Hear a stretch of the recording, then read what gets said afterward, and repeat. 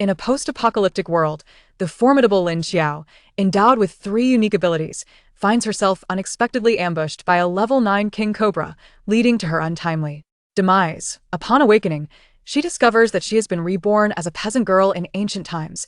Just as she begins to settle into this new life, chaos erupts, compelling her to flee with her family. Fortunately, her abilities have traversed with her. With the power of space, she can store gold, silver, and grain. Her wood-based abilities enable her to heal and save lives, and her metal manipulation allows her to forge weapons and armor. While others endure hardship, subsisting on tree bark and roots, Lin Qiao dines like royalty, pillaging corrupt officials, robbers, and even the treasury of a rebellious prince. Amassing wealth beyond measure, yet a small dragon, demanding repayment, complicates her newfound fortune, as does the persistent presence of a young prince who seems to harbor a peculiar interest in her. Chapter 1. Resurrected.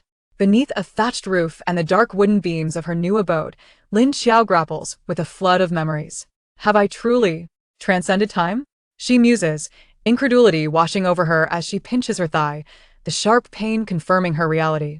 Is it possible that time travel exists? In her previous life on a technologically advanced planet, she had anticipated a mundane existence. However, at the age of 18, a global meteor shower irrevocably altered her fate and that of humanity. 80% of the population fell victim to a bizarre virus, transforming them into zombies, while a fraction of the remaining 20% awakened extraordinary abilities, known as Awakened Ones. Lin Qiao was among these gifted individuals, uniquely possessing the triad of space, wood, and metal powers. Her journey to this era was precipitated by a venomous snake bite that claimed her life. Miraculously, she retained her former memories. As she assimilated the recollections of her predecessor, Lin Qiao discerned her current circumstances. The realm she inhabits is one that never appeared in her previous historical accounts, suggesting a parallel universe. The Great Zhou dynasty, specifically the Anyang prefecture. Her ancestral lineage hails from Lin Qiao village in Changde County. Her father, Lin Shichong, a scholar, passed away 3 years prior due to a severe cold. Her mother, already frail, succumbed to grief shortly thereafter. With no other relatives, the household comprises Lin Qiao, her 15-year-old elder sister Lin Sui, her 13-year-old self, and her 4-year-old younger brother Lin Su, struggling to survive together. While Lin Shichong was alive, he maintained harmonious relations with the villagers, and with their support, the siblings managed to scrape by. However, a mishap during a water-fetching errand led Lin Qiao's predecessor to fall into a well, rendering her unconscious until Lin Qiao's arrival. Lin Qiao begins to organize her jumbled memories. She hears footsteps outside. The door creaks open to reveal her elder sister, Lin Sui, a graceful and beautiful young woman. Upon meeting Lin Qiao's gaze, tears brim in Lin Sui's eyes as she rushes forward to embrace her, exclaiming, "Little sister, you frighten me to death." No wonder Lin Sui is distraught. The doctor had issued a grim ultimatum, suggesting preparations for the worst if Lin Qiao did not awaken soon. Sighing heavily, Lin Qiao sits on a small stool, surveying the impoverished courtyard for the 181st time. It is her second day in this world, and stepping outside grants her a clearer view of her family's dire condition. The dwelling consists of 3 main rooms and 2 side rooms, all constructed of mud bricks. To the west stands a rudimentary wooden shed housing a grinding stone, firewood, and farming tools. The half-acre yard is enclosed by earthen walls. In her father's lifetime, he taught at a private school for the wealthy in town, and their lives were relatively comfortable, occasionally indulging in meat. However, illness drained their finances, plunging them into hardship. Oh, if only my powers were still intact. I long for the days of my former glory, she laments. Despite the scarcity of resources, her previous life had not been so abject. Perhaps her yearning was too intense. A fleeting glimmer danced in her mind, and the dogtail grass she held vanished. Startled, Lin Qiao hurried to her room, silently urging, "Enter." In an instant, she found herself in a vast space, approximately the size of 3 football fields. The space shimmered with a soft glow, resembling an inverted bowl, with a collection of supplies she had gathered during the apocalypse stacked in one corner. Overjoyed, she exclaimed, "Aha! I knew it! If I can traverse time, surely I possess a golden finger." She approached a wooden chest and opened it, revealing an array of diamond-shaped, semi-transparent crystals, green, white, and gold, glistening beautifully.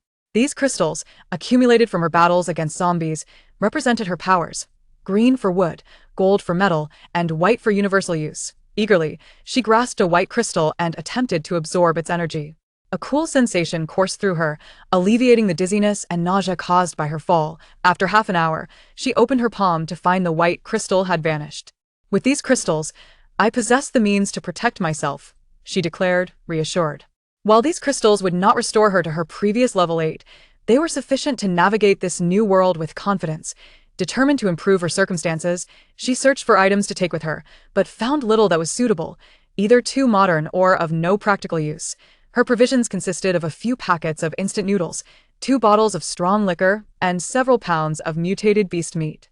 The usable items included a bag of toilet paper, a box and a half of sanitary pads, and 5 water storage barrels. Lin Qiao sighed at her impoverished state. If only I had seized gold jewelry from a shop during the apocalypse, life would be so much easier now. What a regret. Fearing her sister's return, Lin Qiao refrained from lingering in the space. Sure enough, shortly after her exit, her younger brother Lin Su entered, proudly carrying a large goose. Big sister, Zhuzi, and the others went fishing in the river. I caught so many little fish and shrimp. Tomorrow, he'll lay yolk eggs, and I'll secretly share half with you, he exclaimed, snuggling into Lin Xiao's embrace and boasting about his achievements for the day. Big sister, please don't fall ill. Zhuang's mother said you were dying, which made Big sister cry. I didn't cry. I had to bite her. The innocent chatter of her little brother melted Lin Xiao's heart, bringing a smile to her face. In the aftermath of a decade-long apocalypse, she had been forged into an indomitable steel maiden, yet she had never encountered such a sentiment before. Gently pinching the little one's cheek, Lin Qiao unconsciously softened her tone. If you provoke Bai to bite Zhuang's mother, what will you do if she retaliates? In the future, should such an incident arise, return home and call for second sister. She will avenge you. She wouldn't dare. Aunt Shui Sheng lives not far away. If she were to strike me, I would wail with all my might.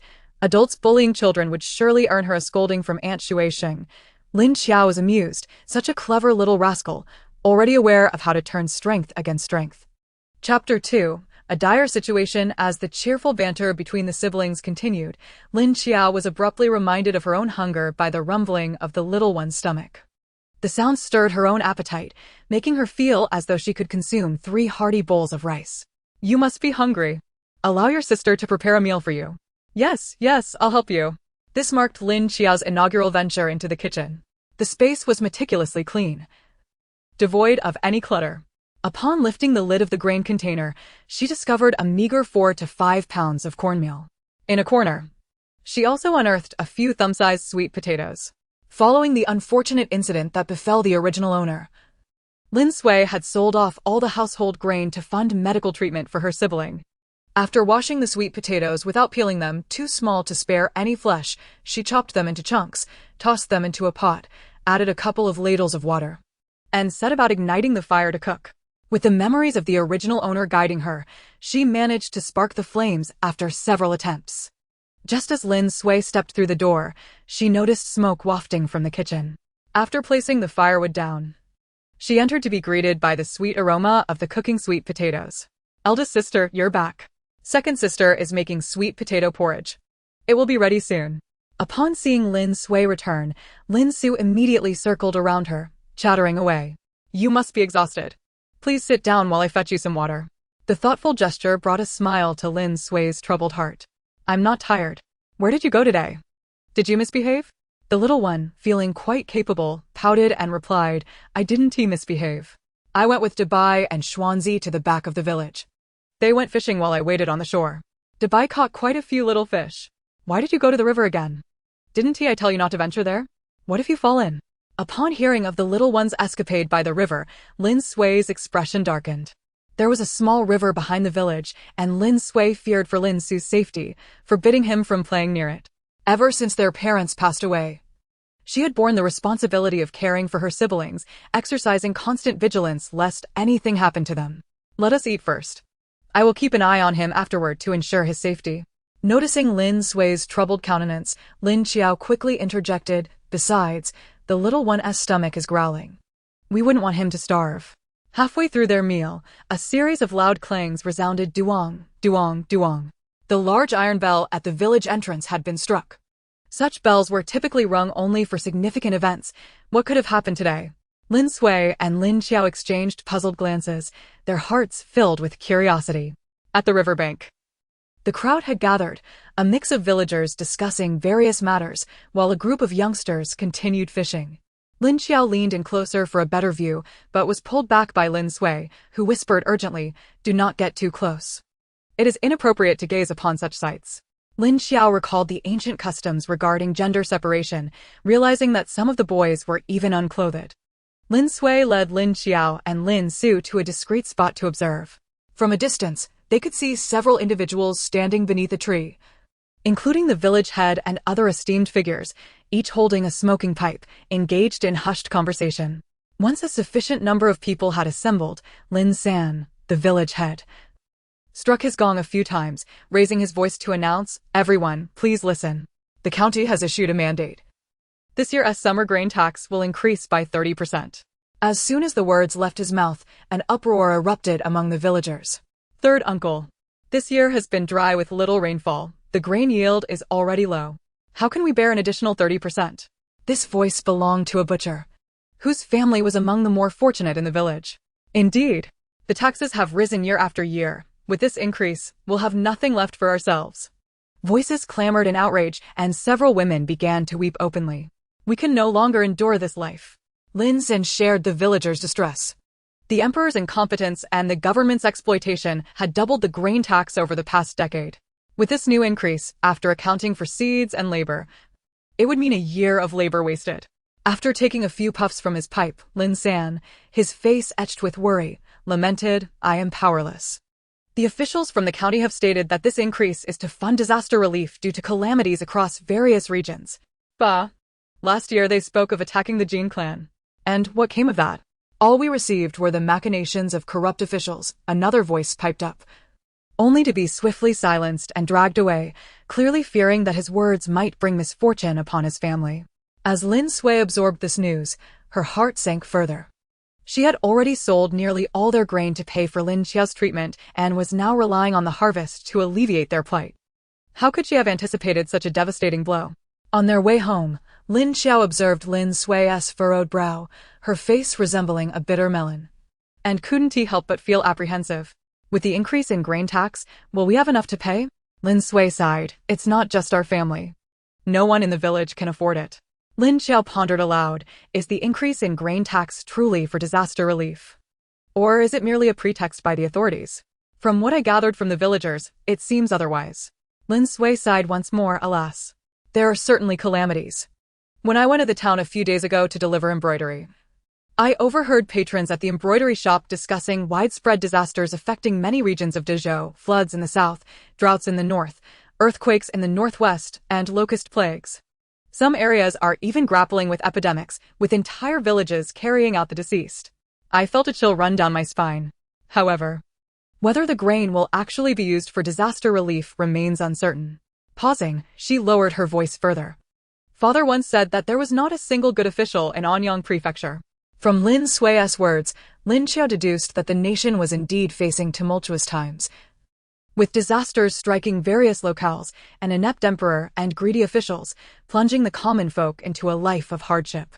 Upon returning home, Lin Qiao soothed the little one to sleep while Lin Sui took up a red pillowcase to begin embroidering. This work had been procured from the town's embroidery shop. Her embroidery skills, learned from their mother, were unrivaled in Lingjia village, and it was through her craft that the family's expenses had been sustained in recent years. However, years of labor had left her hands somewhat calloused, limiting her to fabrics that would not easily snag. Sitting nearby, Lin Qiao watched Lin Sui deftly maneuver her needle and thread, unable to restrain her admiration. "Eldest sister, your hands are truly skilled. Your embroidery is exquisite." The original owner had possessed a mischievous nature and could hardly sit still, having only learned to sew socks. As for Lin Qiao, well, it was a feat just to wield a needle. Lin Sui cast her a sidelong glance, a playful smile gracing her lips. "Exquisite, is it? Then why do you not take the time to learn? When winter arrives and there's nothing to do, I shall teach you." Before Lin Qiao could conjure an excuse to decline, Lin Sui gently added, "You must learn to make your own clothes, once you marry. I will no longer have the opportunity to do so for you." In this era, a woman's needlework was an essential skill when seeking a husband. Chapter 3. The Arrival of Powers in the Dead of Night. Lin Qiao sat cross-legged in her space, grasping a green crystal, diligently absorbing its energy. Once she fully absorbed this crystal, she would attain the status of a level 1 ability user. While entering this realm was relatively easy, progressing further became increasingly arduous. In her previous life, amidst the apocalypse, it had taken her a decade to reach level 8. As the energy from the crystal flowed through her, Lin Qiao caught the tantalizing scent of meat wafting through the air. After 2 days of consuming nothing but medicinal soup or corn porridge, her stomach felt utterly devoid of sustenance, far worse than during her time in the apocalypse. Before her training, she had stewed a piece of exotic beast meat, and by the time her practice was complete, the meat was also perfectly cooked, allowing for no conflicts in her schedule. The aroma of the stewed meat was enticing. Yet as Lin Qiao prepared to take a bite, images of Lin Sui and the little one's waxy yellow face flashed in her mind, causing the meat to lose its allure. Sigh. She refused to admit her heart had softened, attributing her feelings to the influence of the original owner's emotions, which made her feel that indulging alone was improper. With a decisive bite into the meat, Lin Qiao resolved to venture into Tianwu Mountain the following day to hunt for some wild game. This place, with its mountains and waters, would not be so arduous if it weren't for the oppressive taxes imposed by the court. With her newfound abilities, procuring wild game was certainly within her means. With a satisfied belly, Lin Qiao slept soundly, awakening only after Lin Sui had prepared breakfast. By the time she finished washing up, Lin Sui had already tidied up and was ready to head into town. Arya, I'll return the pillowcase and buy some grain. Now that you're feeling better, you should refrain from working in the fields. Keep an eye on Su Er and make sure he doesn't wander off. Their household was on the brink of running out of food, and Lin Sui had worked through the night to finish the embroidery, so she could purchase grain with her earnings. Lin Qiao nodded obediently, saying, "Elder sister, do hurry back, and be cautious on your way." She played the role of the dutiful sister quite adeptly. Watching Lin Sui disappear from view, Lin Qiao swiftly roused the little one. Jia, don't fuss. I haven't had enough sleep yet. Aunt Jean said that if children don't sleep enough, they won't grow tall. The little one complained, rubbing his large eyes. Elder sister has gone to the town to deliver her embroidery. Today, I'll take you up the mountain to play. If you don't want to go, I can drop you off at Aunt Jean's house and you can wait for me there. I want to go. Upon hearing Lin Qiao mention the mountain, the little one perked up immediately. The two enjoyed a couple of bowls of vegetable porridge, and Lin Qiao filled their water pouch before strapping on a basket and leading the little one out of the village. Tianwu Mountain was only 7 or 8 li from Lingjia village, and with her quick pace, they arrived in no time. Patting the little one in her arms, Lin Qiao chuckled lightly, let us head up the mountain. After attaining her first level of abilities, her strength had increased at least 3-fold compared to before. Carrying Lin Su, who weighed a few dozen pounds, posed no burden to her.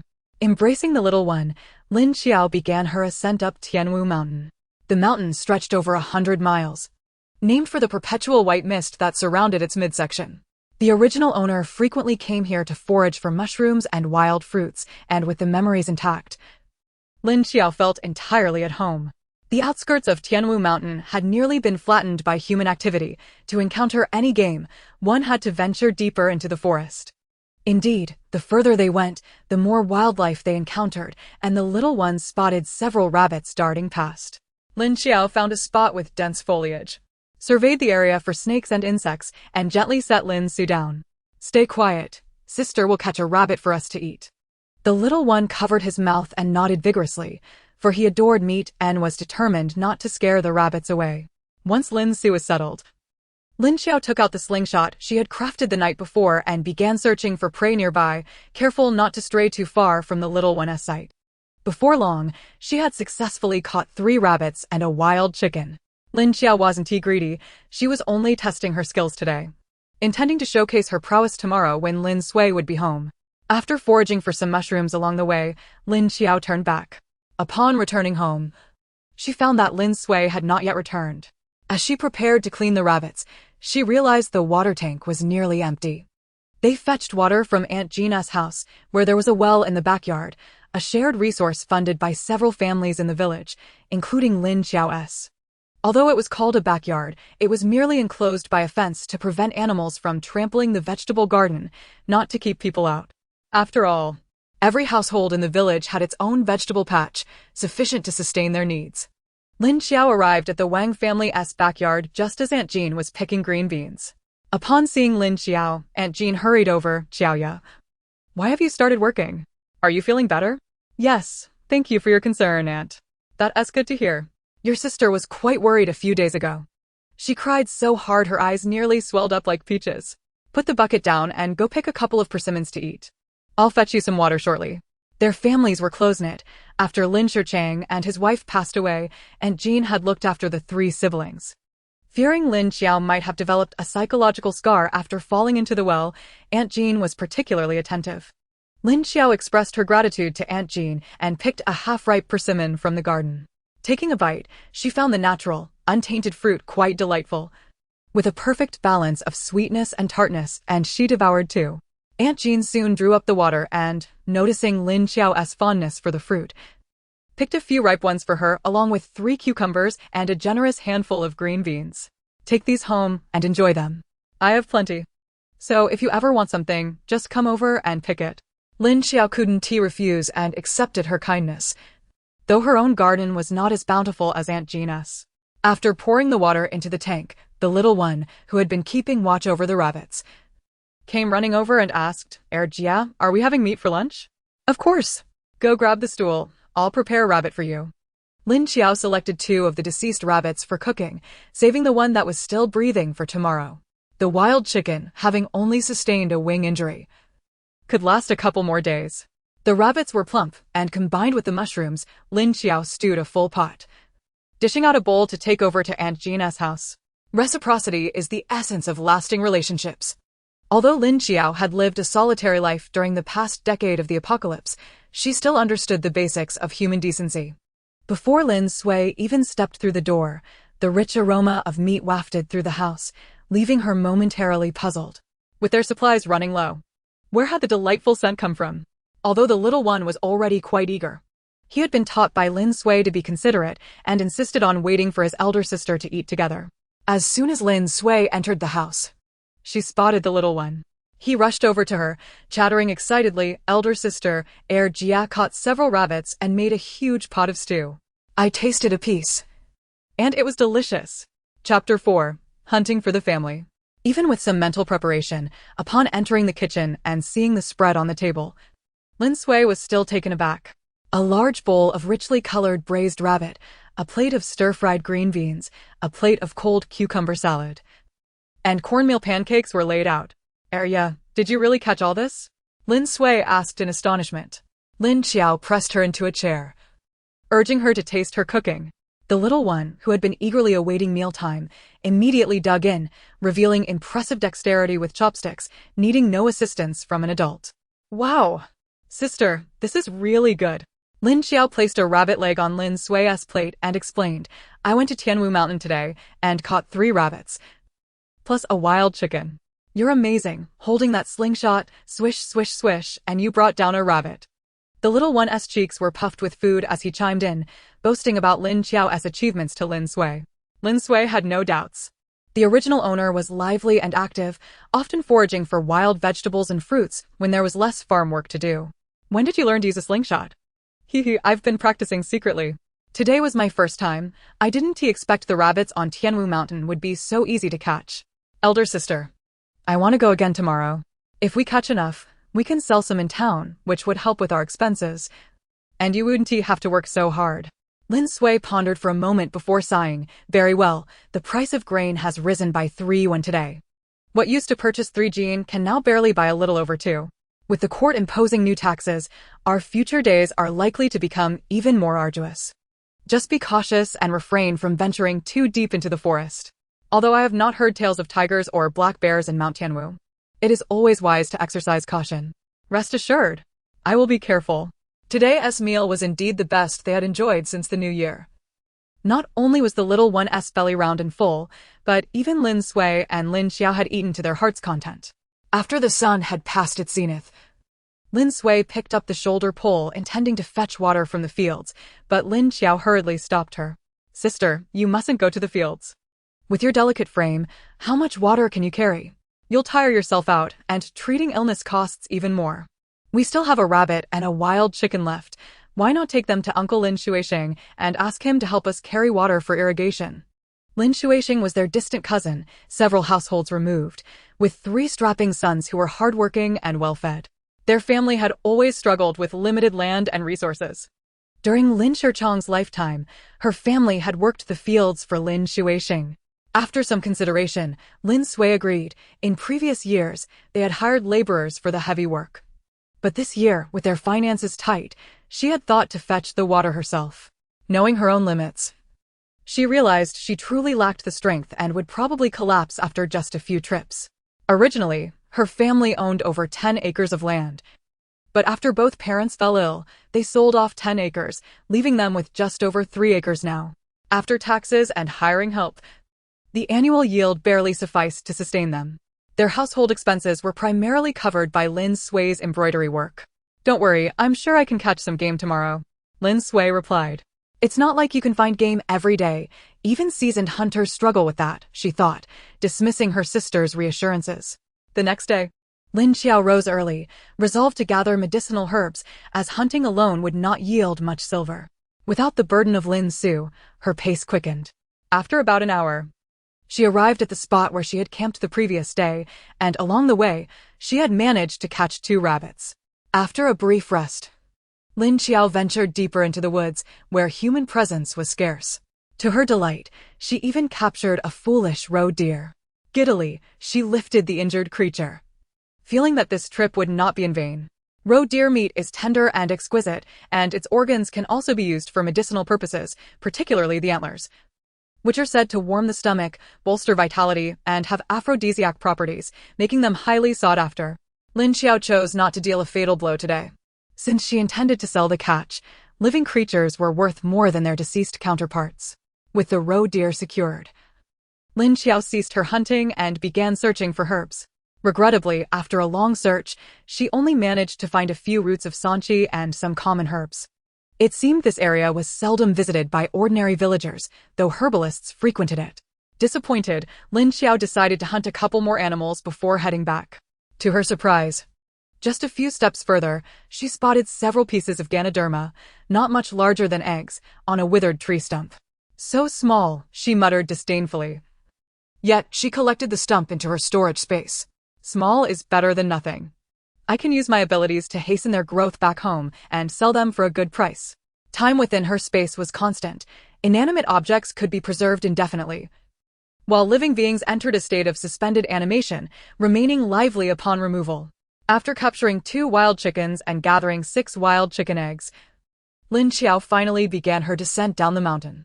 As dusk approached, Lin Sui returned from the fields with the little one in tow and was overjoyed to see Lin Qiao's haul. Did you earn this much from hunting? Regardless of anything else, that roe deer alone could fetch 2 taels of silver. Did you catch all of this, Arya? You're quite impressive, Lin Sui exclaimed in a hushed tone. Of course it was my second sister who did it. I told you she is amazing, the little one chimed in, bursting with excitement. Lin Qiao smiled and nodded. With the roe deer, their family could sustain themselves until the wheat was ripe. One should not underestimate the purchasing power of 2 taels. Even with the rising grain prices, that amount could still buy over 100 jin of grain. With Lin Qiao's bountiful catch, Lin Sui felt generous enough to prepare some fine grains. The youngest, being too small, still had an immature digestive system, and Lin Sui dared not let him consume coarse grains for long. Whenever there was a bit of silver, she would always buy some fine grains. After all, she had been raised delicately by Lin Qiao. Even as their family fell into decline, she managed to be frugal yet had not learned to live too stingily. Lin Qiao, too, was not one to deny herself. In a world where tomorrow was uncertain, who would save resources for the sake of zombies? As dawn broke, Lin Qiao, sporting dark circles under her eyes, was roused by Lin Sui. She had spent the night hastening the growth of the Ganoderma, only managing to sleep past 2 in the morning. The results were promising. The mushrooms had grown to the size of goose eggs, and with one more night, they would be ready for sale. If she could grow them to the size of an adult's palm, she could fetch a handsome price. However, She decided against letting them grow any larger. In a world where possessing valuable items could invite trouble, it was best to remain low-key until her abilities matured. Chapter 5. Bargaining. By the time Lin Qiao washed up, had her meal, and tidied herself, Lin Sui had already adeptly loaded their game onto the cart, with little Lin Su eagerly climbing aboard. With the cart brimming with their haul, the three siblings set off towards the town.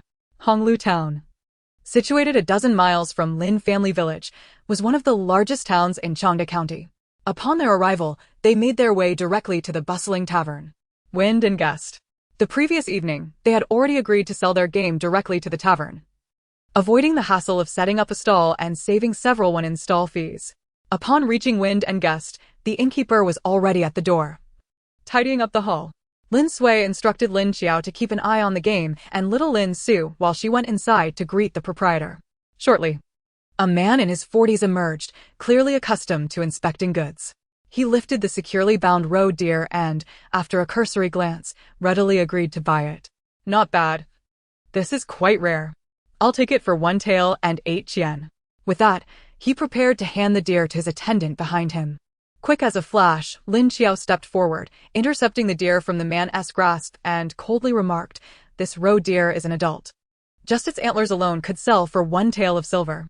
I've heard its antlers possess aphrodisiac and vitality-enhancing properties, which wealthy families covet. If I weren't so bothered, I could dismantle it and sell it for at least 3.5 taels. Are you trying to take advantage of us because of our youth?" The man, taken aback by Lin Qiao's boldness, felt a twitch at the corner of his mouth. He was no stranger to haggling, having dealt with countless buyers and sellers, yet hearing a young girl speak of aphrodisiacs and vitality was quite the surprise. Though he had reservations about her words, he recognized the truth in them. He had indeed underestimated the sisters due to their age and offered a low price. Feeling a bit awkward after Lin Qiao's pointed remarks, he chuckled, "The price is negotiable. How about I add 2 qian? In the future, if you have more game. As long as it remains this fresh, you can sell it to Wind and Guest." The roe deer was ultimately sold for 2 taels and 6 cents.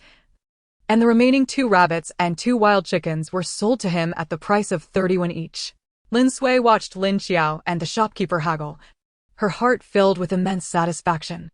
Her second sister, who had previously resembled a child who had yet to grow up, surprisingly displayed maturity after narrowly escaping death.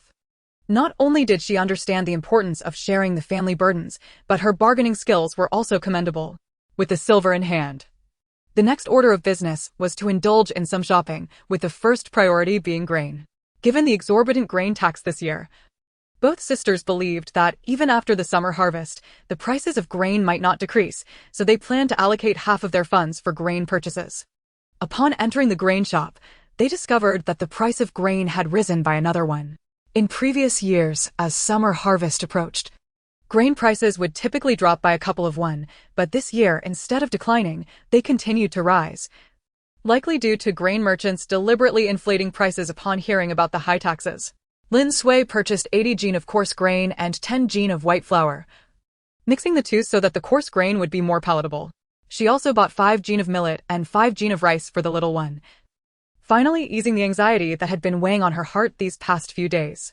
As they passed the meat stall, Lin Qiao tugged at Lin Sui's sleeve, exclaiming, "Sister, let us buy some pork.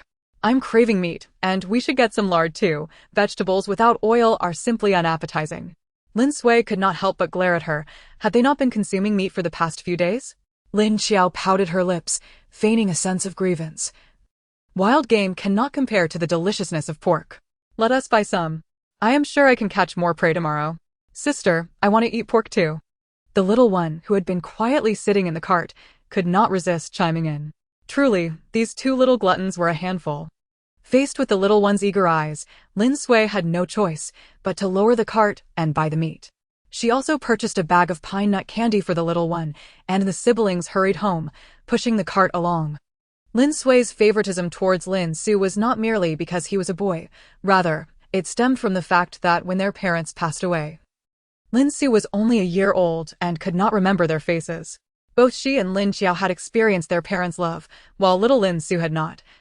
So she endeavored to compensate for his lack of parental affection with a bit more indulgence. As long as there was spare silver at home, she would do her utmost to satisfy Lin Su's requests. She would also occasionally buy him treats like pine nut candy and roux cakes that the village children were reluctant to eat, reminiscent of the times when their father would buy such treats for her and Lin Qiao whenever there was a bounty from the private school. That night, Lin Qiao gleefully examined the matured Ganoderma she had hastened to grow, nearly bursting into laughter. Once sold, she would not have to worry about money for quite some time. It would be a pity for the person purchasing her Ganoderma, as what she had nurtured with her unique abilities was far superior to ordinary Ganoderma, with its medicinal effects at least doubled. Wiping the fine beads of sweat from her forehead, Lin Qiao closed her eyes and began her daily practice of her abilities. The following morning, after bidding farewell to Lin Sui, Lin Qiao once again set off for Tianwu Mountain. Today's hunting expedition was merely a pretext, as she intended to retrieve the Ganoderma under the guise of hunting. Upon reaching their usual hunting grounds, Lin Qiao did not pause but continued climbing upward. Since she had no pressing matters today, she thought to reach the mountain summit and, while there, gather some medicinal herbs, planning to concoct some remedies for later use. In her previous life, after awakening her wood-based abilities, she had studied several traditional Chinese medicine books, although she could not claim mastery. She had developed a number of unique healing methods by integrating her abilities, especially in the apocalyptic world. She not only had to combat zombies, but also face increasingly formidable mutated beasts, often sustaining injuries, making medicine a precious resource. Thus, she had learned to prepare her own remedies for treatment. Once at the summit, she successfully gathered a set of herbs suitable for treating external injuries. However, while the common herbs were mature, the more precious ones were merely seedlings. Lin Qiao knew that there were numerous villages near Tianwu Mountain, each with its own herb gatherers. Wild medicinal herbs were limited, and rare herbs were even scarcer. Mature ones would be unlikely to remain for her, while the seedlings were left behind due to their insufficient medicinal properties. That night, after Lin Su had fallen into a deep slumber, Lin Qiao pulled the bewildered Lin Sui into her room, pointing at the object covered with cloth on the table and urging Lin Sui to unveil it.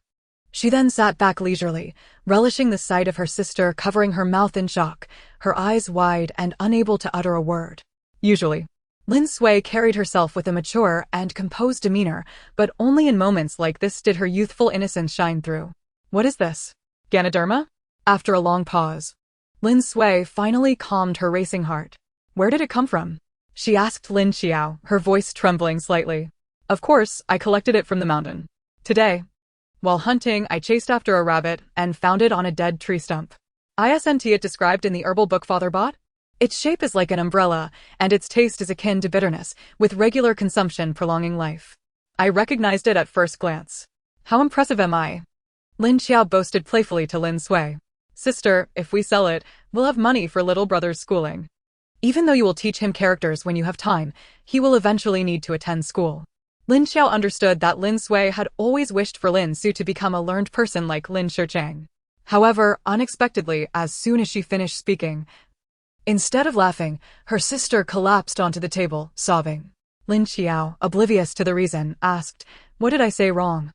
Lin Sui cried for a while before lifting her head, her voice choked with emotion. "I am just so happy. I think about how to take care of you and Asu every day, but instead, I've let you both go hungry and live poorly. I am so sorry for you."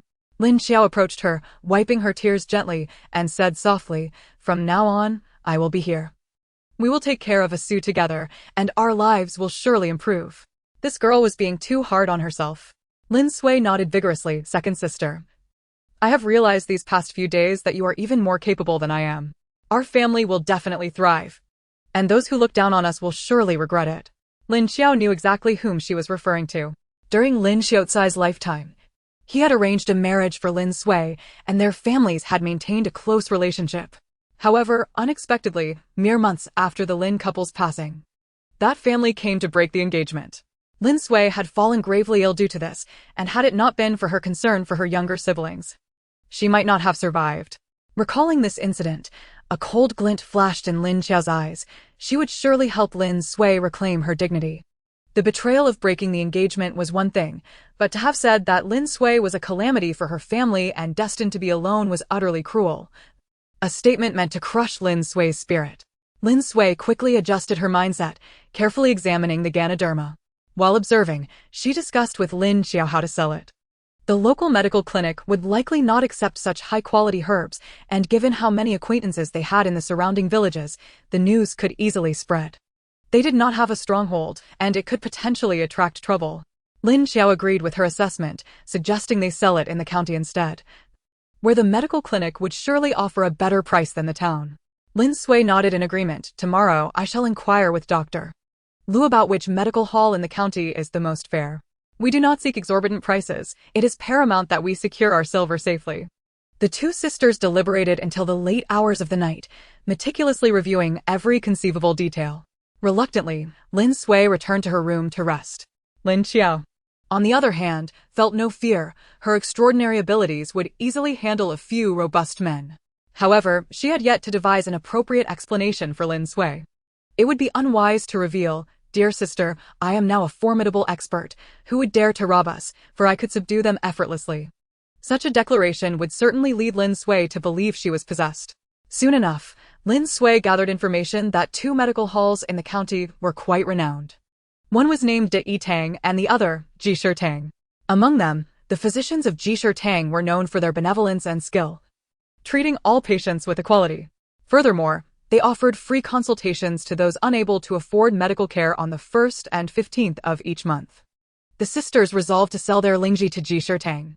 2 days later, having entrusted little Lin Su to Aunt Jean, Lin Sui and Lin Qiao set off towards the town before dawn, dressed in men's attire. To avoid arousing suspicion, Lin Sui had tailored 2 of Lin Qiao's garments to fit them.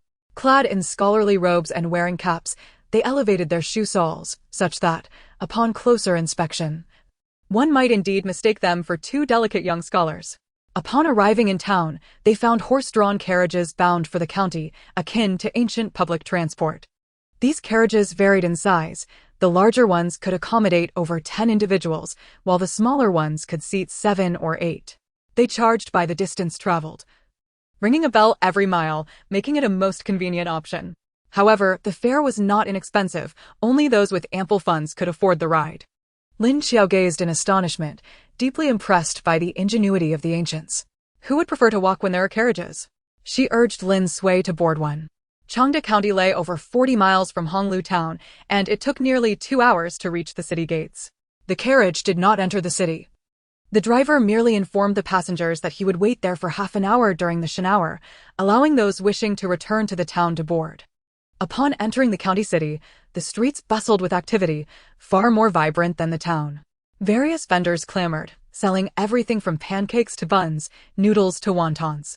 Lin Qiao, feeling famished, observed that she had only eaten a pancake with pickled vegetables that morning, and now her hunger grew acute, exacerbated by her sister's insistence on forgoing even a bowl of porridge for fear of inconvenient restroom breaks. Standing beside a noodle stall, Lin Qiao declared, "Sister, I am famished. I cannot walk any further. Let us have something to eat before we head to the medical hall." Lin Sui hesitated momentarily, but ultimately acquiesced, despite not feeling hungry herself. She could not bear to see Lin Qiao suffer from hunger. Noticing her sister's anxious demeanor, Lin Qiao was at a loss for words. Anyone with discerning eyes would perceive something amiss. Seizing the opportunity while the vendor boiled noodles, she whispered, "Sister, you must relax. Your tension is evident to all." At Lin Qiao's words, Lin Sui felt even more anxious. "What shall I do? I simply cannot calm down." Lin Qiao, resorting to practicality, retrieved the bundle containing the lingji and held it close. "From this moment forth, forget about this matter. The only task at hand is to eat. Only when we are well fed can we muster the strength for what lies ahead." She did not finish her sentence, for the noodles had arrived. Lin Sui took a deep breath, attempting to steady her nerves, truly endeavoring to follow Lin Qiao's advice and divert her focus from their predicament. "Ah, it seems to be somewhat effective. Well then, let us eat." After their meal, they inquired with the vendor about the directions and hurried towards Jisher Tang. Chapter 7. Selling medicine to inside Jisher Tang, there were few patients. A youth, appearing to be around 15 or 16 years old, greeted the two warmly upon their entrance. "Are you here to purchase medicine or seek treatment?" Lin Qiao surveyed the surroundings, noting the lack of attention on them, and lowered her voice. "Do you accept medicinal herbs here?" Although the apprentice was young, he had been at the medical hall for 7 or 8 years. Recognizing the seriousness in Lin Qiao's demeanor, he quickly understood that they bore no ordinary herbs. He inquired quietly, "What kind of medicinal herbs do you bring? If they are of significant value, I shall fetch the manager for a detailed discussion." Lingji. Upon hearing this, the apprentice promptly ushered them aside. "Please wait here. I will summon the manager." In a short while, the manager arrived. Upon seeing Lin Qiao and Lin Sui, he was momentarily taken aback, not expecting such young sellers. However, being seasoned in his profession, he swiftly masked his surprise and smiled. "I kindly ask you two gentlemen to follow me upstairs for a discussion." The second floor was not significantly different from the first, yet it boasted a more opulent decor, which Lin Qiao surmised was intended for treating affluent clientele. Even in ancient times, there existed luxurious hospital rooms. Once seated, the manager spoke warmly. "I have heard from my young apprentice that you wish to sell Lingji. May I have the honor of examining it?" Lin Sui opened the bundle and presented the Lingji to the manager. "Please take a look." The manager accepted the Lingji, scrutinizing it closely. His expression soon brightened as he addressed Lin Sui. "This is a rare danji of superior quality. I observe its growth rings suggest it is no less than 50 years old. May I inquire how much you intend to sell it for?" Although Lin Sui had felt nervous during the journey, she found herself remarkably composed at this moment. She had gathered information on the price beforehand. If it was suitable, they would sell. If not, it simply was not meant to be. The manager regarded Lin Sui with surprise, not expecting such astuteness from someone so young. However, having managed Jisher Tang for over a decade and having acquired numerous valuable herbs, he would not tarnish his establishment's reputation. 100 taels. That is the highest price I can offer. If you find it agreeable, I shall purchase it. If not, you may seek elsewhere. Lin Sui lowered her gaze to conceal her delight, feigning contemplation for a moment before nodding in agreement. "It is a deal, 100 taels." She and Lin Qiao had previously discussed selling it for 80 taels, and the manager's offer exceeded their expectations by 20 taels. After walking a considerable distance from Jisher Tang, Lin Sui let out a long sigh of relief and turned to Lin Qiao with a wry smile. "I feel utterly inept. My hands were sweating just now." Lin Qiao chuckled. "It's all right. Everyone feels this way during their first time. With more experience, you shall grow accustomed to it." Her light-hearted tone prompted Lin Sui to roll her eyes. Such good fortune was rare, and she did not truly believe they would have similar luck again. With money in hand, Lin Sui felt more willing to indulge in purchases. The three siblings had refrained from buying new clothes for 3 years due to mourning. Their old garments had become too small, and thanks to her sewing skills, Lin Sui had managed to alter the plain clothes left by their parents to sustain them thus far. Now that the mourning period had ended, Lin Sui yearned to buy some fabric to make each of them a new outfit. Lin Qiao was even more eager for new clothes, ever since the apocalypse began. She had not worn anything presentable, and anything was better than the tattered garments she currently possessed. Upon arriving at the fabric store, Lin Sui initially intended to purchase one outfit per person, but Lin Qiao vehemently objected. "Sister, let us buy an extra outfit. Our clothes are all patched up. It is a rare opportunity to come to the county, and the fabric selection here is far superior to that of the town. This piece is perfect for you. Do you not adore peach blossom pink? And this moon white will look splendid on me." If she were not her sister, Lin Sui would have suspected Lin Qiao was a hired plant from the fabric store.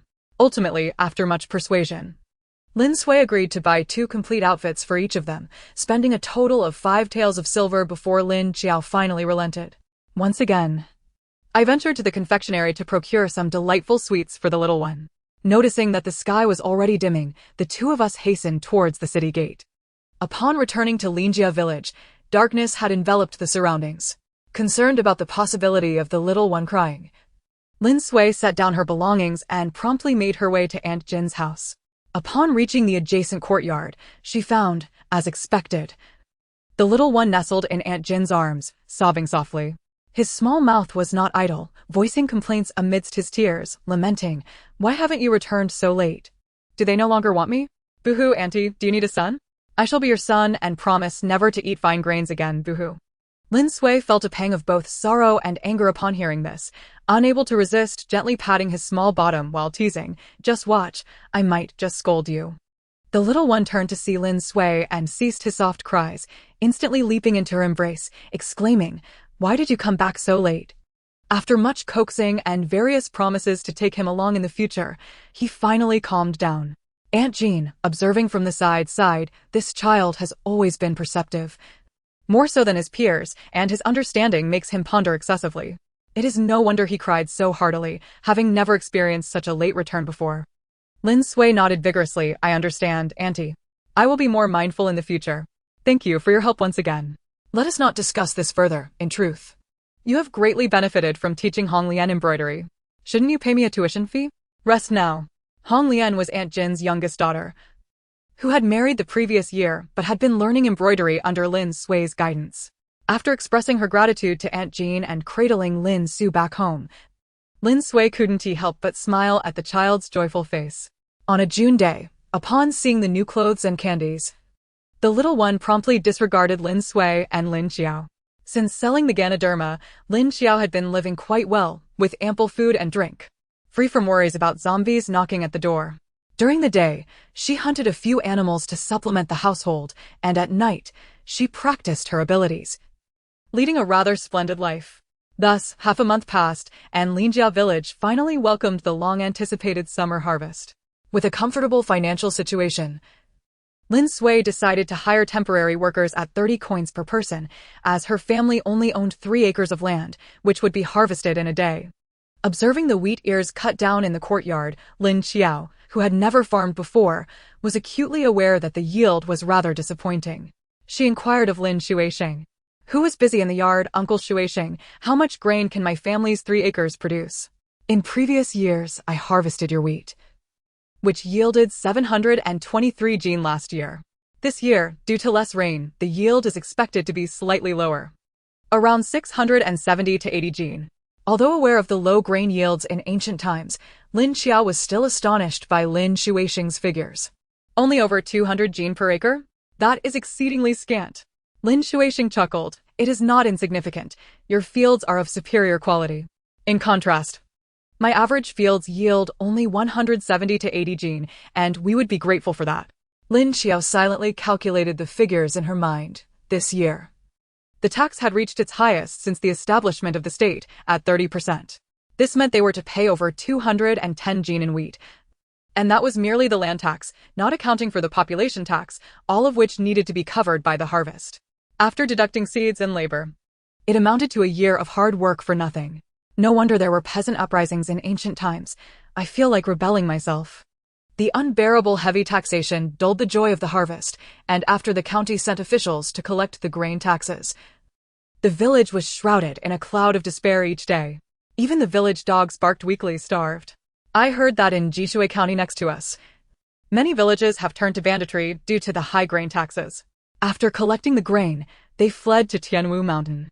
The garrison in our county has been dispatched there to assist Jinshui County in combating the bandits. Bah, what bandits? They are merely driven to this by the plague of misfortune. Don't mention this to anyone else, all right? How do I know? My sister-in-law's cousin works in the county office, and a few days ago, my sister told me this in person. Lin Qiao sat beneath a willow tree by the riverbank, watching the children while listening to Aunt Jean and Granny Sun chat. After an afternoon of idle chatter, seeing that the sky was dimming, she called over little Lin Su, intending to return home to prepare dinner. Lin Sui had gone to the embroidery workshop to deliver her work that afternoon. Despite having some silver at home now, she resolutely refused to touch that money aside from essentials, continuing to do embroidery work for household expenses. No amount of persuasion from Lin Qiao could sway her. Today, it seemed something had delayed Lin Sui, as she had yet to return. Suppressing a growing sense of unease, Lin Qiao began preparing dinner. However, when dinner was ready and Lin Sui still had not appeared, Lin Qiao grew increasingly restless. Leaving the little one in Aunt Jin's care, Lin Qiao set off along the main road in search of her sister. The path from their village to Honglu town was a smooth official road, which was the primary reason Lin Qiao felt secure letting Lin Sui travel alone.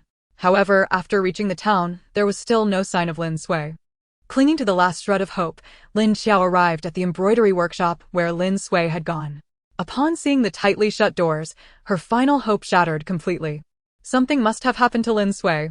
Having finished dinner, Li Yundang was busy organizing today's accounts when she heard a frantic knocking at the door from downstairs. She hurried down from the second floor to open the door. Upon seeing Lin Qiao standing at the entrance, she was taken aback. "Xiao girl, what brings you here? Come in quickly." Lin Qiao had accompanied Lin Sui to the embroidery workshop before, so she was quite familiar with the place. Aunt Yun, where is my sister? I've come to find her, Lin Qiao asked anxiously. Your sister? She came back long ago. What do you mean? She hasn't returned home? She hasn't. Hearing Lin Qiao's firm response, Li Yundong's face turned pale with fright. A young woman had inexplicably gone missing, and one could easily imagine the calamity that had befallen her. Lin Qiao forced herself to remain calm, knowing that panic would only lead to overlooked details. Aunt Yun, has anything unusual happened here today? Li Yundong paced anxiously around the room. Let me think. Your sister dropped off her embroidery work and left. In broad daylight, where could she have gone? Suddenly, Li Yundong halted, remembering right. When Sui girl came to deliver her work today, there was a man around 27 or 28 years old accompanied by 2 servants who came to buy an embroidery screen. He made a rather inappropriate remark about Sui girl being a beauty, but she ignored him. After they purchased the screen, they left. Could it be that scoundrel? Who is he? Upon hearing this lead, Lin Qiao's eyes glinted with a murderous intent. Qiao girl, calm down. Li Yundong, observing Lin Qiao's fierce expression, felt both heartbroken and pained for the sisters, lamenting their misfortunes. I heard them mention the Zhao family, the town chief's household. You must have heard of them. Lin Qiao certainly had heard of them. They were the owners of the Wind Guest Inn. She turned and headed for the door, but Li Yundong quickly stopped her. Wait. I'll go with you. I know the town chief's concubine. I should be able to speak with her. Lin Qiao did not expect Li Yundong to be so loyal and shook her head gently. Aunt Yun, you need not involve yourself in this matter. I have a way to save my sister. Just protect yourself. Leaving the embroidery workshop, Lin Qiao made a beeline for the Zhao family. Her abilities had awakened, enhancing her physical prowess in all aspects, strength, speed, and reflexes, far surpassing that of an ordinary person. Before long, she arrived at the Zhao family's courtyard. Finding a secluded corner, she leaped twice and scaled the wall. The Zhao family had a 3-part courtyard, complete with a large garden. Lin Qiao, unfamiliar with ancient architecture, was unsure of which way to proceed. She recalled that the most esteemed individuals typically resided in the eastern wing. She made her way directly to the east wing, stealthily approaching the window's base and indeed overheard voices within. Master, you ought to intervene. Lu Hongxiu's audacity is truly excessive. In broad daylight, he dares to forcibly seize a village maiden. If word of this spreads, and the victim comes seeking justice, how will you face the townsfolk as their mayor? The voice belonged to a middle-aged woman, presumably the mayor's wife. I suggested purchasing 2 maidens for him to release the girl, but he would not listen. He even threatened me, warning me against meddling in his affairs, or else he would harm our child. What can I do? He is the only son of the county magistrate, and has long been a tyrant in Changde County, wielding unchecked power. If we offend him, not only our reputation, but our entire family will suffer the consequences. Alas, we can only lament the misfortune of that girl. The infamous Lu Hongxiu, known for his lecherous reputation, was a name Lin Qiao had heard even from the distant Lin family village. As the couple discussed Lu Hongxiu's departure from Honglu town, Lin Qiao ceased to listen further. He had stolen a horse from the Zhao family stables and was racing towards the county seat, which lay over 40 miles away, a journey too slow on foot. She could only hope that it was not too late. Chapter 9. Leaving no trace behind. Upon locating Lin Sui within the Lu residence, Lin Qiao's heart finally settled. Fortunately, the scoundrel had remarked on Lin Sui's rough skin, suggesting she await a smoother complexion before making use of her, thus preserving Lin Sui's virtue. On her journey, Lin Qiao had feared that Lu Hongxiu would disregard all decency and insult Lin Sui. Should it come to that, even if she rescued Lin Sui, the girl would not survive, for in this era, a woman's chastity was deemed more precious than her life. To prevent Lin Sui from inflicting harm upon herself, her hands and feet had been bound. Just as despair enveloped her, Lin Sui suddenly beheld Lin Qiao standing before her. Thinking her eyes deceived her, she blinked vigorously. Before Lin Sui could confirm her vision, Lin Qiao struck her unconscious. As Lin Qiao untied Lin Sui, she thought, when you awaken, your nightmare shall be irrevocably ended. I shall return your tormentor's cruelty tenfold. She would not spare Lu Hongxiu. To avoid frightening Lin Sui, she had no choice but to incapacitate her first. After securing Lin Sui within her spatial realm, Lin Qiao approached a mahogany cabinet, opening one of its drawers to retrieve an incense stick, as thick as a finger and half a foot long. This incense had been crafted from a branch of a mutated 5th-grade mandala tree she had encountered in her previous life. Igniting it would render ordinary individuals unconscious, making it a potent tool for retribution. Her current abilities were somewhat limited, and the Lu residence was heavily guarded. She could not afford to confront them recklessly. This incense was precisely the weapon she needed. Emerging from her spatial realm, Lin Qiao donned a gas mask, for the incense's sole drawback was its indiscriminate nature. Without protection, she too would succumb to its effects. As she wandered the courtyard with the mandala incense, she ensured each room inhabited by the residents was filled with its smoke, before finally making her way to Lu Hongxiu's chamber. This scoundrel deserved a special treatment. Upon exiting Lu Hongxiu's room, Lin Qiao hastened to the Lu family storeroom. Lu Zifeng, Lu Hongxiu's father, had served as county magistrate here for 5 years, plundering the people's wealth. Now that she was here, Lin Qiao would not let the opportunity to rid the populace of such a scourge slip away. Though she typically appeared jovial and easygoing, deep down, she harbored a vengeful spirit, and anyone who wronged her would face unforgettable consequences.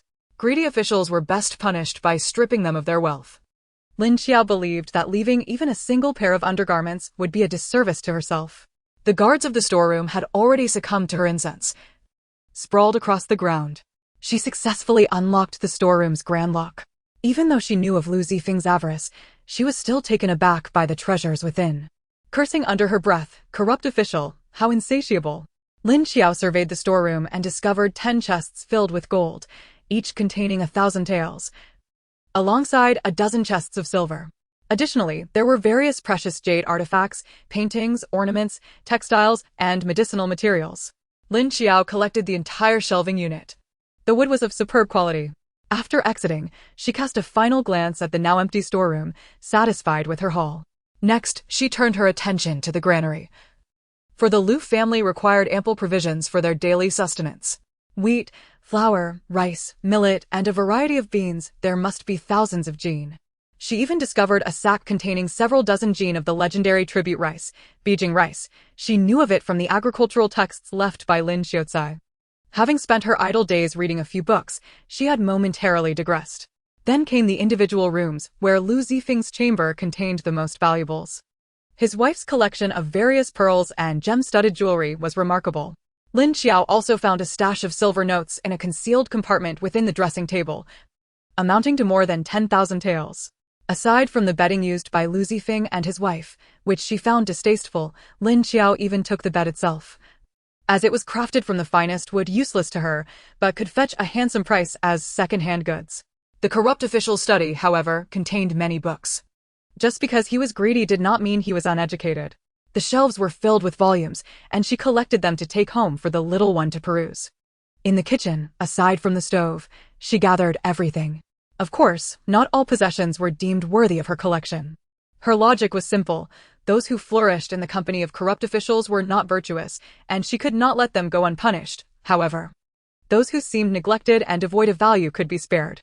Finally, she even packed the beautiful potted flowers from the courtyard into her spatial realm before reluctantly departing. Alas, what choice did she have, having been frightened by poverty? As she envisioned constructing a new house in the future, these flowers and plants would save her the trouble of procuring them. Lin Qiao looked back several times, reluctant to leave the Lu residence. Her curiosity piqued about the repercussions of her actions. During the day, she dared not ride back, for a girl on horseback attracted too much attention, and she feared being recognized with Zhao's horse. Instead, she hired a carriage to take her close to Lin family village. Lin Qiao did not return home immediately. She found a secluded spot to release Lin Sui from her spatial realm. It was better for the two of them to return together. When Lin Sui opened her eyes, she gazed at Lin Qiao, then surveyed her surroundings, rubbed her eyes, and looked again at Lin Qiao and the area around her. With a sudden closure of her eyes, she fainted once more. Lin Qiao had underestimated the emotional toll this situation had on Lin Sui. Using her wood-based abilities, she adjusted Lin Sui's condition before rousing her again. This time, Lin Sui remained conscious, primarily because she felt invigorated, filled with an impulse to take on a fierce tiger. Simultaneously, she confirmed that what she saw was indeed Lin Qiao. Xiaoya, how did I get back? Was that truly you I saw yesterday? Yes. Then how did we return? On the way back, Lin Qiao had anticipated that Lin Sui would have questions. Sister, do you believe in immortals? I do. Do we not visit the Guanyin Temple every year? We've also been to Qifeng Temple and Grandma's Temple. Lin Qiao remarked, your beliefs are rather intricate. No. Listen to me. To be honest, Lin Qiao was at a loss for words, unsure of where to begin. After a considerable pause, she finally spoke with utmost seriousness. When I fell into the well, I was unconscious for quite some time, wasn't I? At that time, I was indeed summoned by the Dragon King of the Wells, who claimed that I was a carp spirit in my previous life. Due to my failure to leap over the Dragon Gate, I was reborn in the mortal realm to undergo trials. Now, as he aspires to ascend to the position of River Dragon King, he wishes to take me as his disciple to foster a benevolent connection. I remained in a deep slumber, during which he imparted mystical arts to me in my dreams. Lin Sui reached out to touch her forehead, then Lin Qiao's, furrowing her brow and saying, you aren't feverish and neither am I. So, who among us is truly abnormal? Lin Qiao rolled her eyes inwardly, realizing her storytelling prowess had seemingly diminished. Resolutely, she stretched out her hands, presenting a gold ingot to Lin Sui. Now, do you believe me? An hour later, Lin Sui had entirely forgotten the events of the previous day. On their way back, she kept whispering to Lin Qiao, sister. You said Lu Zhixian will be unable to move from now on? Is that true? And that scoundrel Lu Hongxiu, he won't be able to harm anyone anymore, right? What about your master, the Dragon King of the Wells? Should we set up an altar for him at home? I've heard that deities appreciate the incense offerings from the mortal realm. Lin Qiao felt overwhelmed. Where had the once obedient and gentle Lin Sui gone? Chapter 10, Uprising. Lin Qiao lay on her bed, listening to Lin Sui softly coaxing the little one outside, feeling that all her exhaustion was worth it for this moment. Perhaps due to the nature of this body, or perhaps from spending time together, she had genuinely come to regard Lin Sui and the little one as her own. Unfortunately, she missed the lively happenings at the Lu residence, which left her with a tinge of regret. As for the Lu family's retaliation, they could wait until they had awakened Lu Hongxiu and his father to address that. After a night of tumult, Lin Qiao was quite fatigued and unknowingly drifted off to sleep, awakening only past 1 in the afternoon. Revitalized, Lin Qiao descended into the space within her mind, gazing at the abundant supplies, feeling an overwhelming sense of satisfaction. There were gold and silver, food and clothing, as well as mules and horses. The Lu magistrate's household boasted 6 horses and 3 mules, all pristine and robust, indicating they were well cared for. Should the opportunity arise, they would certainly be regarded as part of the affluent class. After tallying her gains, Lin Qiao stepped outside. Lin Sui was under a tree, stitching shoe soles, while the little one squatted nearby, using a twig to write, reciting incantations softly. It was a heartwarming scene that softened Lin Qiao's heart. Such tranquil days were truly precious.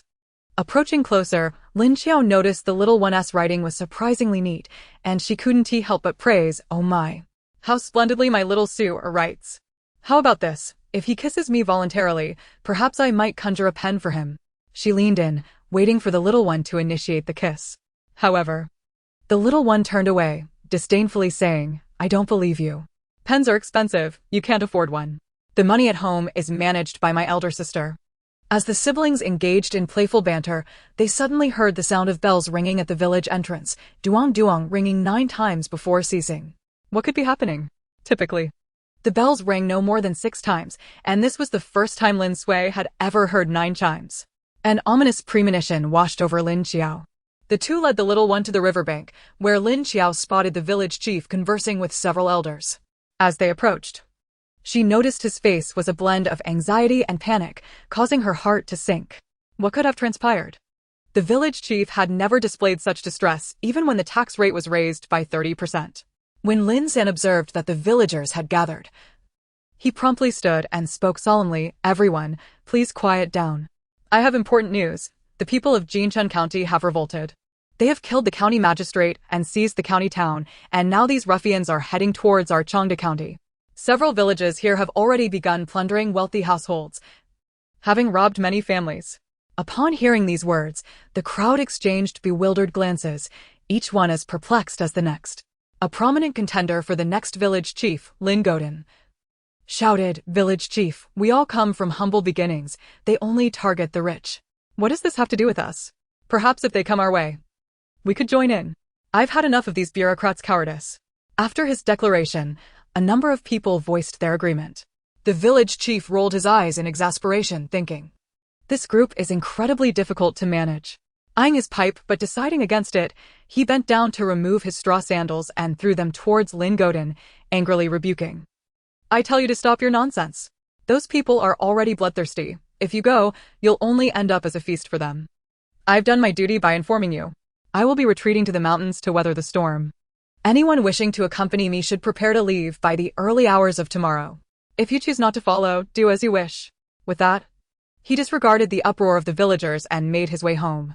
Over the years, Lin Qiao had rallied many clansmen to oust the village chief from his position. And every time there was an issue, he would stir up a crowd, causing the chief great frustration. He thought to himself, "Forget it. I'm too old for this. I'd rather go home and watch my grandchildren." As the village chief departed, Lin Qiao pulled Lin Sui to head home. Lin Sui, still reeling from the news, pondered that since her sister was a disciple of the Dragon King, she should possess greater insight. "Sister, what do you think we should do? Should we follow the village chief up the mountain to take refuge, or stay here in the village? Uncle Godin claims those ruffians are all impoverished and only rob the rich, so we should be safe. If we can avoid leaving, that would be best." "I don't want to abandon my home for the mountains," she replied. "Oh, dear sister, you must not be swayed by his foolish words. Once the bonds of humanity are broken, they become more savage than beasts. They will burn, kill, and plunder without regard for who you are." Did Lin Qiao not say he would join the ruffians? Do you really think he was jesting? I do not believe so. Once chaos ensues in the village, we will undoubtedly be the first to be robbed, for we are but too easily seen as soft targets. In such a scenario, even my strength will be futile against a multitude. Upon hearing her explanation, Lin Sui comprehended and urged, "Then we must hurry home to prepare and follow the village chief up the mountain tomorrow." Lin Qiao sighed and shook her head. Retreating to the mountains is not a solution. Once the ruffians arrive, it will be like a snowball effect, growing larger and larger. In the short term, this place won't find peace. If we stay in the mountains too long, and food runs out, even good people may become refugees. Besides, who can guarantee that the ruffians won't come up the mountain? What should we do then? Lin Sui was nearly in tears. "We can't stay here. We need to go far away. First, let us return home to pack. Later, I will seek out the village chief to see what he plans. If he agrees to leave together, we will have company on the road. If not, we will go on our own.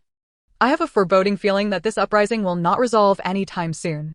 Should we inform Aunt Jean and Uncle Shuixing? Our family has relied on their support all these years." Lin Sui hesitated. "I feel reluctant to leave them behind. Yes, we should include anyone we can trust. Those we know well will be safer to travel with." "All right, I will follow your lead." Lin Sui now had unwavering trust in Lin Qiao. Upon returning home, Lin Sui found it hard to part with anything. She had never realized the value of their home until the prospect of leaving loomed. She had lived here her entire life, and this house held all her memories. Seeing her reluctance, Lin Qiao decided to gather everything into the space, preserving a piece of their past for her. The little one's big white companion has also been put away by Lin Qiao. Not for the purpose of cooking a goose in an iron pot, but rather to provide companionship for the little one when he is far from home. With the house tidied up, and seizing the opportunity while Lin Sui took little Lin Su to Aunt Jin's, Lin Qiao retrieved a mule cart from her space. She dared not do this in front of Lin Su, for the innocent chatter of children can be indiscreet. One must guard against their tendency to spill secrets. The cart required some modifications for long journeys. Aesthetics were of no consequence, as it could easily become a target. Durability was paramount. Lin Qiao meticulously erased the ornate carvings and inscriptions from the cart's body, using her abilities to alter the wood's color to an aged hue while simultaneously restructuring it to make it lighter and more robust. Chapter 11. Departure from Lin Qiao Village. Once the exterior of the cart was satisfactorily arranged, Lin Qiao turned her attention to the interior.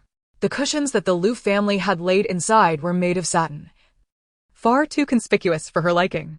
She replaced them with her own straw mats and layered them with a worn quilt. Although this arrangement lacked visual appeal, it nonetheless provided comfort.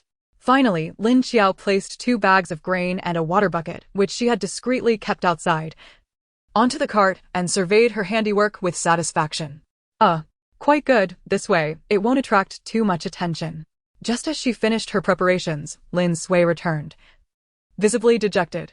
Xiaoya, Aunt Jin's family wants to stay in the village, and Uncle Shui Sheng said he wishes to follow the village chief. He believes the chief is knowledgeable, and it gives him a sense of assurance. He even wants us to accompany him up the mountain. What should we do? Lin Sui's faith in Lin Qiao was unwavering. After all, her sister was a disciple of the Dragon King and undoubtedly far more capable than the village chief. Regrettably, such matters could not be divulged to others. As her sister had mentioned, the secrets of heaven must not be revealed, lest they invite calamity. Lin Qiao waved her hand nonchalantly. It's fine, we shall do our best. Come, take a look at how I've arranged everything. When Lin Sui had left, Lin Qiao had informed her of her intent to procure a cart for their journey.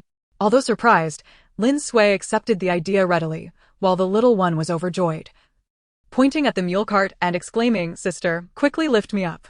I want a ride. I've never been in a covered cart before."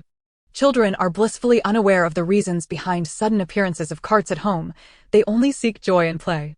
In truth, Lin Qiao understood that having Aunt Jean and her family accompany them was not a significant matter. Firstly, the patriarchal society dictated that major decisions were made by men. Secondly, their presence in the village had always been somewhat negligible. Despite good relations with a few families, they were still regarded as children. Why would anyone heed the words of a child and abandon their family business to follow them? Observing that the house was nearly in order, save for the kitchen, Lin Qiao made her way to the village chief's residence. She resolved to make one final attempt. If the chief refused, she would leave with Lin Sui and Lin Su. She feared not the dangers of the journey, for their perceived frailty made them appear as walking prey, enticing to those with ill intentions, a troublesome notion indeed. As Lin Qiao approached the village chief's home, she overheard his booming voice echoing through the courtyard. "Going to Qingyang Prefecture? Do you have any idea how far that is? Have you lost your mind?" Lin Qiao raised an eyebrow. It seemed there was a person of discernment in the village chief's household. Upon entering, she spotted a young scholar in his 20s, clad in a long robe and a silk cap, with a slightly plump physique. Suddenly, she recalled that the village chief had a son, Lin Jiqi, who had passed the preliminary exams. Over the past decade, the most talented individual in Linjia village had undoubtedly been scholar Lin Shichang. The second place would belong to the young man before her, Lin Tongxing. He remained a student, not due to a lack of intellect, but because the imperial examinations had been suspended 4 years ago. No matter how brilliant one was, there was no opportunity to showcase their talents. Lin Qiao had heard Lin Sui mention that while Lin Shichang was alive, he held great hopes for this young man, even recommending him to his employer shortly before passing to take over his position. The reason the sisters were not bullied in the village was partly due to this uncle's covert protection. "Xiaoya, why have you come?" The village chief, clearly still irate, spoke to Lin Qiao with a slightly brusque tone. Lin Qiao got straight to the point. "Granduncle, I just heard you mention going to Qingyang Prefecture. I came here regarding that matter." "What Qingyang Prefecture? You must have misheard. Are you all heading up the mountain tomorrow? If so, hurry back and get ready. We have to set out early." "Did I mishear?" "I came because we intend to go to Qingyang Prefecture tomorrow. I wanted to ask if Granduncle would like to join us." "What? You wish to go to Qingyang Prefecture?" Lin Sanyu regarded Lin Qiao with skepticism, unsure if he had heard correctly. However, Lin Jiqi's eyes lit up, and he quickly stepped in front of Lin Sanyu, smiling at Lin Qiao. "Come, Qiaoya. Sit down and tell us why you wish to go to Qingyang Prefecture." Lin Qiao was amused by Lin Jiqi's enthusiastic demeanor, suspecting he was being compelled by his father. "Uncle, I do not understand grand principles, but I know that the burdensome taxes and levies have driven the common folk to despair. The populace is simmering with discontent. Now that someone has taken the lead, I am certain that more will join in the future. Perhaps they can truly make a difference.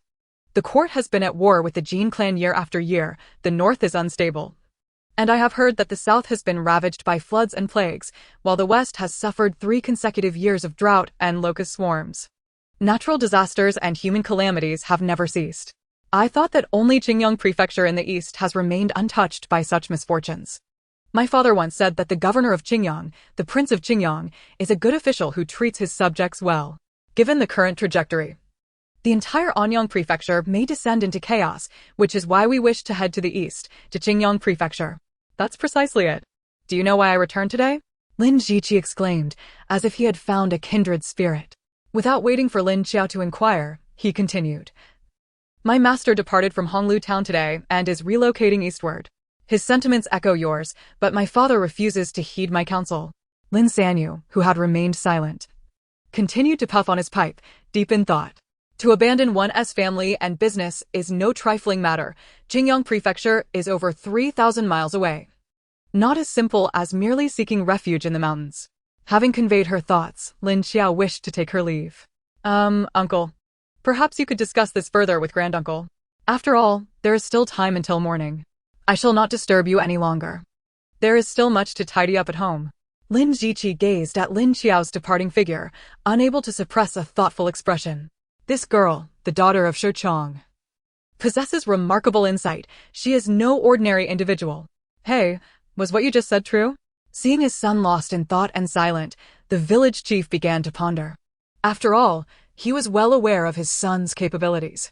Although he resembled his mother, lacking the striking looks of his youth, his intellect was inherited from his father. He had always excelled in his studies. Otherwise, he would not have caught the eye of Lin Shicheng, a man of keen perception. Could it be that the scenarios his son described might truly unfold? The old village chief found himself in a quandary. Of course it is true, father. Our master traveled far and wide in his youth, possessing more experience than I. Everyone has left their businesses behind and fled when they departed. They urged me to persuade you to leave as well. Why do you not believe it? Well, what about your brother? Tell him to stop tidying up for now and summon your second uncle, Zheng the butcher, and brother Shui Sheng. We need to discuss this matter. Chapter 12, Departure. Upon returning home, Lin Qiao and Lin Sui began to prepare a meal, lighting both stoves, one to cook porridge and the other to steam buns. In the space, time stands still, and provisions do not spoil, allowing them to prepare some food in advance for the journey, especially for the little one. Traveling is inherently arduous, and the little fellow's constitution may not withstand the rigors of eating on the road, exposed to the elements. Lin Qiao meticulously cleaned the 2 large water tanks at home, repurposing them for storing cooked food. The 2 of them toiled until well past 11 at night before finally retiring to bed. Once Lin Sui slipped into a deep slumber, Lin Qiao stealthily rose again, filling all 5 water barrels in the space. When she awoke, it was already 4 in the morning. She harnessed the mule, allowing Lin Sui to cradle the still sleeping little one as they set off in the mule cart towards the village entrance. Lin Qiao's driving skills were mediocre, yet animals possess an innate sensitivity that surpasses that of humans. As long as she exuded confidence, the mule would respond with the timidity of a chick, obediently following her directions. Upon reaching the village entrance, the village head and his younger brother's family had already arrived. The absence of the elder brother was due to his tragic demise 30 years prior during a trade venture. The elder brother's wife had since remarried, taking their daughter with her. Lin Jiqing noticed Lin Qiao's arrival and quietly approached her, whispering, "My father has consented to go to Qingyang Prefecture, along with my second uncle, Butcher Zhang, Carpenter Wang, and brother Shuisheng's family. The others are still contemplating. We will wait until the hour of the rabbit. If they do not arrive by then, we shall proceed without them." The families he mentioned, aside from Lin Shuisheng's, were relatively well off compared to others in the village. It wasn't long before the remaining families arrived in succession, some with ox carts, others with donkey carts and hand-pulled carts, while those still deliberating did not show up at all. As they set out at the hour of the rabbit, Lin San couldn't help but shed tears, overwhelmed by the thought that this journey through treacherous mountains and waters might be their last. He bowed deeply 3 times towards Linjia village before climbing onto the cart and cracking the whip to commence their journey. They followed the official road eastward, walking for 2 hours before finding a shaded spot to rest, where everyone took the opportunity to consume some provisions to replenish their strength. Lin Qiao crawled into the cart and retrieved steamed buns, eggs, and a jar of porridge, which they enjoyed with the pickled vegetables she had obtained from Lu's residence. With the Lu family being large, they had pickled enough vegetables to fill 3 massive barrels, far more than Lin Qiao and Lin Sui could consume in 3 years. Once they were satiated, Lin Sui pointed at the throngs of travelers on the road and whispered to Lin Qiao, "Second sister, are these people like us?" It wasn't until they left Linjia village that they realized there were many families fleeing. Indeed, no one wishes to wait around for death. In this time of civil unrest, it is the common folk who suffer the most. Observing the stream of travelers, Lin Qiao felt a heavy weight in her heart. Surviving in this world had become exceedingly difficult. After a brief respite, they resumed their journey, taking advantage of the cooler morning hours to cover more distance. Leading the way were the village head's 3 mules, followed by Lin Qiao's 2 donkeys and 1 ox. Lin Qiao's family, comprised solely of girls, was situated in the middle, with Butcher Zhang's 2 oxen and Carpenter Wang's mule cart trailing behind, and finally, Lin Shuisheng's 4 hand-pulled carts, bringing up the rear. Their journey continued until noon on the 3rd day, when they finally exited the boundaries of Changde County. Noticing an increasing number of fleeing travelers along the way, the village head stopped an old farmer to inquire, learning that ever since Jinshui County was raided, a spark of rebellion had ignited across the 18 counties under Anyang Prefecture, with 12 revolting. They all emulated the actions of Jinshui County, slaying county officials and plundering the wealthy, driven by a frenzy that led them to kill and rob indiscriminately. It was a scene of widespread wailing and despair among the populace.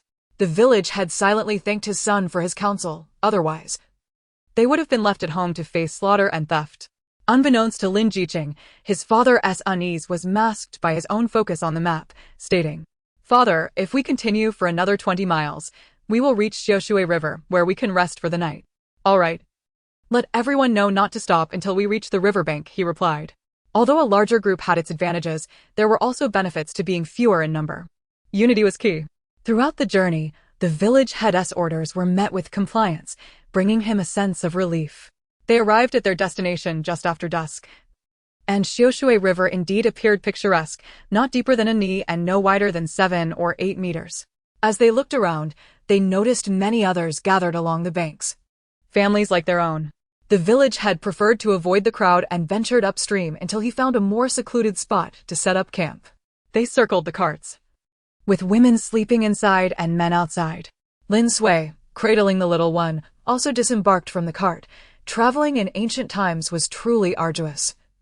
With bumpy roads and carts lacking shock absorbers, every jolt threatening to displace one's innards. The little one looked utterly exhausted, which broke Lin Sui's heart. Noticing the child's lack of energy, Lin Qiao retrieved 2 pieces of fruit jam cake from her space, which she had acquired from an unknown concubine's quarters at Lu's residence. The moment the little one laid eyes on the treats, his spirits lifted immediately. He took a tentative bite of the cake, and its sweet flavor made his large eyes squint with delight. "Second sister, it's so sweet. Hurry and eat. And then I'll take you fishing." MHM. Lin Qiao grabbed the fish net and water bucket, leading the little one to the water while Lin Sui tended to the fire for cooking. Before heading out, Lin Qiao harvested the vegetables from their backyard, ensuring they had enough greens since they had been eating pickled vegetables for 2 days.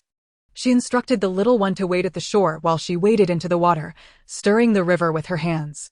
To the untrained eye, it appeared she was merely playing, but in reality, she was using her wood-based abilities to fish. Her powers contained life energy that animals were instinctively drawn to. In no time, a school of small fish gathered around her feet. This shallow river was devoid of larger fish, only teeming with little ones and shrimp. Lin Qiao filled a bucket to the brim, knowing they couldn't consume it all themselves and could share with the others. During these past 2 days, Lin Qiao had observed that the group treated her and her sister quite well, showing no disdain for their apparent fragility, even placing their carts in the safest position. Lin Qiao could not feign ignorance of their kindness. Upon returning to the campsite, Lin Sui's pride swelled upon seeing the full bucket of fish, thinking to herself, "Who but my second sister could catch so many fish? Truly worthy of being the disciple of the Dragon King." Lin Qiao initially intended to distribute the fish among the families for them to cook, but Lin Jiqing, ever the social butterfly, insisted on sharing a meal together, declaring that it was not easy for everyone to find refuge here. His suggestion was met with unanimous agreement, and Butcher Zhang, also fond of camaraderie, contributed a large iron pot filled with stewed meat, along with 2 pounds of salted meat, while several other families brought forth their own dishes, creating a bountiful feast. The fish stewed with pickled vegetables, salted meat with potatoes, and cucumber and greens dipped in sauce provided a meal that left everyone thoroughly satisfied. After a long day of travel, the group was exhausted. They hastily washed up and began searching for a place to sleep. Although the river's dampness was heavy, it provided a refreshing coolness, and as they listened to the gentle sound of the flowing water, Lin Qiao closed her eyes. However, Having developed a habit during the apocalyptic times, she never let herself sleep too deeply outdoors. Indeed, in the dead of night, the sound of snapping branches jolted her awake. Someone was there. Lin Qiao quickly sat up and spotted a shadowy figure stealthily creeping towards the cart, intent on slipping into the cart's enclosure. With a swift kick aimed at the intruder's face, her strength was formidable. The assailant let out a piercing scream as they were sent flying, awakening the others in the process.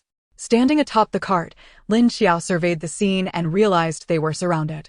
Chapter 13. The Bandits. The scream had roused everyone, and they hastily grabbed whatever makeshift weapons they could find, even the young ones wielding hatchets, their eyes wide with alarm as they scanned their surroundings. At that moment, Lin Qiao discerned the group encircling them. There were approximately 30 individuals. Simultaneously, she observed that several nearby households were ensnared in a similar predicament. It appeared that these individuals were not acting on a whim. They had evidently been targeting them for some time. Lin Qiao also noticed that the weapons wielded by these assailants were swords and knives, suggesting they were not mere common robbers, but rather trained soldiers. Could it be that the soldiers were masquerading as bandits to rob unsuspecting travelers? Lin Qiao felt she had unraveled the truth. Regardless, a fierce battle was undoubtedly unavoidable. Within the carriage were Lin Sui and Lin Su, and Lin Qiao dared not stray far from them.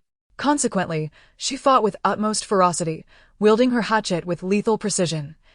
Each strike capable of delivering death, while even a mere graze could inflict severe injury. Before long, Lin Qiao had cleared a space around her, prompting the bandits to realize that their assault on her was incurring heavy casualties. Within a short span, more than 10 of their number lay incapacitated. The villagers of Lin Qiao village similarly recognized that Lin Qiao's position was relatively secure. No one had anticipated her exceptional martial prowess. Lin Qiao called out for everyone to protect their families and move toward her, quickly forming a protective circle around the elderly, women, and children, with Lin Qiao at the forefront. Zhang the butcher, fueled by a bloodlust, grinned wickedly and exclaimed, "Xiao girl, I never imagined you possessed such formidable skills. Today, we shall lay waste to these scoundrels. I have spent my life slaughtering pigs, yet have never savored the thrill of taking a life." His two sons, equally ruthless, wielded their own bloody cleavers, while even his wife, Lu, brandished a bone-cleaving knife, glaring fiercely at the bandits. Lin Shuixing and his 3 sons, robust and powerful, posed a significant challenge to the assailants, who found it difficult to gain the upper hand against them. The remaining villagers, though armed, lacked the same audacity as this fierce group. The bandits were taken aback by the sheer tenacity of their adversaries, particularly the young girl, who, despite her slim stature, fought with deadly intent, inflicting serious injuries upon them in mere moments. Little did they realize, Lin Qiao's combat skills had been honed amidst mountains of corpses and rivers of blood. She was unwilling to prolong the confrontation. The longer it dragged on, the more disadvantageous it would become for her side. In the chaos of the melee, shrouded in darkness, she had feared missing her mark, but now, with her comrades in sight, she was unafraid of inflicting friendly fire. Producing her slingshot and a handful of iron pellets, which she had crafted during her leisure, today was the perfect occasion for their debut. In an instant, a flash of cold light flickered before her, and a swarm of bandits collapsed. Though the iron pellets were small and non-lethal, under the enhancement of Lin Qiao's metallic abilities, their impact was painfully debilitating, rendering the assailants incapable of further combat. Witnessing the dire state of their companions, the remaining bandits quickly regrouped and retreated into the night, recognizing that they could not prevail today. Lin Qiao promptly halted Wang the butcher and the others who were eager to pursue, reminding them that it was unwise to chase a desperate foe. Protecting their families was of utmost importance. Meanwhile, the bandits besieging the nearby homes, faced with the futility of their assault, also fled, likely part of the same gang. Lin Qiao counted their numbers and, fortunately, found that Lin Qiao had restrained most of the bandits. The women and children remained unharmed. The only casualties were the village head, who had strained his back in his haste, and Zhang the butcher's younger son, who had sustained a cut to his back from overexertion. Lin Qiao, noticing the injured boy, took out her specially concocted hemostatic powder and applied it, swiftly stopping the bleeding. Amidst the commotion, dawn began to break. Although everyone was weary from the night's ordeal, they dared not linger, fearing the bandits might regroup for a counterattack. They filled their water containers, consumed a few bites of the stale rations from the previous night, and began to prepare for departure. At that moment, an elderly man, appearing to be in his 50s, rushed over, his eyes red-rimmed, and bowed respectfully to Lin Qiao at the forefront. "Young master, please take heed. My young master was struck in the arm by bandits last night. I wonder if you possess any hemostatic powder. I am willing to pay a handsome price for it." Lin Qiao wished to help but had no medicine at hand. Casting a hesitant glance at Lin Qiao. Following the events of the previous night, he had unconsciously begun to regard Lin Qiao as an equal, no longer merely seeing her as a fragile girl in need of protection. The medicine belonged to Lin Qiao, and he felt it inappropriate to decide unilaterally. The old man, astutely reading the situation, quickly realized that the young lady before him was the one in charge, and he promptly knelt before her, tears streaming down his face. "I beseech you, young lady, please save my master." Lin Qiao helped him to his feet, stating, "I do not have much medicine left. But let us go and take a look. Perhaps I can be of assistance." Her supply was limited, and she had no time to gather herbs in this desolate wilderness. If the injury was not severe, she could use her abilities in conjunction with silver needles to attempt a remedy. The old man, desperate, hurriedly led Lin Qiao and Lin Qiao to his master. They arrived at a horse-drawn cart where a young man of 17 or 18 lay slumped beside it. He pressed his left hand tightly against a wound on his right arm, blood seeping through his fingers, staining half his body red. The young man was drenched in sweat, his face deathly pale, clearly on the verge of collapse. "Master, master, please awaken." The old man dashed forward and cradled the youth in his arms. Lin Qiao was taken aback by the severity of his injuries and rushed to examine the wound. The injury was deep enough to expose bone, without immediate treatment. The young man's arm was unlikely to be saved, and he might even lose his life. Lin Qiao produced her silver needles and, utilizing them alongside her abilities, sealed the acupoints around the wound to staunch the bleeding. Once stabilized, she used a dagger to clear away the clothing surrounding the injury. Lin Qiao, displaying keen perception, fetched a basin of warm water. Lin Qiao cleaned the wound, applied medicine, and bandaged it before turning to the old man. "The bleeding has stopped for now, but the wound is quite deep. My supplies are insufficient. You must still seek a physician in the city." Upon hearing this, the old man retrieved a pouch from his robe and produced 100 taels in silver notes, offering them to Lin Qiao with gratitude. "Your kindness is greatly appreciated. I shall repay you in the future. Please allow me and my master to follow behind your carriage." Seeing him in such a state, I am filled with dread. Having lived for many years and encountered numerous renowned physicians, he had never before seen someone like Lin Qiao, who could halt such a grievous wound as bleeding with just a few silver needles. Such a talent must be secured. He could not allow her to slip away. The young lady was compassionate. With his sincere entreaty, she would surely acquiesce. Lin Qiao examined the silver notes in her hand, recognizing the old man's earnestness. But she understood that the village head was the leader of the group and did not wish to overshadow his authority. She waved her hand toward Lin Qiao, saying, "You all can discuss this. I will not interfere." With that, she turned and walked back toward the camp. The old man, being shrewd, immediately produced an additional 50 taels in silver notes, pleading with Lin Qiao to accept him. Lin Qiao did not refuse. Understanding that the money was not solely for him, but to hire their group as bodyguards, which would also benefit the others. He accepted the silver and assisted the old man in lifting the young man onto the cart, preparing to seek out his father, the village head. As they set off once more, the village head personally approached Lin Qiao, smiling as he said, "Qiao girl, why don't you switch places with your second granduncle? You are stronger than we old fellows. If there are any ambushes ahead, you will be able to spot them in advance." Lin Qiao had no objections to her position. She was content to follow whatever arrangements the village head deemed fit. Later, Lin Qiao would privately inform her, "My father is terrified of the bandits. He feels safest when he is near you." With the lessons learned from previous encounters with bandits, the group exercised far greater caution on this journey. They no longer rushed headlong down the road, but instead took the time to observe their surroundings, wary of potential ambushes. Lin Qiao also discovered that Uncle Qin was a veritable treasure. Young Master Qin had lost a considerable amount of blood, prompting Uncle Qin to suggest replenishing his strength by trading 2 buns for a dozen or so large dates from Lin Qiao. It was then that Lin Qiao was utterly captivated by Uncle Chen's culinary skills. The meals he prepared were the most delectable she had ever tasted in both this life and her previous one, without exception. Upon inquiring further, she learned that Uncle Chen had once served as an imperial chef, and he and the young master were en route to Qingyang Prefecture to seek refuge with relatives, unaware they would encounter bandits along the way. Aware of Lin Qiao's fondness for his cooking, Uncle Chen promptly offered to take charge of the Lin family's meals, merely asking that Lin Qiao look after his young master in return for his heartfelt efforts. What could Lin Qiao do? A mouth that is fed is easily silenced.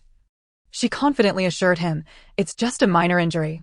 Rest assured, I will ensure you have a lively young master return to you." Uncle Chen had been waiting for this reassurance and immediately extolled, "Your skills, miss, are unparalleled, rivaling even those of the most esteemed healers. Entrusting the young master to your care fills me with utmost confidence. By the way, I have some beef jerky I made myself. Do give it a try." After another day of travel, as the sun dipped low in the west, Lin Qiao pointed towards a dense thicket not far from the official road, saying, "We shall set up camp there tonight. Shortly, my elder brother and brother Zhang will scout the woods for any signs of life." Approaching the thicket, Carpenter Lin Qiao's older brother, Lin Jiwen, began to patrol the area with a stick in hand. Following the fright from the previous night, everyone was exceedingly cautious about their resting place, fearful of being ambushed by bandits while they slept. Once the two returned with a report of safety, the group commenced unloading the cart, with the women tasked with cooking and the men responsible for tending to the livestock. Just as Lin Qiao finished unloading the cart from the mule, the village chief, Lin, rushed over, insisting on helping her feed the mule. "You, a young lady, should not be doing such labor. Let Uncle Jiwen assist you. He is responsible for my livestock and will surely feed them well." With that, he took hold of the mule and departed without giving Lin Qiao a chance to refuse. Lin Qiao mused to herself, "No wonder he can be the village chief. The old man certainly knows how to handle matters." She held no aversion to such subtlety. After all, who could claim to be devoid of self-interest? As long as the major issues were handled properly, it was acceptable. Since Uncle Chen had taken over the Lin family's meals, the two families began to dine together. Although the supplies Uncle Chen brought were of fine rice and flour, the quantity was modest.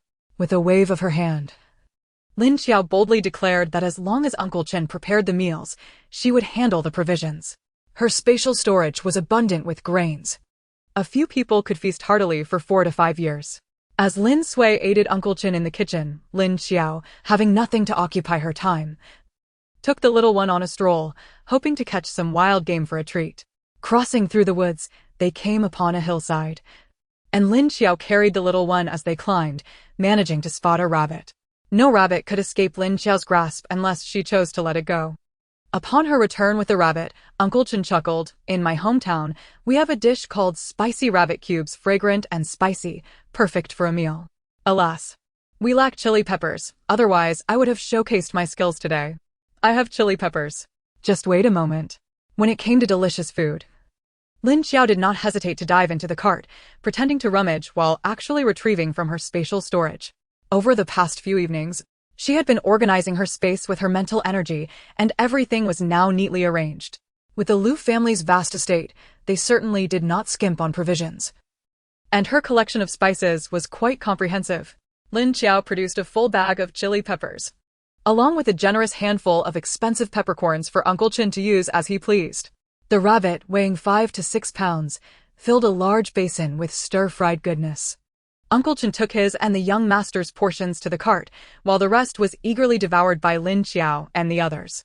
Lin Sui watched Lin Qiao and Lin Lu eat with delight, thinking to herself that she must learn to cook from Uncle Chen to help fatten her younger siblings. When her mother passed away, she was only 11, and her culinary skills were learned from the village aunties. They were not terrible, but they could not compare to Uncle Chen's expertise. After dinner, Village Chief Lin gathered everyone together to discuss the night watch arrangements. "After last night's incident, I need not remind you all of the dangers we faced. Without Qiaoya, we might have found ourselves victims of a fatal ambush in our sleep. I propose we select a few individuals for the night watch so that we can be prepared for any disturbances." "Third uncle, you voiced exactly what I was thinking. My family will contribute one." Zhang the butcher was the first to stand in agreement. Wang the carpenter, feeling guilty for his lack of bravery the previous night, quickly added, "My family will also provide one. Let my eldest son take the watch." Lin Qiao volunteered his younger son, while the village chief offered one from his family. And Lin Er's family contributed another. Since Lin Qiao only had 2 daughters, they were not included in the count. Lin Ziqi promptly organized 5 individuals for the night watch, 2 for the first half of the night and 3 for the second half. Once the serious matters were settled, the atmosphere lightened considerably, especially among the young boys and girls. All around Lin Qiao and Lin Sui, who were of similar age, they inquired excitedly, "Qiaoya, who did you learn your skills from? How are you so formidable? Sister Qiaoya, can you teach me a few moves? I don't need to learn your secret techniques. Just something to fend off bandits." Yes, Sister Qiaoya, where did you acquire such skills? We wish to learn, too." Lin Qiao understood their curiosity about her abilities. It was only a matter of time before they asked. She had long concocted a tale about meeting an old gentleman in the mountains, who recognized her unique physique and trained her in martial arts for 3 years. The adults listened with a mixture of skepticism, while the children were eager to uncover the truth behind the mythical old man. Lin Ziqi observed Lin Qiao sweating under the barrage of questions, thinking, "Serves you right for spinning tales. Now you must find a way to maintain your story." He believed not a word of her account, as he had several books beneath his writing desk about encounters with old masters and fairies, gaining exceptional martial arts skills. Reflecting on it now, he realized it had once been a youthful aspiration of his own. Chapter 15. The Unidentifiable Bandit. After a day of travel, the group decided to rest. Mastering martial arts is no simple feat, and continuous travel is exhausting. Once we settle down, we can have Qiaoya teach you a few techniques. Ultimately, it was Lin Ziqi who managed to disperse the crowd. As they wandered off, the smile on his face faded, and he turned to Lin Qiao. Speaking in a serious tone, "Qiaoya, what are your thoughts on the bandits we encountered?" Having sensed something amiss with the bandits, Lin Qiao found it unsurprising. If he were oblivious to such matters, it would raise concerns about his intellect. With a calm demeanor, she replied, "What else can be said? They are merely soldiers masquerading as bandits, robbing travelers on the road." Despite her preparedness, Lin Ziqi inhaled sharply. If the soldiers had become bandits, what chaos awaited in Anyang Prefecture? After a moment of silence, he sighed deeply. The Great Zhou is in peril. When a nation's military loses control, its demise is not far off. Lin Qiao awoke to the faint light of dawn. After a quick wash, she retrieved 3 bowls of porridge and a few eggs from her spatial storage, and they enjoyed breakfast with some pickled vegetables. Lin Jiwen returned the mule just as Lin Qiao finished harnessing the cart, and Uncle Chen approached, guiding the horse-drawn carriage towards them. The carriage came to a halt before Lin Qiao, and as the window drapery was drawn aside, a pale, handsome face emerged. It was none other than the injured Master Chen. He nodded at Lin Qiao, introducing himself, "I am Qin Jing, a resident of the capital. I extend my heartfelt gratitude to Miss Lin for saving my life." Clearly, Uncle Chen had informed him of the circumstances surrounding his rescue. Master Chen was being overly courteous. It was merely a trifling matter, and besides, Uncle Chen had already settled the medical fees. Qin Jing was momentarily taken aback by Lin Qiao's directness, struggling to respond before he finally smiled and said, "One must recognize the facts. Had it not been for your noble intervention, my life would likely have ended here. I have heard from Uncle Chen that you and the villagers are bound for Qingyang Prefecture. My cousin holds a position in the prefectural office there, and should you wish to settle in Qingyang, I may be able to offer some assistance." Qin Jing was acutely aware of the severity of his injuries. He had initially thought he would perish in the wilderness, but to his surprise, he was not only rescued, but also recovering at an astonishing rate.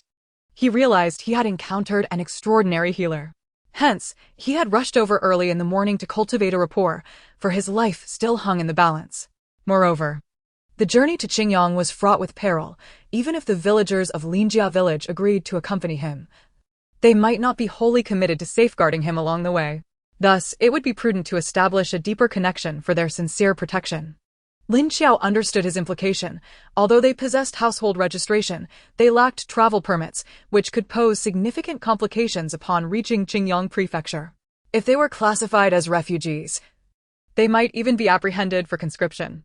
With a relative working in the prefectural office, the situation would be considerably more manageable. Should he attempt to deceive her, Lin Qiao had ample means to make him regret it. Thus, once we arrive in Qingyang, our household registration will rely upon Master Chen, she stated. Of course. Qinjing replied hastily, feeling a weight lift from his chest. Exiting the dense forest, they continued along the official road, primarily occupied by mule carts and ox-drawn vehicles, which allowed for a swift passage. On this journey, Lin Qiao observed an increase in the number of refugees compared to the previous day. Some were well-to-do families accompanied by guards, while others were peasant households pushing single-wheeled carts laden with various belongings, some even carrying tables and benches for meals. It was evident that these individuals were fleeing from calamity. As they traversed the crowd, they entered a town named Sanshi around noon. After several hours of travel, those driving the carriages fared better than those on foot, who were quite fatigued, their soles blistered from the arduous journey. Village Chief Lin decided to take a 1-hour respite here to replenish their supplies of water and medicine. Sanshi was bustling with activity due to the numerous travelers, offering a variety of goods, including stalls selling worn furniture and assorted containers along the roadside. They found a spacious spot under the shade of trees, where some took charge of watching the carts while others gathered water for the caravan, each person springing into action.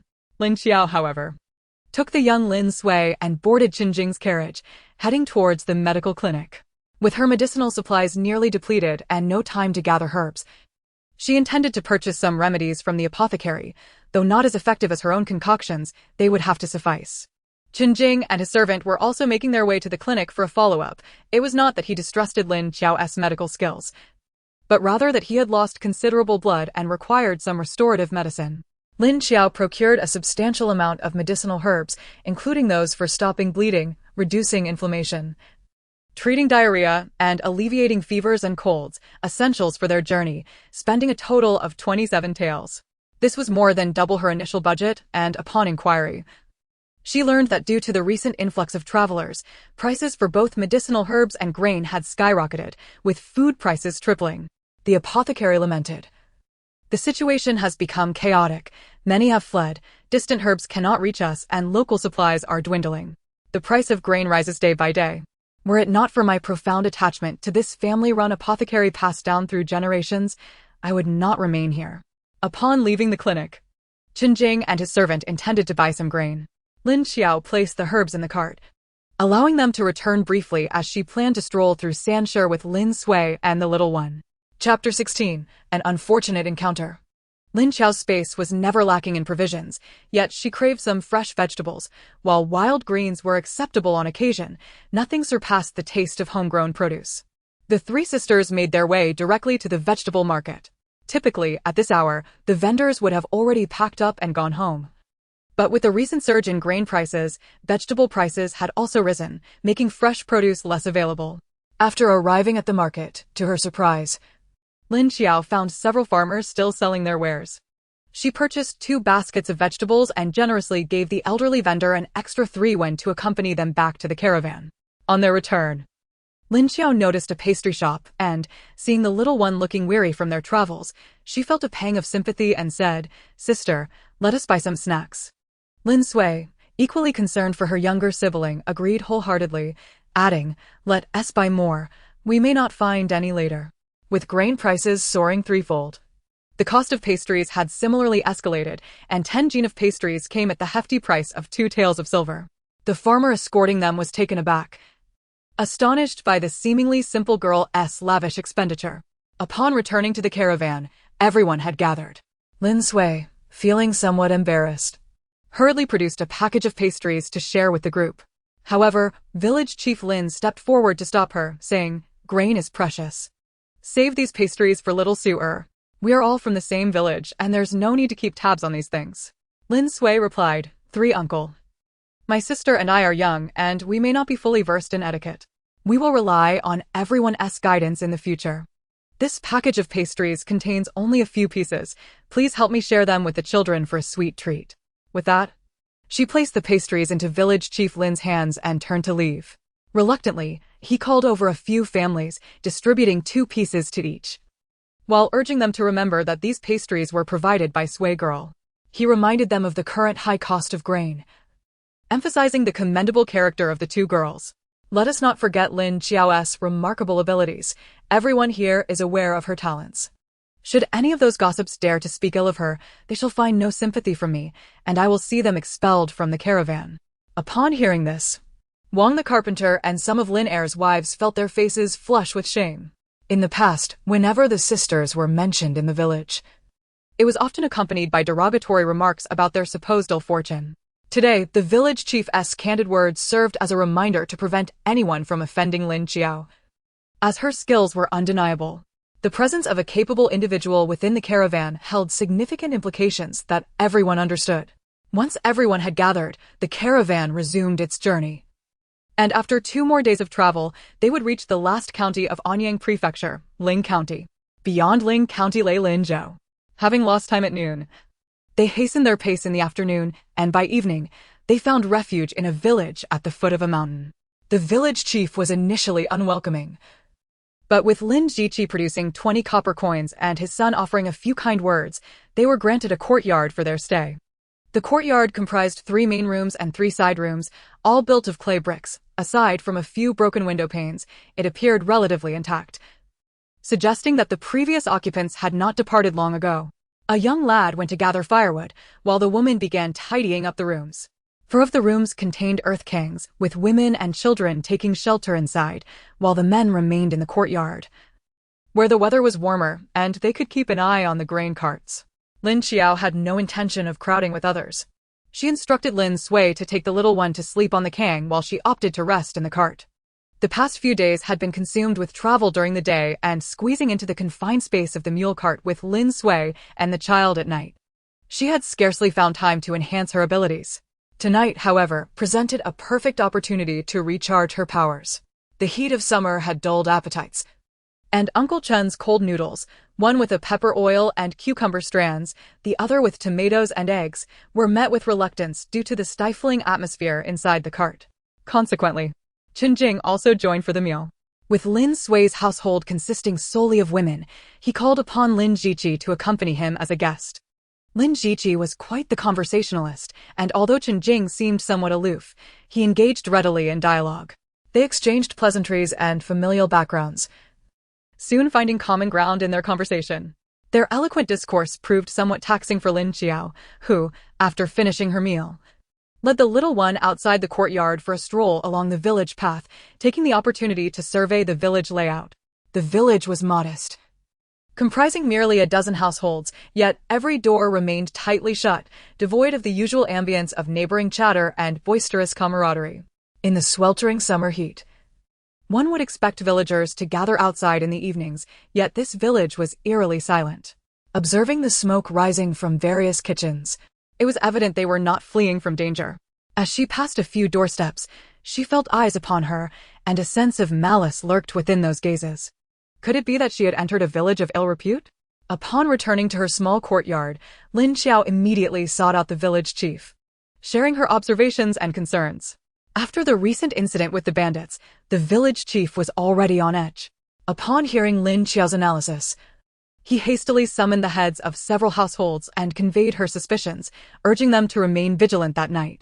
It was best to avoid trouble, but if trouble arose, they must not allow themselves to be overwhelmed. In the depths of night, while women and children sheltered indoors, the village chief divided the stronger men into 2 groups to keep watch, stationed in the main house and the side rooms. Lin Qiao continued to rest in the cart. Although she was not on watch duty, she had no intention of sleeping, instead absorbing energy from the crystal stones while attuning her ears to the sounds outside. Around the witching hour, she heard the faint rustle of clothing against the courtyard wall. Swiftly alighting from the cart, she gently tapped on the door to signal that someone was approaching. Sure enough, within moments, 2 figures scaled the dirt wall and leapt into the courtyard. They glanced around, noting the absence of any movement, and stealthily made their way toward the gate, intending to let their accomplices inside. Little did they know, the hunter was now the hunted. Barely had they taken a few steps when a sharp pain struck their necks, rendering them unconscious. Lin Qiao incapacitated the intruders, and Zhang the butcher swiftly emerged from the house, deftly binding the 2 men securely. The commotion had drawn the attention of others outside, who, realizing their ambush had failed, began to kick at the door. The wooden door, already somewhat decayed, quickly gave way under the assault. Zhang and his companions watched as over 20 rugged farmers surged into the courtyard, armed with hoes, sickles, and whatever they could muster. Upon seeing Lin Qiao and her allies poised for confrontation, along with the two bound accomplices, they were taken aback by the presence of weapons among the villagers. Although unaware that the swords had been seized by Lin Qiao, they recognized they were facing formidable resistance. Leading the group was a young man in his 20s. His expression grim as he addressed Zhang the butcher: "Release them and leave half your goods behind, or face the consequences." Despite their numerical advantage, he was wary of provoking a fight, knowing that injuries on his side would be difficult to explain to the village. As Zhang beheld the influx of aggressors, his eyelids twitched in alarm. This was no ordinary situation. The entire village seemed to be in collusion. Lin Ziqi, startled by the overwhelming numbers, glanced at Lin Qiao, who remained unfazed and suddenly felt reassured. He stepped forward, addressing the young leader with a cold demeanor. "It is out of the question to leave any goods behind. Release us, and upon safely exiting the village, we will return your hostages." Just as he finished speaking, a voice from the opposing ranks shouted back, "You're being too greedy. We're offering you a generous deal. Don't test our patience. We outnumber you. If it comes to blows, you will surely lose. Let them go if you wish to live." The convoy from Lin family village was undoubtedly a tempting target. Ox carts, horse-drawn carriages, all laden with provisions.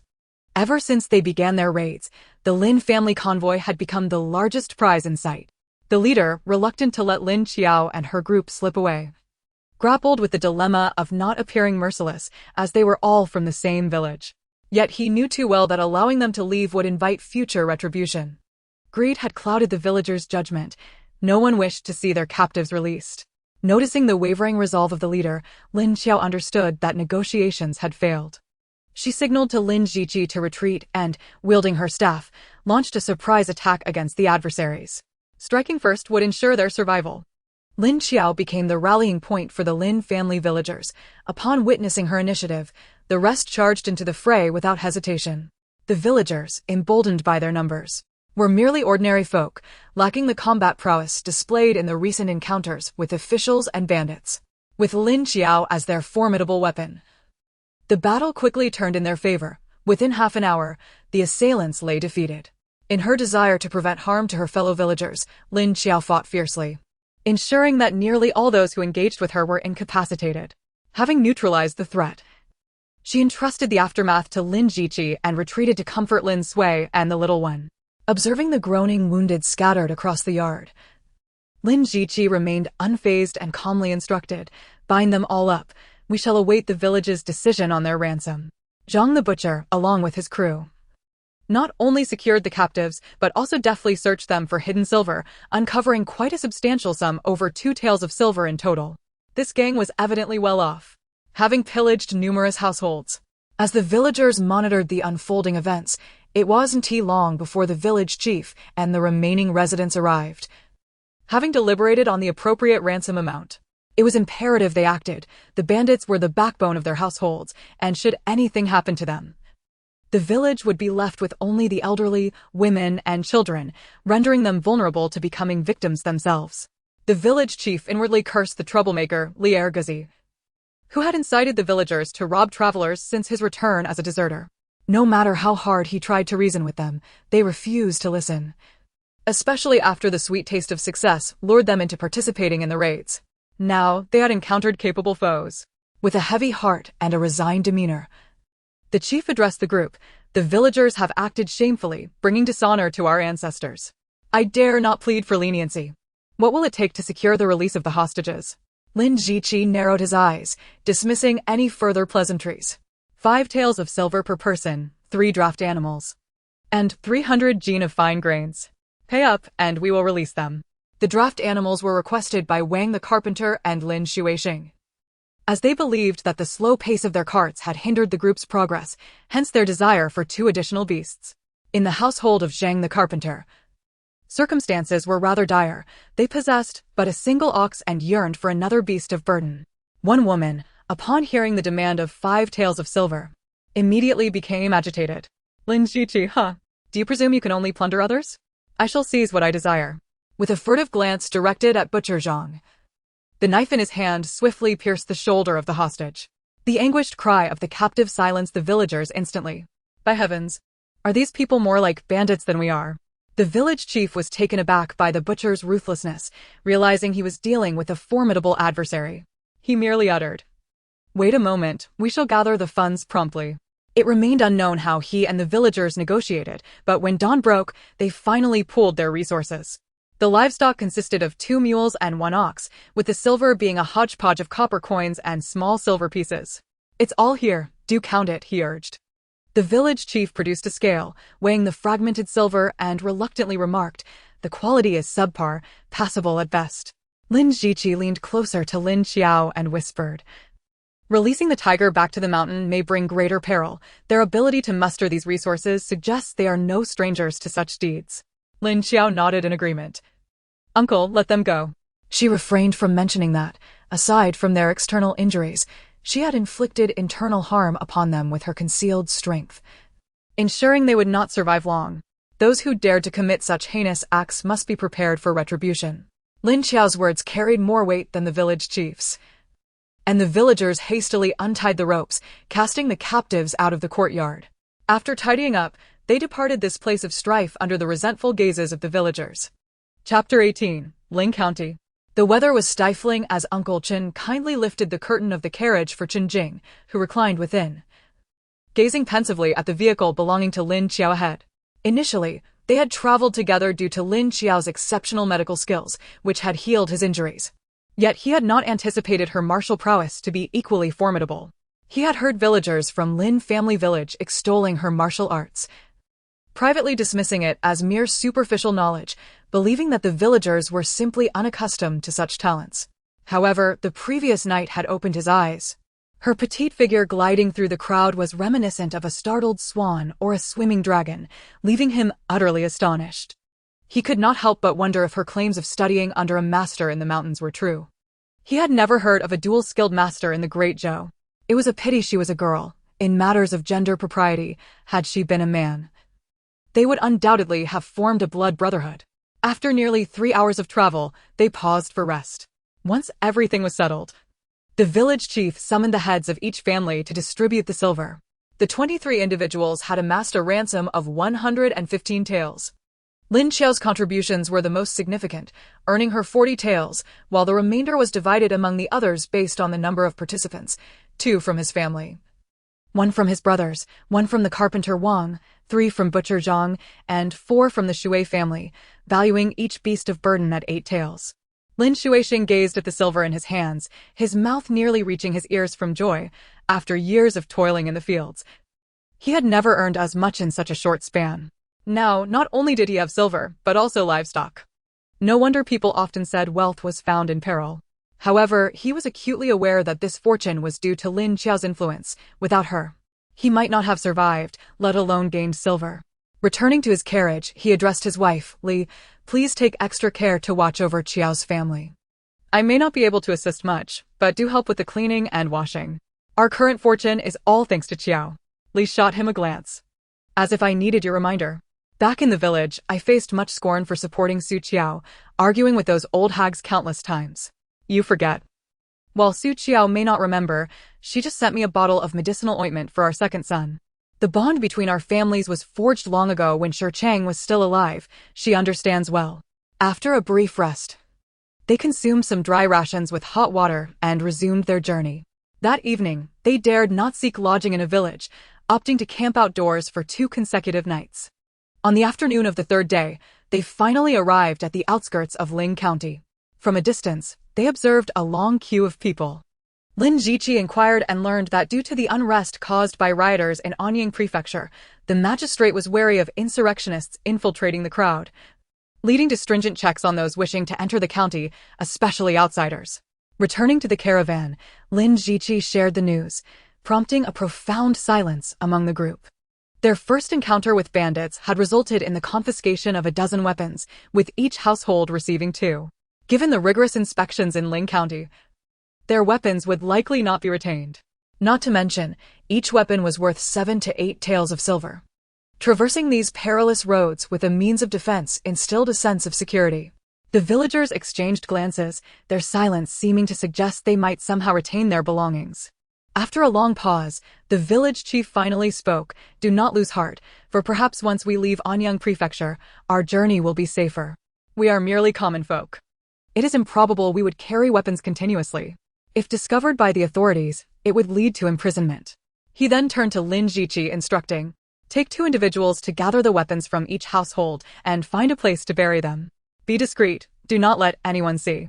He cautioned again against harboring resentment and hiding them, reminding them that if the soldiers discovered their concealment, it could spell disaster for everyone, and he would not show leniency.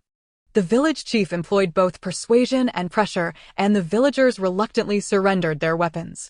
When Lin Qiao returned, the group proceeded toward the city gate, only to discover that not only would they be searched, but each person was also required to pay a 30 entrance fee.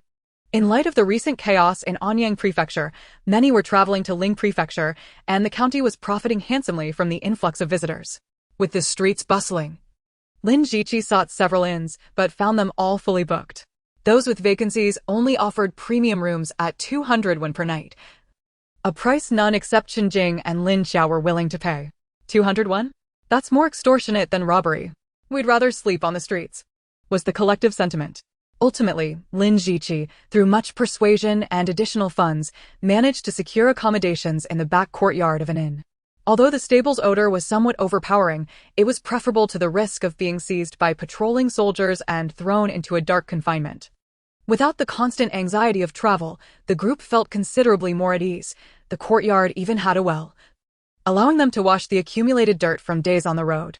Uncle Qin arranged for 2 upper rooms, feeling sympathetic toward his young master, who had no shortage of funds. If conditions permitted, he wished for Qinjing to have a comfortable stay.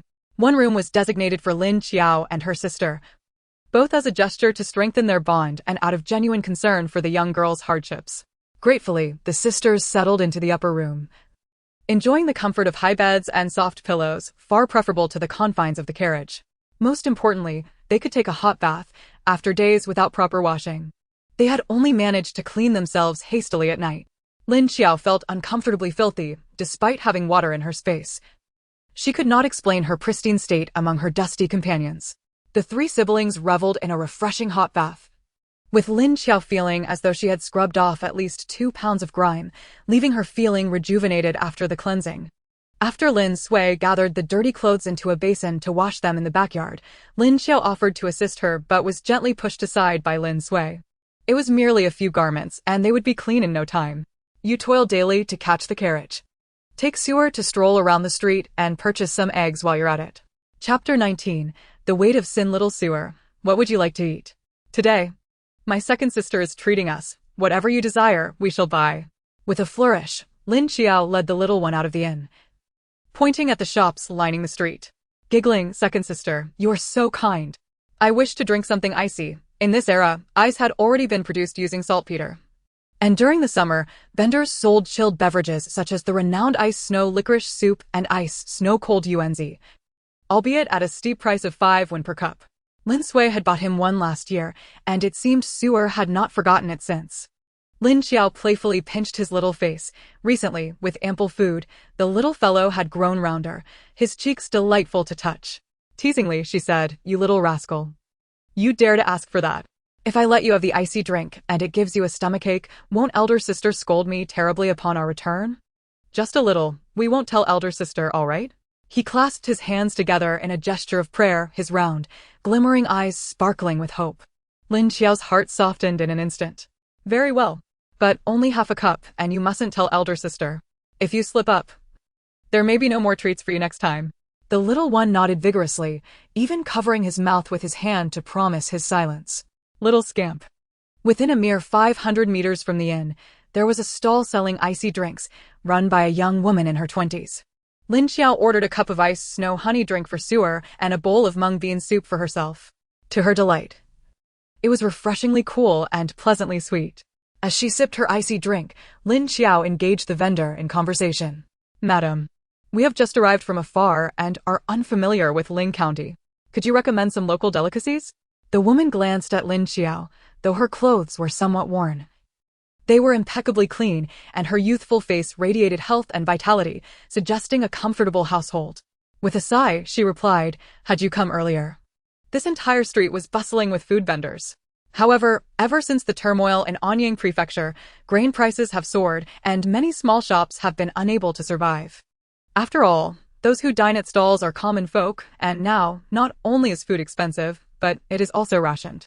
Many establishments have closed their doors. If you seek good food, you must venture to the larger taverns, which have backing and resources, but their prices are steep. I hear a single dish can cost several taels of silver. At another table, a man clad in a scholar's robe could not suppress his disdain, exclaiming, "The roads are littered with the bones of the frozen dead, while the wealthy dine in luxury, indifferent to the suffering of the common people. Those officials and nobles may even profit from our plight. Take for instance our county magistrate. Merely by collecting tolls, he has filled his coffers." The woman, startled by his words, quickly admonished, "We must not speak of such things. It is merely our unfortunate fate to be born into humble circumstances." Realizing his slip, the man sighed, placed 5 copper coins on the table, and limped away. The vendor watched him depart, momentarily dazed, before heaved a long sigh, his demeanor losing the warmth it had earlier exuded. Lin Qiao had initially intended to sample local delicacies, but their conversation had dampened her enthusiasm. Remembering she had not yet purchased eggs, she inquired, "Sister, do you know where I might find some eggs? I wish to buy a few to eat on the road. And we are new here, so I would appreciate your guidance." The vendor slapped her thigh in realization. If only you had mentioned it sooner. The gentleman who just left, Mr. Zhang, raises a good number of chickens, and his house is quite nearby. If you wait a moment, I can take you there. Lin Qiao thought, why do you seem more eager than I am? It seemed unnecessary for her to abandon her stall to personally escort her. Lin Qiao speculated that perhaps her intentions were not as straightforward as they appeared. Judging by her attire, she was likely married. Could she be seeking an extramarital affair? Was the atmosphere here so liberal? The vendor asked a neighboring stall holder to watch her stand and led Lin Qiao to the home of the scholar named Zhang. Indeed, it was very close. After walking a mere 50 meters and turning into an alley, they arrived. "Here we are, let me call him out." Lin Qiao observed the woman's demeanor, her eyes sparkling with a blush that contrasted starkly with her earlier lackluster appearance. It was clear what was on her mind. An elderly woman answered the door, her face lighting up upon seeing them. "Chuer, you've come. Come in." With a smile, the vendor replied, "Auntie, this guest of mine wishes to buy some eggs. I hear you have plenty?" Upon learning of Lin Qiao's interest, the elderly woman ushered them into the courtyard. "You've come at just the right time. I've gathered over 50 eggs, planning to sell them tomorrow." She offered Lin Qiao and the vendor seats and returned with a bamboo basket. Due to rising grain prices, the cost of eggs had also increased. They had gone from 5 won each to 12. Lin Qiao purchased 56 eggs for 661, and the elderly woman even deducted 12 won, explaining that she would need to pay 21 for a stall fee tomorrow, allowing Lin Qiao to save a few coins by buying directly at her home. Lin Qiao decided to buy the entire basket, though Chuer seemed a bit disappointed. Despite her long visit, the scholar had yet to make an appearance.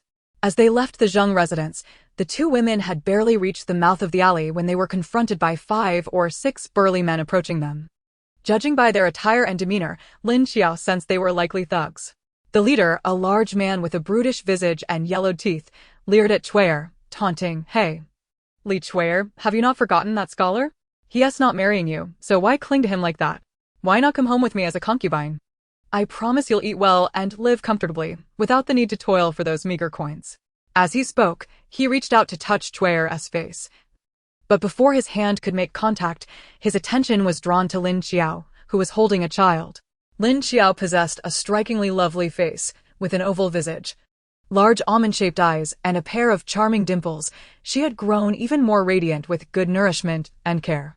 Upon seeing her, Wang Er's mind raced with a singular thought. Finally, he could fulfill his mission, and perhaps even earn a reward. Recently, the local garrison had instructed him to find 2 enchanting young maidens for urgent purposes, and he had been at a loss for whom to approach. To his surprise, his search had yielded fruit without effort. Pushing aside Chuer, he feigned curiosity. "Who is this girl? Could she be the illegitimate daughter of you and the Zhang fellow? She's quite a lovely little thing." Chuer realized the gravity of the situation upon seeing him and felt a wave of misfortune wash over her. How unlucky she was to encounter this scoundrel. With determination, she stepped in front of Lin Qiao, forcing herself to speak. "She is the maid of my cousin. If she has offended you, I will have my cousin come to apologize another day. With that, she hurriedly grabbed Lin Qiao's hand, attempting to leave. In the clutches of the villainous Wang Erhuai, how could he possibly release the captured prey so easily? With a mere gesture to his minions, two henchmen swiftly approached, seizing Li Qiao and dragging her aside, stifling her cries and covering her mouth. The basket in her hands was unceremoniously discarded, scattering eggs across the ground. Witnessing their audacity to not only harass her in broad daylight, but also to shatter the provisions of Shaolin Su, Lin Qiao could only chuckle in response, for they had truly provoked her ire. Chapter 20. A Heart of Malice, Part 2. Wang Erhuai could never have anticipated that this seemingly frail girl before him was, in fact, a veritable Tyrannosaurus Rex. It was not until he and his companions lay sprawled on the ground, their bodies aching as if their bones had shattered, that they realized they had crossed paths with someone formidable. It was noteworthy that Lin Qiao was still cradling a child in her arms. Li Qiao, equally astonished, found herself momentarily speechless. The abrupt turn of events felt akin to returning from the depths of hell to the realm of the living. This was largely due to Wang Erhuai's notorious reputation in Ling County. Those ensnared by him seldom met with a favorable fate. Lin Qiao approached the fallen men, her posture imposing as she looked down upon them with disdain, remarking, "I had expected more prowess from you. With such feeble attempts, you dare to harass virtuous women in the street? Truly, you are oblivious to the peril you court." The little one, wide-eyed, waved his tiny fists and exclaimed, "Second sister, they smashed our eggs. They must pay." Lin Su, accustomed to hardship since childhood, felt a pang of sorrow at the sight of the broken eggs. Lin Qiao affirmed, "Indeed, Suer is right, damages must be compensated." With her sister's endorsement, the child beamed with pride, declaring, "Second sister, put me down. I can help you fight them. I'm quite formidable." The audacity of his words caused Lin Qiao's eyelids to flutter involuntarily. She mused to herself that she ought to refrain from displaying such violence in front of the child, lest she inadvertently raise a little tyrant. Yet, she could not release him. Should these ruffians seize the opportunity and abduct the child, it would spell disaster. After soothingly patting him, she turned to Wang Erhuai and his associates, stating, "Did you hear that? You must compensate." Wang Erhuai, who had long terrorized Ling County with his bullying, had never faced repercussions, largely due to his connections and his ability to gauge situations. Realizing he had provoked Lin Qiao, he swiftly changed his demeanor, plastering on a sycophantic grin as he replied, "Compensate, yes, of course." He then produced a pouch from within his clothing, extracting 5 taels of silver. "I was blind to your superiority, esteemed young lady. I sincerely apologize for my offense. May your magnanimity allow you to overlook my transgressions." Lin Qiao weighed the silver in her hand before casting a sidelong glance at the men, her expression a blend of amusement and disdain. "Begone," she commanded. She had infused her kick with a hidden strength, ensuring that although their lives were spared, the pain they endured would linger for at least a year and a half. As Li Qiao watched the disheveled figures of Wang Erhuai and his cohort retreat, she remained in a daze for a while before regaining her composure. When she looked at Lin Qiao, her gaze held less warmth and more reverence. "Goodness, you are truly formidable. These scoundrels have finally tasted the bitterness of their actions." Lin Qiao inquired, "Have they committed many heinous deeds?"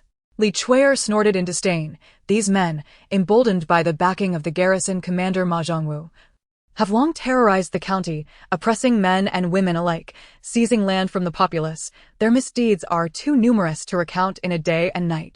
Mr. Zhang's leg was ruined because of them." At the mention of Mr. Zhang, a gentle softness washed over Li Qiao's features. As they conversed, she busied herself gathering the remaining half-broken eggs. The basket, now filthy, was deemed unusable, and she decided to wrap it in a cloth. As they walked back, Li Qiao could not help but caution Lin Qiao, "My dear, I recognize your martial prowess and capabilities, yet I must urge you to be cautious. Wang Erhuai is a man of influence. Today's events may not conclude without retaliation. You are in unfamiliar territory. It would be wise to depart soon." Seeing Li Qiao display such loyalty, Lin Qiao's impression of her brightened considerably. "Are you not concerned that he will seek you out for revenge if I were to flee?" Li Qiao replied, "Indeed, I am apprehensive. I plan to return home to avoid the storm for a while. This stall will hardly yield a fortune. And were it not for..." Though her sentence trailed off, Lin Qiao instinctively sensed it was linked to the scholar named Zhang. With a chuckle, Lin Qiao teased, Sister Chuer, what is your connection to Mr. Zhang? Typically not one to pry into others' affairs unless directly affected, her rapport with Li Chuer made her curiosity unavoidable. Li Chuer could not suppress a wry smile. You've seen through me. Truth be told, I merely harbor unrequited feelings. Sigh. A fleeting fancy from my youth. As they continued their conversation, they returned to the ice drink stall. Li Chuer beckoned Lin Qiao to sit, pouring 2 cups of the chilled beverage for herself and the child, and settled beside Lin Qiao to elaborate. At that time, he was betrothed to a sister from my neighborhood. The first moment I laid eyes on him, my heart fluttered uncontrollably, as if it were no longer my own. I harbored no ulterior motives, only wishing for their everlasting happiness. However, my parents arranged a marriage for me to a suitor from a neighboring county, and I dutifully complied. To my dismay, within a year of marriage, my late husband succumbed to tuberculosis after 3 long years of suffering. I dutifully mourned him for 3 years, resigned to my fate. But my in-laws were reasonable people. They did not wish for me to remain a widow for life. They penned a letter permitting me to remarry. Upon returning to my family, I discovered that his household had fallen into misfortune. Not only had they lost their fortune, but the sister from next door had also left him for another. Initially, I had no ulterior motives. I merely wished to see how he fared. Yet, as I observed, my heart could not let go. With nothing to occupy my time at home, I established the stall near his residence. To my surprise, he rather enjoys the drinks, visiting every few days for a cup, which is a fortunate twist of fate. At this juncture, Li Chuer felt a twinge of embarrassment. I've never shared these sentiments with anyone else. I'm uncertain why I've divulged them to you today. Lin Qiao regarded her with a look of incredulity. Do you not intend for him to know? Li Chuer shook her head vigorously. How could I ever be worthy of him? He is scholarly and handsome. Were it not for the vile machinations of that scoundrel Wang Erhuai, he would not be in his current predicament. Lin Qiao pressed. What did Wang Erhuai do to harm him? Li Chuer glanced around to ensure no one was nearby, lowering her voice. This I have heard from others. Mr. Zhang's family once operated a brewery, renowned for their ancestral peach blossom liquor in Ling County. Alas, their fame attracted the attention of the garrison commander Ma Zhongwu, who sought to purchase their brewing secret. Naturally, Mr. Zhang's father refused. Consequently, Ma Zhongwu enlisted Wang Erhuai to fabricate accusations, claiming that their liquor had caused deaths, leading to the arrest of Mr. Zhang and his father. In prison, Mr. Zhang suffered brutal treatment, resulting in a broken leg. Eventually, the Zhang family expended considerable wealth to surrender the secret to Ma Zhongwu, thereby securing their release. Tragically, Mr. Zhang's father succumbed to the stress and grief from the ordeal. Upon hearing this, Lin Qiao's brow furrowed in concern.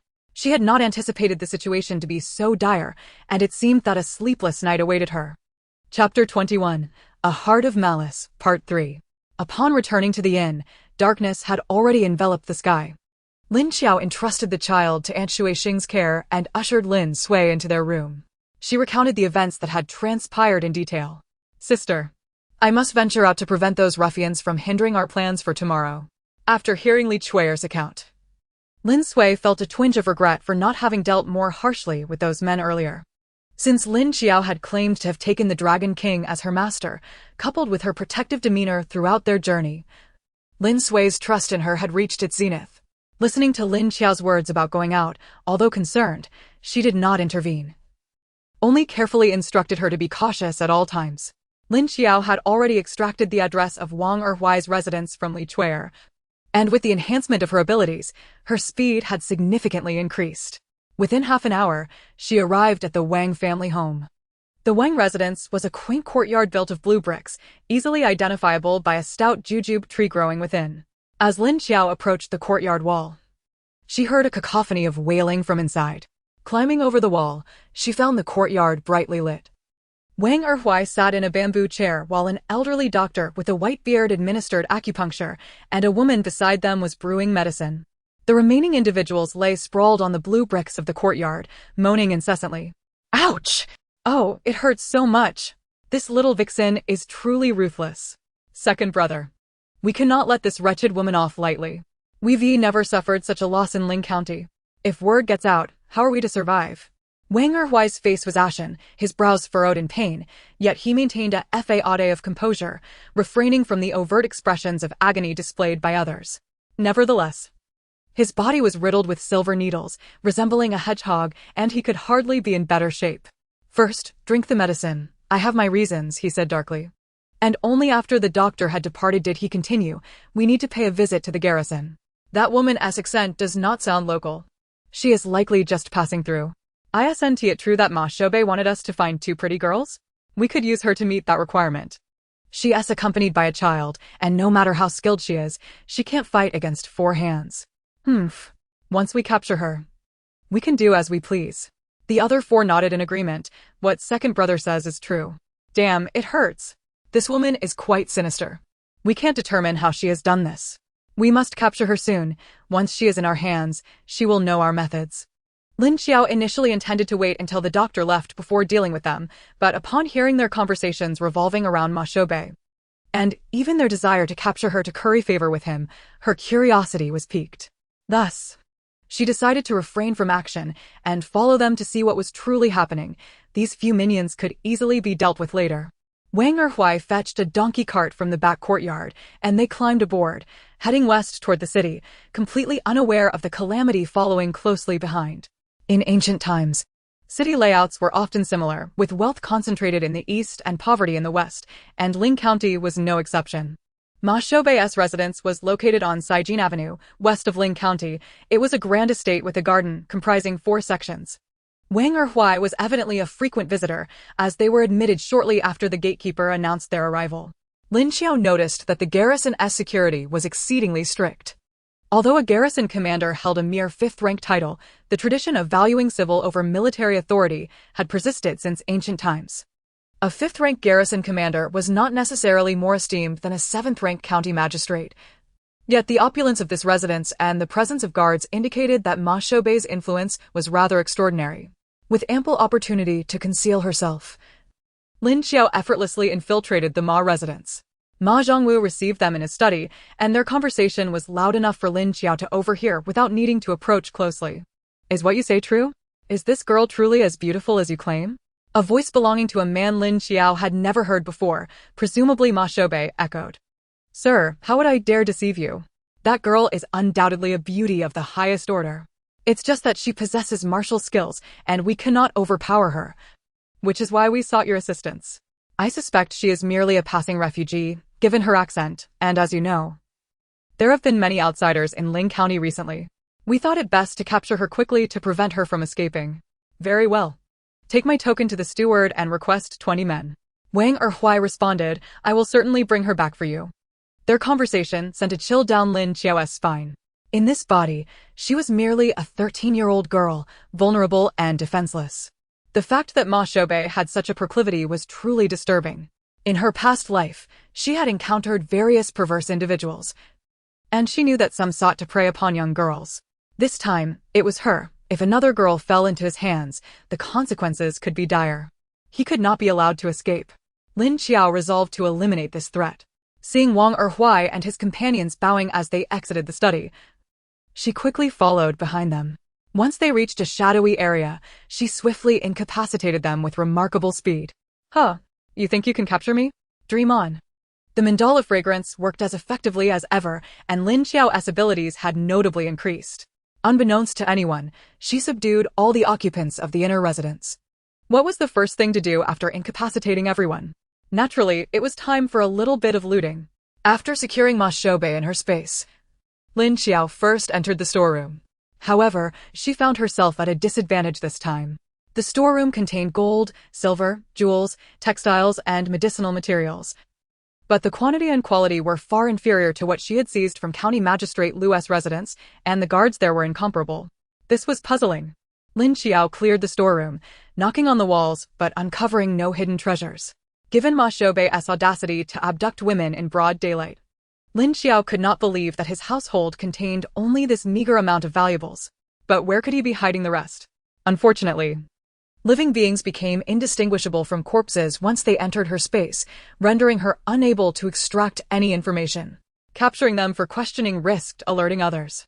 She could only explore slowly on her own. Exiting the storeroom, Lin Qiao meticulously examined the layout of the Ma residence, wandering until she found herself back at Ma Zhongwu's study. Gazing at the numerous books, she internally scoffed. a military officer pretending to be cultured. Creating a study to maintain appearances. Does he think himself a Confucian general? The more she pondered, the more suspicious she became. Lin Qiao rummaged through the study's furnishings and finally discovered a mechanism hidden behind a painting of plum blossoms. Elated, she found that the mechanism's handle was shaped like a dog's head. Turning it left and right, she heard a soft creak as a wooden door taller than a person appeared behind the bookshelf on the north wall. Pushing open the wooden door revealed a staircase leading downwards. With a candle in hand, Lin Qiao descended the stairs, and before her lay an underground chamber of approximately 100 square meters. 4 to 5 dozen wooden boxes were stacked together, and in the corner stood 6 weapon racks, filled with swords, spears, and halberds, glinting ominously in the dim candlelight. The craftsmanship of these weapons far surpassed those seized from bandits by the villagers of Lin Qiao village. Lin Qiao's gaze was immediately drawn to a particular curved blade. Its shape resembled a crescent moon, and the blade bore natural feather-like patterns, emanating a chilling brilliance. The hilt was inscribed with 2 characters, void-breaking. Possessing metal manipulation abilities, Lin Qiao could sense the quality of the metal within the weapon. This blade had evidently been forged with stardust iron. Stardust iron is a rare mineral found in meteorites, with only a small quantity of powder extracted from 1 ton of meteorite. Just a trace of this powder added to a weapon could enhance its sharpness manifold. Moreover, the weapons crafted with it bore exquisite feather-like patterns. In her previous life, a weapon incorporating stardust iron powder had even fetched over 100 million. To my astonishment, in such a seemingly primitive era, the technology for extracting stardust iron powder exists, which is truly unexpected. Gazing at the void breaker in my hand, Lin Qiao nearly grinned to the back of her head, feeling a joy surpassing that of possessing 1,000 taels of gold. Naturally, the ideal scenario would be to possess both the 1,000 taels of gold and the exquisite blade, particularly at this very moment. The chest within the secret chamber was filled with pure gold and silver, and, while Lin Qiao did not count, she estimated it to exceed the wealth of Lu Zhixian's household by a significant margin. Upon exiting the secret chamber, upholding the noble virtue of opportunistically seizing what others have overlooked, she similarly emptied out the study. Following this, akin to a locust swarm, Lin Qiao thoroughly stripped the Ma family of their belongings. Notably, in the granary behind the kitchen, she discovered over 10,000 jin of rice, the majority being fine rice and flour, life-saving provisions in chaotic times, more precious than anything else. As the late-night shift change occurred, the guards found themselves unable to open the main gate, sensing that something was amiss. A few agile individuals scaled the walls and were taken aback to see a multitude lying in the courtyard. Upon opening the gate, the guards rushed to the main courtyard, searching diligently for Ma Shoubei, yet he was nowhere to be found, while the rest of the unconscious individuals remained stubbornly unresponsive, despite their attempts to rouse them, even going so far as to consider dousing them with boiling water. In accordance with the customs of the Great Zhou dynasty, when stationed away, family members are not permitted to accompany officials. With Ma Zhongwu missing and no one at home to take charge, the captain of the guards had no choice but to report the incident to the county office. In a mere 15 minutes, County Magistrate Yu Desui was summoned from his slumber. What? Ma Zhongwu is missing? And his home has been completely ransacked? Upon receiving the news, Yu Deshui's eyes nearly bulged from their sockets. He hastily gathered the personnel from the county office to assist in the search. However, as the men departed, a sense of unease began to gnaw him. Ma Zhongwu was a military officer, and his guards outnumbered those of the county magistrate by more than 2-fold. Now not only was he missing, but his residence had also been pillaged without alerting anyone. Could this be the work of an ordinary individual? Could this be the deed of a single person? Sitting dazed in his grand chair, the more he pondered, the more horrifying the situation became. What if Ma Zhongwu had offended a significant figure? Or perhaps he had drawn the ire of some nefarious gang. In recent years, he and Ma Zhongwu had colluded, reaping numerous benefits together. If Ma Zhongwu had been robbed, would he not be in peril as well? With this thought, Yu Desui yearned to summon back his subordinates who had gone to assist in the search, wishing to encircle the county office for his peace of mind. Your Excellency. Just as he was consumed by anxiety, his secretary, Qian, rushed into the hall, panting heavily. My lord, I have just returned from the residence of Ma Shoubei. You would not believe how thoroughly it has been looted. The servants at the guard's residence were all rendered unconscious. When I returned, The doctor from Xinglin Hall was present and stated that they were affected by an unprecedented type of narcotic, and we can only wait for them to awaken on their own. You see, the Ma family is surrounded as if in a fortified drum, and such a significant event occurred without anyone outside noticing. It is truly terrifying to contemplate. Fortunately, these intruders only sought wealth. Had they intended to kill, the consequences would be dire, and I shudder to think of it. As he spoke, he made a gesture across his throat. He had always believed this to be the work of a gang. For how could a single individual clear out a heavily guarded residence in such a short span of time? Unless they possessed magical powers. Yu Zhixian turned pale at Qian's words. Secretary, what force do you believe possesses such capabilities? Might they target me as well? Qian stroked his goatee thoughtfully and replied, I too fear that their insatiable greed might lead them to consider the county magistrate as their next target, which is why I hurried back. Yu Zhixian slammed his palm on the table. No, we must bolster the defenses of the county office. Realizing that his own residence might fall victim to a similar fate, we could no longer remain seated. He promptly ordered that the officers be summoned back and issued strict commands. Recently, there have been thieves in the county, and the guards must rotate their watch over the county office, not returning home unless absolutely necessary. As for Ma Zhongwu, he must fend for himself.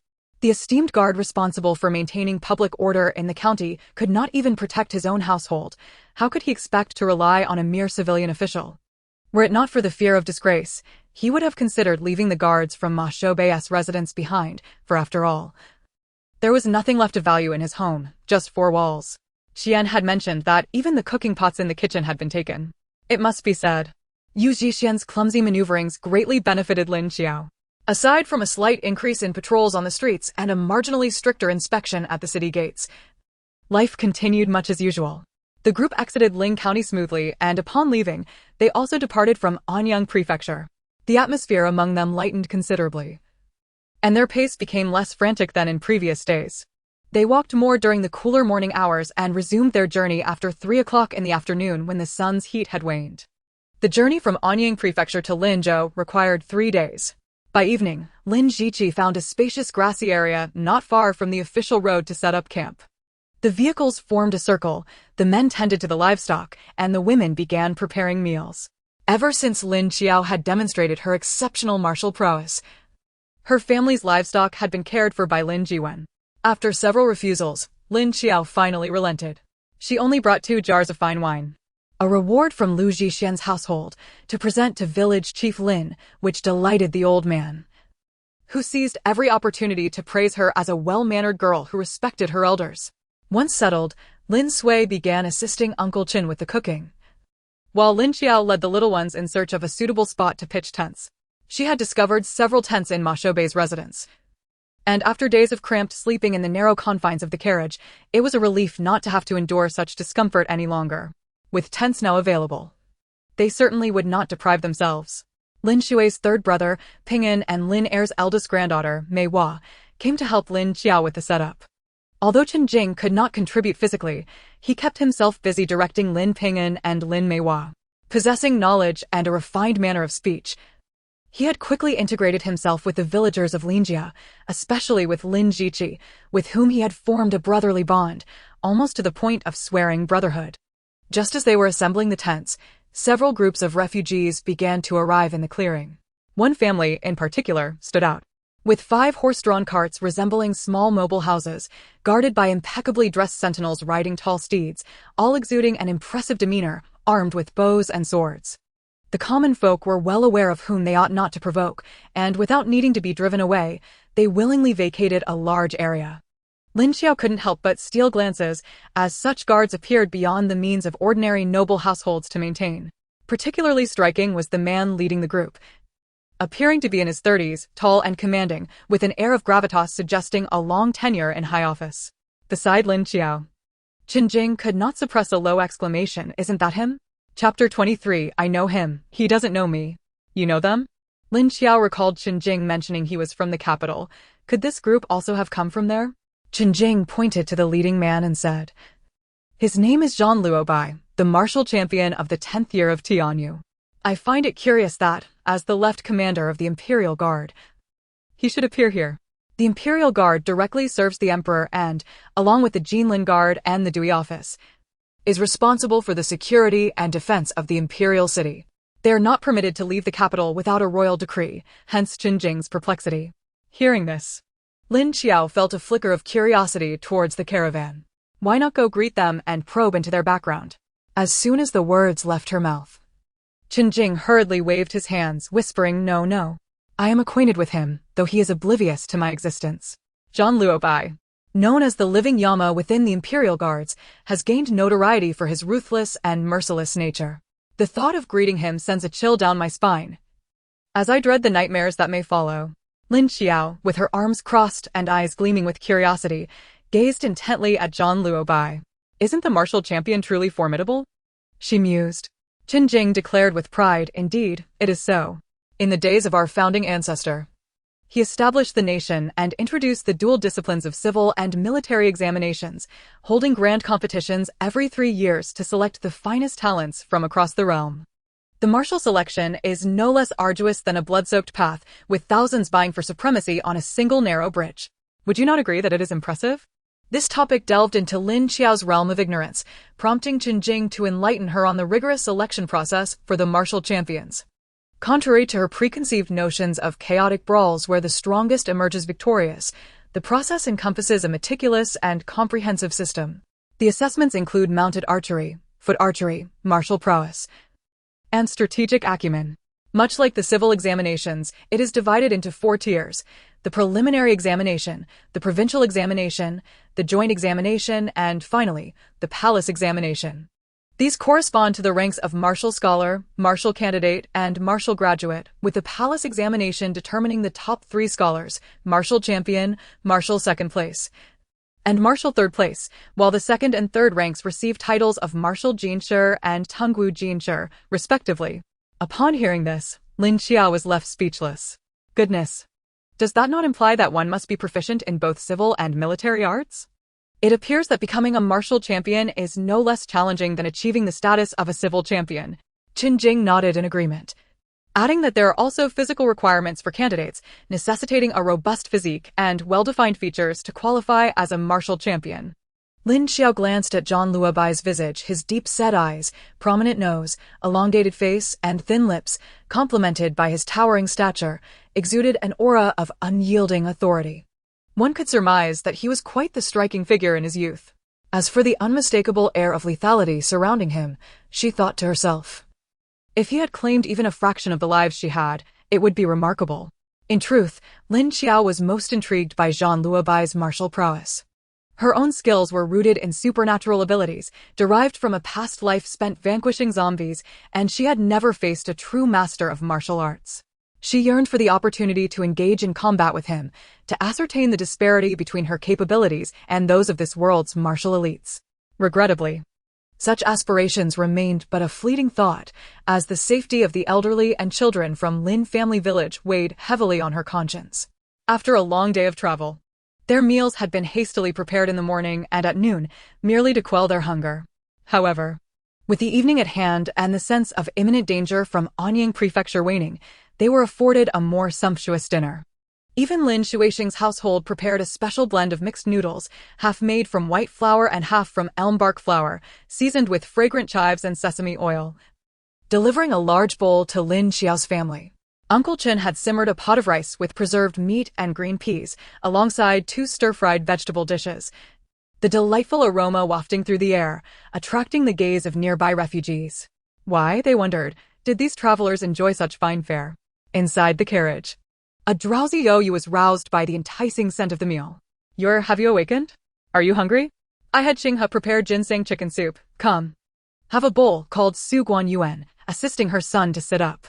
Yet, upon observing Youyu's pale and gaunt visage, she could not suppress the tears welling in her eyes. Since her son had been rescued from the beaching pool a year ago, he had fallen victim to a strange ailment, his health deteriorating day by day, often slipping into a deep slumber. Despite consulting the imperial physicians and doctors from various renowned clinics in the capital, all efforts had proven futile. Su Guanyuan could only watch helplessly as her son weakened further with each passing day. Youyu gently shook his head. Even such a simple gesture seemed to drain him of all his strength. I am not hungry. Do not trouble yourself, mother. Where have we journeyed to? He inquired softly. He sensed his days were numbered, longing only to witness his mother return to Qingyang Prefecture, where she would be sheltered by her maternal grandfather, allowing him to rest in peace. Listening intently from outside, Jinghe hurried to the rear compartment, pouring a bowl of chicken soup. To ensure the young master would enjoy a warm meal upon awakening, she had kept it heated on her own carriage. Master, you have gone an entire day and night without food. This chicken soup is infused with a century-old ginseng. Please take a few sips. Su Guanyuan accepted the bowl from Qinghe, testing its temperature to find it just right before spooning a mouthful for Zhou Yu. Since their escape from the capital, she had personally attended to her son's care. As she brought the spoon to his lips, Zhou Yu reluctantly opened his mouth to drink. The chicken soup was rich and fragrant, the ginseng's potency palpable, yet once it settled in his stomach, he felt no warmth, only an intensifying chill. Ever since his illness, not only had his body grown frail, but he had also developed a sensitivity to cold. Even in the sweltering summer, he wore a silk quilted jacket. After a single sip, he indicated his disinterest in further consumption, but upon meeting Su Guanyuan's concerned gaze, he felt compelled to say, I caught a whiff of something delightful earlier. May I trouble Aunt Qinghe to fetch me a bowl of today's meal? This marked the first time since his illness that he had actively requested food, and Su Guanyuan would not deny him. She would move mountains to fulfill her son's wishes, even if he desired stars from the heavens. Quickly, Qinghe, hurry along. The cook had prepared steamed vegetarian buns today, as the oppressive heat rendered meat unfit for consumption after a day. Upon learning that a noble wished for sustenance, the chef dared not delay, promptly presenting 2 fist-sized buns, along with a small bowl of secret pickled vegetables. Zhou Yu took a bite, his brow furrowing in distaste. The flavors he had sensed earlier were far more enticing than these bland, unseasoned buns. Noticing his discomfort, Su Guanyuan quickly inquired, Do you find the buns unpalatable? Zhou Yu forced himself to swallow the mouthful and replied, It matters not, my taste is dulled. To alleviate his mother's worry, he persevered, consuming a couple more bites before setting the food aside. It is stifling in here. Might I trouble Aunt Qinghe to raise the curtain? I wish to see the outside. As the 24th chapter unfolds, the night ambush approaches. The sky had yet to darken fully, and with the fading light of the setting sun, Zhou Yu could clearly discern the scene beyond the carriage. The ragged, numb expressions of the disaster-stricken populace, their eyes filled with despair, struck him like a heavy blow to the chest, stirring a tumult of emotions within him. Su Guanyuan, perceiving the growing pallor of her son's face, quickly deduced his thoughts. She signaled to Qinghe to lower the curtain and personally poured Zhou Yu a cup of water before addressing him earnestly. I understand that witnessing these victims weighs heavily on your heart, which is why I have refrained from discussing it with you. But from now on, we are but drifting leaves, devoid of roots. I am no longer a so-called noble consort, and you are no longer a prince. It is just the two of us, relying on each other for comfort. I shall be forthright with you to spare you unnecessary worry and harm to your health. The reality is far more brutal than what meets the eye.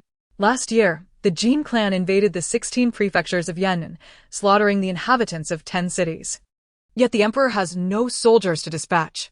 The Jiangnan region has been besieged by relentless rains for a month, submerging 2 prefectures and 67 counties, while the court is unable to provide even a single tael of silver for disaster relief.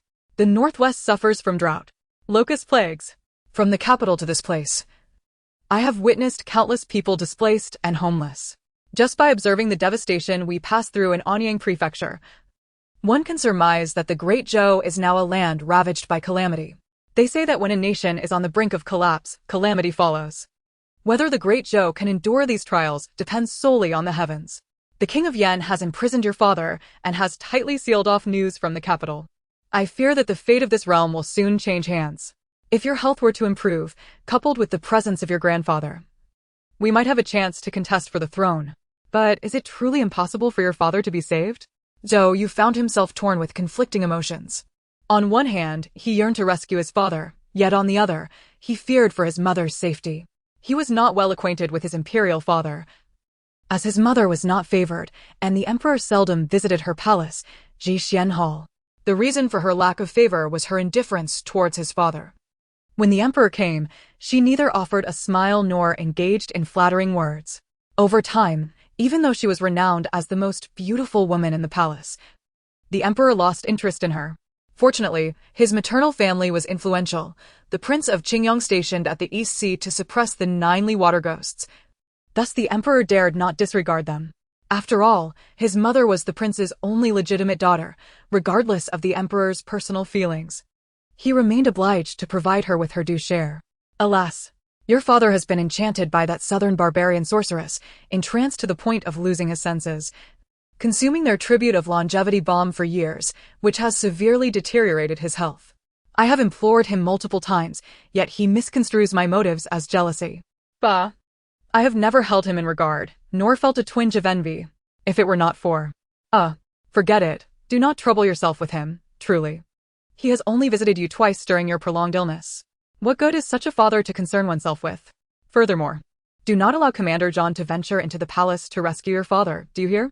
He risked his life to save us both out of respect for your grandfather, not because you are a prince and I am a noble consort. Meanwhile, after Lin Qiao had her fill, she retreated into the tent, retrieving a bathtub from her spatial storage.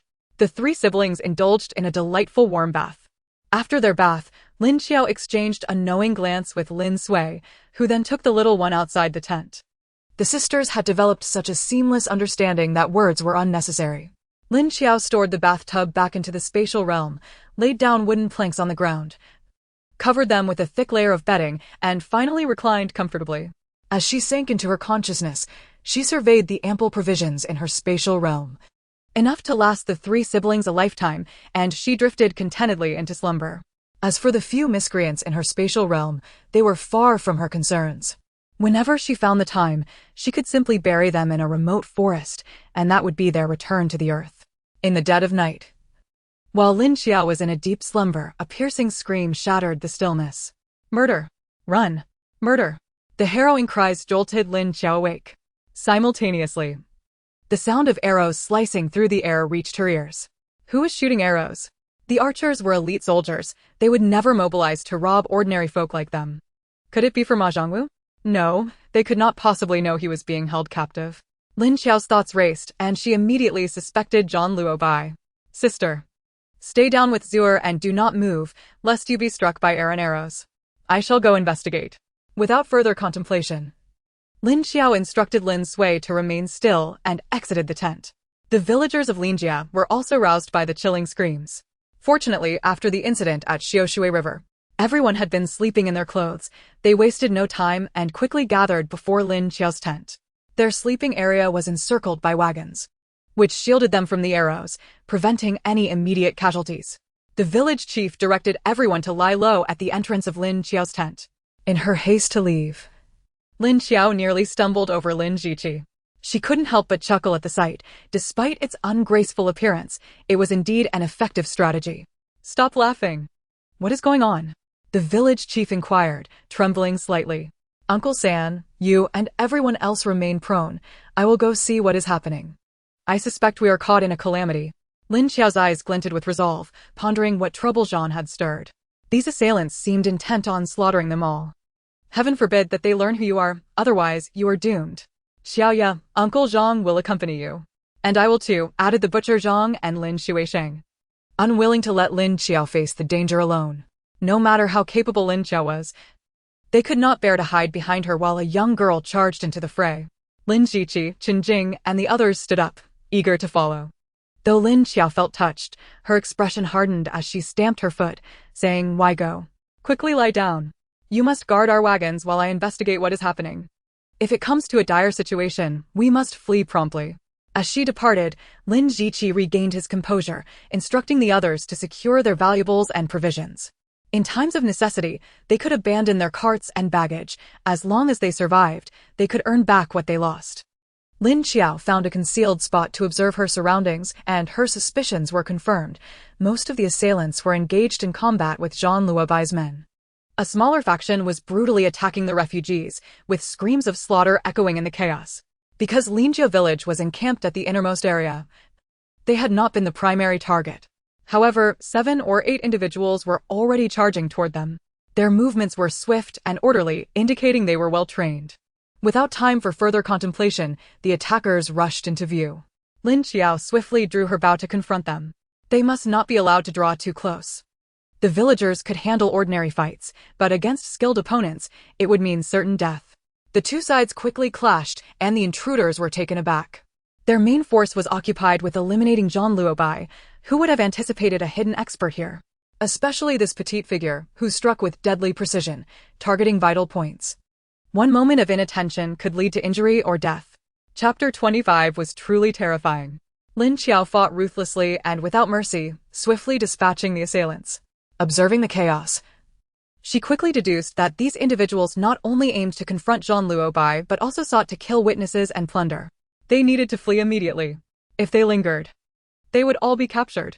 As she retraced her steps, Lin Qiao collected the scattered arrows from the ground. Upon returning to the camp, she found everyone had prepared their bundles, awaiting her return to depart together. Internally, she praised Lin Qiao, acknowledging his exceptional teamwork. He was undoubtedly a promising strategist. She wasted no time, addressing the village chief in a serious tone. "Uncle San, we must leave at once. We are surrounded. We must abandon the carts and head to the mountains for refuge." After surveying the group, she added, "I have but one request. Do not question or challenge anything I say. Obey my commands without exception. Only in this way can I protect everyone." The official road was not far from Dagong Mountain. As long as they entered the mountains, it would be akin to fish returning to the sea. These assailants would not expend great effort to search the mountains for a few refugees. After Lin Qiao finished speaking, she picked up Lin Sui's bundle, signaling her sister to follow, and set off. In the urgency of their escape, the group could hardly afford to lament their belongings, instinctively shouldering their loads and following with heavy steps and heavier hearts. Lin Qiao's senses were heightened beyond that of an ordinary person, with unwavering focus. She could detect ambushes at the slightest sound of a bowstring. The arrows she had already grasped flew swiftly towards the foes, with the sounds of screams echoing behind her. Lin Qiao shouted, "Run forward and do not look back." The villagers of Linjia summoned all their strength and burst through the encirclement. The more distant ambushers quickly realized the situation, and arrows rained down upon them once more. In an instant, all the metallic abilities within Lin Qiao surged forth, forming an imperceptible shield that enveloped the villagers of Lin family village. Fortunately, it was in the pitch black of night. Had it been daytime, the group would have witnessed arrows seemingly ensnared in an invisible cotton-like substance, struggling to penetrate before ultimately falling to the ground, powerless. Seizing this opportunity, the villagers made their escape from the range of fire. After unleashing a formidable move, beads of sweat began to form on Lin Qiao's forehead, her legs trembled, and she nearly lost consciousness. Hurriedly, she retrieved crystal stones from her spatial pouch and took several deep breaths of milk to regain her composure. They ran until they reached the foot of the mountain, where they finally paused to catch their breath. One could not help but commend the villagers' physical resilience. Having toiled in the fields for years, even the elderly village had managed to endure such a rapid flight, a feat unimaginable for those accustomed to a life of luxury. Once Lin Qiao had recovered, he approached Lin Qiao, who was tasked with covering their rear, and inquired, Qiao, shall we ascend the mountain? It's far too dark. And in the woods, visibility is non-existent. A snake bite could spell disaster. Lin Qiao glanced at the densely forested Dagong Mountain, deliberating for a moment before responding. I will scout the way, stay close behind. She feigned pulling a cylindrical object, dark and palm-sized, from her bosom. This was the powerful flashlight she had procured from the largest base in the post-apocalyptic capital, traded for 30 pounds of mutant beast meat. Over the decade of the apocalypse, the applications of crystal stones had expanded significantly. As far as Lin Qiao was aware, crystal stone washing machines, refrigerators, air conditioners, televisions, and electric vehicles had all been developed. A flashlight was the least of concerns. The only drawback was that the light emitted by the flashlight would change color depending on the type of crystal stone used. Currently, Lin Qiao had installed a wooden crystal, and thus the flashlight emitted a green glow. Her intention was that the green light would not stand out too much in the woods, making it less likely to attract pursuers. However, as the light cast its glow upon the wavering shadows of the trees and illuminated the faces of the villagers, even her nerves of steel began to quaver. The villagers were equally startled, their hearts nearly stopping. Had they not feared attracting pursuers, they would have surely called out to everyone within 10 miles. All they saw was a spectral flame springing forth from Lin Qiao's hand, illuminating the area as if it were a realm of the dead. It was utterly terrifying. Out of trust in Lin Qiao, Lin Ziqi cautiously approached, shivering as he examined the light for a while before mustering the courage to ask, "Qiao Qiao, what is this? Why does it emit green light? It's quite alarming." Despite her own trepidation, Lin Qiao maintained a facade of calmness, explaining, "This is a hand lamp given to me by my master. He acquired it while overseas a few years ago, and seeing my fondness for it, he gifted it to me. Today, it serves its purpose well as I guide everyone." Lin Ziqi wiped the sweat from his brow and, with a forced smile, offered praise. How fortuitous. How fortuitous indeed. If only the light were not green. With no clear path and wary of the snakes and insects that might be startled into action. Their journey was exceptionally arduous. Were it not for Lin Qiao's constant illumination of their steps, they would have long since succumbed to exhaustion. In that moment, no one cared that the light was green. Instead, it provided them with a modicum of courage, dispelling their underlying confusion and despair. Uncertain of how long they had been traveling, the first hints of dawn began to illuminate their surroundings, revealing a landscape overrun with dense vegetation. The area was so thick with trees that not only could the bandits not find them, but even the villagers themselves were lost. Have we lost our way? Qiao Qiao. Are we safe now? Perhaps we should allow everyone to rest. The elderly and children cannot endure much longer, Lin Ziqi suggested, wiping the sweat from his forehead as he moved to the front of the group, addressing the resolute Lin Qiao. Aware that the group had reached their limits, Lin Qiao pointed toward a nearby mountain spring. Let us rest there. Before long, they arrived at the spring, disregarding Lin Qiao's earlier admonition against drinking untreated water. Seeing the crystal-clear spring, they quenched their thirst before anything else. After drinking, they sprawled out on the ground in utter exhaustion. Damn it. I'm more exhausted than during the escape, grumbled Zhang the butcher. Lin Qiao, unconcerned with others, pretended to pull a water pouch from her backpack and handed it to Lin Sui. At the very least, her own family could not drink untreated water. The little one took a couple of sips and, feeling weary, turned to Lin Sui, saying, "Sister, I'm hungry." Chapter 26, Let Women Cry. It is not a sin. The child's words stirred a wave of emotions, jolting everyone back to reality. Head of the household, all our belongings are gone, cried the wife of Lin Qiao. Unable to contain herself, she seemed to be the catalyst, prompting the other women, mothers, daughters, and young girls to unleash their tears. Aunt Shui Sheng wailed and cursed, "Damn bandits. They've consumed my food. May you choke to death, you wretched scoundrel."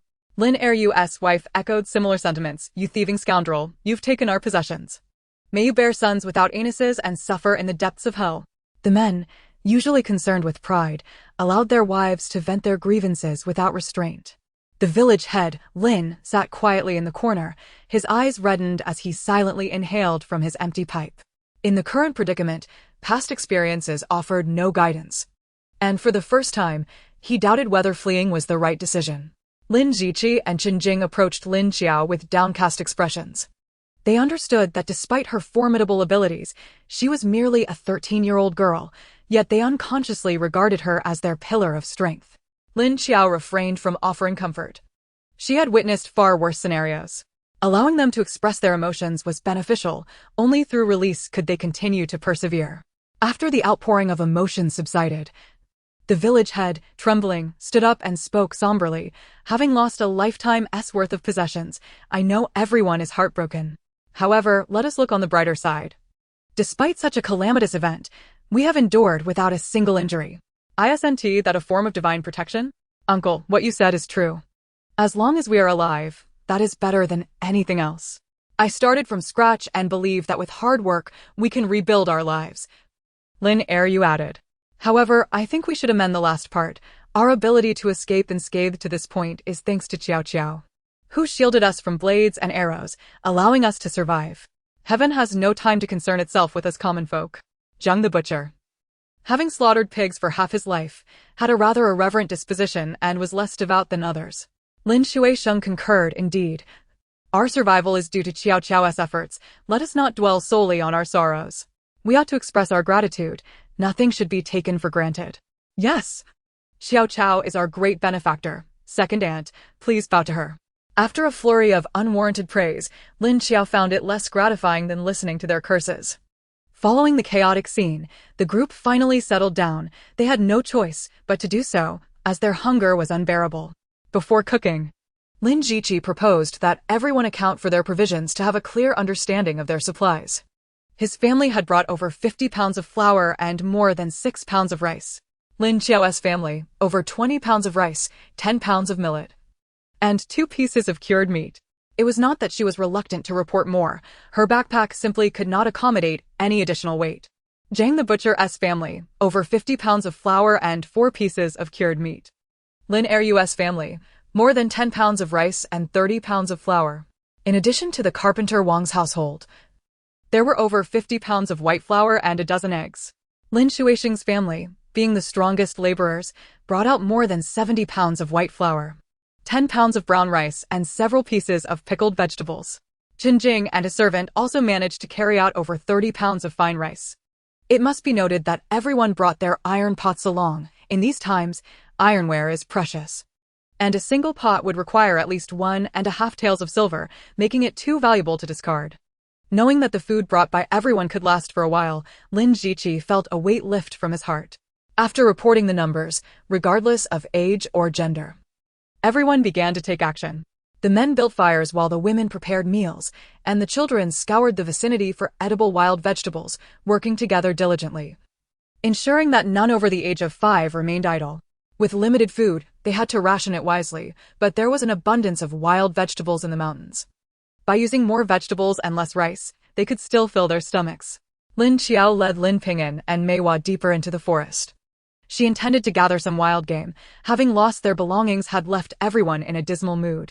Even with forced smiles, the underlying anxiety was palpable. Lin Qiao aimed to procure some good food to uplift their spirits. This area, being sparsely populated, was rich in wildlife. She had not encountered anything large, but had managed to catch several rabbits and wild chickens, even 3 snakes. The companions trailing behind her gasped in astonishment, their admiration for Lin Qiao flowing like an unceasing river. Upon returning to the gathering place, they found that the fire had been built and porridge was already simmering. Lin Qiao tossed the 7 wild chickens, 8 rabbits, and 3 snakes, each as thick as a child's wrist, beside the mountain spring, drawing the attention of everyone around. Even the village chief, Lin, was astonished. "Qiao, did you catch all this? Did you raid a rabbit warren?" Lin Qiao chuckled. "Indeed, Uncle San. I did raid a rabbit warren. After running half the night, everyone is exhausted, so I thought to catch a few wild animals to nourish our bodies." Upon hearing that the game was for their consumption, the group's spirits lifted considerably, despite their earlier gloom. Wang the carpenter's wife exclaimed, "Is this for us? Oh my, what a darling girl." Zhang the butcher interjected, "Qiao, don't fuss. You girls are too clean, let Uncle Zhang handle it and I'll ensure it's spotless." Uncle Chen added, "Old Zhang, you handle the killing and I'll take care of the cooking. Today, you shall savor my culinary skills." "That sounds splendid. I've long known your cooking is exceptional. I can only swallow the meals prepared by my wife when accompanied by the aroma of your dishes," retorted Zhang's wife. Uncle Chen's culinary prowess was indeed remarkable, and combined with the ingredients contributed by Lin Qiao, spicy ginger snake, braised rabbit, beggar's chicken, and cold-tossed wild vegetables, left everyone singing praises. Just as they were indulging in their feast, a sudden crack of a branch underfoot caught Lin Qiao's attention. "Someone's coming," she exclaimed, standing abruptly in a hushed tone. The villagers of Lin now unconditionally trusted her, and having faced numerous battles, they instinctively shielded the women and children in the center. The intruders approached swiftly. Just as the villagers prepared themselves, 3 figures appeared on the grassy patch by the mountain spring, 2 men and a woman. The foremost among them was none other than the very instigator of their plight, Zhang Luobai. Zhang Luobai, upon seeing Lin Qiao and the others, exhibited no surprise. It was evident that their earlier loud conversation had drawn him in. True to his reputation as a former martial champion, Zhang Luobai stood there with an air of imposing authority, even covered in blood and carrying a person on his back. The woman accompanying him, though somewhat dirty, was far from ordinary in appearance. Upon gazing at the man before her and recalling the sorrowful expressions of her companions not long ago, a surge of anger welled up within Lin Qiao. Zhang Luobai discreetly assessed the group and, upon realizing they were merely common folk, entrusted the boy on his back to the woman accompanying him and stepped forward. "We encountered bandits last night and our belongings were taken. Might we purchase some food from you?" he said, producing a gold leaf from his pocket and extending it towards Qinjing, surmising that he, dressed in fine silk, held the highest status among them. Qinjing was taken aback, about to respond when Lin Qiao's firm refusal rang out, "We won't sell." Zhang Luobai looked at Lin Qiao in surprise. She was merely a young girl, yet he frowned. "Do you have the authority to make such decisions?" The gold leaf he produced was worth a significant amount, enough to buy half a cart of food. Yet Lin Qiao's nonchalant dismissal made him think she was being deliberately mischievous. Lin Qiao retorted, "We will not sell food to those who have caused us to lose everything." Zhang Luobai was taken aback, instantly comprehending, "You are the ones who fled last night." His tone was inquisitive, but the certainty in his voice was unmistakable. Lin Qiao approached him slowly, her gaze icy as she addressed Zhang Luobai. "If you wish to buy food, you must defeat me first, otherwise you shall compensate us for our losses. Alternatively, you may offer the woman behind you as collateral." Preposterous. Zhang Luobai had not intended to engage in conflict with a mere girl, but Lin Qiao's bold words struck a nerve. If you refuse, then be prepared to face the consequences." With that, Lin Qiao's weapon swung towards Zhang Luobai without hesitation. Caught off guard, Zhang Luobai could only respond defensively. But he also had to keep an eye on the villagers of Lin, leaving him somewhat flustered. However, his martial prowess soon stabilized his footing, and after a few exchanges, he sought an opportunity to retreat, cupping his fists as he declared, "Hold on, I have something to say." Lin Qiao had expended much of her frustration and realized she was no match for Zhang Luobai. To defeat him, she would need to possess abilities of at least level 3. There was no need to prolong the battle. "What do you wish to say?" She sheathed her weapon. Zhang Luobai spoke solemnly, "Indeed, it is I who have caused you all trouble. I shall compensate for your losses, but your strikes were rather ruthless, weren't they?" Though Lin Qiao's moves appeared haphazard, they were fierce and precise, indicating a level of combat experience that could not be attained without at least a decade of practice. Zhang Luobai was genuinely curious where she had acquired such deadly skills. Lin Qiao retorted angrily, "Because of you, we lost all our belongings. To you, perhaps they are not worth more than a meal, but to us, they represent a lifetime of savings. If we hadn't fled swiftly, we would have met our end at their blades. And what of those who perished last night due to your actions? They are far more wrong than I. What right do you have to criticize my ferocity?" Zhang Luobai's expression changed dramatically at her words.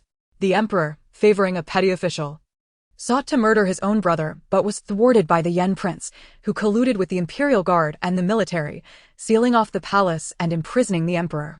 He had gone to great lengths to rescue Yuran and Zhouyu, hiding his identity all the while, believing he had successfully deceived everyone. Yet, unbeknownst to him, he had long been watched by the palace's secret guards, who colluded with the local military, laying an ambush along the route to Qingyang, waiting for him to walk right into their trap. Even if Lin Qiao had not spoken, he was filled with regret. He had known full well that the Yen prince would not allow their return to Qingyang, yet he chose not to take a detour, endangering the fleeing commoners and costing the lives of his longtime companions. Zhang Luobai, suppressing the sorrow in his heart, deeply bowed to the crowd, expressing his remorse. "I, Zhang, have caused all of you to forsake your belongings, and it is only right that I offer compensation." Shangguan Yuran, having overheard Lin Qiao's words, felt a pang of discomfort as well. After all, Zhang Luobai had endured such hardships for the sake of her and her son. Upon hearing Zhang Luobai's intention to compensate everyone, she swiftly retrieved a gold note from her bosom.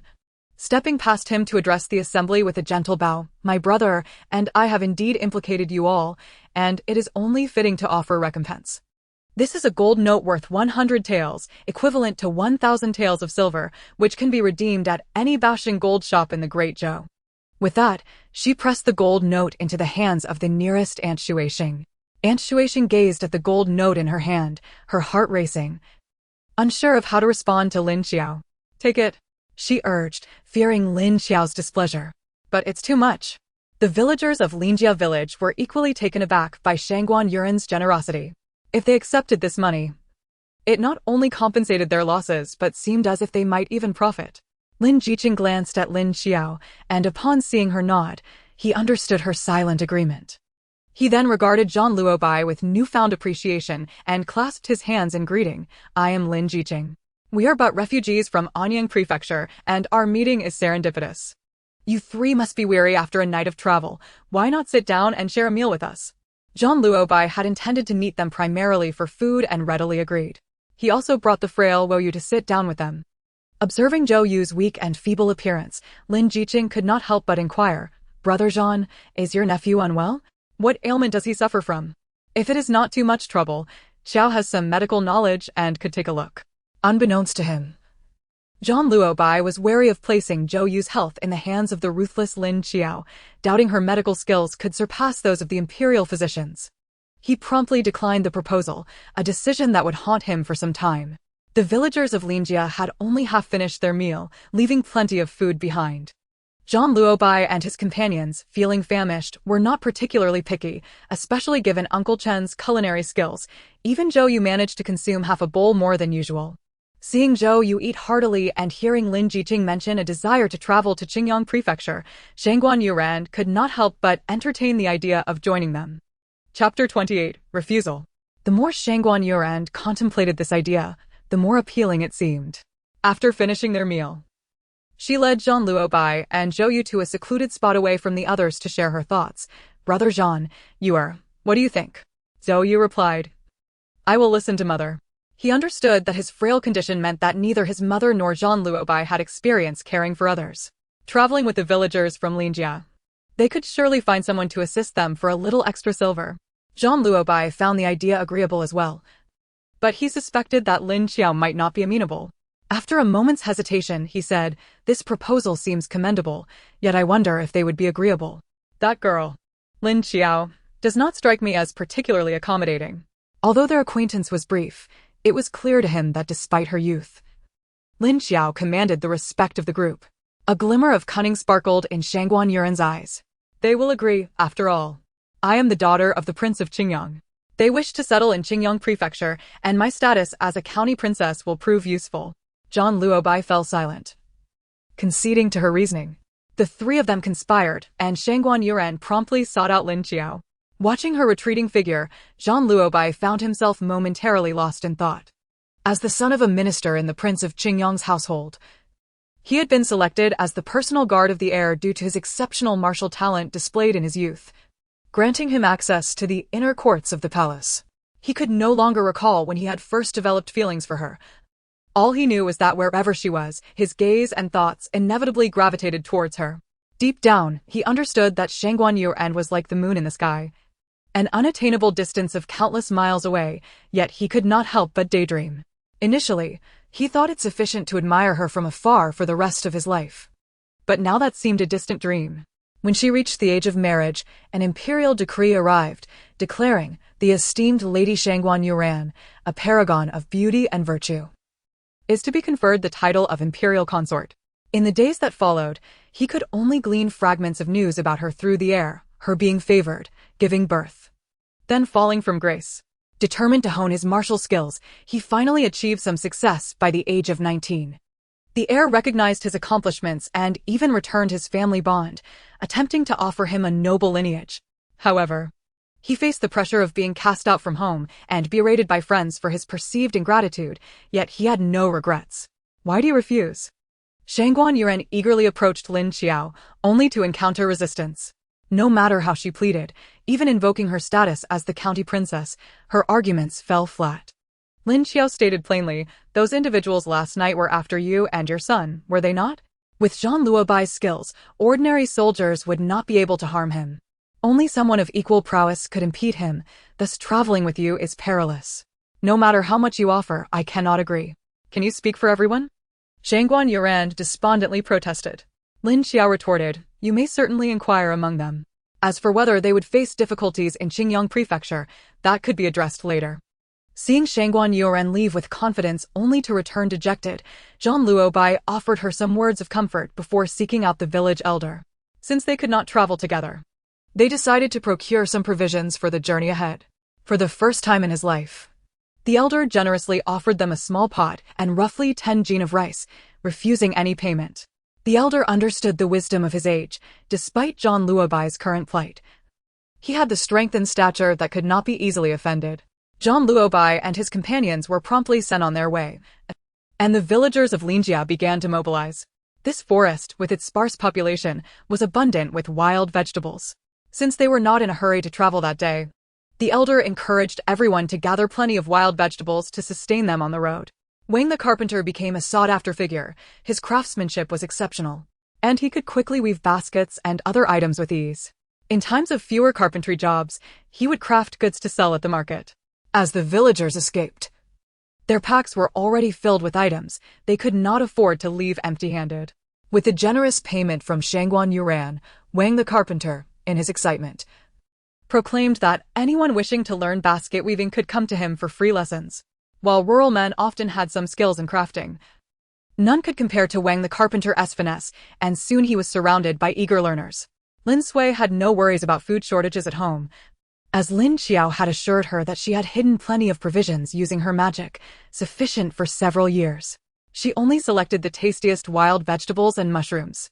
Meanwhile, Lin Qiao ventured ahead to scout the path, returning with 2 goats, which Uncle Chen roasted over charcoal, filling the air with a mouth-watering aroma that drew compliments from everyone.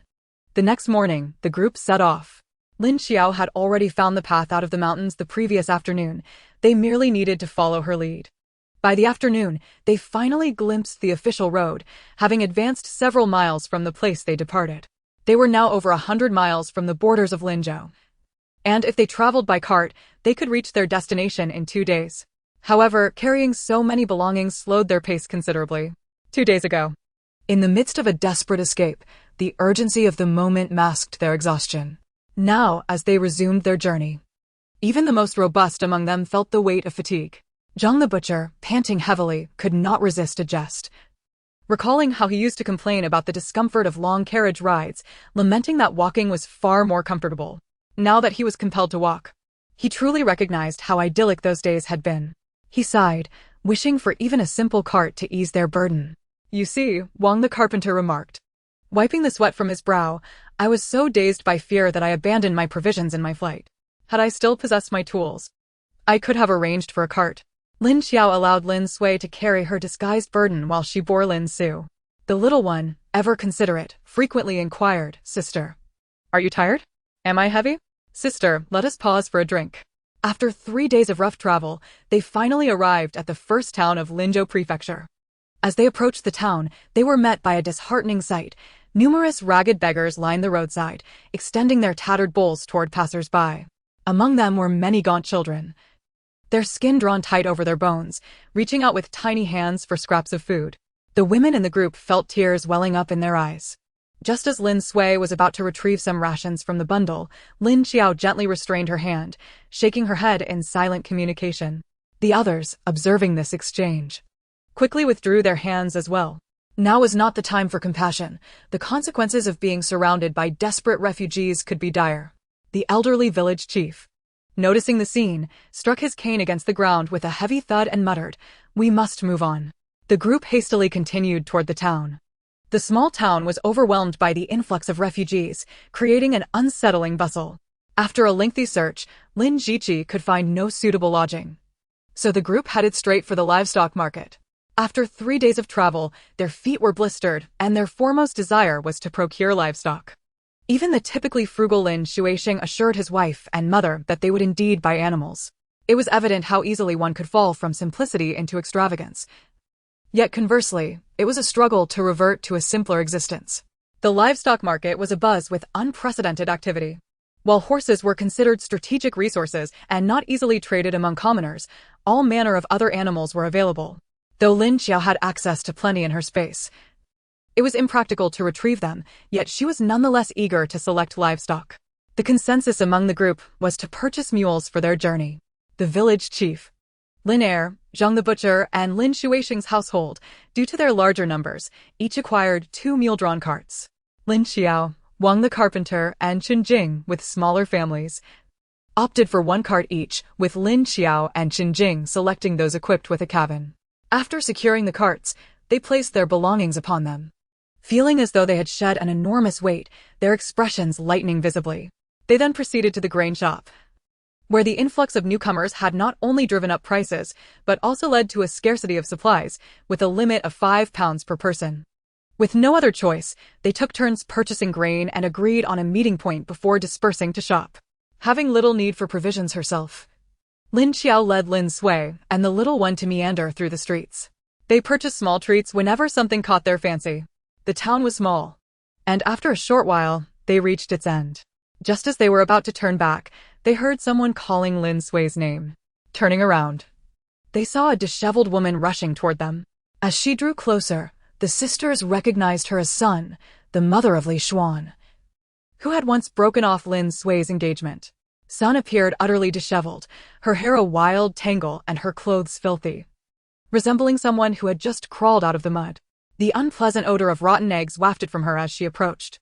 Sun regarded Lin Sui and Lin Qiao with astonished eyes, clearly taken aback by their unexpected encounter, especially given their seemingly favorable circumstances. They sat upon a grand mule cart, their faces flushed, indicative of having not gone hungry, and the little one even held a snack. Lin Qiao remained silent, observing the shifting expressions on Sun's face. Swear, it truly is you. I've been worried sick about you. How did you end up here? Are you also fleeing? Have you encountered bandits? Are you injured? Xuan has been thinking about you. Lin Sui was momentarily taken aback by Sun's sudden warmth. In her memories, when her parents were still alive, Sun had spoken to her in a similar tone, filled with concern and affection. Had it not been for the engagement's dissolution and witnessing Sun's duplicitous nature, she might have remained oblivious to the woman's two-faced character. Seeing Lin Sui's silence, Sun continued to play the emotional card. Xuan has been so devoted to you, refusing to acknowledge me, focusing solely on his studies to propose to your family. I was foolish to listen to others' suggestions and break you two apart. Please forgive me, swear. Her voice quivered with emotion, tears streaming down her face. Lin Qiao silently marveled at the woman's cunning. Lin Sui clenched her fists, determined not to yield to sentimentality. She had long seen through the character of Sun and her son, only lamenting the emotions she had wasted on them. Aunt Sun, our families are no longer connected. The engagement has been annulled, and we are no longer related. Let us part ways amicably. Do not linger any longer. Lin Sui's words were resolute. Sun, already distraught from her tears, was further incensed by Lin Sui's rejection. How can you be so heartless? Xuan is innocent. He has turned down numerous wealthy young ladies just to pursue his education in the hopes of marrying you. You cannot be so ungrateful. Her tone shifted from soft to loud, drawing the attention of passers-by, seemingly attempting to pressure Lin Sui with public opinion. Lin Qiao, unwilling to entertain such behavior, swiftly delivered a sharp slap, causing Sun's face to swell dramatically. Before she could utter a sound, Lin Qiao pressed the whip's end against her mouth, threateningly stating, "Did you hear that? My sister said we have no further ties. Be wise and keep your distance. If you persist, I shall break your legs." Sun was left reeling, not accustomed to encountering someone as direct as Lin Qiao, and for a moment, she was too shocked to continue crying. Amidst her venomous glare, Lin Qiao urged the mule cart forward and departed. Upon returning to the meeting point, the others had already gathered. With daylight still remaining, they unanimously agreed to leave the town and continue their journey, knowing they would find no suitable lodging here. As dusk fell, they found a secluded spot to set up camp. Having endured numerous trials, the group exhibited a newfound resilience. Gone was the tentative demeanor they had displayed when first leaving the village. Each individual had grown significantly, assuming greater responsibility and fostering a stronger sense of unity and cooperation. Though the journey was taxing, their spirits were markedly improved compared to their time in the village. They had established a clear routine regarding when to depart, when to rest, and who would keep watch at night. As night descended, hearing the gentle breaths of Lin Sui and Shaolin Su, Lin Qiao entered the space. During the day, she had felt a swelling sensation within her meridians, a clear indication that her abilities were about to ascend.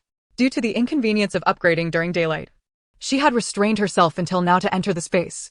As expected, the moment Lin Qiao grasped the crystal, her body voraciously absorbed it like a ravenous wolf, consuming it entirely.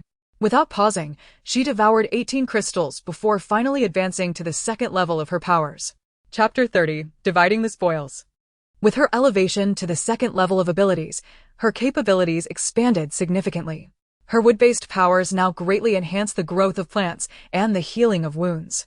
In the past, she could treat only one severely injured individual like Qinjing in a day. Now, she could tend to more than 3. Her gold-based powers, which previously allowed her to craft only small items, such as iron beads, now enabled her to forge substantial weapons. The range of her protective shield had increased from a mere 3 square meters to at least 6. Lin Qiao approached the weapon rack she had acquired from Ma Shoubei's home, seizing a large blade. These weapons had gathered dust in the space, and she intended to modify them to comply with regulations, making them suitable for her companions. Ever since Shangguan Yuran and Zhang Luobai had departed, a sense of unease had settled in Lin Qiao's heart. After discovering Shangguan Yuran's identity from Qinjing, her anxiety intensified. The formidable titles of a royal concubine, a sixth prince, and a deputy commander of the Imperial Guard were enough to instill fear, yet they were being hunted. How shocking this revelation would be if it were to spread. And it was unfolding right under her nose. Something monumental must have occurred in the capital. Especially considering Shangguan Yuran was the sole daughter of the Qingyong king, what motives did she harbor in returning home? Could the Qingyong residents become embroiled in a significant event? These uncertainties weighed heavily on Lin Qiao. Determined not to let her companions remain lax, she resolved that while she could not train them to be martial arts masters, they at least needed the means for self-defense. Particularly after spending time with them, she observed that Zheng the Butcher and his son, along with Lin Shuixing and his son, were perceptive and bold. With some guidance, they might indeed yield surprising results. Working tirelessly until dawn, she successfully transformed 13 hatchets. Lin Shuixing and his family of 4. Zheng the Butcher and his 2 sons, Lin Jiwen, Wang the Carpenter and his son, along with Lin Eryo's 2 sons and a grandson, all received a blade. Lin Qiao even bestowed upon them a resounding title, the 13 Guardians of Lin Village. The following morning, Lin Qiao piled the hatchets on the grass before the tents, instantly drawing the attention of her companions. Unable to contain his curiosity, Lin Village Chief inquired, "Xiaoya, where did you acquire these hatchets? What do you intend to do with them?" Lin Qiao remained silent, picking up one of the blades alongside a wooden stick she had prepared earlier. With a gentle swing, the stick snapped almost inaudibly, causing an uproar among the onlookers. "Xiaoya, where did you buy this hatchet? How is it so swift?" Zhang the Butcher exclaimed, "Xiaoya, your blade is astonishingly quick. How about selling one to Uncle Zhang? I have no particular hobbies, but I do have a fondness for blades, especially the faster, the better." "Cut it out, old Zhang. Shouldn't you show some modesty? Just last time, you claimed your greatest love was alcohol." Wang the Carpenter deftly teased, provoking laughter from the crowd. Once the laughter subsided, Lin Qiao addressed them earnestly. "I purchased these hatchets from a remote blacksmith shop. I learned a bit about weaponry from the master, and upon seeing his fine craftsmanship, I decided to buy them all. They are meant for everyone's self-defense. We have already encountered several groups of bandits on our journey. Who knows what dangers lie ahead? It's better to be prepared." Lin Qiao's heartfelt words stirred a mix of emotions within the villagers, gratitude and sorrow alike. Lin Village Chief, his voice trembling, said, "Xiaoya, it is the fault of your third uncle for placing such burdens upon you, a young girl. Whenever trouble arises, it is you who steps forward. I am deeply sorry." "Yes, Xiaoya, you have saved our lives. Without you, we might not even have bodies left to find. Uncle will do anything for you from now on. Just say the word, and I will go through fire and water for you." "Indeed, Xiaoya. If you say to head east, I will never go west. Whatever you decide, I will follow." The heartfelt declarations from Lin Village Chief elevated the villagers' gratitude towards Lin Qiao to its zenith, achieving her intended effect. Everyone, except for Lin Ziqi and Qinjing, received a hatchet. Finally, Lin Qiao announced that henceforth, she would dedicate half an hour each day to instructing everyone in martial arts, regardless of gender. After traveling another 40 miles, they reached Zhu County. However, upon approaching the city, Lin Qiao sensed something amiss. Outside the county, not only were there no food vendors, but also no beggars. Aside from the soldiers guarding the city gates, the only people present were those lined up to enter the city as refugees. This peculiar sight raised questions. Was the county magistrate of Zhu County an exceptionally good official who had managed to shelter all the refugees? With her doubts in mind, Lin Qiao entered the county. The bustling streets were still lively, leading many to believe they had entered a peaceful era. After a long journey, the group was fatigued, and seeing the situation in Zhu County made them wish to stay longer. After some discussion, they rented a large courtyard in an inn, not out of extravagance, but rather to ensure they could all stay together and respond promptly should anything arise. The courtyard was a modest sihiyuan, with 3 main rooms and 2 on each side. To accommodate everyone, the rooms were divided by gender. Lin Qiao and her sisters shared a room with Wang the carpenter's youngest daughter, Xiaozhi, and Lin Eryo's eldest granddaughter, Mei Hua. After a flurry of activity, they finally settled down.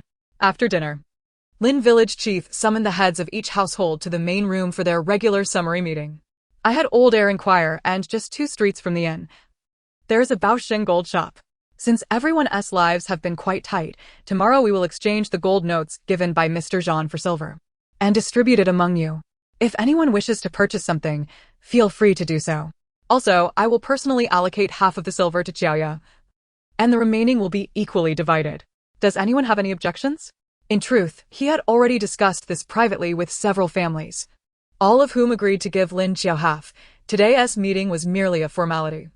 Lin Qiao did not expect Lin village chief to make such a decision and quickly rose to refuse. There's no need for that. Third uncle. My family is silver.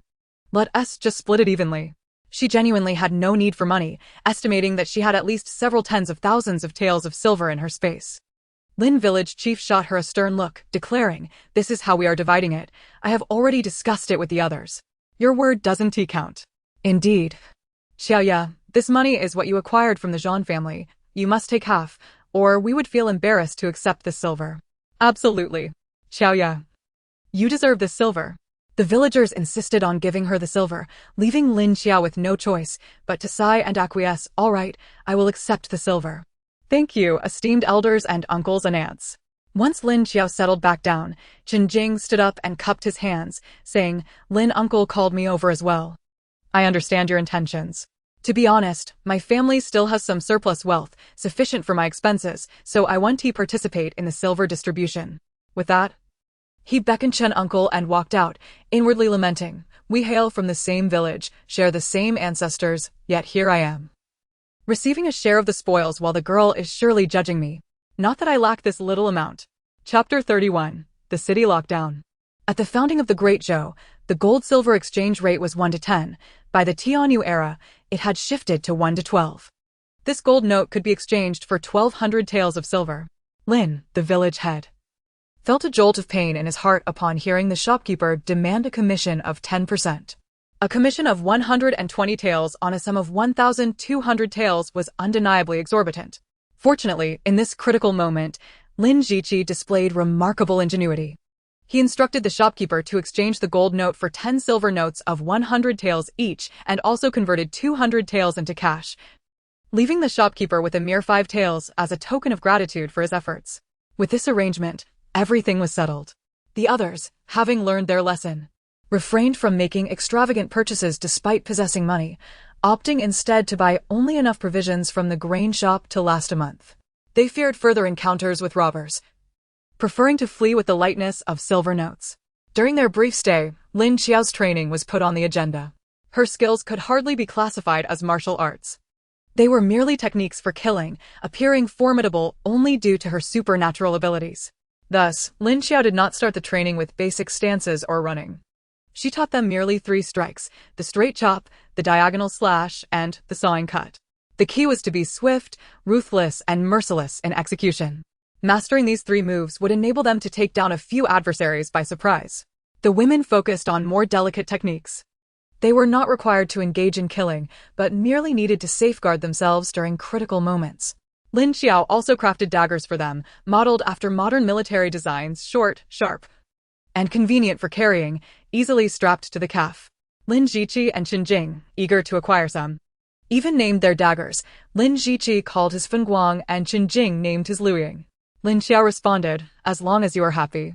In the ensuing days, Lin Qiao mandated that the men practice with their swords for 3 hours daily, while the women were to train with their daggers for 2 hours before attending to other tasks. This rigorous regimen left everyone exhausted, yet they made significant progress, particularly Zhang the Butcher and Lin Shuisheng, who could now execute a few moves under her guidance. One day, as they were training fervently, the innkeeper entered with dire news. The county magistrate had issued an order requiring all outsiders to register at the county office. Upon hearing this, Lin Jiqi and Qin Jing exchanged anxious glances, both harboring ominous suspicions. They resolved to investigate the matter at the county office, but before they could reach it, they encountered patrolling soldiers checking household registrations. Those without permits were promptly taken away. Alarmed, they hurried back to the inn.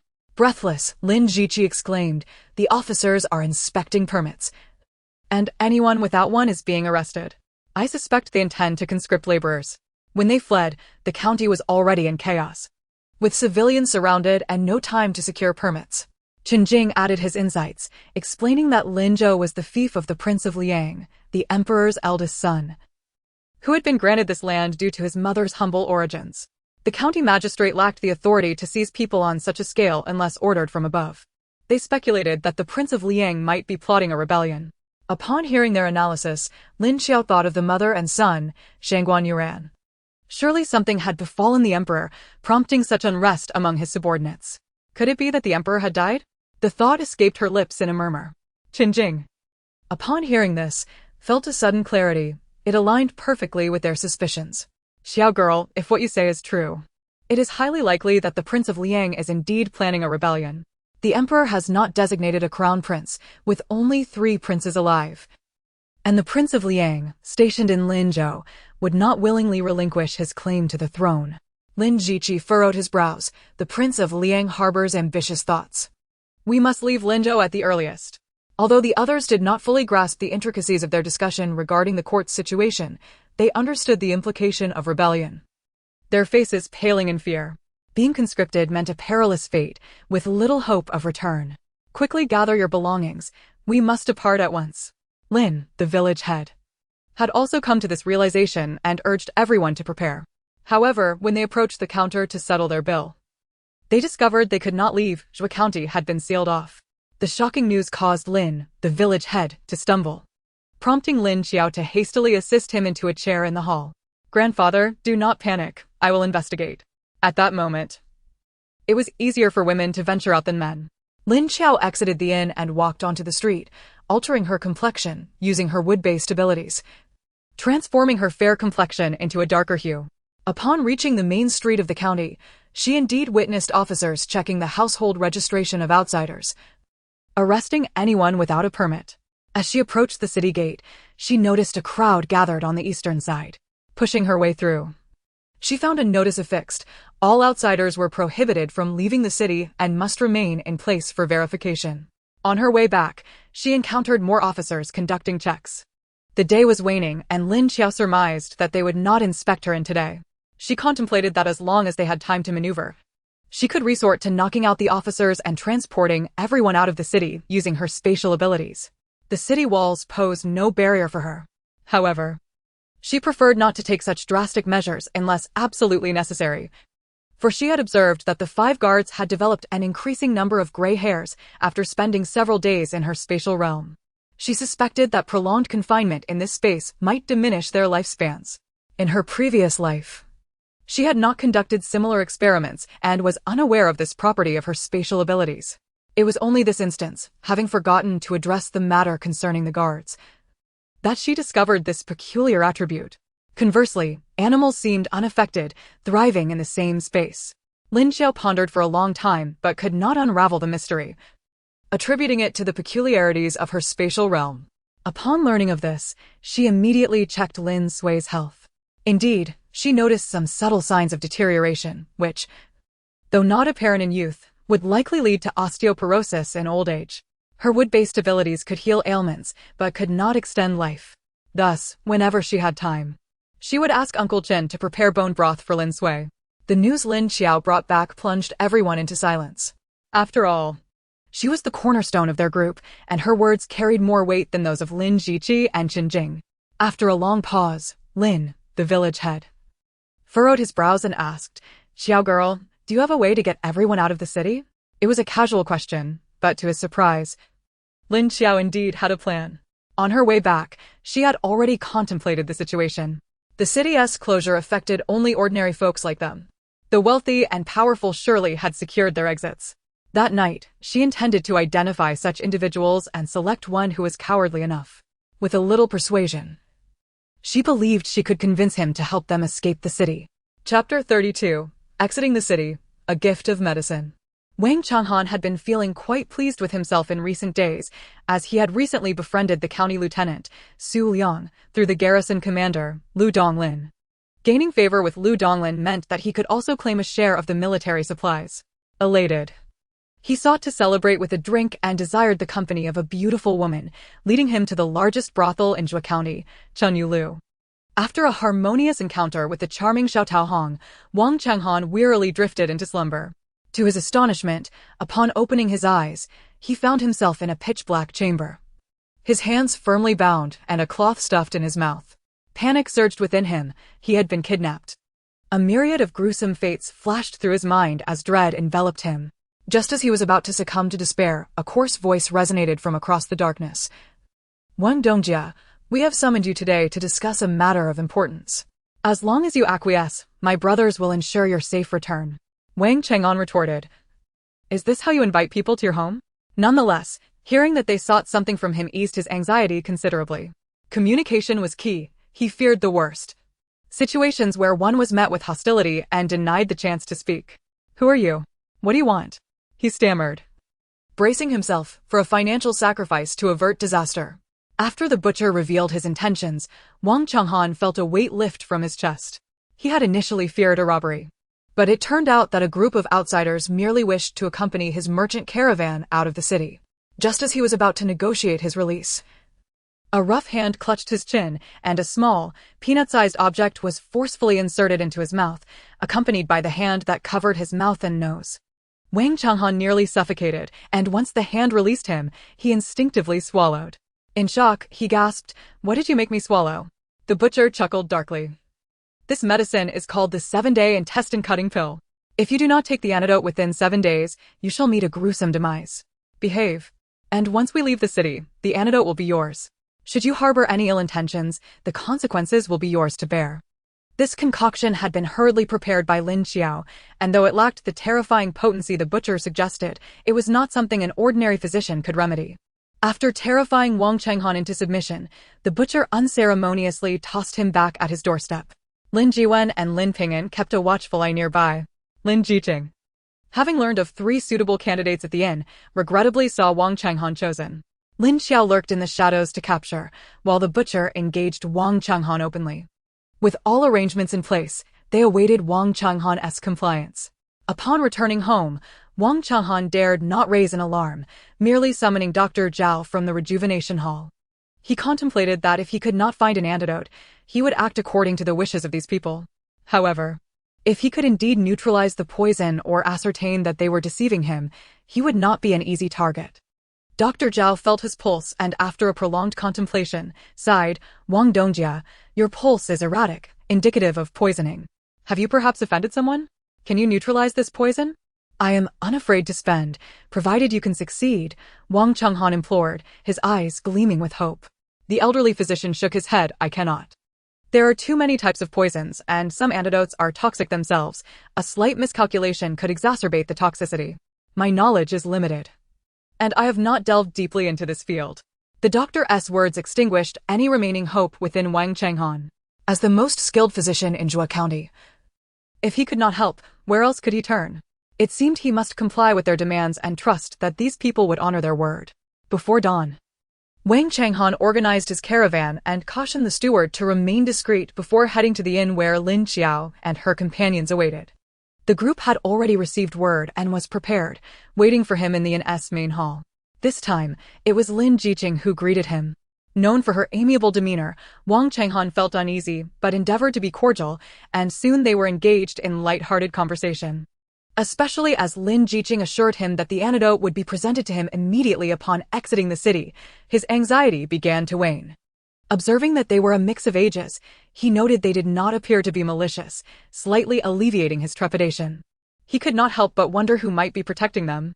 With him, the local financier, leading the way, they exited the city without incident. 10 miles beyond the city, as they approached a fork in the road, Lin Jiqing called for a halt.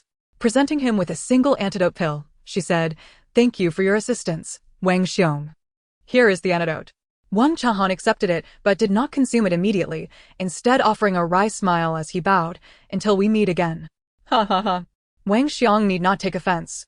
"I have another gift for you. My elder brother discerned from your pulse that your legs suffered from extreme cold in your youth, causing unbearable pain every winter. Is that so?" Wang Changhan was taken aback. Many years ago, he had fallen into an icy pit while trading and nearly perished. Although he had been rescued, the cold had invaded his legs, rendering winters tormenting and unrelenting. Despite countless consultations and expenditures on remedies, none had proven effective. But what did it have to do with them? Lin Jiqing produced a small porcelain vial from her sleeve. What transpired last night was beyond our control, and my elder brother specifically formulated this warmth-preserving pill as a gesture of goodwill. We hope it brings you relief. She handed the vial to the still skeptical Wang Chang'an before turning and striding away. This gift was also provided by Lin Qiao, who had learned that despite Wang Chang'an's vices, he was generally a person of principle, rarely making enemies, and even performing acts of charity during festive seasons. Thus, he was chosen as their guide. Lin Qiao offered the medicine merely to avoid being in debt to him. Wang Chang'an gazed at Lin Jiqing's retreating figure with a complex expression, then looked down at the vial in his hand, feeling somewhat vexed. What audacity made them think he would dare to consume their gift? He tucked the vial into his pocket, instructing the steward to continue onward, while he himself returned to the city to consult Dr. Zhao. Regardless of the substance, he would not dare ingest anything without the physician's examination. After examining the medicine, Dr. Zhao leapt to his feet, exclaiming, "Where did you acquire this warmth-preserving pill?" Wang Chang'an was reluctant to divulge the truth, merely asking, "What is the matter?" "Your legs can be saved. This medicine is remarkable. If taken once a day, within 10 days, your legs will be completely healed. Quickly, tell me. Who provided this for you? I must visit them personally." The two had known each other for some time, and Dr. Zhao wasted no time in expressing his eagerness to meet the benefactor. Wang Chang'an, upon hearing Zhao's words, realized the gravity of his oversight. Regret flooded over him. He was nearly overwhelmed by the thought of what he had missed. But where could he find them now? Chapter 33. Crafting the Vow. After departing from Zhou County, Lin Qiao and her companions no longer dared to traverse the main roads. Given the Liang King's intent to conscript able-bodied men, it was certain he would establish checkpoints along key routes, targeting refugees on the official roads. This time, Lin Qiao's group opted for the back roads. Although the journey was slower, the likelihood of encountering soldiers was significantly reduced. Fortuitously, with Lin Qiao's expertise, the rugged paths, though difficult, were free from the disturbances of snakes, insects, and vermin. A bite from a bug might raise a welt, but a strike from a venomous snake would lead to dire consequences.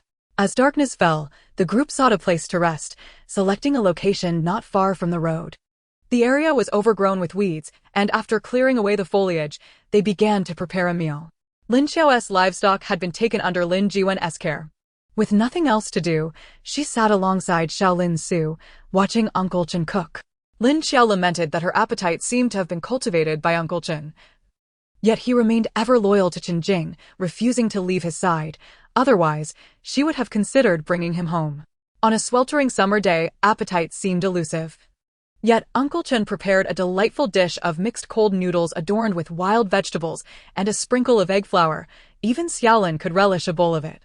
Other families were more frugal, with village chief Lin's household serving cornmeal porridge and wild vegetable cakes, while others were similarly modest. The Lin Shuixing family was even simpler, merely boiling some hot water to accompany their hard wild vegetable cakes, which sufficed as a meal. Although they possessed silver, the habit of frugality was deeply ingrained in their bones. After dinner, Lin Ziqi and Chen Jing sought out Lin Qiao to discuss their future path. The two were inseparable, always together. If Lin Ziqi had not already taken a wife, Lin Qiao might have suspected their bond to be of another nature. In 2 days, we shall reach the capital city of Linzhou, Feng'an. We can avoid other counties, but we cannot bypass Feng'an unless we venture into the mountains. Lin Ziqi pointed to a spot on the map. Lin Qiao glanced at the crude drawing and thought to herself, "Brother, you overestimate my understanding. With a map resembling a child's drawing, how could I decipher it?" Noticing Lin Qiao's prolonged silence and her perplexed expression, Lin Ziqi had an epiphany. "Qiaoya, can you not understand?" Lin Qiao rolled her eyes. "Ah, so you finally noticed." Amused, Lin Ziqi found it endearing that the usually confident girl was at a loss over the map. Chen Jing, though tempted to laugh, quickly diverted the topic. "Lin, my recommendation, along with Lin's, is to take the mountain path. While there may be ferocious beasts, we have you, a skilled fighter. Uncle Zhang and Uncle Lin have also learned martial arts from you, so we should not encounter significant issues." The soldiers, however, are the real challenge. Their confidence stemmed from their trust in Lin Qiao. She found merit in the suggestion as it would allow for both martial practice and hunting to supplement their provisions. After all, to truly master martial arts, one must first have enough sustenance. Without adequate food, how could one muster the strength to train? Once the two departed, Lin Qiao propped her chin in her hand, lost in thought. She contemplated whether to train two archers, integrating both ranged and close combat tactics to enhance their safety. Impulsive as ever, she acted on her idea and summoned village chief Lin to gather everyone and share her plan. Xiaoya, what do you think of Uncle Zhang? Did you not say I had a talent for martial arts? I believe I could excel at archery as well. Zhang the butcher, ever astute, was always quick to seize opportunities. And I, Xiaoya, secured first place in our last competition. This was Lin Heir's eldest grandson, Lin Qiao, who, though small in stature, was nimble and had claimed victory in the previous agility contest. In this world, although many things were scarce, the dense forests teemed with countless wild beasts. Mastering archery would provide the household with a lucrative skill, and upon hearing Lin Qiao's intention to teach archery, a chorus of eager responses arose. The commotion nearly caused village chief Lin to break his pipe in frustration. Silence. How shall we choose? Xiaoya decides. To train as archers, one must have keen eyesight, a height neither too tall nor too short, and strong arms. A good bow costs at least 20 taels of silver, which must come from your own pockets. Those who meet these criteria and wish to learn, step forward. In the end, Lin Qiao selected 5 individuals, 2 sons of Zhang the butcher, Lin Shuisheng's second son, Lin Jiwen, and his cousin Lin Jiyan. Their names had been bestowed by their grandfather, hopeful for a scholar to emerge from the family, yet none had the aptitude except Lin Jiqi, who excelled in studies. Albeit the imperial examinations had been suspended. With the bows yet to be acquired, the priority was merely to select the candidates. Quality bows were not easily found, and Lin Qiao contemplated crafting them herself. She intended to create iron-backed bows, embedding iron strips into the wooden bow to enhance range without compromising weight. The choice of wood was crucial. A fine bow could take 2 or 3 years to make, but with her extraordinary abilities, Lin Qiao could expedite the process significantly. The finest wood for bow construction was purple sandalwood, a material Lin Qiao had yet to encounter in this world. Next in line were white waxwood, willow, and oak. After deliberation, she opted for white waxwood. As for sinews, she had plenty. In her previous life, beast sinews could be exchanged for provisions. And she had a stockpile in her spatial storage. All she needed were glue and string to commence her crafting. 2 days later, they finally arrived near Feng'an City. They dared not venture too close, instead finding a concealed spot to rest. Feng'an City, the capital of Lanzhou, boasted imposing thick walls that radiated an aura of unassailable authority in the twilight sun. They camped here because Lin Qiao planned to procure essential materials for bowmaking. With her current standing in the group, no justification was needed, and everyone willingly followed her lead. Their trust weighed heavily on Lin Qiao, who resolved to honor it.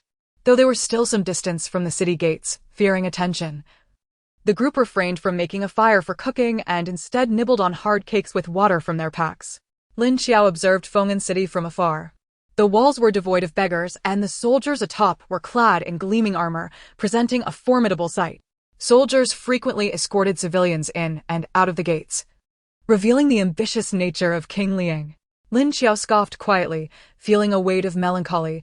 Past calamities had stemmed from forces beyond control. Yet the current suffering of the common folk was entirely the result of the ruling class.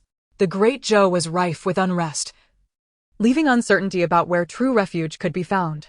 Chapter 34. Encountering Aunt Jean around 3 o'clock in the morning, Lin Qiao rose to make her way to Feng'an City. At this hour, darkness still enveloped the sky, and she found a spot shielded from the firelight to stealthily enter the city.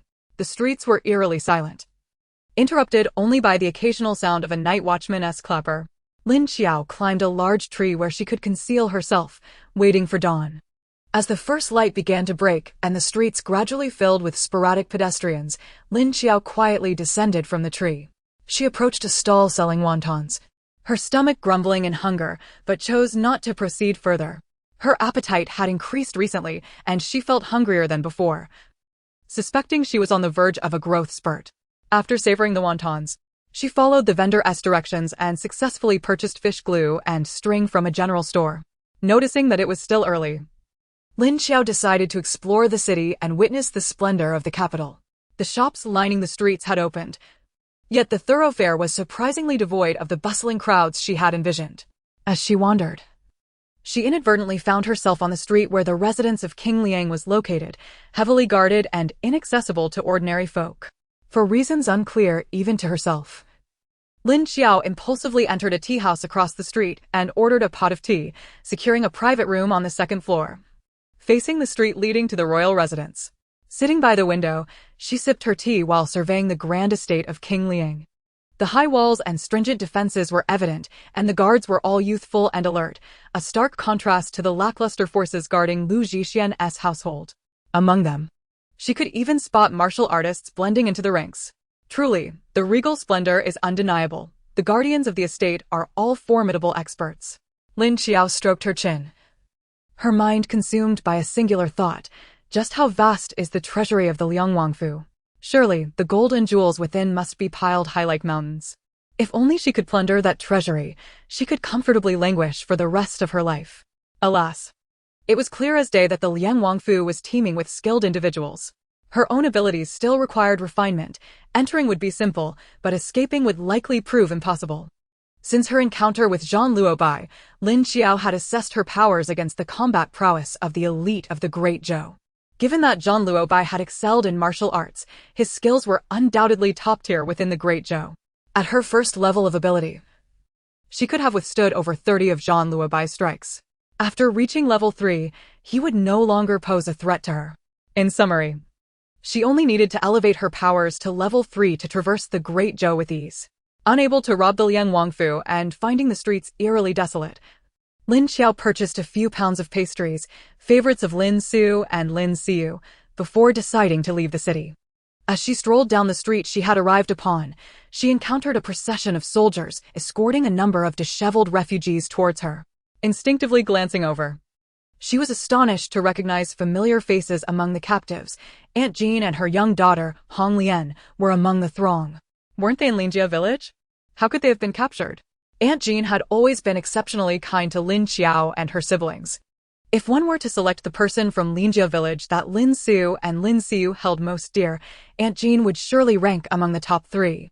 Her capture was unacceptable. Lin Qiao could not stand idly by. She had to devise a plan to rescue them. As she contemplated her next move, she overheard a conversation nearby, lamenting the dire state of affairs. What a tragedy. Good, honest folk are sold into slavery, while men are seized to toil in mines. This world truly offers no respite. Keep your voice down, you want to get us killed?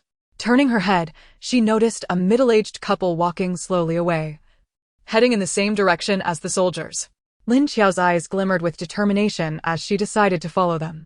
Along the way, she could hear the whispers of onlookers. Look at those women. They're surely being taken to the slave market. The pretty ones will have a high starting price, while the less attractive ones will be sold cheaply. Just the other day, my neighbor bought a little girl to be a child bride for his simple-minded son.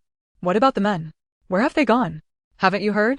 I have insider information. The prince has discovered a major iron mine, and all the men have been sent there to work. Oh, you wouldn't believe it. I've heard the conditions are dreadful. Many have perished. After walking for over an hour, they arrived at the slave market, which could only be described as a thronging sea of humanity. This was undoubtedly the liveliest place in Feng'an City. Lin Qiao trailed behind, observing as the leading soldier handed over the captives to the overseer. Aunt Jean and the others were then confined within a large wooden cage, awaiting selection by potential buyers. Surrounding them were numerous burly men, bare-chested and wielding whips, patrolling the area near the cage. When Lin Qiao approached the cage where Aunt Jean was held, the overseer nearly shooed her away, barking, "Get lost, you little brat. What are you staring at? You can't afford any of this." Quickly, Lin Qiao forced a smile, saying, "Sir, my young master has sent me here to purchase 2 women for some labor. I would greatly appreciate your assistance." She handed him 10 copper coins. Dressed in a short blue outfit and deliberately smudging her face to appear darker, she looked like a frail little scholar at first glance. The overseer, satisfied with the weight of the coins in his hand, pointed to the cage behind him, saying, "This batch just arrived today. Choose as you wish." The women within the cage were either huddled in despair, softly weeping, or appeared numb and vacant, their vacant gazes eliciting profound sympathy. Lin Qiao suppressed her rising anger. Feigning a careful selection process, this one was too old, likely unable to fetch water. That one was too unattractive. Her young master would surely reject her. This one seemed sturdy enough for work. This one would suffice for cooking.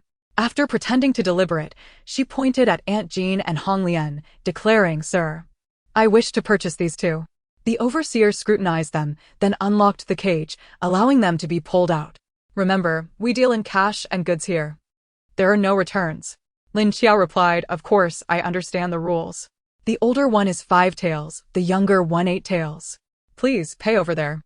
Following her words, someone came to escort Lin Qiao to settle the payment.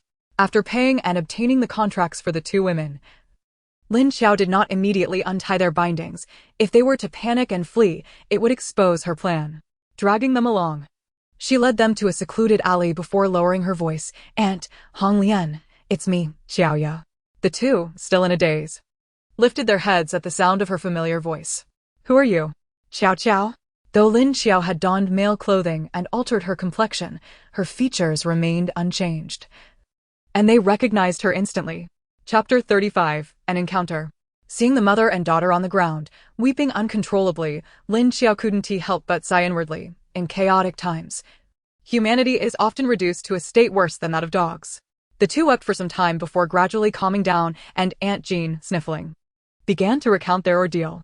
It turned out that shortly after Lin Qiao and her companions departed, Lin Godan had incited the lazy and idle ruffians in the village to engage in robbery. They initially targeted the wealthy families in town, relishing the spoils before conspiring with outsiders to prey upon nearby villages, leaving even their own villagers vulnerable. Realizing the dire situation, Aunt Jean decided to leave Lin Qiao village. Unwilling to part with her daughter, she contacted her in-laws, and the 2 families departed from Changde County together. She recalled Lin Su mentioning a journey to Qingyang Prefecture, and thus they ventured eastward with a sliver of hope. By the time they left Linjiao village, their possessions had been nearly depleted, and the impoverished bandits were too lazy to rob them, relying instead on wild vegetables and fruits to make their way to Linzhou without incident. However, upon nearing Fomin City, their luck ran dry, and they were captured by soldiers en route. Aunt Jean only knew that the men and women had been separated after their capture. She had no idea where her husband, son, or son-in-law had been taken. Upon hearing this, Lin Qiao suddenly recalled the rumors she had overheard earlier. "Aunt, don't worry just yet. I have some news about Uncle Jean and the others, though I'm not entirely certain. First, let me take you to find third grandpa. We'll come up with a plan together, and we'll surely discover where Uncle Jean is." Aunt Jean's spirits lifted. Clutching Lin Qiao's hand tightly, she exclaimed, "Really? Xiaoya, if we can find Uncle Jean and the others, I swear I will eat only vegetarian for the rest of my life. I will never touch meat again." As tears brimmed in Hong Lian's eyes, she looked at Lin Qiao with hopeful anticipation, worried for her father and brothers, as well as for her own husband, even more anxious than Aunt Jean. Lin Qiao helped the 2 women to their feet, saying, "Come, let us get you something to eat and find you some new clothes." They were in such a pitiful state that they hardly appeared better than beggars. Had it not been for Lin Qiao's keen eyes, she might not have recognized them at all. Lin Qiao purchased 2 bowls of porridge and 5 vegetarian buns, treating the mother and daughter to a hearty meal before leading them into the garment workshop. The workshop not only offered new clothing, but also second-hand garments. Lin Qiao procured 2 sets of gently used clothes for each of them, and generously provided an additional 5 coins for the shop assistant to assist them in grooming. After a flurry of activity, by the time they emerged in their new attire, twilight was approaching. Lin Qiao intended to escort them back to the camp, postponing the rescue plans for another time. By midnight, she scaled the city wall twice, successfully bringing them out of Fomin. It was quite the burden. Aunt Jean and her daughter were understandably shaken. They were merely ordinary folk, and when had they ever flown? Lin Qiao found herself explaining once more about the martial arts she had learned from the old master. Aunt Jean regarded her with an expression that conveyed a mix of incredulity and sympathy, thinking, "You foolish girl, you can't even concoct a decent lie. If you had possessed this skill earlier, you wouldn't have fallen into the well, and I would have dismissed your tall tales." It is often the simplest individuals who see the truth of matters. The clever ones, like Lin Jiqi, never consider such perspectives. Observing Aunt Jin's expression, Lin Qiao abandoned further fabrications, offering her a secretive glance that suggested understanding, thus closing the topic. Upon returning to the camp, they discovered that everyone was awake, eagerly awaiting their return. The group was astounded to see Aunt Jin and her daughter accompanying Lin Qiao. There ensued a cacophony of wailing and sharing of hardships, though it was largely Aunt Jin's one-sided lamentations. The others attempted to contribute but quickly found their words faltering. Any further comments began to sound more like boasting than sharing woes. Reflecting on their perilous journey, it was evident that they had gained much. Not only had they earned silver, but they had also acquired martial skills. Once Aunt Jin and her daughter were settled, Lin Qiao lay down, feeling exhausted from such an eventful day. Even someone as seasoned as she was feeling the strain. When she awoke, Lin Qiao sought out the village chief, Lin Cheng, to share her plans.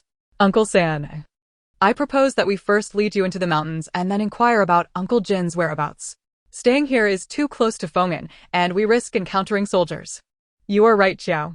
Remaining here would only burden you. We should retreat into the mountains and await further developments, Lin Cheng concurred. Even Aunt Jin, though anxious, recognized the necessity of preserving the group's safety. A journey of over 20 miles would lead them to Yutanshan, a mountain range stretching over 200 miles.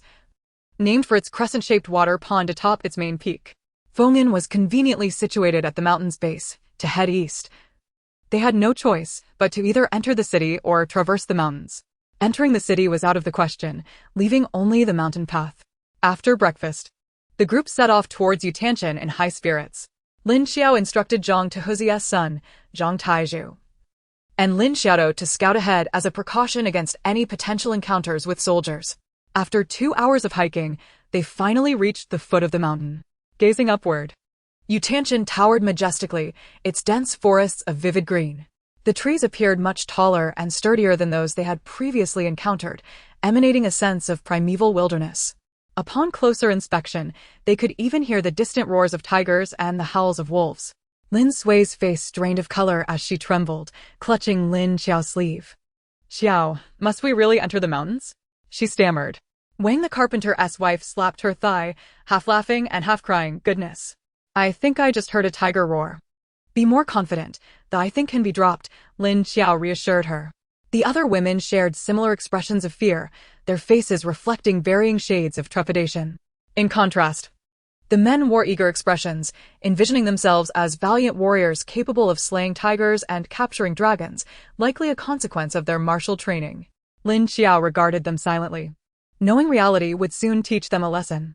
The children, however, displayed a fearless naivety, unperturbed by the dangers ahead. The mountain path proved treacherous. Vehicles were out of the question, and they could only take along a mule. Fortunately, having learned from past experiences, they only purchased provisions and essential items this time, such as food supplies, clothing, bedding, oilcloth, pots, and utensils, leaving behind all non-essentials. They loaded the heavier items onto the animals, carrying only lighter burdens themselves, ensuring they could navigate the trail without issue. After lunch, Lin Qiao had everyone recite their strategies for handling danger before they prepared to ascend the mountain. Lin Qiao carried young Lin Su on her back, followed closely by Lin Sui and Aunt Jin with her daughter, while the rest of the group trailed behind. Chapter 36. A frightening encounter. Fortunately, before their departure, Lin Qiao had distributed snake and insect repellent medicine to each family. They had scarcely begun their ascent when they encountered several venomous snakes. Zhang Tuhuzi, who had been walking in the middle, dashed to the front upon seeing Lin Qiao capture a snake, exclaiming, Qiao, give me that snake. Uncle will help you carry it. How about we have snake soup for dinner? That meal Chen made last time still makes my mouth water. As a butcher, he was no stranger to meat. But since their flight, opportunities to eat had dwindled, not due to a lack of funds, but because the heat made meat difficult to transport, leaving him craving it. If these snakes could be made into soup, they would yield enough to satiate everyone's cravings. Before Lin Qiao could respond, Uncle Chen chimed in. If you're looking for help with dinner, I'm in. Just remember, when your son catches something good, you can't eat it all by yourself. Don't forget about me. Zhang Tuhuzi laughed heartily. I could never forget you. As they ventured deeper into the dim forest, the light faded by around 5 o'clock. Upon reaching a clearing with flowing streams, the group decided to rest for the night. Lin Qiao surveyed the area and, finding no signs of large animals, allowed everyone to set up camp and prepare dinner. Though she felt confident in her ability to protect the group, she knew that caution was paramount. Her previous life had taught her the consequences of carelessness, and she was determined not to repeat those mistakes. The women, taking advantage of the remaining light, gathered an abundance of wild vegetables to bring to Uncle Chin. To their surprise, he only picked the tenderest leaves, meticulously cleaning them and setting them aside. The women watched, gritting their teeth in silent envy, thinking, no wonder he's a great chef. If I were him, my cooking would taste divine. Had they been in a different setting, they would have surely chattered about his peculiar methods for hours. Zhang Tehuzi prepared the snake meat while the group pulled enough rice to make 2 pots of porridge. The women tended the fire, while Uncle Chin added the seasonings. Before long, the tantalizing aroma of meat porridge filled the air. Aunt Jean and her daughter shared a meal with Lin Qiao, who had initially intended for the group to share their rations with them, but was met with refusal. Each family had purchased food according to their household sizes, and none could afford to be generous. Lin Qiao, on the other hand, had ample provisions in her space and was not concerned about a small amount. After dinner, they spread out their bedding and sprinkled the snake-repellent powder around their camp, preparing to rest. Just as they were on the verge of drifting into slumber, a piercing scream from a woman echoed through the darkness. The abrupt cry sent chills down their spines, and they all sat up in alarm, goosebumps rising on their arms. What was happening? Surely it wasn't a ghost in the middle of the night. Stop it. You're scaring us. The group, now wide awake, turned their gaze towards the direction of the scream, engaging in hushed discussions. Lin Jiqi, who was on night watch, approached Lin Qiao, his voice laced with concern. It seems the mountains are not as peaceful as we thought. We need to be extra cautious from now on.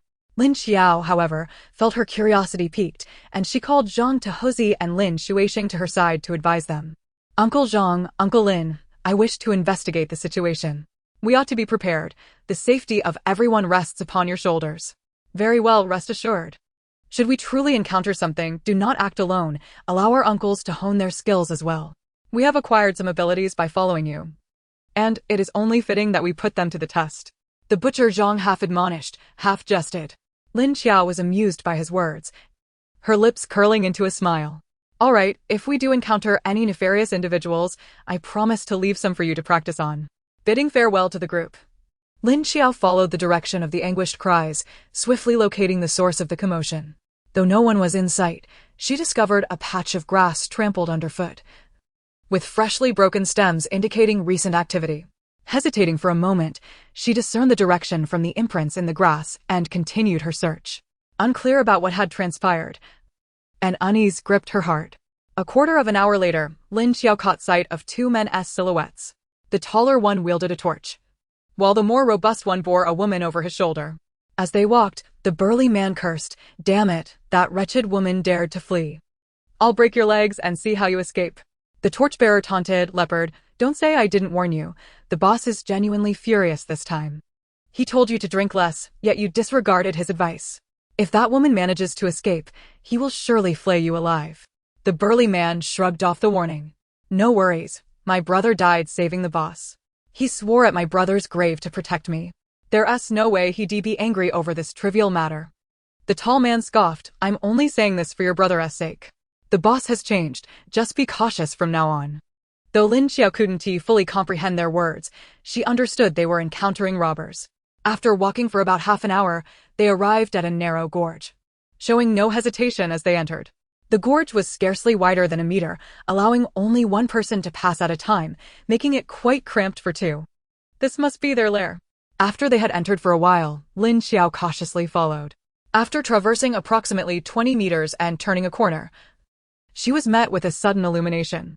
By the flickering torchlight, she discerned the surroundings, a circular valley, spanning roughly a dozen acres, encircled by sheer cliffs, with only this narrow passageway at her feet. In the center of the grassy expanse stood 5 wooden huts, the central door wide open, revealing a brightly lit interior where 6 men sat, 2 on either side. Dominating the center seat was a brawny man with a square jaw and fierce eyes, possessing a countenance that exuded intimidation. This man must be the so-called boss. The man named Leopard knelt in the hall's center, with the woman at his feet curled up and occasionally convulsing. Lin Qiao stealthily crept behind the wooden hut, pressing her ear against the wall to listen. She heard Leopard pleading, "I beg the boss for mercy. I shall never drink again and ruin matters." If it happens again, do as you see fit. Though his words were a plea for mercy, his tone lacked genuine fear. Huh. If it happens again, we might not even know when our peaceful abode is attacked. Leopard. Your brother saved me. Over the years, aside from drinking and chasing women, you've accomplished nothing. Out of respect for your brother, I've refrained from criticizing you. But this time, indulging you would be unfair to those brothers who suffer in these remote mountains alongside me. Sever a finger. The voice was low and menacing, sending chills through Lin Qiao's very core.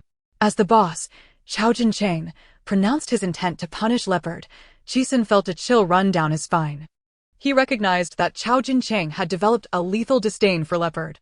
It was evident that he had long held contempt for Leopard, biding his time to seize upon his weaknesses. While losing a finger wound to claim a life, Leopard had been spoiled by his brother, and for the past 2 years, Qiao Jincheng had deliberately allowed him to run amok. With just a few more words of encouragement, Leopard could easily commit a grave folly. Qiao Jincheng's cruelty had intensified. In truth, he had always been this ruthless, merely feigning generosity to win the hearts of others. Take Leopard away and apply the best healing ointment. This will serve as a lesson. He must not repeat the same mistake. As for this woman, take her away and bury her tomorrow. Qiao Jincheng's somber tone snapped Qi San from his reverie. After instructing them to take Leopard and the woman away, he casually remarked, "Boss, what are your thoughts on Madame Yudi's message delivered by carrier pigeon?" Qiao Jincheng snorted disdainfully. Among the 13 chieftains, Lu Xingyun had already allied with 9. He was determined to claim the position of Lord of Haishi City, and there was no way Yudi could challenge him. A mere woman who became one of the 13 chieftains by sleeping with men, thinks she can make me submit. It's a pipe dream. Zhao Qing, seated at the leftmost position, appeared troubled. What you say is true, she is nothing more than a promiscuous woman, but if we were to be subordinated to her, it would tarnish your illustrious name. However, we have been out for nearly a year. If we cannot return promptly, I fear, what are you afraid of? Qiao Jincheng interjected. A few days ago, I descended the mountain and discovered that the Liang King has been making numerous small moves. He likely seeks to rebel. Let us align with him. Is it not said that those of royal blood can remedy the poison of Haishi? He aids us in curing our afflictions, and we support him in seizing power. Wouldn't he that be 100 times better than that decrepit place, Haishi Forest? Li Taitu, seated at the rightmost position and one of Qiao Jincheng's earliest followers, spoke with less restraint and more candor. Qiao Jincheng closed his eyes and remained silent. After a lengthy pause, Qi San cautiously replied, setting aside whether the royal family possesses the antidote, even if it exists, they would never share it with us. If the Liang King wishes to ascend the throne and be recognized as a wise ruler, how could he associate with us? Should this connection be revealed, not only would he be unable to become emperor, but he would also be condemned by the world. As the group deliberated over the matter of the antidote, none noticed a wisp of faint white smoke seeping through the cracks in the wooden wall, mingling with the air. By the time they realized, their bodies had grown weak, unable to lift a finger. This was, of course, the sedative smoke released by Lin Qiao. Having learned that these individuals had fled from Haishi City, she had no intention of letting them escape. Lin Qiao had perused the writings left by Scholar Lin, which contained snippets about Haishi Forest. One phrase lingered in her mind: in Haishi Forest, all are villains. Haishi City, nestled within Haishi Forest, was indeed a den of malevolence. However, these men were surprisingly resilient. Lin Qiao's mandrake essence, which had proven effective against many, failed to render them unconscious, leaving them merely weakened and immobile. Even the boss retained some capacity to move, albeit sluggishly, serving as a stark reminder that one must never underestimate the masters in this world. While fear did not grip her, Lin Qiao resolved to proceed with greater caution. Having been granted a second chance at life, she treasured her existence. The men within the room were utterly horrified. They could scarcely fathom being outmaneuvered by a mere youth. Should word of this reach others, they would never be able to face the world again. Lin Qiao wasted no words. One by one, she drew them into her spatial realm until she reached Qiao Jincheng, who was halted momentarily. Trembling, he stammered, "You. Who are you? Let me die with clarity."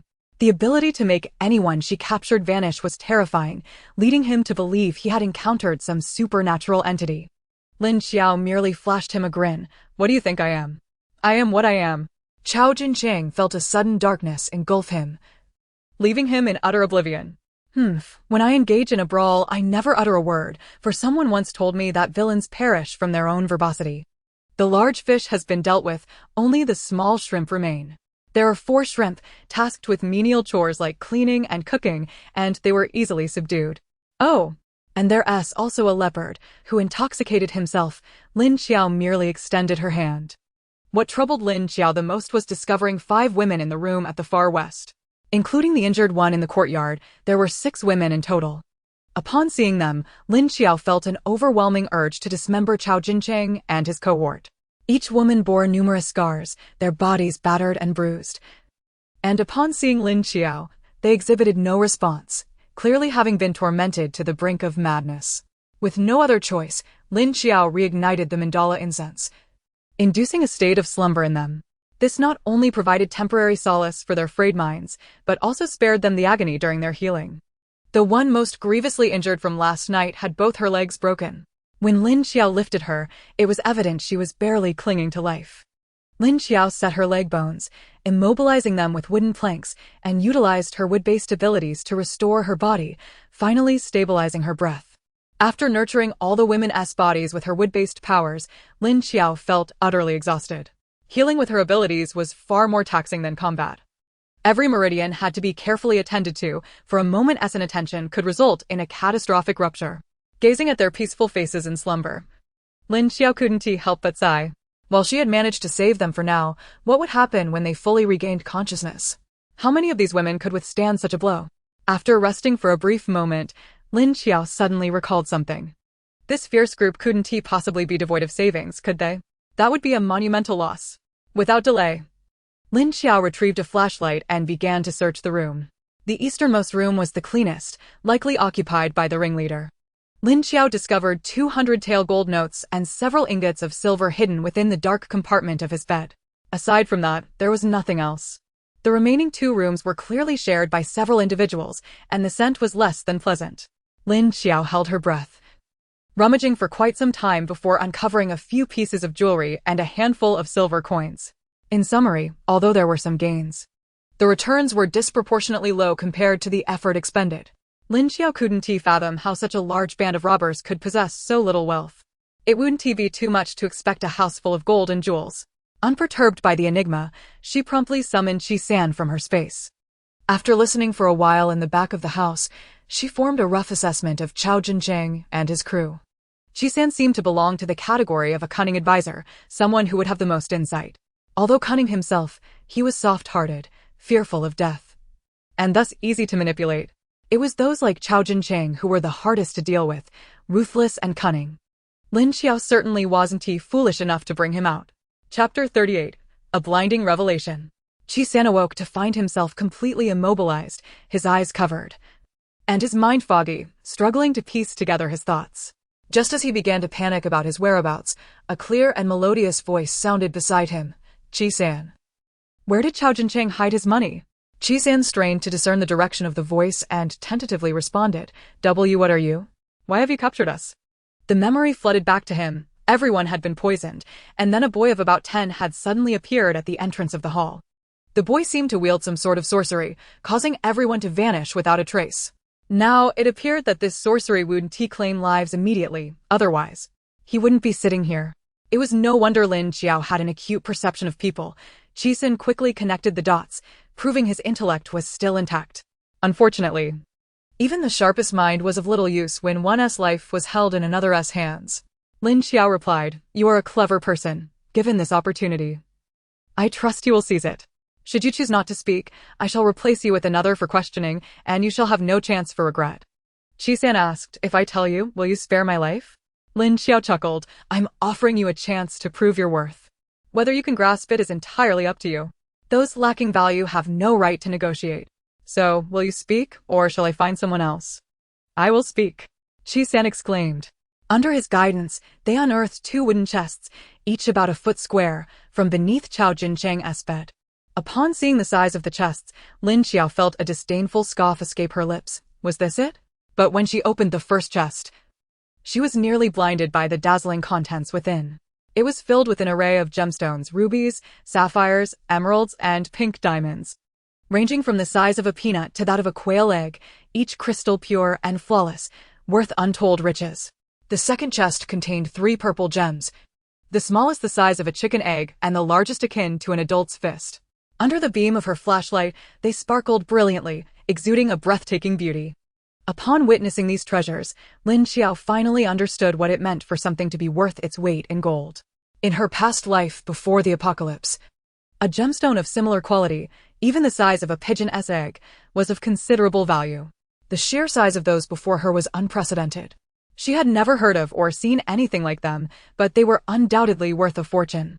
As Lin Qiao caressed the gemstones within the chest, she mused about the future. Once settled, she would craft several sets of jewelry for herself and Lin Sui, buy many beautiful garments, and indulge in the life of a wealthy heiress.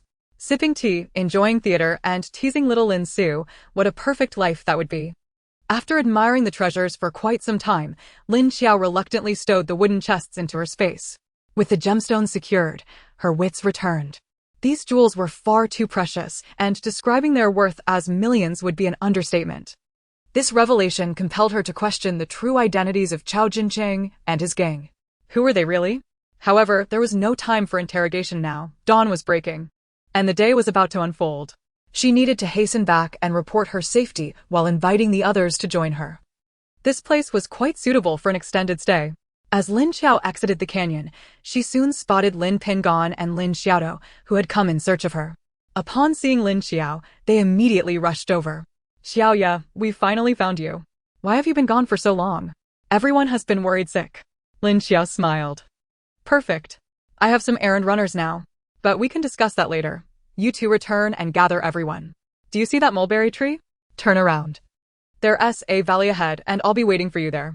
She instructed them to relay the message and turned back herself. Finding a slightly leveled area outside the canyon, she took out a chair, sat down, sipped some tea, and enjoyed a quick snack while leisurely waiting for the others to arrive. After waiting for over an hour, she heard voices in the distance. Finally, they were coming. Stowing her belongings in her space, Lin Qiao cheerfully approached them. Upon seeing her, the group hurriedly surrounded her. While they were aware of Lin Qiao's formidable abilities, the harrowing screams from the previous night had left them unsettled, unsure of what she had endured.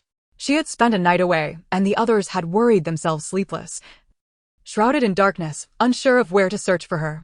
Especially Lin Sui and Lin Su, whose swollen eyes and forlorn expressions filled Lin Qiao with an overwhelming sense of guilt. Lin Qiao gently took Lin Su from Lin Jiqi's arms, soothingly patting him while casting a reassuring glance at Lin Sui. As she led everyone toward the valley, she recounted the events of the previous day, embellishing the tale with heroic flourishes. "Apologies for causing concern, but I have discovered an excellent refuge," she announced, amplifying her battle with the bandits into an epic clash, ultimately driving them from the valley while downplaying the use of sedative incense and jewels. The women listened with bated breath, while the men were stirred with fervor. Lin Sui clenched her small hands tightly, vowing silently to never let her sister wander off alone again. Although young Lin Su did not fully grasp the gravity of her words, he understood that his second sister had undertaken a perilous endeavor. He clung to Lin Qiao's neck, softly whispering in her ear, "Second sister, teach me martial arts, and I will help you fight the bad guys." Lin Qiao's heart melted at his innocent plea. What a sweet burden indeed. Upon entering the valley, the atmosphere shifted, and the group's breathing slowed with a sense of tranquility. Lin Nai pinched the elderly man beside her and exclaimed, "Look, this place is truly marvelous. It has houses, water, and is well concealed. It's just like... what was it called? The Peach Blossom Spring." Lin frowning as he rubbed the pinched spot, responded, "Yes, indeed. It is quite the escape. And we traveled far to find such a sanctuary." Although the village head and a few level-headed individuals felt excitement, they were not naive. The inhabitants of this refuge were surely not ordinary bandits. He called Lin Qiao and the heads of the families aside, inquiring gravely, "Qiao, tell me honestly, were the thieves truly driven away, or did you eliminate them?" He felt uneasy until he clarified the situation, fearing their return could spell disaster. "They are indeed dead, otherwise I would not have brought everyone here," Lin Qiao stated calmly, revealing the truth without reservation. It was also a test for the villagers of Linjia. She wished to gauge their perception of her actions. As her days in their midst lengthened, she had begun to reveal more of her true nature. She was willing to assist others, but adhered to her own principles. Those who wished to remain by her side must accept her methods. If not, it was better to part ways amicably. Qiao, your third uncle recognizes your capabilities, but heed my advice. Do not venture into danger alone again. Involve the others. It is not right for you, a young lady, to shoulder such burdens alone. Otherwise, I would have no face to meet your parents in the afterlife. Indeed. Qiao. The next time something arises, involve everyone so they can experience the prowess of our Lin Qiao men and women. They echoed in agreement. Once the necessary discussions were concluded, Lin Qiao returned to her room for a much-needed rest. When she awoke, the sun was nearing its descent. Stepping outside, she noticed the valley had undergone a remarkable transformation. The overgrown courtyard had been meticulously cleared, and the interior sparkled with cleanliness. Clotheslines had been erected, adorned with freshly washed garments. Several young boys were washing livestock, with little Lin Su trailing behind, assisting by handing them brushes. Upon spotting Lin Qiao, he waved a tuft of grass at her. Lin Qiao observed for a moment before entering the west room, where 6 women had changed into clean clothing and their wounds had been treated, as she had instructed Aunt Jean before her slumber. After tending to their physical ailments, she realized she could not heal their emotional scars. Only time could mend those wounds. After administering the antidote to the mandragora incense, she stepped outside, deciding it was best to let Aunt Shui Sheng counsel them instead. Seeking out Aunt Shui Sheng, who was washing vegetables alongside Wang the carpenter's wife, Lin Qiao lowered her voice. Auntie, I have roused those girls. I'm concerned they may despair and do something foolish. Please talk to them and inquire about their families. When we leave this place, they should reunite with their loved ones. She knew they could not return just yet. Trust was a fragile commodity, and should anyone harbor ulterior motives and summon the authorities, it would lead to calamity. Curse those despicable bandits. Those girls must not act rashly. Their families must be worried sick. Rest assured, I will handle this, Aunt Shui Sheng assured her, promptly heading toward the west room, followed closely by Wang the carpenter's wife. Yes, we cannot allow them to perish here. If they die in our midst, what will we do? I dread the thought of ghosts. Lin Qiao thought to herself, perhaps forgetting that they were in a den of thieves. Before long, anguished cries echoed from the west room, heart-wrenching and full of despair, drawing tears from all around, including Aunt Jean and Hong Lian, who were reminded of their loved ones in peril. After a prolonged period, the wailing began to subside, leaving only soft sobs in its wake. Upon seeing Aunt Jean and Hong Lian's tear-streaked faces, Lin Qiao felt a pang of sympathy for their plight. If the emperor were present, she would relish the opportunity to have him pay for the misery he had caused countless lives.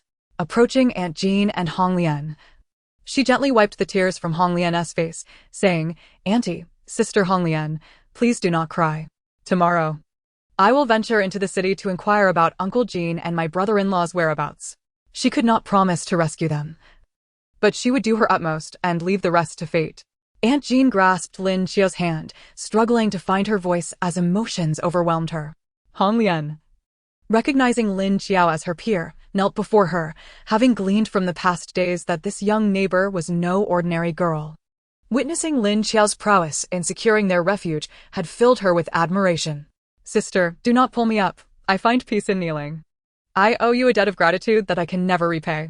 I shall be your servant for life, bound by this life-saving grace, she declared earnestly. Lin Qiao, taken aback, wondered if this was truly the sentiment being expressed. She quickly pulled Hong Lian to her feet and sought an opportunity to excuse herself. Behind the wooden house stood a row of thatched huts, where Chao Jincheng and the others typically prepared meals. By the time Lin Qiao arrived, the area was bustling with activity. Uncle Qin was directing operations, while Lin Ernai was leading the charge. 5 large pots were set up, with pancakes being baked, vegetables stir-fried, and porridge simmering, creating an atmosphere of lively chaos. Peeking in, Lin Qiao was delighted to see that the pancakes were made with pure white flour and brushed with oil. There were scrambled eggs with tender amaranth leaves, wild chicken stewed with mountain fungi, and the fragrant aroma made her mouth water. The braised pork ribs with potatoes were soft and tender, surpassing even the taste of meat. A large bowl of wild garlic and scallions was prepared for dipping in sauce. Wow, Ernai, the feast looks splendid today. I must indulge, she exclaimed. Ah, Qiao, Everyone is benefiting from your good fortune. Those bandits left behind over 1,000 pounds of grain, and it's all fine quality. We'll be well fed for quite some time. Lin Qiao beamed. Your third uncle has decreed that for the next few days, we shall eat together, allowing for generous portions of oil to replenish our strength. No one is permitted to lag behind in training afterward. Lin Qiao had noticed the grain last night, but deliberately left it untouched in her storage, wishing to enhance everyone's meals. Before she had swung her knife a few times, fatigue set in, revealing that her physical prowess was indeed in need of enhancement. This observation does not extend to the butcher Zheng's family, for those who kill pigs have no shortage of meat, surpassing even the village head's household. It is likely that Uncle San is well aware of this fact, which is why he permits everyone to eat heartily. During this evening meal, everyone indulged, their mouths glistening with oil. Lin Ping'an, while rubbing his belly, sighed, remarking that this dinner surpassed even the feasts of the New Year. If they could dine on such meals daily, he would consider sacrificing 10 years of his life worth it. This led to him being scolded for half an hour by his mother, Aunt Shui Sheng, who was renowned in the village for her eloquent rebukes. Had it not been for the concern of disturbing everyone's rest, she might have scolded him all night. In the West Room, several young women refused to come out for dinner, prompting Aunt Jean to bring their meals to them. The others understood their sentiments. They were emotionally and physically wounded, too ashamed to face anyone, yearning only to confine themselves within the small dark room. When Lin Qiao entered, she found the girls huddled in a corner, resembling frightened quails. Only the girl with the broken leg lay on the bed, yet she smiled upon Lin Qiao's entrance, showcasing an extraordinary resilience. It was remarkable to witness such strength in someone who had endured so much suffering and injury. Lin Qiao immediately felt a fondness for her. Approaching the bedside, Lin Qiao utilized her wood-based abilities to assess the girl's leg, which appeared to be healing splendidly, with no lasting repercussions anticipated. During the previous day's treatment, her powers had stimulated the girl's vitality, effectively accelerating the healing process by approximately 10 days. This intervention ensured that her leg would regain its mobility. Although she might lose a few years of life, who would not choose that over a lifetime of paralysis? My name is Niao.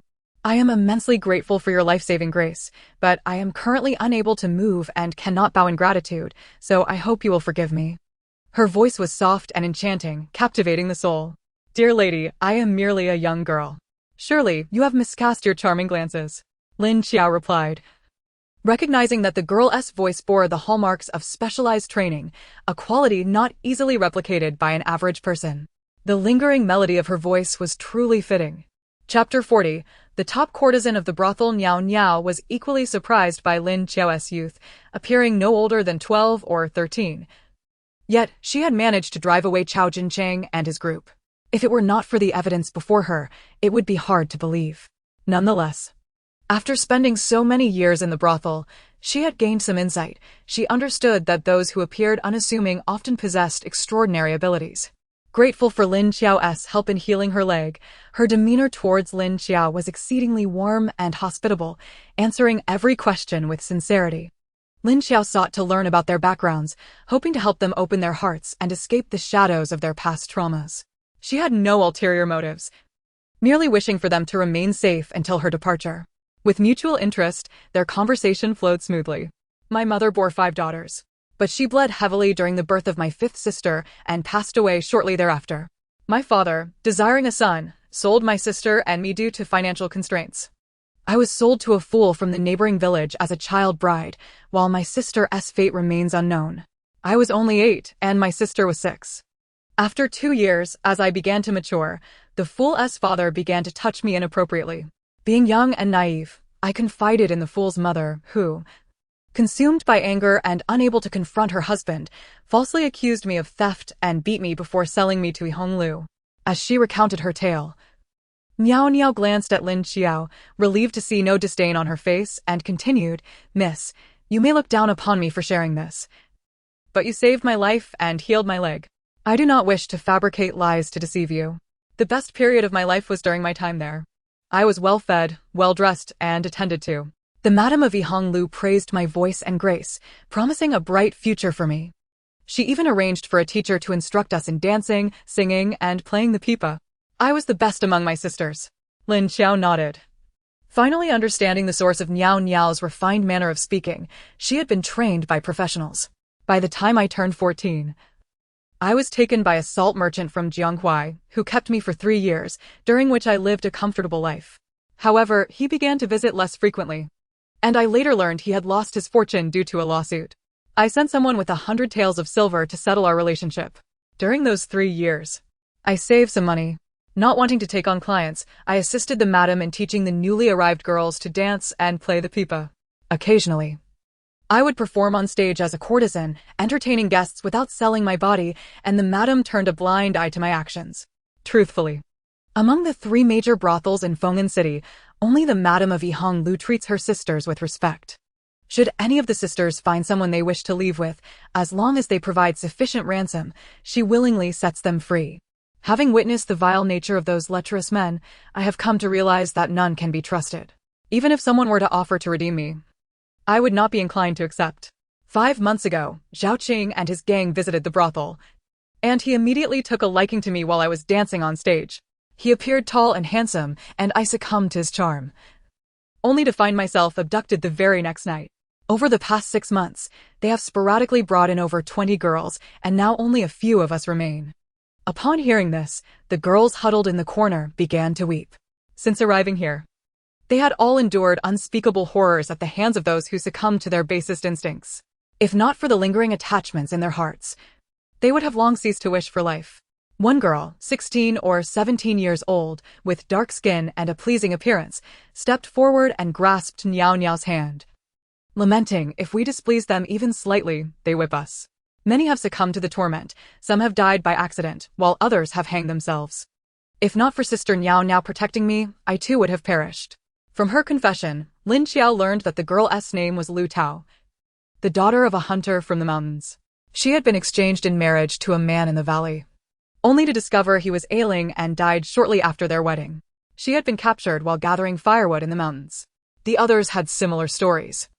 Daughters of tavern owners, sellers of cosmetics, and flower girls. They all shared one common trait: they were attractive, engaging in occupations that exposed them to the public eye. Those like Chao Jincheng, driven by lust, would ensnare them under false pretenses and abduct them without hesitation. Upon hearing this, Lin Qiao felt a stirring within her. Since they were all from the vicinity, might they possess valuable information? Especially Niao Niao, who had encountered numerous individuals in the high-class brothel, likely mingling with esteemed figures or dignitaries. Perhaps she could provide some leads. After all, it is often said that brothels and taverns are the best places to gather intelligence. With this thought, Lin Qiao called for Aunt Shuixing to come into the room. "Aunt, could you please take these ladies outside for a moment? I have something to discuss with Miss Niao Niao." Although the 5 women were apprehensive about facing others, they were not foolish. They understood that Lin Qiao was the authority here and could not be defied. They obediently followed Aunt Shuixing outside. Niao Niao remained composed. As her experience in the brothel had taught her to read people's intentions, she could sense Lin Qiao meant her no harm. Once they were alone, Lin Qiao spoke. "Miss Niao Niao and Shuixing should have mentioned that we are refugees who have come here seeking shelter." Niao Niao replied, "Yes. Aunt mentioned that you're from Changde County in Anyang Prefecture. I wish to inquire about certain matters. During your time at the Yihong building, have you heard any mention of the Liang King's illicit iron mining activities? It has been half a year since you ascended the mountain, and you may be unaware that the Liang King has been ruthlessly capturing refugees. Women are being sold into slavery, while men are forced to toil in the mines. My own relatives have also been seized, and I seek any information you might possess regarding this matter." Yao Yao was taken aback by Lin Qiao's words. Has the Liang King descended into such madness? Allow me to ponder for a moment. While entertaining guests, I have indeed caught whispers about a newly discovered iron mine on Yutanshan, where offenders are punished by being sent to dig. I remember distinctly that once, when Qin Zhubu visited the tavern, he mentioned the treacherous terrain of the North Mountain and the necessity of constructing a road there, which would require forced labor. Could this be connected to the mine? Lin Qiao's eyes brightened. Here, there were no large machines, and the Liang King was relying solely on human labor for both mining and road construction, making it impossible to keep this secret hidden. Now that he seeks to rebel, his demand for iron is immense, and with his brazen captures, he is bound to leave traces. With a bit of coin, I could easily gather information from the villagers in that area. However, the North Mountain spans a considerable distance, and I will need to pinpoint the exact location. Chapter 41. Midnight Conversations. Exiting the West Room, Lin Qiao spotted Lin Sui sitting alone on a stone in the courtyard. "Sister, what troubles you? Is something amiss?" Lin Qiao approached with concern. Lin Sui turned, rising to brush the dust from her clothing, her expression serious. "I have something important to discuss with you." This was the first time her elder sister had adopted such a tone, indicating the gravity of the situation. Lin Qiao immediately assumed a posture of attentive listening, determined to maintain a respectful demeanor. "Speak, sister, I am listening." Suppressing her tumultuous emotions, Lin Sui gently adjusted Lin Qiao's disheveled hair and whispered, "Xiaoya, do you think I am utterly useless? You toil tirelessly for this family, while I can only watch, unable to lend a hand. Wait, sister, your mood seems rather off." Lin Qiao quickly took her sister's hand, and they sat facing each other. "How can you think this way? Do you not realize how indispensable you are? You have been a pillar of support for both little Sue and me in every aspect of our lives. I know you are concerned for my safety. And I promise that once we rescue Uncle Jean and the others, I will never leave your side again, nor that of little Sue. Is that agreeable?" In a bid to cheer her sister, her tone turned almost playful. Lin Sui cast her a sidelong glance. "You must keep your word, otherwise I shall cry." Her gentle nature led her to resort to this method of coaxing her sister. Lin Qiao recognized that she had been somewhat neglectful of Lin Sui and Lin Su recently. "Rest assured, sister, I have a means of self-preservation. I will not come to harm. Have you forgotten whose disciple I am?" She possessed the ability to retreat into her own space when danger loomed, thus rarely facing injury. In her past life, had it not been for the sudden attack of a 9th-level king cobra, she would not have met her untimely demise. "Xiaoya, are you truly going alone tomorrow?" Lin Sui sighed. "Yes, I have inquired with Miss Yao Yao. And it appears that Uncle Jean and the others may have been taken to the northern side of Yutanshan, separated from us by a city called Feng'an.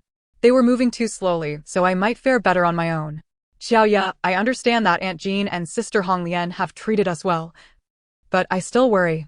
What if we are unable to rescue Uncle Jean? Please do not put yourself in jeopardy. Think of me and little brother."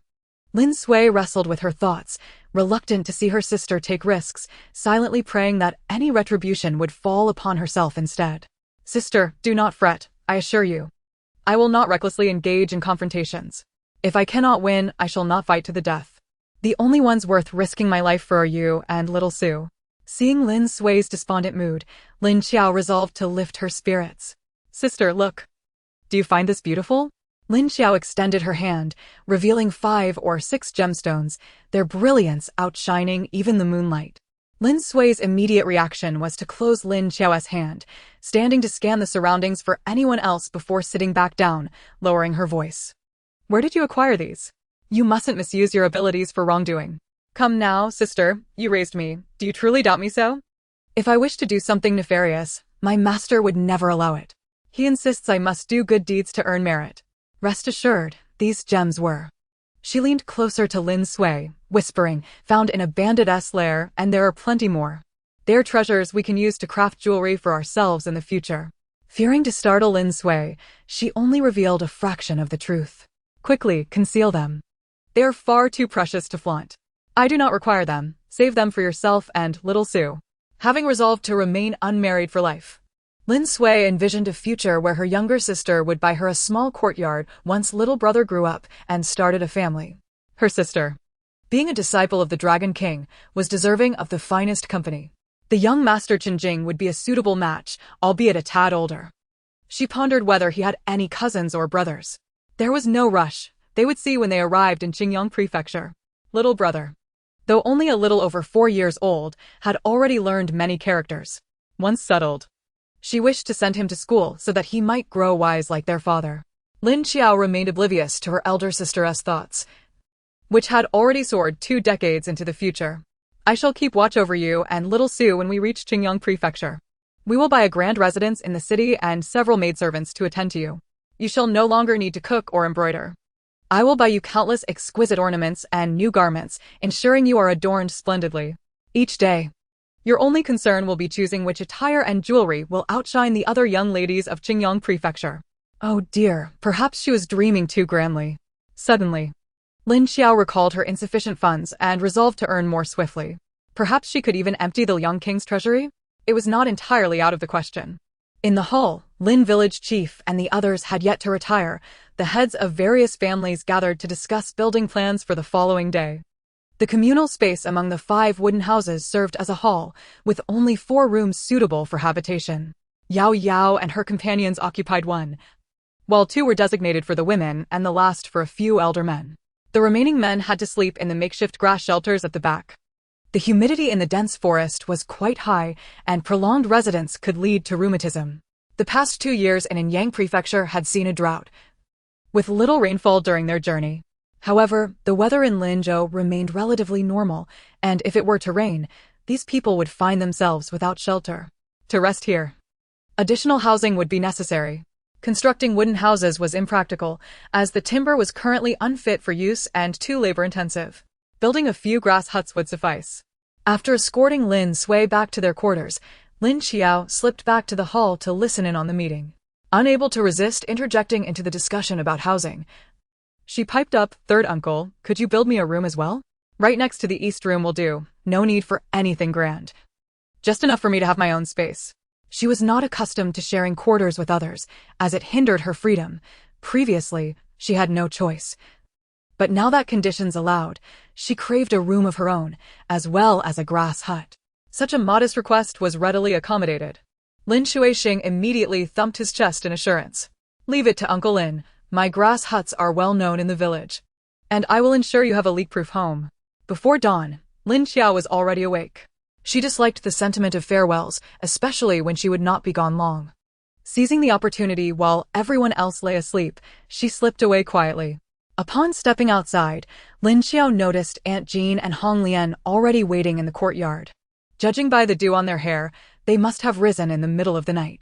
Lin Qiao empathized with their sentiments. So when Aunt Jean handed her a savory egg pancake, she immediately took a generous bite, relishing the taste and the warmth of Aunt Jin's affection. However, she refrained from promising to bring anyone back, wishing to temper their hopes and prevent greater disappointment. Aunt Jean wiped away her tears, a faint smile gracing her lips as she admonished, "Do take care of yourself and ensure your safety." As Lin Qiao descended the mountain, she selected a magnificent steed from her space.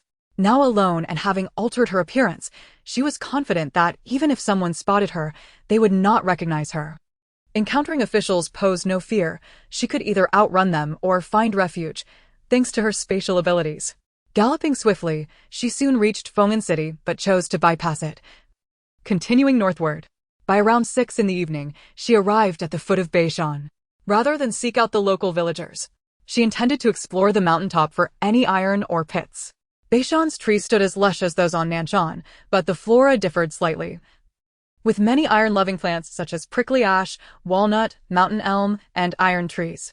She even spotted some thunderstruck wood, further confirming her belief in the presence of iron mines, as areas rich in iron tended to attract lightning strikes, which left their mark on the surrounding vegetation. Lin Qiao collected some of the thunderstruck wood, planning to return it to Wang the carpenter, who could craft safety talismans for the little ones. These were valuable items. The elders always claimed that ornaments made from thunderstruck wood could ward off evil spirits and usher in good fortune. Regardless of their truth, the symbolism remained auspicious. By the time Lin Qiao reached the summit, darkness enveloped the sky entirely. Although a sliver of moonlight illuminated the surroundings, visibility remained limited until dawn. She retreated into her space to check on the dozen or so individuals occupying one corner. She had kept them there, hoping to uncover the reason behind the life-draining aspect of her spatial abilities. In her previous life, she had awakened her spatial powers first, followed by her abilities in gold and wood. Dual abilities were exceedingly rare in the apocalypse, let alone triple abilities. Apart from herself, she had never heard of another possessing 3 powers, which had brought her some joy. While abilities could be enhanced with crystal stones, her spatial powers were unique and could not be upgraded in such a manner. Moreover, the size of her spatial abilities had remained constant since their awakening. Lin Qiao had inquired about spatial ability users, discovering that none had ever exhibited dual powers.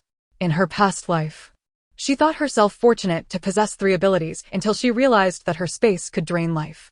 She sensed that uncovering this mystery would unveil a significant secret. Regardless, None of the individuals in her space were virtuous, each was deserving of their fate, and Lin Qiao bore no moral burden. She never considered herself a good person, only someone who acted according to her beliefs. After enjoying 2 large buns in her space, Lin Qiao indulged in a refreshing slumber. Despite the numerous occupants in the space, she found sleep untroubled. After all, during her missions, she had managed to sleep soundly even when surrounded by hundreds of zombies.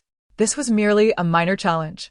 As the first light of dawn broke, Lin Qiao emerged from her space, standing atop the mountain to gaze downwards, where she indeed spotted a vast open iron mine to the east. The pit spanned several miles, with numerous individuals engaged in or extraction. It was no wonder that King Liang sought to capture fleeing refugees. With such a large iron mine, his output must have been insufficient, likely driving him to desperation. However, overseeing such a treasure trove, King Liang had undoubtedly amassed great wealth over the years. His riches provided him the audacity to rebel.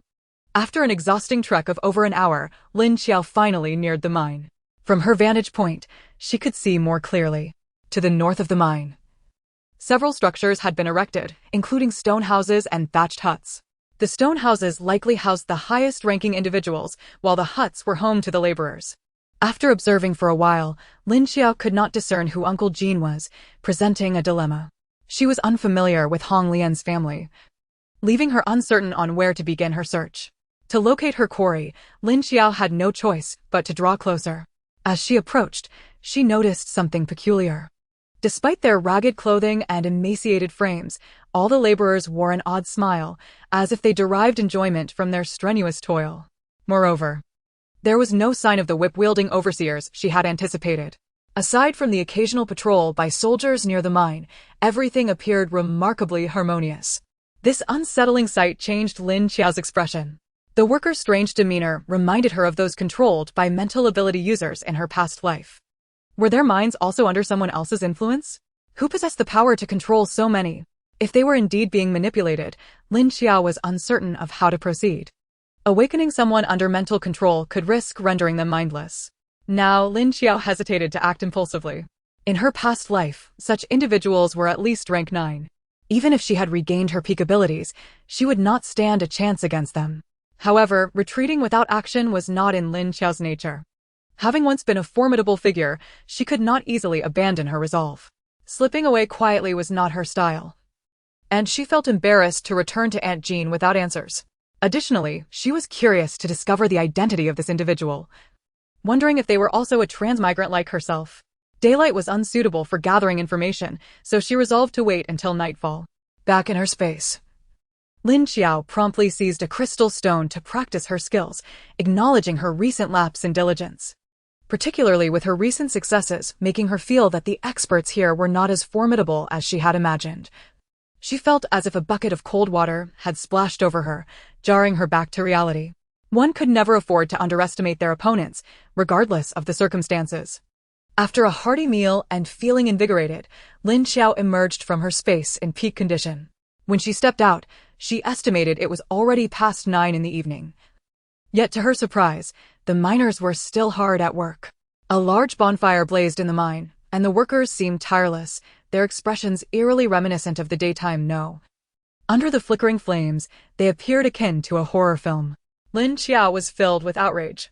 This vile individual was denying them rest, seemingly intent on working them to death. She had to uncover this person's identity and learn who they were. The thought of such a figure lurking in the shadows sent chills down her spine.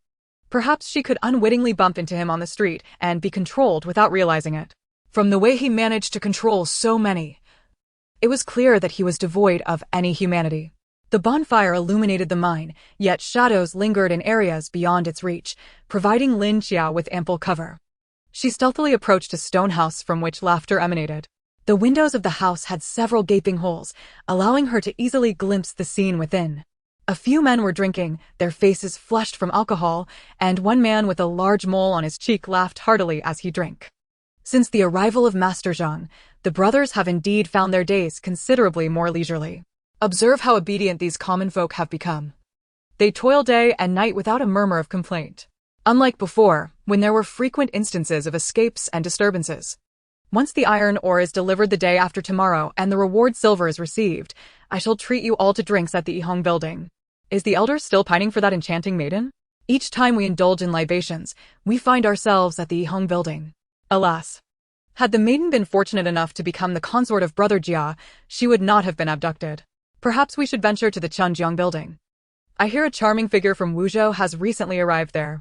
The others eagerly concurred. Lin Qiao listened for a while longer. But upon realizing their conversation was solely filled with frivolous banter devoid of any useful information, she stealthily made her way to another stone chamber. Inside this chamber, there were two individuals, an elderly man and a young scribe. The scribe was washing the old man's feet and incessantly murmuring, "Master, we haven't returned home in a month. You should speak to Steward Jia and request a day off. I miss my mother." The elder sighed, I too regret that I acted too impulsively out of loyalty, offending our superiors. This led to my being assigned here as a clerk, unable to return home often throughout the year, lacking the means to navigate the bureaucracy. Not only must I account for our affairs here for a lifetime, but it also keeps you from seeing your mother. Tomorrow, I will implore Steward Jia to allow you a brief return. Upon hearing this, Lin Qiao's eyes brightened. Perhaps her fortune today was not so bleak after all. The clerk was responsible for recording all personnel and goods entering and exiting this place. There should be records of Uncle Jean and his companion's entries here.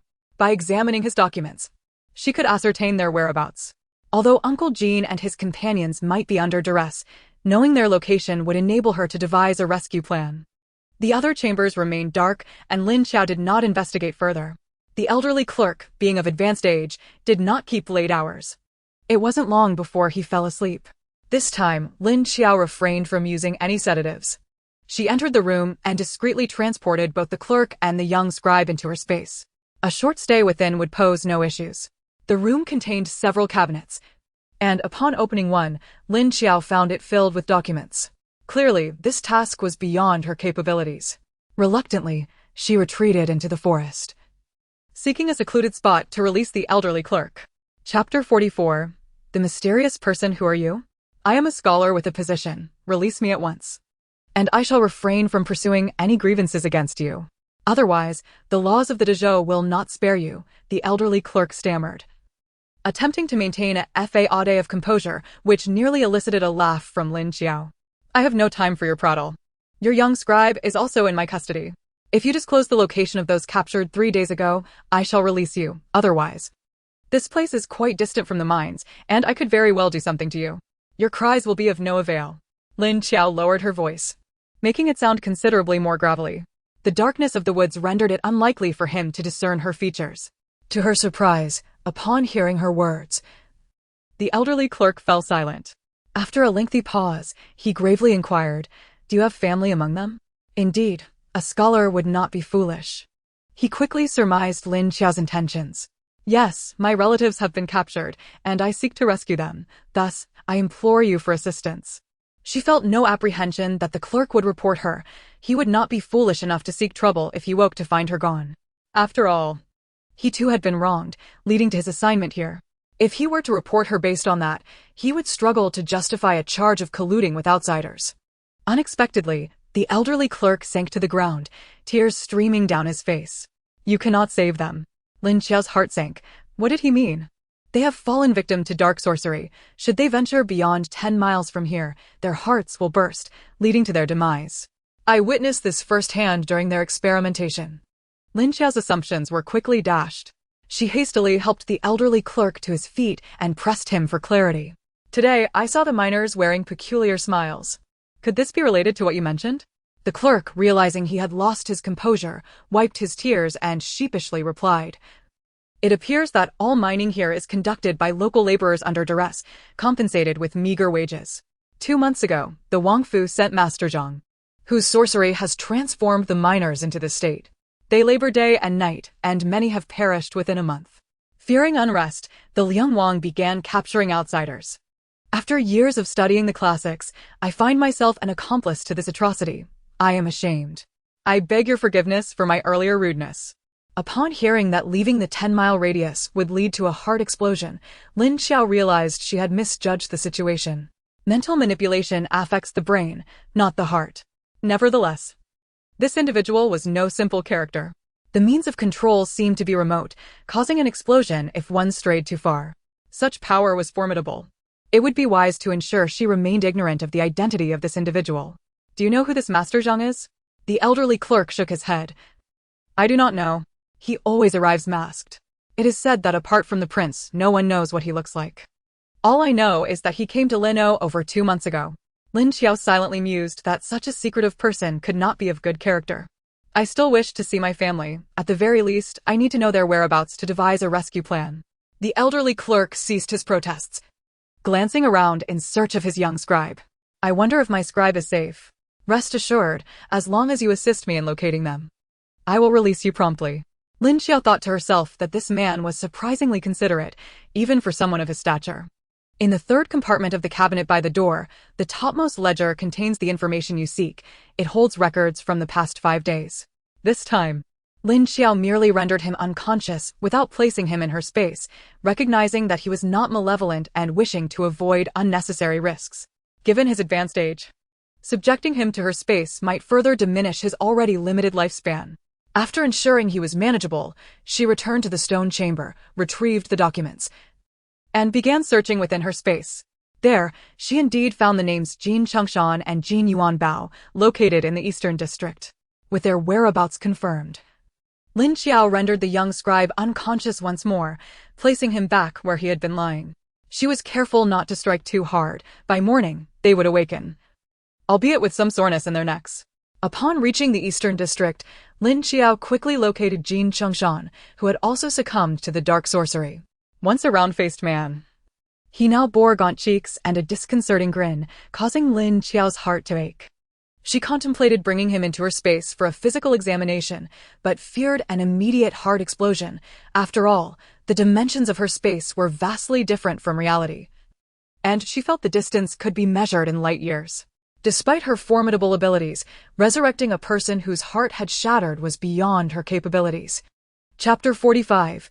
Yihong Building. Considering the risks of a hasty rescue, Lin Qiao determined that Jin Chengshan and the others were not in immediate danger of death. She resolved to first travel to Feng'an City to investigate the true nature of this Master Zhang. If a method to control him could be discovered, all troubles would be effortlessly resolved.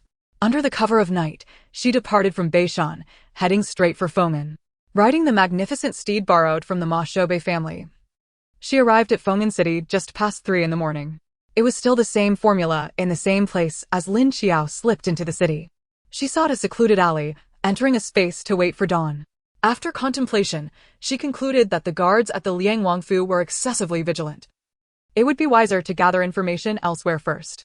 Ideally, she could learn his whereabouts from outside. As for where to inquire, Lin Qiao had already decided. Yihong Building. Who is it? A voice grumbled from within. Knocking at this hour? Don't you know we don't entertain guests in the morning? The doorman, a rather rotund man, opened the door to find a diminutive young master standing outside, exquisitely adorned in a moon-white brocade robe, a jade crown atop his head, and a folding fan in hand. The sight was almost blinding due to his striking beauty. His round face with a hint of baby fat, almond-shaped eyes, and a rosy mouth were even more charming than the most alluring courtesan in the establishment. The doorman mused, does someone like him even need to pay for companionship? With looks like that, who knows who would be pursuing whom? If I looked like him, the ladies would be clamoring to spend their money on me. With this thought, he quickly called out to the hall, a distinguished guest has arrived. Ladies, prepare to receive him. The courtesans, accustomed to the night shift, typically did not entertain in the morning, but exceptions were always made for someone as striking and evidently wealthy as this young master. As Lin Qiao entered the hall, she feigned nonchalance while surveying her surroundings. True to its reputation as one of the 3 premier brothels in Feng'an, opulence was evident in every corner. On the second floor, a few beautifully dressed women lounged against the railing, casting flirtatious glances her way.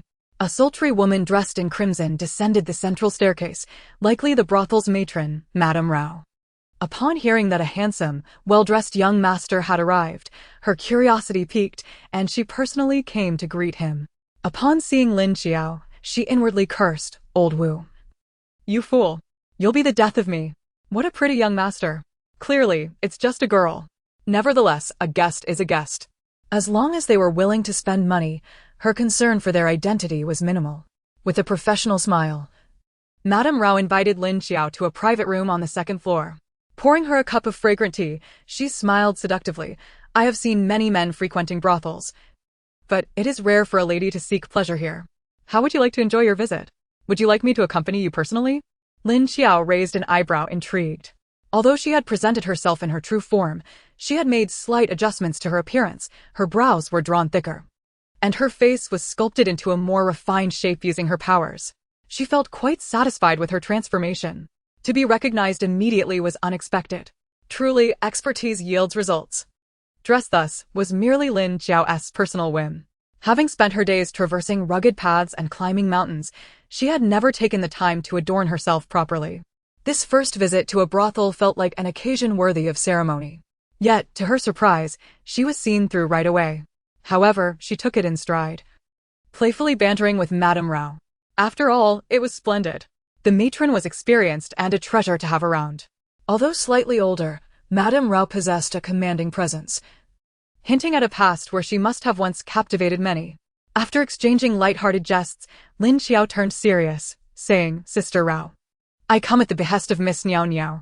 Madame Rao abruptly stood. Who are you? What has happened to Niao Niao? Since Niao Niao had been abducted, Madame Rao had spent considerable sums trying to locate her, only to find no trace. The revelation that someone had news of her after such a long time, especially from a young lady like Lin Qiao, stirred her deeply. Lin Qiao had anticipated this. She knew that brothels were prime locations for gathering intelligence. Establishing a rapport with Madame Rao would certainly yield some clandestine insights. As for how to navigate this, it was simply a matter of fostering goodwill, followed by monetary incentive. The emotional connection could be established using Niao Niao as leverage, and as for the money, was she not someone who could afford to pay?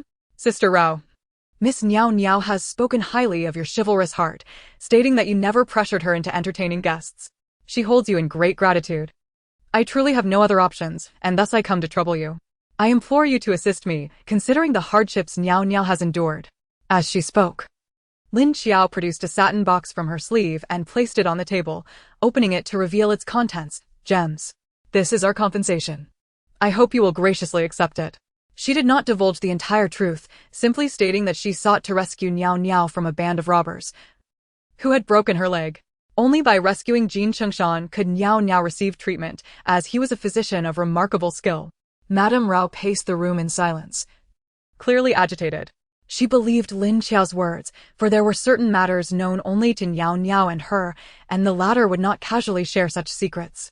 However, what Lin Qiao intended to do was fraught with risk. If they managed to rescue Niao Niao, all would be well, but if they were caught and she was implicated, it would spell disaster. No amount of influential connections would suffice, for she would be crossing the city's most formidable figure. After some deliberation, Madame Rao cast a glance at the gems on the table and finally made her decision. Very well, I shall assist. Recently, the son of the chief steward of Liang Wangfu visited and indulged a little too much in drink. He mentioned that an esteemed elder had arrived at the Wangfu, and Liang Wang was nearly subservient to him, having even allocated a separate courtyard, forbidding anyone from approaching. This man is shrouded in mystery and always wears a mask. Perhaps he is quite unsightly. Furthermore, 3 days hence is the birthday of Liang Wang's concubine, and the Wangfu has invited courtesans from here to perform. Why not disguise yourself as a maid and gain entry? Lin Qiao's earlier display of skill had made her more agreeable to Madame Rao's proposal. Is such a maneuver possible? Madame Rao's expression revealed her understanding. You underestimate us. The ladies here not only possess beauty, but are also skilled in various arts. We do not solely rely on extracting money from men, we have genuine talents. Among the 3 great brothels of Feng'an, during the annual selection of the top courtesan, the governor himself would come to show support, which was beyond the capabilities of mere streetwalkers. Celebrations such as birthdays and full moon feasts in the homes of the city's elite often sought their performances. Lin Qiao felt enlightened by this revelation. However, Madame Rao's suggestion piqued her interest. If entry into the Wangfu was attainable, everything else would follow. Since she needed to masquerade as a maid, she had to embody the role. Madame Rao found a professional to train Lin Qiao for 3 days, ensuring she acquired the demeanor of a maid. She learned to be submissive in the presence of her masters, to lower her gaze when spoken to, and to master the etiquette of greeting and sending off guests, all to avoid revealing her true identity. 3 days later, a carriage from Liang Wangfu arrived to fetch them. Lin Qiao, disguised as Madame Rao's maid, climbed aboard. Upon arriving at the back gate of Liang Wangfu, they were greeted by a middle-aged man clad in blue, who led them to a resplendent courtyard. This haven is exclusively prepared for those who come to showcase their talents.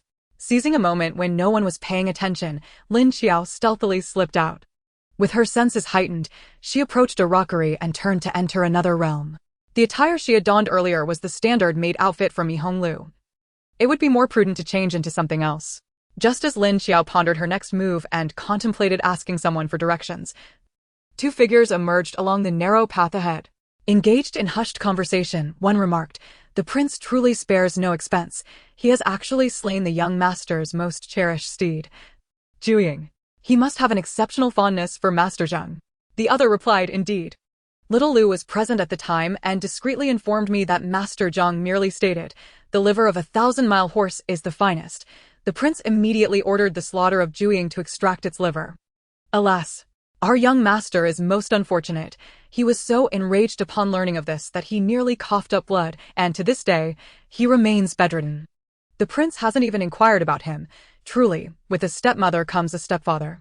Lin Qiao mused, could it be that the Prince of Liang has found true love? Is Master Zheng the long-lost beloved? Has he returned, showering him with affection and compensations? Nevertheless, the back courtyard of the prince's residence appeared rather chaotic.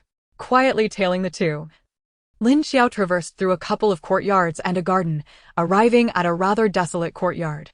The atmosphere felt lifeless here, devoid of the festive songs and dances found elsewhere. Even before entering, a pungent medicinal odor wafted through the air. Chapter 47, Capriciousness. Observing the antiquated furnishings within, Lin Qiao felt a pang of sympathy for the man lying on the bed. After all, he was the heir apparent of the royal residence. Yet his quarters were so meager that they were less comfortable than Honglu. No wonder he had such a foul temper. Earlier, while hiding behind the rockery in the courtyard, she had overheard him shatter a medicinal bowl, angrily expelling everyone from the yard, his voice hoarse as he cursed Master Zheng. Yet it was fortunate that he had driven everyone out, granting her the opportunity to sneak in. Perhaps she could try to forge an alliance? Zhou Fushu was not asleep. He had merely exhausted himself with his tirade and sought a brief respite with his eyes closed. Since the death of his mother, he had felt as insignificant as a common vegetable, unloved and uncherished. Occasionally, someone would tread upon him, and his father treated him as inconsequential. With several sons to his name, his presence mattered little, one more or less made no difference. He currently occupied the title of heir apparent, but that was merely because he served as a target to shield his father's beloved son from harm. Perhaps he cared for no one, from the beginning. All he desired was the lofty position above all others. Reflecting on this, a sardonic smile crept upon Zhou Fushu's lips. Were it not for the tears trickling down his cheeks, Lin Qiao might have thought he was contemplating something delightful. "Stop smiling, you seem rather pitiable. Do you wish for revenge? I can assist you." "Who?" Zhou Fushu's eyes flew open, not only widening but he also sat upright. Lin Qiao pressed the blade of her dagger against his neck. "Don't scream, we need to converse." "What about?" Zhou Fushu regarded Lin Qiao with a nonchalant expression. Lin Qiao retorted, "Do you possess enough courage to not fear for your life? Your brothers are all eager for your demise." His earlier hysterical outburst had divulged much about his family circumstances, allowing Lin Qiao to glean some insight into his plight. Zhou Fushu nudged the blade resting on his shoulder, coolly stating, "If you wish to discuss business, at least adopt a more businesslike demeanor. Sit over there. Don't worry, I won't shout. I've encountered numerous assassination attempts in my life. It's hardly a matter of consequence." Lin Qiao scoffed, "You're quite bold." She sheathed the knife and took a seat, pouring herself a glass of water. Observing her actions, Zhou Fushu couldn't help but let out a cold laugh. "Your audacity is remarkable. Knowing my family situation, you dare drink from my cup? Aren't you afraid it might be poisoned?" Lin Qiao savored a sip, unperturbed. "If it were poisoned, I could counteract it. Aren't you curious why I sought you out?"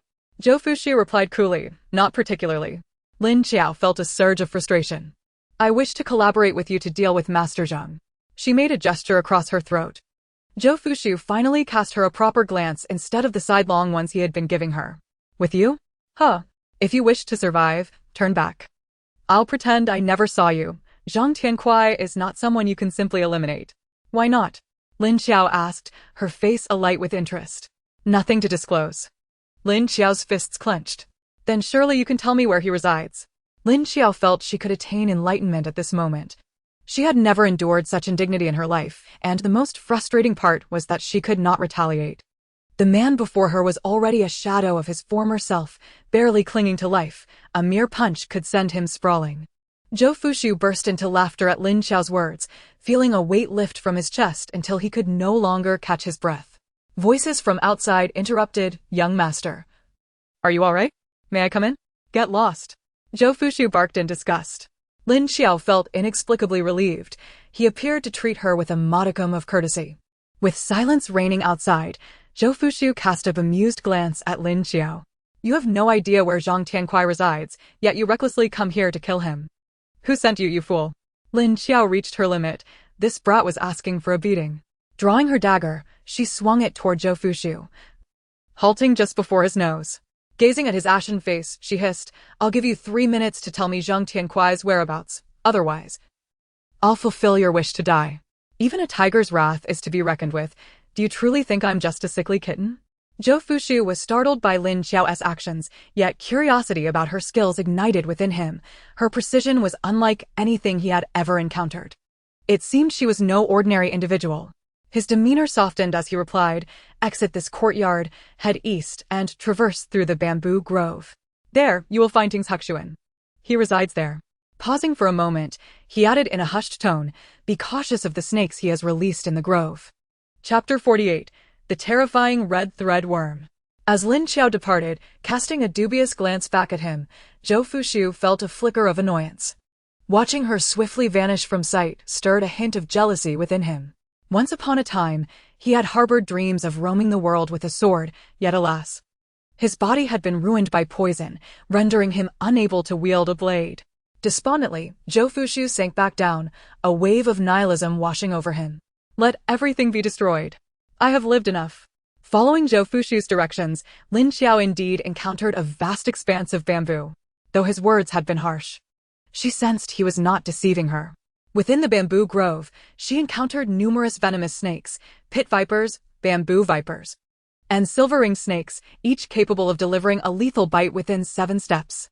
Regardless of Lin Qiao's identity, aside from the 9th-level king cobra from her past life that had caused her trouble, the rest appeared to her as mere delicacies. This one is good, perfect for congee. This one will do, I'll take it back for Uncle Chen to stir-fry. This one is a bit lean, I'll make it spicy for a side dish. After carefully selecting 7 or 8 dishes, she finally spotted Ting's Huxuan, a courtyard encircled by bamboo on 3 sides. The bamboo house, bamboo fence, and several pots of orchids in the courtyard exuded an air of elegance and refinement. However, all was disrupted by Zhang Tiankuai, who sat in the courtyard. In such sweltering weather, he was clad in a black robe that enveloped him entirely, leaving only his mouth, nose, and eyes exposed. He exuded an air of secrecy, as if he possessed numerous hidden mysteries that he would neither share nor unveil. Just as Lin Qiao was contemplating testing Zhang Tiankuai's abilities, a young man, presumably a guard from the manor, approached along the path outside. The guard halted at the entrance of the courtyard, bowed, and announced, "Master, the prince requests your presence at Ziyuan for a drink." His voice bore an unnatural tremor, suggesting a hint of unease. Lin Qiao mused. It seems Zhang Tiankuai is not particularly well regarded within the royal household. Not only does the heir of the Liang Wang harbor a deep-seated resentment towards him, but even the servants seem to regard him with trepidation. Yet, despite this, he continues to navigate life with remarkable flair, indicating he must possess some genuine skill. Zhang Tiankuai remained silent, rising to follow the guard as he departed. Lin Qiao felt a surge of joy. Indeed, today was a propitious day, ripe for all endeavors. Upon entering the bamboo pavilion, the most striking feature was the wall of books lining the western side. The bamboo matting, wooden tables, and decorative items, mostly woven from bamboo, presented a rather ordinary aesthetic. Flipping through the tomes on the western wall revealed nothing particularly noteworthy, aside from the absence of texts on Confucianism and Mencius. The collection included an eclectic mix of geography, biographies, cookbooks, medical texts, and even a few storybooks. Finding little of value, Lin Qiao ascended to the 2nd floor, where matters grew more intriguing. Apart from the staircase, the 4 walls were draped with thick black fabric, blocking out all light. The floor was cluttered with jars of varying sizes, all black, and Lin Qiao could hear rustling sounds emanating from within, indicating that they contained living creatures. The only source of illumination was a wooden table in the corner of the eastern wall, upon which burned a bronze oil lamp, the flame dancing in an eerie green hue. Taking out her flashlight, Lin Qiao opened one of the porcelain jars, her skin prickling with unease. Inside, she found it filled with a white solid, crawling with a multitude of vibrant red worms, thinner than embroidery needles. Some wriggled about on the solid surface, while others rolled together in a tangled mass. It was a testament to Lin Qiao's fortitude that she could endure the sight. Had it been another, they would surely have retched at the sight. She opened 2 more jars, discovering the same worms, leading her to speculate that the contents of the jars were likely similar. All that remained was the oil lamp. The lamp resembled those used in rural households, save for the green flame and the peculiar hieroglyphs etched upon it, which added an element of strangeness. After an exhaustive search, yielding no useful clues, Lin Qiao slumped at the staircase, contemplating Zhang Tiankuai's origins. It appeared that capturing him was the only viable option. Just as she was about to rise and leave the second floor, Lin Qiao paused, realizing that all her efforts would be in vain if she returned empty-handed. Embracing the spirit of not leaving empty-handed, she turned back, determined to pocket the oil lamp. Having never before encountered a lamp that produced a green flame, she intended to bring it back to Lin Qiao village to broaden the villagers' horizons. However, the moment she secured the lamp in her space, a sound akin to a chainsaw erupted from within the jars, followed by one of them exploding spontaneously. Out flew a large red threadworm, darting toward Lin Qiao with lightning speed. Instinctively, she raised her right hand to block it, but by the time she reacted, the worm had already latched onto her wrist. In a flash of thought, without allowing it to make any further moves, she swiftly contained it within her space. Everything transpired as though it had never occurred. Raising her unscathed right hand, Lin Qiao couldn't suppress a triumphant smile, thinking, fool. How could I possibly stumble into the same pitfall twice? With Zhang Tiankuai being so enigmatic, she had taken precautions before entering his domain. The moment she stepped into the bamboo forest, she had employed her gold-based abilities to ensure comprehensive protection, rendering the mere worm incapable of breaching her defenses. Meanwhile, Zhang Tiankuai, who was clinking glasses with the Liang Wang, felt as though his internal organs had been mercilessly twisted together, spewing a mouthful of blood upon the prince. Even with blood streaming from his orifices, he did not forget to shout, "Someone has entered the bamboo pavilion. Quickly, stop them." Given the secluded location of Tingshuxuan, by the time the guards arrived, Lin Qiao had already returned to the Jiyin pavilion, where the courtesan was resting. At that moment, the courtesans were performing in the banquet hall of the royal residence, leaving only a few young maidservants in the courtyard, idly flipping through flower ropes. Having only spent 3 days in Yihonglu, Lin Qiao naturally did not attract any unsolicited attention. She found a discreet spot to sit, feigning rest with her eyes closed, while her consciousness delved into her space. She aimed to investigate precisely what kind of creature had bitten her. This red threadworm-like creature measured half a foot in length, its mouth agape upon entry, revealing 2 rows of sharp teeth within. Its body was slender as a red thread, devoid of facial features save for its gaping maw, which expanded to the size of a child's fist when opened. Such a diminutive form was capable of shattering jars with ease, moving with lightning-like speed. Observing Zhang Tiankuai's nonchalance in leaving the door unlocked, it was evident he held great confidence in the creature's capabilities. Clearly, it was no match for an ordinary person. Such an extraordinary being, where on earth had he acquired it? The thought of the myriad tiny worms in the jars, all potentially nurtured to such a size, sent chills down Lin Qiao's spine. The implications were too daunting to contemplate.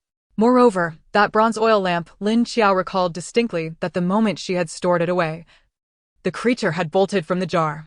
Clearly, there was a connection between the two. With her mind swirling in confusion, she lamented her lack of experience. Chapter 49. Intent to Kill. Zhang Tiankuai stood on the second floor of Tingshuxuan, his eyes bloodshot, surrounded by shattered jars containing his life's work, the Qianxi Gu, now strewn across the floor, while his precious oil lamp had vanished without a trace. If rage could manifest, those around him would surely witness smoke rising from his head.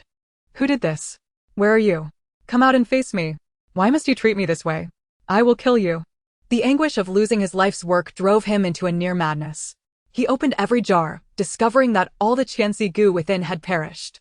Meanwhile, Liang Wang stood outside the courtyard, his expression dark as a storm cloud, threatening to burst with rain. He had pinned high hopes on Zhang Tiankuai, even sacrificing human brains to cultivate his goo worms. Should all his cultivated worms perish, it would render his previous investments utterly worthless. His ambitious plan to create an invincible puppet army would also come crashing down. As he heard Zhang Tiankuai's hoarse cries for vengeance, his own murderous intent began to swell within him.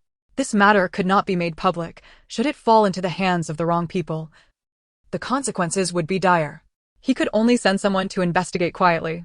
"It's best if I don't discover your identity," he instructed the captain of the guards, Qiao Shi, in a low voice. "The master has been severely provoked. Send a few people to guard the courtyard and ensure he does not leave, lest he frighten our guests." "As you command." Unbeknownst to Zhang Tiankuai, Liang Wang had begun to harbor murderous thoughts against him as he remained engulfed in the anguish of losing his precious goo. He hailed from the enigmatic Jiuli clan, a lineage that had dwelled overseas for generations, with no ties to the Central Plains. After secretly practicing forbidden techniques from his clan, he was exiled and found himself in the Central Plains, seeking refuge. "A few years ago, I clandestinely attempted to concoct the Qianxi goo. However, for the Qianxi goo to reach its full potential, it necessitates a human body as its vessel. Alone and isolated, no matter how formidable one may be. How many individuals could one possibly capture to assist in nurturing the goo? By chance, I learned that the king of Liang was seeking extraordinary talents, so I boldly offered my allegiance to him. Little did I anticipate that at the pivotal moment of upgrading the Qianxi goo, I would be caught in a trap laid by others, leading to the complete ruin of all my efforts, leaving me grievously injured. How could I not descend into madness? In the haze of my thoughts, I recalled the admonitions of the clan leader upon my expulsion from the tribe, Akue. You have violated the ancestral teachings by transforming the malevolent goo into your life goo. I am compelled to expel you from Jiuli. For the malevolent goo harms both others and oneself. Sooner or later, it will exact retribution. You must take care of yourself henceforth." "Huh. Oh, clan leader, I was wrong. Akue yearns to return home, but no, I cannot concede defeat. I aspire to become the most powerful goo master." With a face twisted in madness, I retrieved a thin booklet from my bosom, flipping through its pages while murmuring to myself, there must be a solution. If others can achieve it, so can I. Yes, this is it. I shall seek out the king of Liang. He will surely acquiesce. Zhang Tiankuai staggered down the stairs, intent on finding the king of Liang, only to be obstructed by the guards at either side of the courtyard. "His Highness has decreed that the master must not leave Tingju Pavilion." Zhang Tiankuai stood frozen in place, the wild light in his eyes gradually dimming. The once feared Master Zhang had returned in a matter of moments. "I demand to see Captain Qiao. Summon him." Upon his arrival at Tingju Pavilion, Qiao Shi found the bamboo doors wide open, revealing Zhang Tiankuai, neatly attired and awaiting him, devoid of any semblance of the previous madness, and even displaying an unprecedented courtesy. "Captain Qiao, let us speak frankly. Does the king believe me to be of no further use and intends to abandon me?" Qiao Shi had never held an affinity for Zhang Tiankuai. In his eyes, Zhang represented the nefarious and the unorthodox, and the fewer such individuals around the king, the better. Do not think to beguile me into pleading for you. In my eyes, you are but a rat lurking in the shadows, causing harm from the dark. Now that the king has seen the light and no longer heeds your insidious words, I can only rejoice. A sardonic smile crept across Zhang Tiankui's lips. "No. You will assist me. A fortnight ago, while admiring the moon at the Xiao Pond, I chanced upon a pair of lovers in a clandestine rendezvous." "Haha, Captain Qiao. Would you like to know who they were?" Though his face was concealed, Qiao Shi could discern his smugness. "Who were they?" Zhang Tiankuai had anticipated this question and offered no hesitation. "It was your nephew and Xin Liangdi. Their affection was palpable, a bond hard to sever. To the point that I felt a twinge of embarrassment merely observing them." Upon hearing this, Qiao Shi collapsed into a chair, realizing that Zhang Tiankui's claims were likely true. His nephew and Xin Liangdi had grown up together, yet were forced apart due to the Xin family's aspirations. It was no wonder he had rejected the proposal. This audacious lad had dared to engage in a secret affair with Xin Liangdi, and Zhang Tiankuai had witnessed it. Qiao Shi pondered that if the king were to discover this, he would certainly not spare his family. With this thought, his gaze towards Zhang Tiankuai became increasingly complex. Zhang Tiankuai was no fool. He sensed the murderous intent and coldly laughed, I advise Captain Qiao to abandon any thoughts of silencing me. You are well aware of my peculiar abilities. Should I meet my demise, I assure you, your nephew will eventually reveal this matter himself. What do you wish me to do for you? Under the eaves, one must bow their head. Inform the king that I possess a method to reforge the Qianxi Gu. He will undoubtedly wish to meet with me. As a trusted confidant of the king of Liang, Qiao Shi was well aware of how Zhang Tiankui had ascended to his esteemed position. 3 years prior, the king had suffered a malady that rendered him unable to indulge in the pleasures of the flesh, despite countless remedies proving futile. He had even dispatched emissaries nationwide in search of a cure to restore his vigor, yet all efforts were in vain. It was only 2 months ago that this Master Zhang had fortuitously intercepted the king's carriage, offering a prescription that allowed the king to reclaim his manhood. Subsequently, he claimed he could assist the king in crafting an indomitable army of puppets, thereby solidifying his status as the king's cherished confidant. Although the matter of the Qianxi Gu had not been directly handled by him, Qiao Shi was not entirely uninformed. He deemed the method excessively cruel and had cautioned against it several times, only to be reprimanded by the king. He had hoped to rid himself of this calamity known as Zhang Tiankui, but it seemed his inept nephew had ruined that chance. If he returned without breaking the lad's legs, this matter would not conclude. Meanwhile, King Zhou Jingwei was sipping tea in the garden pavilion when he heard Qiao Shi's report. Momentarily taken aback, he had not anticipated that Zhang Tiankui still held a trump card. Perhaps it was worth a second attempt. There were plenty of commoners to spare. Yet, he did not summon Zhang Tiankui immediately. Instead, he engaged in casual conversation with Qiao Shi. Qiao Shi, do you believe I should trust him? I understand that should he succeed, he would leave behind a legacy of infamy. Yet infamy is still a form of recognition, is it not? It is far better than dying here in obscurity. I fear not failure, but rather the prospect of living a life devoid of purpose. Since fate has seen fit to place me in this royal family, I must strive and seize my destiny. How can I defy the will of heaven? Qiao Shi remained silent, as the king's words left him perplexed. Since they had embarked upon this irreversible path, they could only proceed to its bitter end. His royal uncle, Zhou Xian, had already issued a decree summoning the feudal lords to the capital. The king of Li to the north and the king of Qi to the west had commenced conscription. Their lord was poised for action and could not afford to delay. Perhaps this was the reason he had acquiesced to Zhang Tiankui's demands. Chapter 50. Take me away. After the dance performance by Rao Niang and her companions, they returned to the Jin Pavilion, where the Liang royal household had dispatched a carriage specifically to escort them away. Lin Qiao had no choice but to obediently follow along. Upon returning to the Yiheng building, Rao Niang summoned her to her chamber, inquiring eagerly about the outcome of her task. My heart has been in my throat, consumed with thoughts of you. I hardly exchanged a word with the other ladies. For your sake, I incurred significant losses today. Pray, tell me how it went. Do not let my worries be in vain. Lin Qiao recounted her encounter with the Hongxian worm and the bronze lamp at the Tingzhu Pavilion. As a local with extensive experience, Rao Niang might possess insights into what these entities truly were. To avoid disgusting her, Lin Qiao refrained from mentioning that she had brought them both back. Indeed, upon hearing that the lamp burned with a green flame, Rao Niang gasped and leapt to her feet. Is it truly a green flame? Oh my! Such a thing actually exists. Lin Qiao interrupted her astonishment, quickly. Tell me what it is. It looks rather eerie. After a moment of contemplation, Rao Niang slowly replied. It was around 7 or 8 years ago when a merchant convoy from Qingyang Prefecture visited. Their leader was quite taken with a certain girl here, and during a drinking session, he mentioned that on an island in the East Sea resides a mysterious tribe known as the Jioli. Upon their birth, they select a bronze lamp from the ancestral temple as their life vessel, and the oil used in that lamp is derived from human fat, resulting in a green flame when lit. At this point, Rao Niang added, You didn't handle that lamp with your bare hands, did you? Lin Qiao, with a serious countenance, replied, Of course not. As long as you didn't, that's good. Lamp oil made from human fat, ugh, how revolting. Lin Qiao thought to herself that if she hadn't shown such keen interest, she might have believed her. She resolved to wash her hands thoroughly upon returning. Several times over.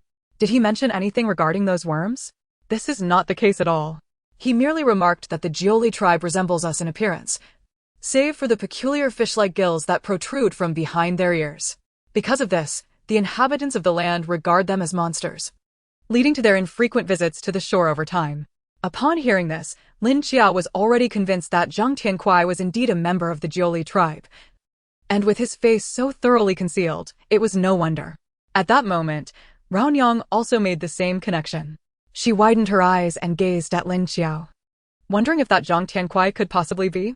Lin Qiao gently nodded. She was quite certain of it. Did the Liangwang know? He must know. He is not a fool. Raonyang exclaimed with a hint of indignation. The ruler of Linzhou is so unreliable that his subjects feel utterly insecure. Lin Qiao pondered that the Liangwang, knowing Zhang Tiankuai's true identity as a Jiuli tribesman, still treated him as an esteemed guest, even going so far as to slaughter his beloved steed to appease him. This only proves that Zhang Tiankuai could bring him greater benefits. But what exactly could Zhang Tiankuai offer him? Unable to decipher it, Lin Qiao resolved not to strain her mind further and decided to find someone to inquire that evening. The Liangwang's heir would surely know. Familiar with the surroundings, she thought that sneaking in should not pose a problem. What? You are indeed the instigator. Zhou Fushu could not help but exclaim softly. Lin Qiao replied, "Keep your voice down or you'll alert him." Zhou Fushu then said in a hushed tone, "Quickly tell me how you accomplished that. I heard that Zhang Tiankuai bled from all 7 orifices and sprayed it all over himself. Did you know? When I heard this, I nearly finished another bowl of rice." Lin Qiao concluded that this son was undoubtedly not his biological offspring. Unaware of Lin Qiao's silent mockery, Zhou Fushu eagerly recounted the dreadful situation Zhang Tiankuai had been in. Your Highness, I have come to inquire about something tonight. Do you know what those creatures on the 2nd floor of Ting's Huxuan are?" Zhou Fushu, reveling in the misfortune, was abruptly interrupted by Lin Qiao, who changed his expression immediately, saying, "I don't know much, but why should I tell you?" At this moment, Lin Qiao had finally discovered the right approach to engage him. Just moments ago, his enthusiasm nearly misled her into thinking she had mistaken his identity. However, Zhou Fushu's capricious and sardonic demeanor reminded Lin Qiao of a relative from her past life. She could still vividly recall his expression as he faced death, which often made her unable to resist tolerating Zhou Fushu's sharp tongue. Dealing with such a person required a measure of patience. "Your Highness, considering our shared enmity, do you not wish to avenge the death of your beloved steed at the hands of Zhang Tiankuai?" Zhou Fushu remarked nonchalantly. "You have come to me multiple times seeking information about Zhang Tiankuai. What exactly is your intention? Don't tell me you wish to help me." Lin Qiao shook her head with a wry smile. "You must have noticed from my accent that I am not from Feng'an City. We are refugees who escaped from Anyang Prefecture, which has descended into utter chaos. We initially sought a peaceful place to live, but upon arriving in Linzhou, we were met with your father's arrests and forced labor, which captured my friends. When I went to rescue them, I found that Zhang Tiankuai had turned them all into mere shells of their former selves. In utter desperation, I had no choice but to infiltrate the Liang Wang's residence, hoping to find a way to save them. Your Highness, I can see that you are not a heartless person. I implore you to assist these innocent folk." Hearing Lin Qiao's words, Zhou Fushu scrutinized her frail figure. And for a long moment, a peculiar glimmer flickered in his eyes.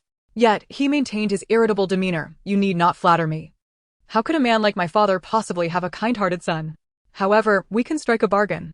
If you agree, I shall divulge everything I know." "What kind of bargain?" Lin Qiao asked in surprise. This time, Zhou Fushu did not leave her guessing.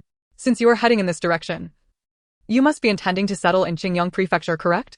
How about taking me along to Qingyang Prefecture?"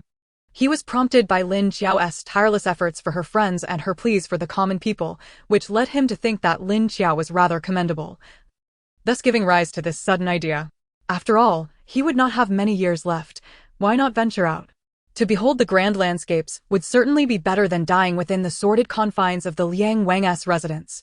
When the time comes, he could select a beautiful spot to rest, and it would not be in vain to have lived this life. Even if he were deceived, it mattered little. Indulging in a whim to compensate for his dreary and melancholic existence would not be a loss. Lin Qiao was taken aback by his whimsical notion. "Are you out of your mind? Why would you leave a good life to follow us into hardship? Are you not afraid I might sell you off?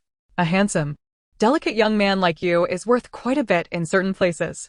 Zhou Fushu found her reaction amusing. "Wanting money is easy enough. While I might be a nuisance in this residence, I am not in need of your meager silver. Just name your price." Lin Qiao shot him a sidelong glance. "Is having money such a big deal? If you're so capable, why not tell me where your family's treasury is?" Zhou Fushu pretended to be magnanimous. Pointing toward the door, "You've been to the Wangfu before. You know where the Zhangjue Hall is, don't you? The treasury is located beneath Zhangjue Hall. If you're not afraid of death, you can attempt to take it. By the way, that place is the most heavily guarded in the entire Wangfu." Much later, while residing in Qingyang Prefecture, he would hear a rumor that the Liang Wang's residence had been robbed, and the Liang Wang fell ill for 3 months without getting out of bed. Chapter 51. The air is too ethereal. Lin Qiao gazed at the elegantly clad man before her, who had grown up in a life of luxury, yet was not long for this world. Suddenly, she understood. He was living a life of profound unhappiness, even to the point of loathing existence itself. With a long sigh, disregarding Zhou Fushu's objections, she firmly took his pulse. His internal organs appeared to be in a state of severe decline. She could only wonder how a life of abundance and comfort could have brought him to such a dismal state. Zhou Fushu observed the frowning Lin Qiao, and inexplicably, his mood lightened. "I never expected someone so young to possess both medical and martial skills. Who instructed you?" Lin Qiao withdrew her hand and spoke solemnly. "How did you come to be afflicted with such an ailment? A prince's son, yet you appear to be suffering from the ravages of labor. As though you have never had a full meal. Well, your medical skills are indeed commendable. You've discerned it well. I know my own affliction, so there's no need for you to exert yourself." Lin Qiao, seeing his reluctance to speak, did not press further. She currently had no effective remedy for Zhou Fushu's condition. Her healing abilities, reliant on the vitality of the patient, had previously worked wonders on Qin Jing's arm and Yao Niao's leg by stimulating their inherent life force for accelerated healing. Zhou Fushu, appearing merely weak, had all his internal organs in decline, with little vitality remaining within him. However, there was still a way. She could extract vitality from others and gradually replenish his. This was a delicate task, requiring her to be at least level 3 in her abilities to execute properly. Casting a glance at the slouched Zhou Fushu, she thought, "Can I truly bring someone like him along on this journey? Wouldn't I be driven to frustration first before he could be healed?" After much hesitation, she finally spoke. "Are you truly intent on accompanying us to Qingyang Prefecture?" "Of course, I always keep my word." His eyes sparkled with unusual eagerness, which made Lin Qiao's heart soften. She wore a serious expression, stating that it was acceptable for you to join us, provided you brought sufficient silver. Although you may lack the skills for laundry and cooking, we can assist you with those tasks, albeit not for free and without any deceit. I have the capability to treat your ailment, but be forewarned. The consultation fee will be steep, so prepare yourself mentally. The higher the fee, the more balanced you will feel within. Now, you may reveal to me what those creatures raised by Zhang Tiankuai truly are." Zhou Fushu was taken aback by Lin Qiao's forthrightness, finding the diminutive figure before him rather amusing. A smile involuntarily graced his lips, and Lin Qiao was momentarily stunned by his bright expression, realizing that this young man was quite handsome. "Do you truly think I would venture out with you alone? Rest assured, there are others attending to my needs, so forget about making any profit." As for Lin Qiao's claim of being able to cure him, he dismissed it entirely. Lin Qiao did not press the matter further. She preferred to let her actions speak for themselves. "Suit yourself." Regarding Zhang Tiankuai, Zhou Fushu ceased their playful banter. The creatures he commanded were known as Qianxi Gu, finer than a needle, capable of entering the human brain through the ears and thus controlling one's thoughts. Those under his influence behaved like mere automatons, obedient to his every command. The miners in Beishan of Wet End were merely his experimental subjects. What he ultimately sought was to forge a puppet army. "Lin Qiao, I have a sentiment that may be best left unsaid." With that, Zhou Fushu's voice turned somber. "My father aspires to become emperor. He has nearly lost his sanity. Zhang Tiankuai can assist him in training an invincible army, making him a prized asset in his eyes. Under the throne, anyone may be sacrificed. Don't think for a moment that he would spare the commoners he views as mere pawns, nor even me." Lin Qiao took some time to suppress her rising anger. What purpose does the bronze lamp serve? Surely, Zhang Tiankuai wouldn't divulge such crucial information to others. After pacing the room twice, she inquired, "Seigneur, does Zhang Tiankuai still reside at Tingshuxuan?" Unable to uncover any information, she concluded that capturing Zhang Tiankuai for interrogation was the only viable option. With both the Qianxi Gu and the bronze lamp in her possession, he would be powerless to harm the miners. Zhou Fushu understood Lin Qiao's intentions and did not hinder her, calmly stating, "If you wish to confront him, now is indeed the optimal moment." At noon, he suffered from a severe hemorrhage. He must be in a weakened state. However, exercise caution. He possesses numerous peculiar abilities that can catch one off guard. Rest assured, I have methods to deal with him. As long as I can make contact, I'll trap him in my space, rendering his strange abilities useless. Lin Qiao had resolved not to allow this man to continue existing in the world. His life was a living hell for others. Were it not for the fear of causing unrest in Linzhou, she would have considered taking Wang Liang along as well. Neither of them were virtuous. Ting's Huxuan was temporarily uninhabitable, and Zhang Tiankuai had relocated to the nearby Lin Yuezhai. With Zhou Fushu's insider assistance, Lin Qiao quickly discovered his whereabouts. Lin Yuezhai was shrouded in darkness. It remained uncertain whether Zhang Tiankuai was awake or asleep.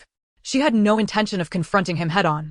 It was impractical to incapacitate everyone in the royal residence with mandrake incense, but a small courtyard posed no such challenges.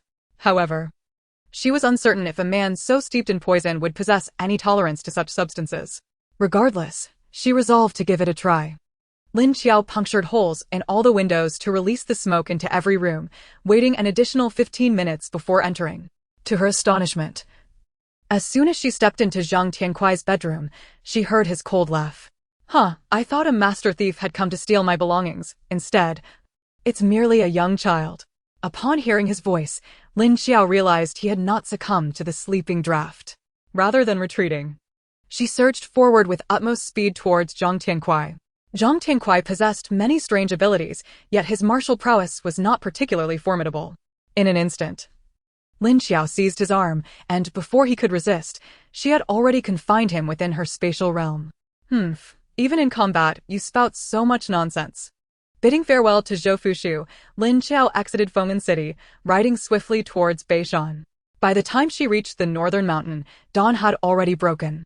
Approaching the mining site, she observed that the miners remained unchanged and then entered her space. Removing Zhang Tiankuai's hood, she inspected behind his ears, discovering two gill-like structures resembling those of a fish. Zhang Tiankuai's features were well-defined, yet his skin was pockmarked and riddled with imperfections, as though it had been gnawed upon by something. Chapter 52, On the Importance of a Reliable Leader. Lin Qiao located a clearing in the woods and released Zhang Tiankuai. Within mere seconds, he opened his eyes. Glancing at Lin Qiao and then surveying his surroundings, a bitter smile crept upon Zhang Tiankuai's lips. I must admit, your skills are quite impressive. Did you take my Qianxi Gu and bronze lamp? Lin Qiao replied, Indeed, I did. You and Wang Liang have committed heinous experiments on the miners. Your sins are beyond redemption. Before you meet your end, perform a final act of kindness by releasing them from your control, and perhaps in your next life, you may be reborn into a better fate. Hearing Lin Qiao's words, Zhang Tiankuai's eyes flickered with calculation. If I divulge the information, will you spare my life? If I can exchange those individuals for my survival, I would consider it. The next moment, Lin Qiao's firm rejection shattered his hopes completely. No. What you have done warrants 100 deaths. Should you reveal the truth, I can assure you a swift demise. Then do not expect me to disclose how to save those people. Realizing his fate was sealed, Zhang Tiankuai cast aside any pretense of hope and confronted Lin Qiao defiantly. Lin Qiao had always shown no mercy to such individuals. Just as she prepared to employ some tactics against him, she noticed his complexion turning green, blood seeping from the corner of his mouth. She pried open Zhang Tiankuai's mouth, only to discover he had concealed poison within his teeth. What a lunatic. He doesn't even fear poisoning himself while eating. Seizing the opportunity before he could expire, she quickly imprisoned him within her spatial realm. You wish to die? I never consented to that. Now, Lin Qiao found herself in a predicament. Zhang Tiankuai refused to divulge the method of controlling others, making it nearly impossible to locate a member of the Jiuli tribe. Furrowing her brow, she retrieved a small booklet from her space, which she had discovered on Zhang Tiankuai. It was filled with writing, yet she could not comprehend a single character. It seemed her only option was to seek assistance from an educated individual who might discern its meaning. In this remote forest, far from civilization, the only scholar she knew was the old secretary. Upon seeing Lin Qiao's arrival, the old secretary exhibited no surprise. He had long anticipated their reunion, knowing she would come seeking help to save lives. He dispatched his bookboy to guard the entrance, lest they be discovered. This time, Lin Qiao had a request and was far more courteous than before, exchanging names with the old secretary and articulating her purpose. Sir, I have an item I wish for you to examine. With that, she handed over the booklet. The old secretary, Zhao Kai, took the booklet from Lin Qiao's hands, and upon merely glancing at it, his eyes widened in astonishment. This is ancient Jiuli script. Where did you acquire this? Lin Qiao quickly replied, I obtained it from Master Zheng. Do you recognize these characters? This is exceedingly rare. How fortunate you came to me. Few others would be able to understand these writings. After perusing 2 pages, Zhao Wencai's expression brightened. In my leisurely hours at home, I have taken a keen interest in studying ancient texts. While I cannot claim expertise in other fields, I dare say my knowledge of these ancient characters is second to none. Lin Qiao. Have we encountered a luminary in the realm of ancient texts? It appears he has penned a method for nurturing the gu, a rather sinister practice involving the cultivation of gu worms using human brains. This young fellow is utterly malevolent. The more Zhao Wencai read, the angrier he became, his mouth unleashing a torrent of curses upon Zhang Tiankuai. It is evident how appalling the contents of this booklet are. After perusing it, Lin Qiao gleaned a rough understanding from Zhao's invectives. The manuscript detailed everything from raising the Qianxi gu to the methods of using it to inflict harm upon others, articulated with alarming clarity. Zhao Wencai, typically the affable old man, now bore the countenance of a stern judge. Young Lin, he began, this tome indeed contains methods for saving lives, which I can translate for you. However, I must request that you promise me one thing. Upon hearing of the potential for salvation, Lin Qiao's heart soared. And she responded amiably, what is it? Please do tell. This method for nurturing gu is exceedingly wicked, thus, I can only assist you in translating the section concerning rescue. As for the cultivation of gu, I cannot divulge that.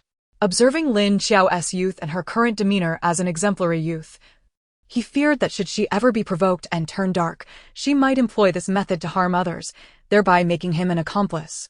Lin Qiao nodded eagerly, of course. You need only share the portion about saving lives.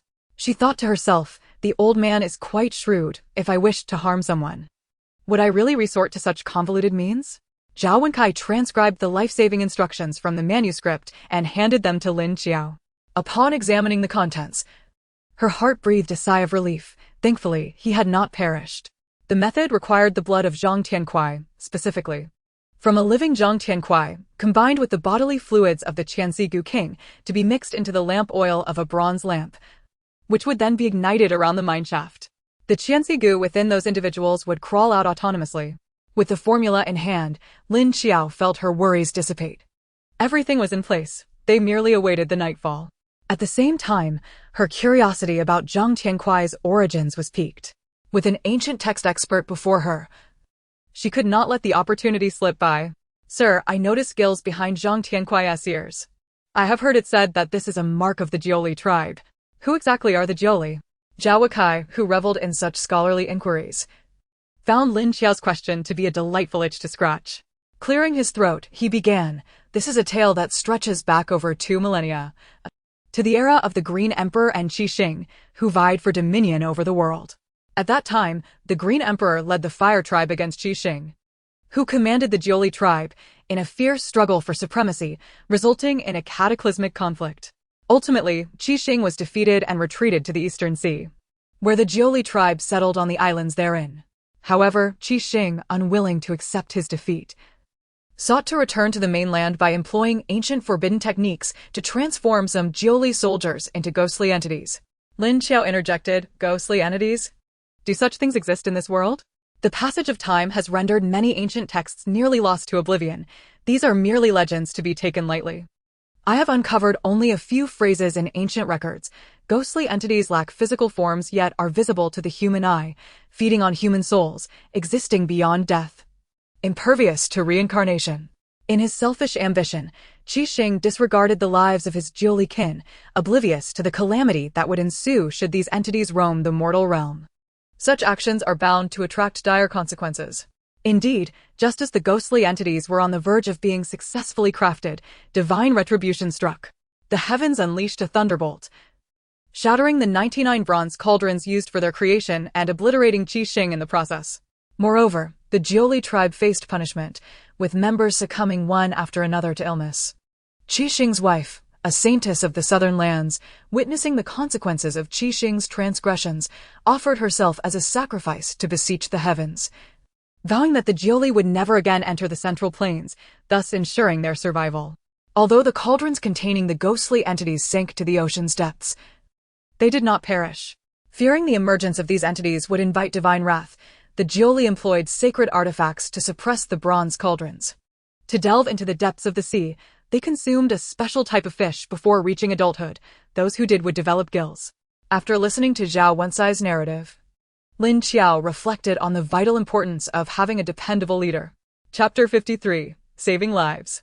After bidding farewell to Zhao Wenxi, Lin Qiao entered her space, extracting a drop of Qianxi worm bodily fluid and several drops of Zhang Tiankui's blood. With a flurry of deft operations, she finally concocted the antidote. After hastily preparing a simple meal, she nestled into a corner of her space and fell into a deep slumber. The pressure she had endured in recent days weighed heavily upon her. Witnessing thousands of individuals transformed into soulless husks reminded her of her past life, where she could only watch helplessly as loved ones succumbed to calamities. These individuals were victims of human cruelty, and to stand idly by, doing nothing, gnawed her conscience. Fortunately, though the path was fraught with challenges, the outcome was promising. As the clock approached 11 at night, Lin Qiao found a favorable wind current and ignited the bronze lamp. Remarkably, the flame was green, concealed by the grass, rendering it inconspicuous. The flame exuded a faintly fishy odor, carried by the gentle breeze into the atmosphere. After approximately 15 minutes, the group of people appeared as though frozen in place, gradually ceasing their labors as time passed.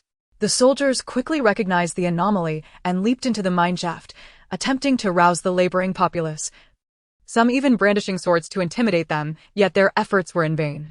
The Qianxi goo, being exceedingly fine and minuscule, went unnoticed as they crawled from the ears of those individuals in the darkness. Zhao Wenxi had informed Lin Qiao that once they emerged from the human body, if left unattended, they would perish from dehydration in a short span, so she need not concern herself with them. Once the Qianxi goo had exited, the individuals promptly collapsed to the ground.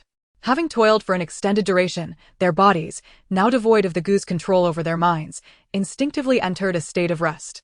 The guards began to panic, and Lin Qiao, perched upon a tree, observed as someone rode off to the city to report the situation. She refrained from seizing the moment to rescue anyone, as it was not yet the appropriate time. She was only acquainted with Jin Changshan and Jin Yuanbao, and did not know the family of Honglian.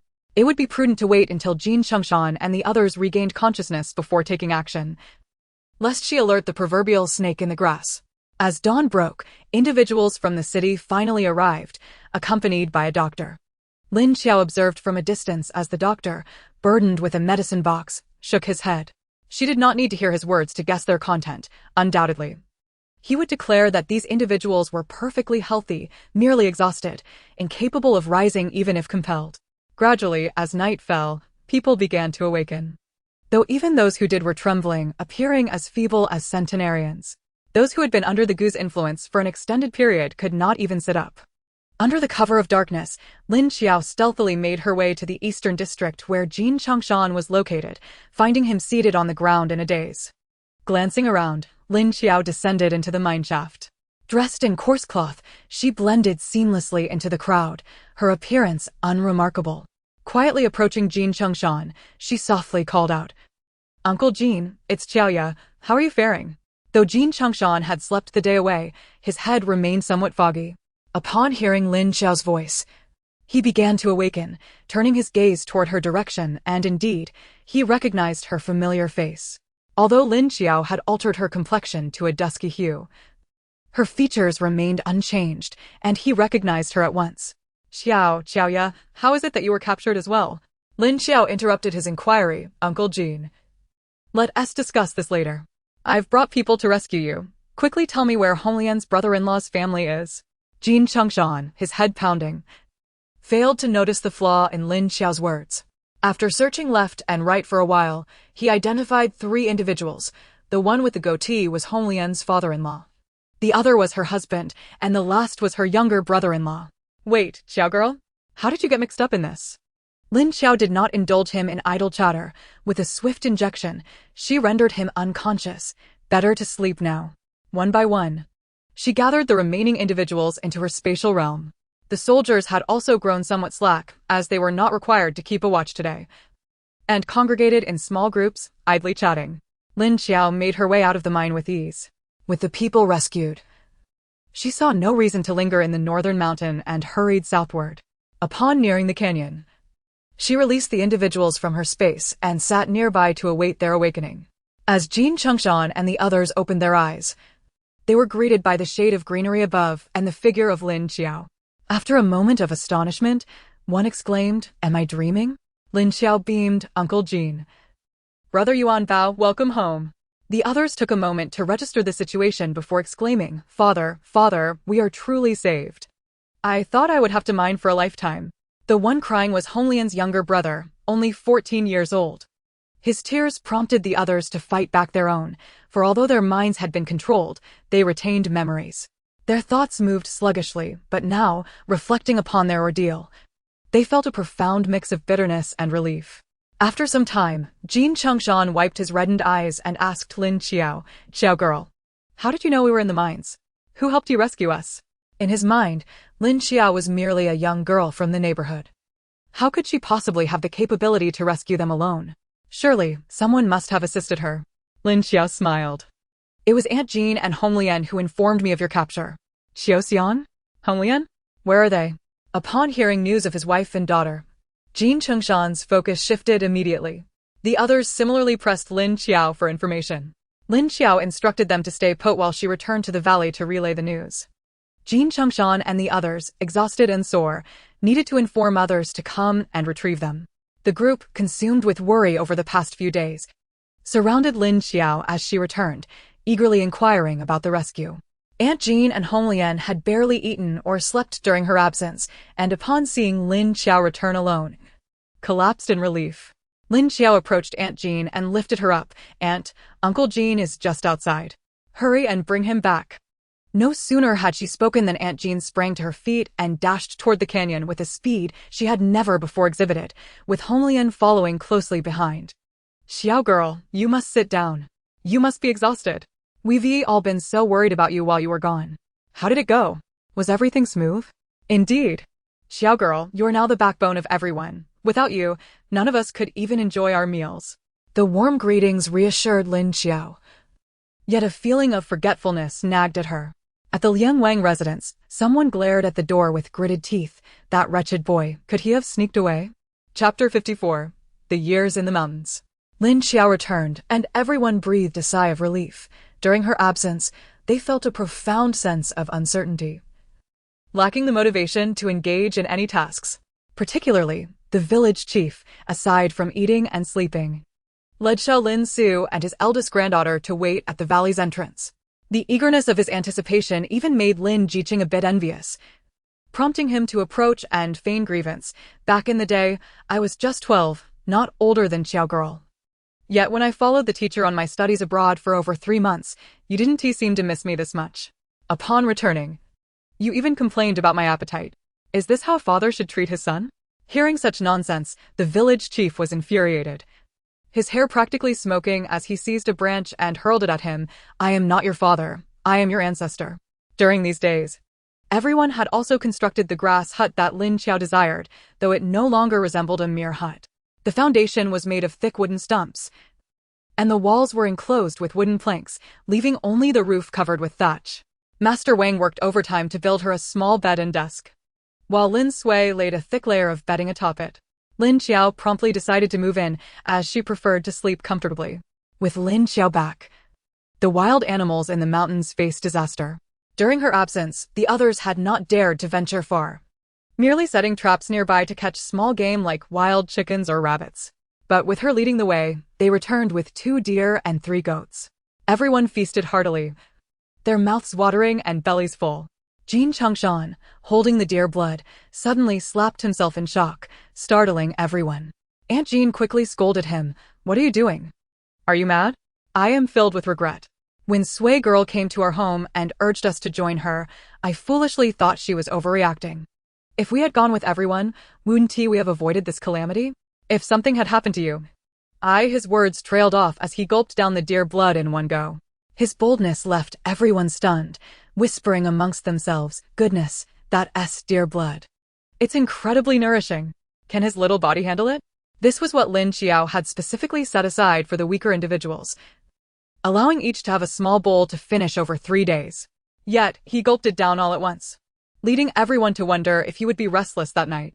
After the feast, the good days for everyone came to an end, as Lin Qiao intended to train the troops.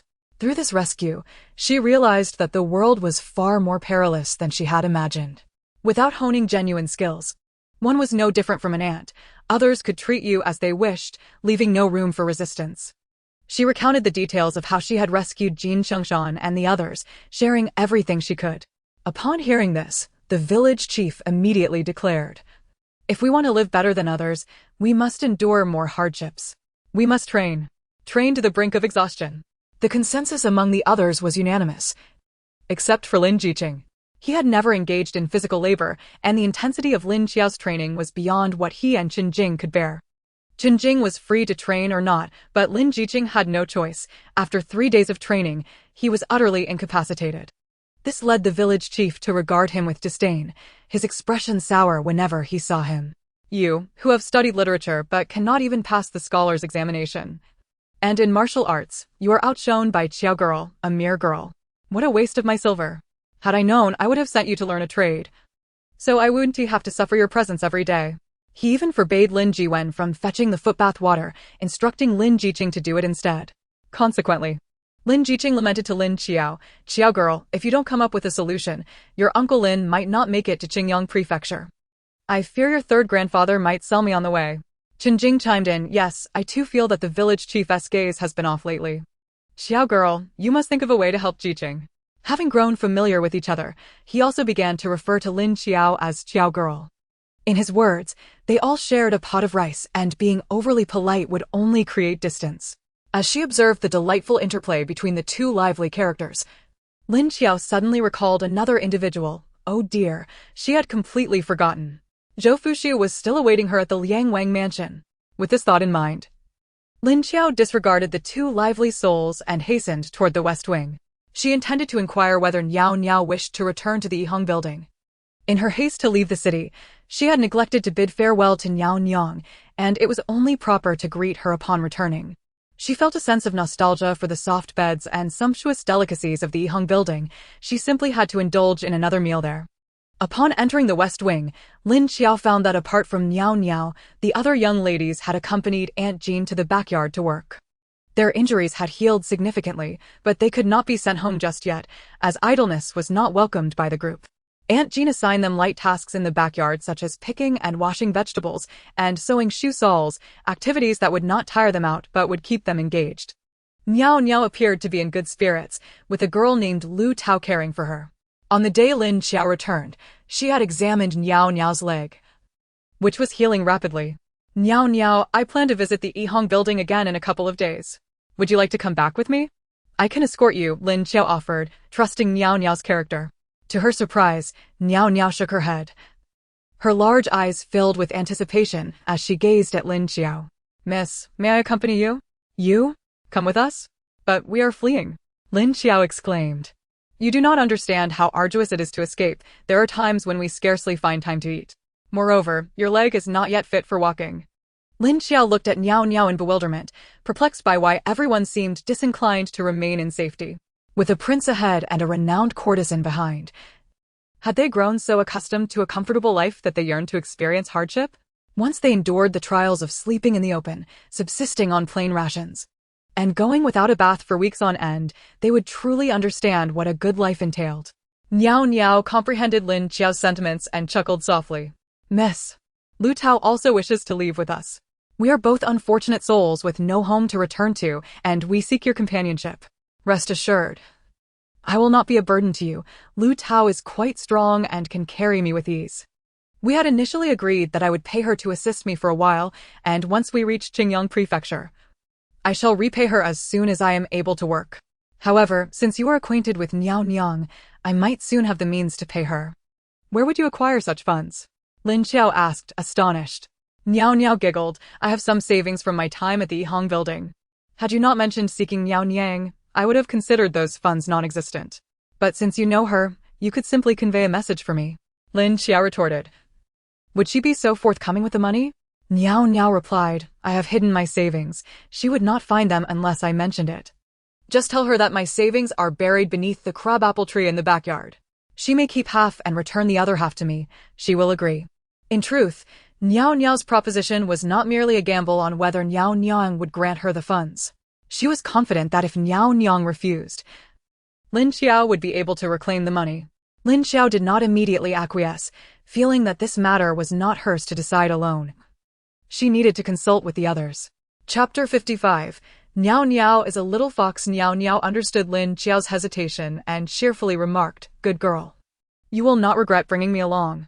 Lin Qiao responded in disbelief. Could it be that having you along would actually earn us money? Indeed, Niao feigned pride, lifting her chin. I can truly help you earn money. Lin Qiao inquired, How so? Niao, grinning like a sly fox, teased, I cannot reveal everything just yet. First, please help me communicate with the others, and then you shall understand. Xiaoya, I find this proposition unwise, Zhang the butcher interjected. Her leg is broken. And our journey will not be a smooth one. If we encounter obstacles, she will hinder us. Indeed, Xiaoya. We have already done enough by rescuing her and tending to her injury. I do not agree with bringing them along, others echoed. The majority concurred that including Niao and Lu Tao in their journey was inappropriate. Just as the village elder was about to express his disapproval, Lu Tao suddenly burst through the door of the hall. Rushing to the center, she knelt before them. Village elder, I know you are good people. I beg you. Please take us with you. If I return, it will be a death sentence. My in-laws will surely kill me. If you take me with you, I can work, I am strong and can do any task. And my sister Niao is also a good person. She pleaded on our behalf when the bandits attacked us. Village elder, please, have mercy and take us along. Lu Tao's heartfelt plea left the group in stunned silence. Agreeing seemed impossible, yet rejecting her felt equally cruel. Lin Qiao sighed inwardly. She understood Niao's intentions. Elder, I realize this puts you in a difficult position. I have an idea. Let us hear it out. As silence enveloped the room, Niao appeared at the door, supported by crutches. The crowd, already softened by Lu Tao's words, was now ready for her entrance. Niao settled herself and offered a wry smile. As you all know my background, I will not hide it any longer. In this profession, one relies on beauty. And as time passes, life becomes more challenging. Thus, I have long been planning for my future. 2 years ago, I acquired a recipe for brewing ancient wine from someone. I have attempted it several times and can confidently say that the wine produced is rich and fragrant, delicately sweet on the palate, truly a rare delight. Upon reaching Qingyang Prefecture, I intend to open a wine shop, and I will allocate 30% of the profits to you, Miss Lin, and 20% to share among everyone. This is not a mere business transaction. It is my way of repaying Miss Lin for saving my life and expressing gratitude for everyone's kindness. Seeing the astonished expressions on everyone's faces, Lin Qiao could not help but smile inwardly. Niao's strategy of securing sympathy from Lu Tao and then proposing a profit-sharing arrangement was indeed clever. She would undoubtedly become a remarkable entrepreneur in the future. Is this truly your intention? The allure of monetary gain proved irresistible, and the group soon capitulated to the prospect of profit. Niao replied with a smile, of course. It is true. I can draft a contract with you. Furthermore, I would never deceive Miss Lin. I rely on her support for the future. This was a plan she had devised long ago, without a vested interest. Who would agree to escort a person with a broken leg to safety? It was essential to bind them with mutual benefit. However, mere promises would not suffice. Thus, she first allowed Lu Tao's heartfelt appeal to soften their resolve. And then she introduced the idea of profit-sharing, allowing them to gracefully acquiesce. With this agreement in place, the group no longer opposed the idea of bringing the two women along. While sympathy could not be eaten, money could, and life was a struggle for everyone. With Niao and Lu Tao's inclusion settled, Lin Qiao prepared to set forth for Feng'an City. Having promised Zhou Fushu, she intended to fulfill her commitment. Moreover, she planned to pay a visit to the Liang Wang's treasury. Although she was no longer in need of money, the Liang Wang had committed numerous heinous acts without facing any consequences, and Lin Qiao believed he should not be allowed to escape unscathed. She could not simply kill him. Doing so might incite chaos in Linzhou, resulting in even more casualties. There is a saying that to make a man feel pain, one must spend his money. Lin Qiao intended to ensure the Liang Wang felt anguish for a lifetime. Zhou Fushu was overjoyed at Lin Qiao's arrival, though he feigned a tone of sarcasm. "Oh, so you remember to return? I thought you had forgotten all about me." "How could I ever forget?" Lin Qiao replied. "I have always remembered that I arrived late recently due to being somewhat preoccupied. Have you finished your preparations?" Zhou Fushu nodded with a hint of pride. "I intend to take 2 individuals with me, so you need not concern yourself with earning my money." Lin Qiao thought to herself that 2 would be acceptable. But she was taken aback by his somewhat petulant demeanor, as she had expected him to bring at least 8. Zhou Fushu clarified, "My nanny and her son. Just the 2 of them, no one else." Zhou Fushu did not require Lin Qiao to escort him out of the city. They had merely agreed to meet at the foot of Nanshan. Before departing, Lin Qiao specifically admonished him not to ride a tall horse, suggesting instead that he procure 2 mules to avoid attracting excessive attention and courting trouble on the road. Upon exiting the Liangwang mansion, Lin Qiao detoured to a home building, where she conveyed Niao Niao's words to Rao Niang, who was so delighted that her waist quivered with laughter, taking quite some time to regain her composure. "That wretched girl is far too clever. I knew she was hiding money. Come, let me show you just how much she has saved." Rao Niang, treating Lin Qiao as one of her own, pulled her toward the back courtyard. The crux of the matter was that she understood Niao Niao did not possess much wealth. Aside from that Jianghuai merchant, Niao Niao had hardly entertained any respectable guests. How much could she possibly have? It would be far more impressive for Lin Qiao to witness Rao Niang's audacity. Sure enough, beneath the begonia tree, they unearthed an iron box containing only 1,700 taels of silver notes. This sum, while substantial for an ordinary peasant family, paled in comparison to the expenses of a flourishing high-end courtesan. How many dignitaries would lavish their riches upon them? Even a mere smile while sharing a drink would incur a fee. Rao Niang sifted through the contents and extracted 700 taels, handing the remainder to Lin Qiao, saying, "Here, take this for her." Lin Qiao was momentarily stunned. She had just mocked Niao Niao for her poverty, yet now Rao Niang was taking 700 taels, as if she looked down upon such a meager sum. Rao Niang, discerning Lin Qiao's expression, understood her thoughts. She is yet to redeem herself. The money I take is for her redemption. The brothel has its own rules, and I cannot jeopardize Niao Niao by disregarding them. Lin Qiao felt a deep admiration indeed. Every profession has its own set of principles to adhere to. Chapter 56. The Past of Zhou Fushu. At the agreed location, Lin Qiao beheld Zhou Fushu.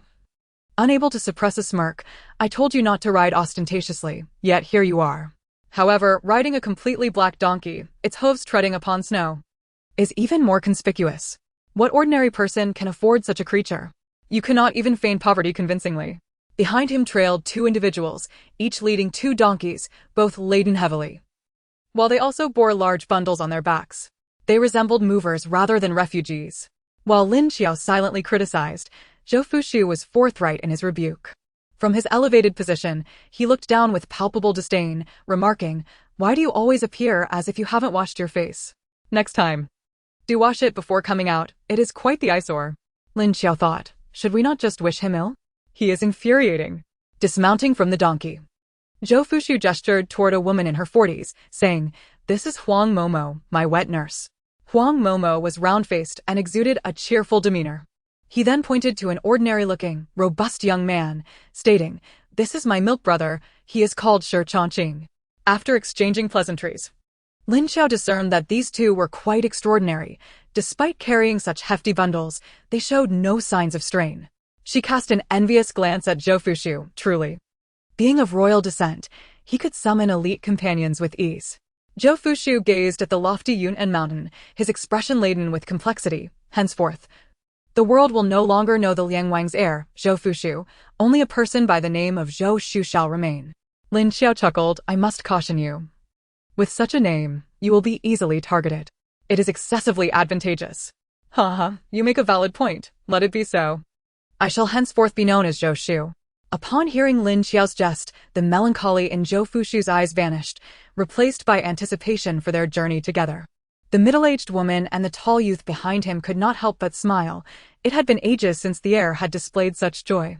For his happiness alone, this trip was worthwhile. As they ascended the mountain, Lin Qiao took the lead with the donkey while Shi Chongqing carried Zhou Fushu. Notably, the donkey Zhou Fushu rode was remarkably intelligent and docile. He whispered a few words in its ear, instructing Little Snow, "Do not lag behind. Once we arrive, I shall reward you with your favorite apples." Immediately, it obediently followed, requiring no further guidance. Once again, Lin Qiao felt a pang of envy. Not for Zhou Fushu's intelligent donkey, but rather for the donkey itself. How fortunate to enjoy apples. Having traversed this realm for so long, she had yet to indulge in such a treat. As they continued their ascent, Lin Qiao engaged Huang Momo in light conversation. As their dialogue unfolded, Lin Qiao discovered that Huang Momo was a treasure trove of wisdom. When she spoke of how women should care for themselves, Lin Qiao was left in awe, realizing how carelessly she had lived her life until now. Upon further inquiry, she learned that Huang Momo had once served the previous Liang Wangfei, Zhou Fushu's mother. Later, she married the steward responsible for the household's purchases. The steward passed away when Shi Changqing was 8, leaving only the two of them. She was Zhou Fushu's wet nurse, while Shi Changqing had been Zhou Fushu's companion since childhood. In a prominent household, such relationships could be deemed as the most trusted confidants. It was no wonder Zhou Fushu had brought only them along. However, she had not encountered either of them during her 2 visits to the Wangfu, and she could not fathom why. With this thought in mind, Lin Qiao inquired, "Momo, I visited the Wangfu twice, yet I did not see you or Brother Shi." Huang Momo hesitated momentarily before responding with a bittersweet smile. "The heir had freed us from the household a few years ago." Noticing a slight shift in her expression, Lin Qiao chose not to press further. Every prominent family has its share of melodramatic struggles for inheritance. One could surmise the state of Zhou Fushu's health from his demeanor. Reflecting on the past, Huang Momo's enthusiasm for conversation dimmed, and as she gazed at Zhou Fushu being carried by her son, a trace of concern flickered in her eyes. The former Wangfei took 3 years to conceive, and Zhou Fushu was born only 3 months after Shi Changqing. The Liang Wang held a disdain for the Liang Wangfei, while the concubines in the rear courtyard showed her little respect. After giving birth to the heir, the Liang Wangfei, not trusting outsiders, insisted on nursing Zhou Fushu herself. Following the death of the former Wangfei, turmoil erupted in the Liang Wangfu. A prince could have 2 concubines for secondary wives and a host of maidservants. Everyone aspired to occupy the most prestigious positions, and Zhou Fushu became a thorn in their sides. His loyal confidants naturally faced peril as well. During those years, Huang Momo and her son lived in constant trepidation within the Liang Wangfu, navigating a treacherous existence. Were it not for Zhou Fushu's desperate effort to protect them, they would have long since found themselves beneath the earth. Recognizing the untenable situation, Zhou Fushu insisted upon sending them away. Amidst the tumult, his health deteriorated. While no one dared to poison him, various conflicting ingredients and medicinal supplements were continuously thrust upon him. By the time they realized the consequences, Zhou Fushu's health had already reached a point of no return, and his foundation was irrevocably compromised. After approximately an hour of travel, the group finally halted to rest. The one leading the donkey was not fatigued, nor was the one carrying someone on their back. It was the person being carried who was utterly exhausted. Zhou Fushu's legs had grown numb. Granny Huang promptly instructed her son to set Zhou Fushu down, and from the bamboo basket slung across the donkey's back, she retrieved a delicate small flask, allowing Zhou Fushu to sip a few mouthfuls of water, which slightly improved his complexion. Observing his drenched visage and near-lifeless state, Lin Qiao couldn't help but feel a pang of sympathy. Feigning rest with her eyes closed, she delved into her spatial realm to locate the few spirit mushrooms she had previously cultivated. With her will, she ground the mushrooms into a fine powder and stored it in a porcelain vial. These mushrooms, nurtured using her wood-based abilities, possessed medicinal properties far superior to their naturally grown counterparts. The mushrooms were known to nourish the heart and calm the spirit, invigorate the lungs, and bolster the liver and spleen, making them ideal for treating exhaustion, precisely what Zhou Fushu needed. Had it not been for the severe damage to his constitution, leaving him utterly depleted, this vial of mushroom powder could have alleviated his ailment by half. "Granny, this is the powdered essence of a century-old Ganoderma I foraged from the mountains. Please brew a spoonful with warm water for him. It will be beneficial to his health." "Thank you." Granny Huang accepted the vial, but did not immediately administer it to Zhou Fushu. The imperial physician had previously warned that Zhou Fushu's frail condition rendered him incapable of benefiting from tonics, so she hesitated to offer him any restorative remedies. Unable to refuse Lin Qiao's kind intentions, she opted to keep it for the time being. However, Zhou Fusho, appearing indifferent, remarked, "Granny, let me try a cup. Don't you think my medical skills are commendable? If it proves ineffective, I shall relish the opportunity to jest at myself." Hearing this, Granny Huang sighed inwardly, pondering the stubborn yet tender-hearted nature of the young lord. She could scarcely imagine the tribulations he might face in the future. Nevertheless, since Zhou Fusho had spoken, she complied and prepared a cup for him to drink. Chapter 57. Reluctance. As dusk approached, they returned to the valley. Lin Qiao had already informed everyone in advance, mentioning that a friend would be joining them. She refrained from revealing Zhou Fusho's identity, merely stating that he had assisted in rescuing Jin Chengshan and the others. This evaded much unnecessary trouble, for they were all common folk, and the town head was perceived as an imposing figure. Let alone the grandson of an emperor and the son of a prince, an unfathomable status in their minds. However, Zhou Fusho's demeanor subtly hinted at his extraordinary background. In the presence of others, Zhou Fusho maintained an air of elegance and sophistication, exuding an aura that was both refined and unattainable. The items he brought with him left the onlookers in awe. While the others could not discern their true value, the jet-black donkey, with its snow-white hooves, was a rare gem among donkeys, one that wealth could not procure. Particularly, Chen Jing, hailing from an official family, recognized Zhou Fusho's distinction. He pulled Lin Qiao aside, his expression grave. "Qiao, tell me honestly, who exactly is young Master Zhou?" Lin Qiao replied calmly with 2 words, "A friend." "A friend? When did you acquire such a distinguished companion?" "I wish to find one too." Chen Jing exclaimed in disbelief. "Do you know what his sleeping mat is made of?" "It's ivory. A tribute from overseas." The delicate porcelain teacup he held was more expensive than the finest jade, and the white robe he wore was crafted from royal brocade. The black sandalwood hairpin atop his head was a cloud-patterned pin by Master Chen of the previous dynasty. Each item was worth a fortune, indeed, treasures that could not be purchased even with vast wealth. Observing these priceless possessions stirred unease within him, prompting him to inquire about Zhou Fusho's true identity. "Do not overthink it, just consider him a wealthy young master," Lin Qiao reassured him. Having pacified Chen Jing, Lin Qiao intended to discuss sleeping arrangements with Zhou Fusho when a burst of laughter erupted from the hall. Upon inquiry, she discovered that Zhou Fusho had already resolved the housing issue himself. There were only 4 rooms available for sleeping, one for Niao Niao and her companions, one for the elderly village head and a few older men, one for the aunties and mothers, and the last for Lin Sui and her fellow young women. The remaining straw sheds were self-evident.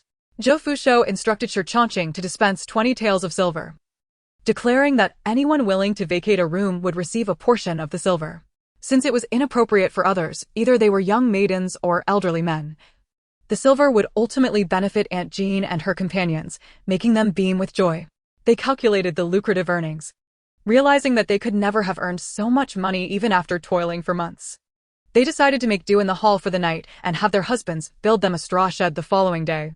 It was no great matter. Not only did they willingly relinquish their rooms to Zhou Fusho, but they also ensured that everything was spotless and tidy, providing exemplary after-service. After inspecting the arrangements, Lin Qiao thought the cooking pots and bowls were less clean than the floor they had prepared for Zhou Fusho. Even Zhou Fusho's donkey had now become the darling of the group. Farmers possess a natural affection for livestock, and this donkey, with its striking appearance and gentle disposition, won everyone's hearts. Little Lin Sui would often visit it, offering the sugar Lin Qiao had given her to the donkey. Additionally, Granny Huang, not only skilled in the culinary arts, but also adept at brewing excellent soups, found herself in a friendly culinary contest with Uncle Chen, where she held her own remarkably well. Truly a top-tier talent nurtured by the royal family. Lastly, there was Shi Changqing, trained as a martial arts instructor at the Liang Wangfu, with a legitimate background. While he may not have mastered every martial skill, he certainly surpassed Lin Qiao, who had learned through self-practice in the art of teaching martial arts. Lin Qiao's methods were not suitable for everyone, as she had merely pushed others into practice without proper guidance. Now, with Shi Changqing, she delegated the responsibility of training the group entirely to him.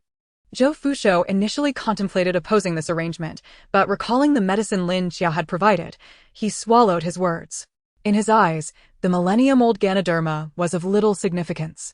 Yet, Lin Qiao, an ordinary girl from a farming family, had selflessly bestowed her treasured medicine upon him without hesitation.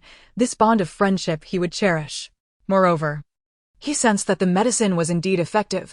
These past few days, he had managed to sleep for over 3 hours. A remarkable improvement compared to his previous 2 hours of rest at the Wangfu. He couldn't help but wonder who had imparted such skills and medical knowledge to Lin Qiao, stirring curiosity within his typically proud heart. As for her excuse about encountering an old man in the mountains, he had ceased to believe that since he was 5 years old. The past few days had been exceedingly comfortable for Lin Qiao. She had little to do other than eat and drink, her face rounder than before, pinching the flesh on her belly. She reluctantly departed from the stove to resume her tasks. She had promised the others to craft bows and arrows, a task yet to be fulfilled. With the materials already procured, all that remained was the execution.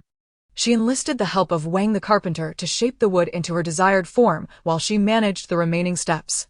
Within just 5 days, she had fashioned 6 bows, with the surplus bow gifted to Shi Chaqing. During their days in the valley, Zhou Fusho's temperament had notably mellowed. He rarely retorted to her and had become considerably more restrained in his remarks. The tension that once pervaded the Liang Wangfu had dissipated, leaving him wholly relaxed. The tranquil and blissful days slipped by swiftly. After more than 20 days, the food that Lin Qiao had procured from the bandits was nearly depleted, and it was anticipated that it would be completely consumed within 2 days. The men had recently been training diligently, each one robust and capable, and Lin Qiao, refusing to impose any restrictions on their rations, found that even with the various wild meats supplementing their diet, it could not sustain such hearty appetites. Village Chief Lin summoned everyone to discuss their imminent departure. The group felt a twinge of reluctance, for life in this place had been exceedingly pleasant indeed. It was far more comfortable than at home, where they had to scrimp and save, counting every coin, with silver in hand. They enjoyed sumptuous meals daily and had the opportunity to hone their skills, living what felt like a dream. However, they understood that this paradise could not last. Following the emperor's imprisonment, the self-proclaimed Emperor Yan had issued edicts, and the sons of the former emperor, feeling aggrieved, had begun to muster troops with the intention of storming the capital to unseat him. Reliable reports from Zhou Fushu indicated that 4 princes were already embroiled in this rebellion. Only the Qingyang manor remained relatively safe, being far removed from the central plains, and thus the machinations of the others did not concern them. Lin Qiao calculated the time. It was indeed opportune to pay a visit to the Liang Wangfu. The timing was perfect. Under the cover of night, she could breach the Liang Wang's treasury, and by day, they would depart unnoticed. Even if the Liang Wang dispatched a great army to scour the mountains, their chances of finding them would be as futile as searching for a needle in the ocean, infuriating him without yielding results. Chapter 58. Emptying the Treasury. In the early morning, the valley was imbued with a refreshing air, rich with the scent of grass and trees. After breakfast, the group busied themselves, preparing for their departure from the valley the next day. They needed to gather their belongings and prepare provisions for 3 days on the road. After more than 20 days in the valley, their luggage had indeed accumulated significantly. Over 50 rabbit skins, 3 sheep skins, 6 deer skins, a dozen wolf skins, and even a tiger skin, an impressive haul gathered during their time together. Butcher Zhang, skilled in tanning, taught everyone how to process what they could. Once they descended the mountain and reached the county, they would fetch a handsome sum for their efforts. After their time of recuperation, the group's spirits were markedly improved compared to when they first arrived in the valley. Zhang the butcher and his sons, who had once appeared robust but were merely plump from a diet of lard, now bore firm muscles. Lin Shuixing and his sons, though tall and lanky before, now had fuller cheeks and looked considerably healthier. Jin Chengshan and his companions had also regained their strength, participating in training alongside the others. The women, though not required to train as rigorously as the men, were encouraged by Lin Qiao to run for half an hour each morning. With ample food and buoyant spirits, their complexions glowed with vitality, making them appear years younger. Except for Lin Jiqing and Qin Jing, who remained lazy and unchanged. The overall physical condition of the group had seen significant improvement. Qin Jing later confided in Lin Qiao that he and Jiqing were reluctant to appear too muscular, feeling it did not align with their scholarly demeanor. They admired figures like Zhou Fushu, with his handsome features and refined demeanor, who captivated the attention of the women around him, causing envy in the two. Lin Qiao remarked, "His fair skin is due to illness. You two are simply lacking in common sense. The attention he garners is because he rewards those who heed his commands, unlike your miserly selves." In truth, she was somewhat oblivious to the prevailing standards of beauty. In this era, men were esteemed for their delicate appearance. While they did not indulge in ostentatious displays, both genders valued a fair complexion and an air of understated elegance. Having traversed villages filled with common folk, she was unaware of the trends within high society. Even if she were informed, she had no affection for the delicate scholar type. Lin Qiao preferred those who were strong and vigorous. In recent days, Zhou Fushu had felt his strength returning. His extremities no longer bore the chill they once did. He suspected that Lin Qiao's medicine was proving effective, and he began to feel hopeful about her claims of curing him. Perhaps what she said was indeed true. Observing Lin Qiao in the courtyard, playfully tussling with her younger brother, her radiant smile elicited a flicker of admiration in his eyes. What manner of person could foster such a daughter? At such a tender age, she exhibited remarkable foresight in her endeavors, decisiveness in her actions, and an innate understanding of human nature, embodying both compassion and loyalty. Recalling their first meeting when they had been both adversaries and kindred spirits, a smile crept onto his lips. After a day filled with labor, the group had arranged everything meticulously and retired early to rest, eager for a good night's sleep before setting off the next day. As the night deepened, Lin Qiao stealthily departed the valley, mounting her swift steed and quickly arriving at Feng'an. Upon entering the Liangwangfu, she immediately sensed a somber atmosphere. Capturing the attention of a young maid, she learned that since Zhang Tiankuai's disappearance, the Liangwang had been in a rage, offering a substantial reward for his capture. The inability to locate him only exacerbated the Wang's fury, casting a pall over the estate. Rendering the girl unconscious, Lin Qiao made her way to the Zhangjue Hall. After a brief observation, she noted the hall was indeed well guarded, with sentinels stationed every few paces, rendering it virtually impenetrable. After an exhaustive search, she found no opportunity to gain entry. Reluctant to return empty-handed after her arduous journey, Lin Qiao refused to accept such a fate. Gazing toward the nearby Zhouhui Hall, an idea began to form in her mind. Zhouhui Hall served as the Liangwang's residence, and Lin Qiao devised a plan to set it ablaze. A fire in Zhouhui Hall would be catastrophic for the Liangwangfu, causing chaos and commotion, with cries of alarm echoing through the estate as everyone rushed to douse the flames. As the sounds of clattering buckets and frantic shouts filled the air, Lin Qiao concealed herself in a corner, witnessing the guards from Zhangjue Hall rush out, signaling that her plan was coming to fruition. In the face of the Wang's predicament, who would not wish to demonstrate their valor? Those responsible for Zhangjue Hall security would surely dispatch a few men to assist. With the guards preoccupied, Lin Qiao seized the opportunity to slip inside. Zhangjue Hall was expansive, devoid of windows, and all doors were fortified with thick iron plating and secured with colossal locks. However, such measures were futile against Lin Qiao. Utilizing her unique abilities, she rendered the locks pliable, akin to dough, and with a gentle tug, they snapped apart. Disposing of the evidence in her spatial realm, she pushed open the main door. The main hall, now interconnected, spanned approximately 150 to 160 square meters, filled to the brim with various chests. Without pausing to examine them, Lin Qiao gathered them all. Swiftly clearing the main chamber, she commenced her search for the underground treasury that Zhou Fushu had mentioned. Knocking on the walls, she discerned a hollow sound emanating from the eastern corner of the north wall. With a forceful shove, the wall receded, illuminating the space with her flashlight. She discovered a staircase descending into darkness. Following the stairs down for about 5 meters, she encountered a massive iron door measuring 2 meters in height and 1.5 meters in width, secured with an even larger lock than the previous one.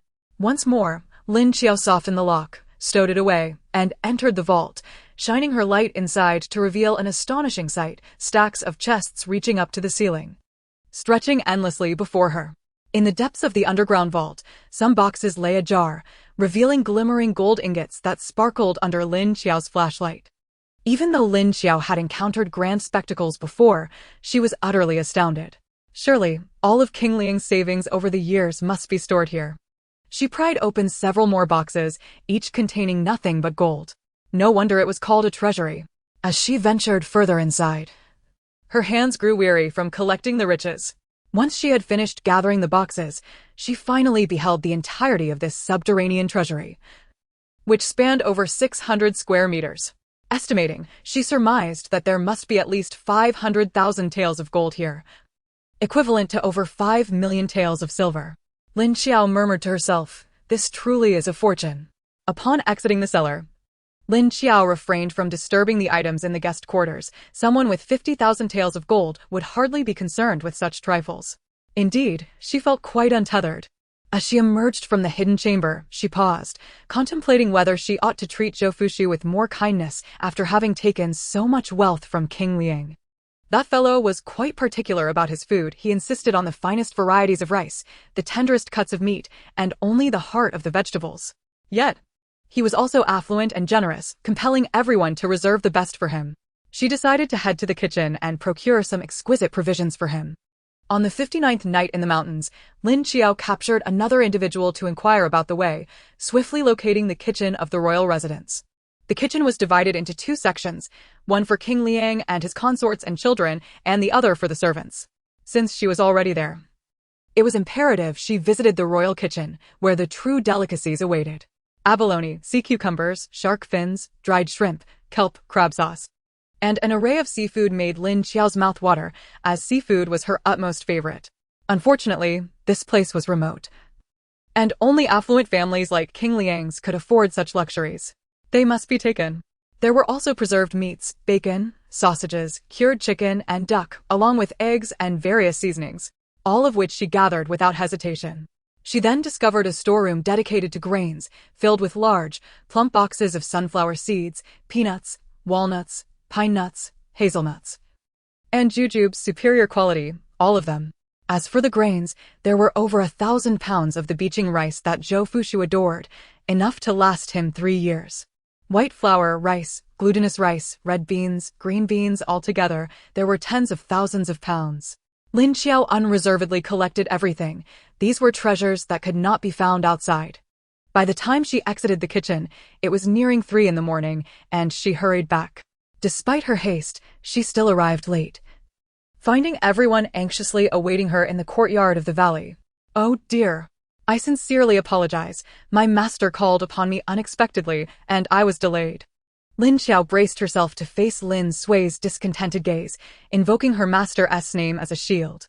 "Xiaoya, it's no trouble at all. When your master comes again, let him meet us.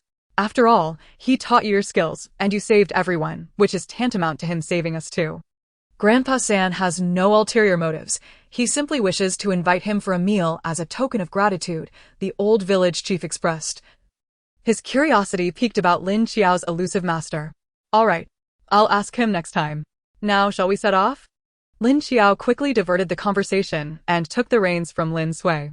Everyone began to lead their animals or carry their burdens as they gradually made their way out of the valley. Niao Niao, having acquired wealth, commissioned Master Wang to craft a pair of litters, and she arranged for the family of Aunt Shui Sheng to carry her in shifts, offering each man 50 won per day. The Lin family readily agreed, as 4 men could earn 200 won a day, which was considered a respectable wage in Dezhou. Lu Tao was only responsible for assisting Niao Niao with laundry and cooking. Lin Qiao also gave each of the other girls 3 taels of silver as travel expenses, allowing them to depart. She was pleased that these girls had persevered and hoped for a brighter future for them. Zhou Fuxu possessed 5 donkeys, with all but one laden with cargo. He was still being carried by Shi Chaqing, and he had also hired Jin Chengshan and his son, along with his son-in-law's family, to help manage the donkeys. Having tirelessly endeavored day and night to save them, Zhou Fuxu recognized the strong bond between the two families. Through idle chatter, he learned of their dire circumstances, having scarcely more than the clothes on their backs. Thus, he often sought their assistance under various pretenses, discreetly offering them silver in return. His hiring them this time was driven by the same intent. Though the pay was modest, it would allow them to procure some clothing and provisions. This time, Lin Qiao and her companions did not retrace their steps, but instead traversed through the mountains. She surmised that if King Liang were to discover the theft of the treasury, he would undoubtedly scour the city and seal off major thoroughfares. Rather than risk that, it was far safer to traverse mountains and valleys. The group agreed that the mountains were a more secure refuge. Encountering officials was far more dreadful than meeting bandits. In the face of bandits, they could fight back. But with officials, they were rendered mute and defenseless, stifling their frustration. The mountains offered the advantage of hunting for game to supplement their meals. By noon, they did not light a fire to cook, each contenting themselves with a piece of dry rations. Zhou Fushu, who usually appeared delicate, proved himself capable when the situation demanded it. Yet, he dined on the pastries prepared by Granny Huang, using ingredients provided by Lin Qiao. As they journeyed into the afternoon, they paused for rest upon discovering a water source. They would spend the night here. Unpacking their burdens, the group began preparing their first meal of the day. Lin Qiao took out portions of ingredients, distributing one to Uncle Qin and another to Granny Huang. These were relatively refined, ordinary ingredients, while the more precious items awaited the right moment. Granny Huang had not brought much grain, primarily because Zhou Fushu had too many belongings, his bowls, cups, clothing, and other personal items. To conserve space, Granny Huang had to minimize the grain she carried. Lin Qiao graciously offered to supply grain temporarily, stating, "It's no trouble at all. You've aided me significantly, and mutual assistance is only natural. Having moved so much of my family's wealth, I can afford to support you for quite some time." After a couple more days, they would emerge from the Yutan mountain range and reach the second-largest county of Linzhou, Tong County, where they could sell their pelts at the local fur merchants and purchase donkey carts, sparing everyone from further foot travel. Lin Jiqi pointed to the map in his hands, enthusiastically discussing their intended destination. "Oh dear, Jiqi, how is it that our escape seems to lead us to greater fortunes? If anyone had suggested I buy livestock or carts, I would have scoffed at them, thinking they were mocking me. Yet, in just over a month, not only have I considered purchasing a cart, but I've even discarded 2 large ones. This is something I wouldn't have dared to dream of before." Aunt Shuixing, overhearing Lin Jiqi's remarks, couldn't he help but marvel indeed. "I was contemplating persuading my mother to purchase carts with canopies to spare us from further sunburn. She was the eldest daughter-in-law of the Lin family, and lately, she had become quite fascinated by Granny Huang's tales of how wealthy women maintained their skin, striving for a fairer and more delicate complexion." As the group began to prepare their meal, Lin Qiao took Lin Jiqi and Qin Jing to hunt for game nearby. Both were inexperienced, but had an insatiable passion for hunting, belonging to the category of those who were more enthusiastic than skilled. Unfortunately, the others were reluctant to include them, finding their lack of ability a hindrance. Only a master like Lin Qiao could manage them. Before long, the trio returned, each carrying several wild rabbits and 2 snakes. This area was particularly rife with venomous snakes. A mere stroll would reveal several. Were it not for the efficacy of the snake-repellent concoction Lin Qiao had prepared, they would hardly have dared to traverse the depths of this remote forest. In Chapter 60, a chance encounter in Tong County with Zhang Luobai. 2 days later, the group from Lin Village finally emerged from the Moon Pool mountain range. At the foot of the mountain lay the official road, notably well-maintained, suggesting regular upkeep. Lin Qiqi, his hair somewhat disheveled, pointed to the trees flanking the path and remarked to Lin Qiao, "These trees are known as purple catalpa, which is how Tong County got its name. The purple ink produced here is renowned for its glossy hue, with a rich purple undertone, suitable for both calligraphy and painting, and is famous throughout the Great Zhou. The finest purple ink is even presented as tribute to the Imperial Palace each year. Once we arrive in Tong County, we must purchase a few blocks of ink." Speaking of which, Linzhou is quite a fine place, blessed with favorable weather and abundant resources, boasting iron mines and the tribute-worthy purple ink. If the Liang King were not so ambitious and treated his subjects with more compassion, settling here would be quite pleasant, sparing us the arduous journey to the Eastern Sea. Lin Jiqi lamented the unreliability of the Liang King, unaware that the Liang King's son, Zhou Fushu, was right beside him. How must it feel for him to hear his father criticized in front of his son? Meanwhile, Lin Qiao felt a bit awkward, merely chuckling to herself. Stealing a glance at Zhou Fushu's expression as he sat astride the donkey, she noted he did not appear angry, rather, there was a hint of sadness in his gaze. A pang of sympathy struck her, though his illness stemmed from the unrest in the Liang King's harem. Had the Liang King shown even a modicum of concern for him, his health might have fared better. It seemed the Liang King harbored no affection for his mother, and thus was indifferent towards his legitimate son as well. Truly, he was a scoundrel. Recalling the substantial sum of over 500,000 taels of gold she possessed, Lin Qiao felt a surge of relief. She had considered that the Liang King might hoard this gold for rebellious purposes. Now, having pilfered his military funds, one could only wonder how he would maintain his troops. A man who cannot care for his own son has no business dreaming of becoming an emperor. Let him indulge in his grandiose fantasies. As Lin Qiao extolled the virtues of purple ink, Lin Sui's interest was piqued. She, being the first daughter of Lin Qiao, had been taught by him to read, write, and paint. She was the most cultured among the Lin family, far surpassing Lin Qiao, who was but a novice. Lin Sui had heard her father lament the high cost of purple ink, which could fetch several taels of silver for a decent block, and he had never been able to afford it. She resolved to buy a few blocks of purple ink for Suer's future education, thus fulfilling her father's unfulfilled wish. As dusk approached, they finally glimpsed the city walls of Tong County, only to find the city gates firmly shut, indicating they would not be entering today. They located a spacious area to set up camp.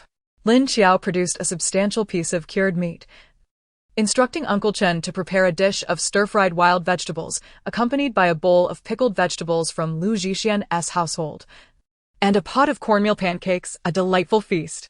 She had pilfered from 3 kitchens, each well-stocked with pickled goods, which Lin Qiao estimated could sustain the 3 of them for a decade. With an abundance of pickled vegetables, she resolved to enter the city the following day, devising a plan to distribute some among the townsfolk. When they were too weary to cook on the road, a pancake and a bite of pickled vegetables could serve as a meal. As they traveled, they consumed all the pickled vegetables they had brought along. Granny Huang's wild vegetable and egg dumplings, filled with wild greens foraged by Aunt Jean, were crafted from white flour, eggs, and oil provided by Lin Qiao. She eagerly anticipated purchasing a cart to transport the delectable items from her spatial realm. Merely gazing at them without indulging was a true test of her willpower. She was a person who thrived on meat. Daily subsisting on wild vegetables made her feel as though her complexion was turning green. In the mountains, it was manageable to hunt and supplement their meals, but on the main road, such opportunities were scarce. Zhou Fushu sampled Uncle Chen's stir-fried dish and couldn't help but commend it silently, marveling at how the cured meat tasted just like home. Uncle Chen truly had remarkable culinary skills. The following day dawned with a heavy overcast. During their travels, only while residing in the valley had they encountered 2 light showers. Today's gloomy skies suggested a deluge was imminent. Everyone hastily consumed a quick meal before lining up at the city gate. As Lin Qiao had anticipated, the guards at the entrance were not only doubled but also conducted rigorous inspections. Tong County, being one of the economic pillars of Linzhou Prefecture, was a hub of commerce with many visiting merchants. Previously, inspections had merely involved a cursory glance. Today, however, they required travelers to open their trunks. The group had nothing to hide and remained composed. Yet Zhou Fushu was not agreeable. He could hardly allow others to rummage through his belongings. Naturally, that was out of the question. Even if he was no longer favored at the Liang King's court on the territory of Linzhou, he remained the most significant figure aside from the Liang King himself. After a brief exchange with Shi Changqing, he approached the guards at the gate. Lin Qiao and her companions observed as Shi Changqing produced a token, causing the soldiers to bow and allow them entry into the city. Once inside Tong County, a throng of young people quickly surrounded Shi Changqing, who was leading Zhou Fushu's donkey. "What kind of token is that? It's so effective that even the guards bow to you." "You're incredible," they exclaimed. "Yes, rather sure. Please show us what it is." Shi Changqing, not one for deceit, hesitated to reveal the token for fear of exposing its true nature and turned to Zhou Fushu for guidance.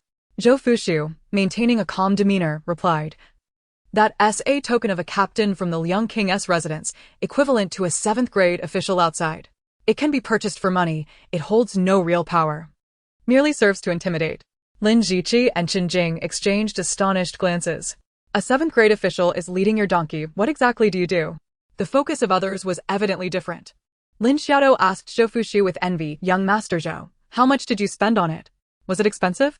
Zhou Fushu pretended to ponder. "Not expensive.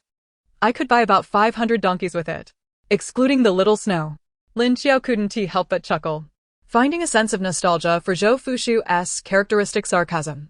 "Enough of this jesting, let us find an inn to rest. It seems rain is imminent." The village chief timely interrupted their banter, providing a much-needed reprieve for Shi Changqing. Tong County, being a commercial hub, welcomed a plethora of merchants daily, and the service industry thrived. Lin Qiao quickly located a clean and tidy inn. After haggling with the owner, they secured 3 rooms with shared beds, 2 for the men and 1 for the women. Zhou Fushu chose the only suite, which was also the most expensive and luxurious. Niao requested a single room to share with Lteo. Qin Jing, not short on funds, took a room with Uncle Jin. Lin Qiao opted for 2 single rooms, preferring not to share her sleeping quarters. Just as they settled in, heavy rain began to fall, drenching the land without pause, showing no signs of letting up anytime soon. With no chance of venturing out, they utilized the inn kitchen to prepare rations, as their previous provisions were nearly depleted. The torrential rain persisted for a day and night, finally ceasing the following morning. Tong County, affluent and well-constructed, boasted bustling streets lined with shops, where traffic flowed continuously, and people came and went in a lively throng. Had it not been for the multitude of tribulations endured, Lin Qiao might have been lulled into a sense of peace and prosperity. Alas, how delightful it would be if Prince Liang were a benevolent ruler. She longed to escape this life of turmoil and dislocation. Observing the bustling street, Lin Qiao muttered discontentedly to herself. To her astonishment, amidst the crowd, she spotted a familiar face, Zhang Luobai. What was he doing here? Chapter 61. News. Zhang Luobai, a master of unparalleled prowess, possessed exceptionally keen senses. Lin Qiao had merely glanced at him for a moment before he became aware of her presence. He swiftly navigated through the throng to reach her, and upon recognizing her, the wariness in his gaze transformed into a gentle smile. He recalled Lin Qiao as a spirited young lady with commendable martial skills and a fiery temperament. Striding over, he greeted her warmly. What a pleasant surprise to see you here. When did you arrive in Tong County? Reciprocating his amiable demeanor, Lin Qiao replied politely, We arrived yesterday. I never expected to encounter you here. Where are the princesses? I haven't seen them. They're still at the inn. By the way, are you headed to Qingyang? If so, I recommend finding a large merchant caravan to travel with, he suggested, recalling their past acquaintance. Lin Qiao looked at him in bewilderment. What do you mean? Why should we travel with a merchant caravan? It's a long explanation. Where are you staying? I will come find you this afternoon, and we can discuss it in detail then, Zhang Luobai said after a moment's hesitation. Helping you is a way to repay the kindness you once showed me. Lin Qiao responded, We are at the Yulai Inn. Please come by during the Shen hour, we will all be there. Noticing the seriousness on his face, she felt this matter was of some significance. After parting from Zhang Luobai, Lin Qiao lost interest in browsing the streets. She purchased some fruit and returned to the inn. Once inside her room, she locked the door and began retrieving items from her storage space, with only Lin Air remaining in the room, while everyone else was out shopping. No one would suspect her. She could simply claim these items were her own purchases. Most of what Lin Qiao extracted from her space were provisions. The roads were perilous, and wearing old clothes should suffice. Flour and rice were essential, as were mung beans and rock sugar for making mung bean soup in the sweltering heat. She also gathered some Sichuan pepper, star anise, and salt, along with 2 jars of pickled vegetables, spreading them across the floor. When Lin Sui returned, she nearly stumbled upon entering her sister's room. Xiaoya, what are you doing? Oh, sister, you're back. I'm just preparing some food. When third uncle returns with the cart, we can load this up. I have too much pickled vegetable. We can't possibly eat all of it, Lin Qiao said. With a bemused shake of her head, Lin Sui began helping her tidy up. You are still so much like a child, scattering things about without a thought for organization. How will you manage when you marry? Hearing her mention marriage, Lin Qiao felt a stirring in her heart. Lin Sui had reached the age of 15, a time when girls could wed in this era. Yet she had no one to oversee such matters. We must not let my dear sister be delayed, Lin Qiao mused, unwilling to confront the customs of this age alone.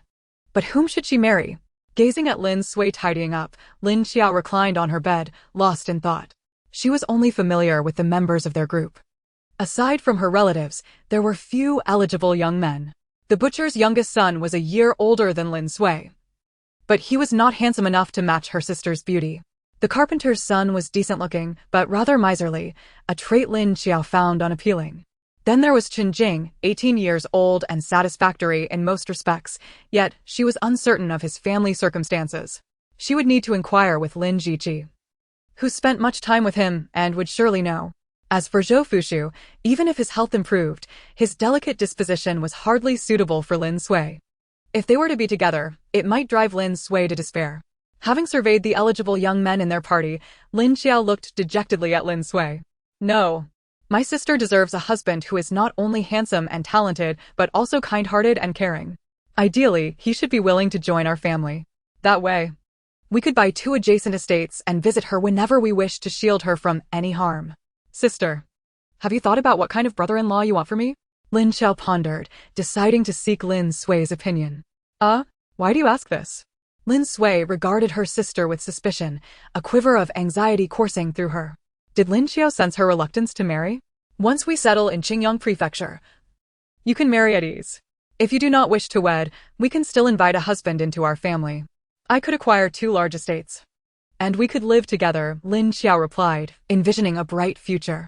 Listening to Lin Qiao's dreams, Lin Sui felt a pang of nostalgia for her parents. How wonderful it would be if they were still alive, allowing the family to remain together without her younger sister fretting over her marriage at such a tender age. Although she had resolved not to marry, she did not want Lin Qiao to worry. With a forced smile, she said, "Let's discuss this when we reach Qingyang Prefecture. For now, we are still fleeing, so why think of such things?" Lin Sui deftly changed the subject, and Lin Qiao refrained from pressing the issue, though her mind remained alert for potential suitors. Should she encounter any suitable young men in the future, she would ensure to gather all necessary information before introducing them to the group. Presently, the 2 prospects were either too foolish or too delicate to be considered reliable. By afternoon, the others gradually returned, their expressions a mix of joy and regret, indicating each family had made substantial purchases. The cart had been arranged, and the transport company promised to have it ready within 2 days, working overtime to expedite the process. Lin Jiji had also secured the coveted purple ink he had long desired. Only Zhou Fuxi returned empty-handed, likely having found nothing appealing. After distributing the pickled vegetables to everyone, Lin Qiao recounted her encounter with Zhang Luobai. Why did he suggest we travel with a large merchant caravan? I feel a sense of unease. Lin Qiao's words darkened the village elder's mood instantly. What concern is it of his? We are no longer the timid group we once were. We need not fear anyone, regardless of their prowess, Zhang, the butcher, declared with confidence. While we can handle ordinary bandits, Zhang Luobai is no ordinary man. If he finds the situation troublesome, we should clarify matters before making a decision, the village elder advised, favoring a cautious approach. Listening to the discussion, Zhou Fuxiu's mind immediately recalled a certain individual upon hearing Zhang Luobai's name. Zhang Luobai? Is he the deputy commander of the Imperial Guards? When did you meet him? Zhang Luobai's name sparked a glimmer of recognition in Lin Qiao's eyes. How could she have forgotten him?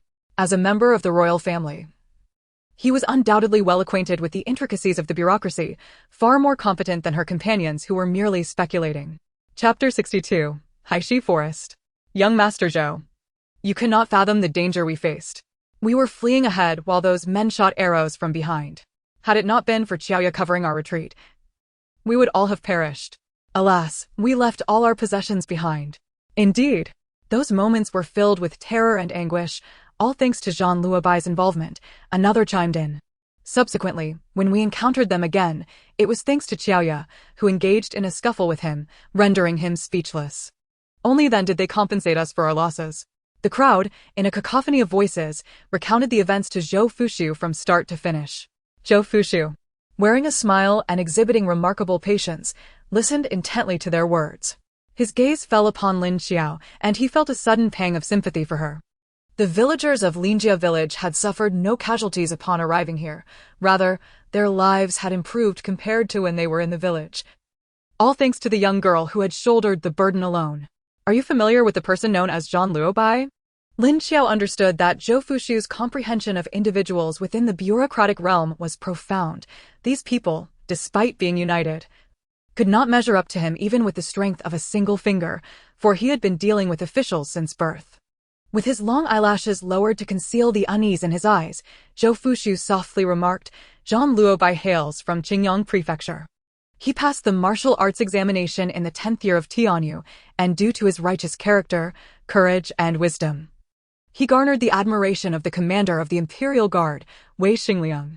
Within a mere 8 years, he ascended to the position of Left Commander of the Imperial Guard.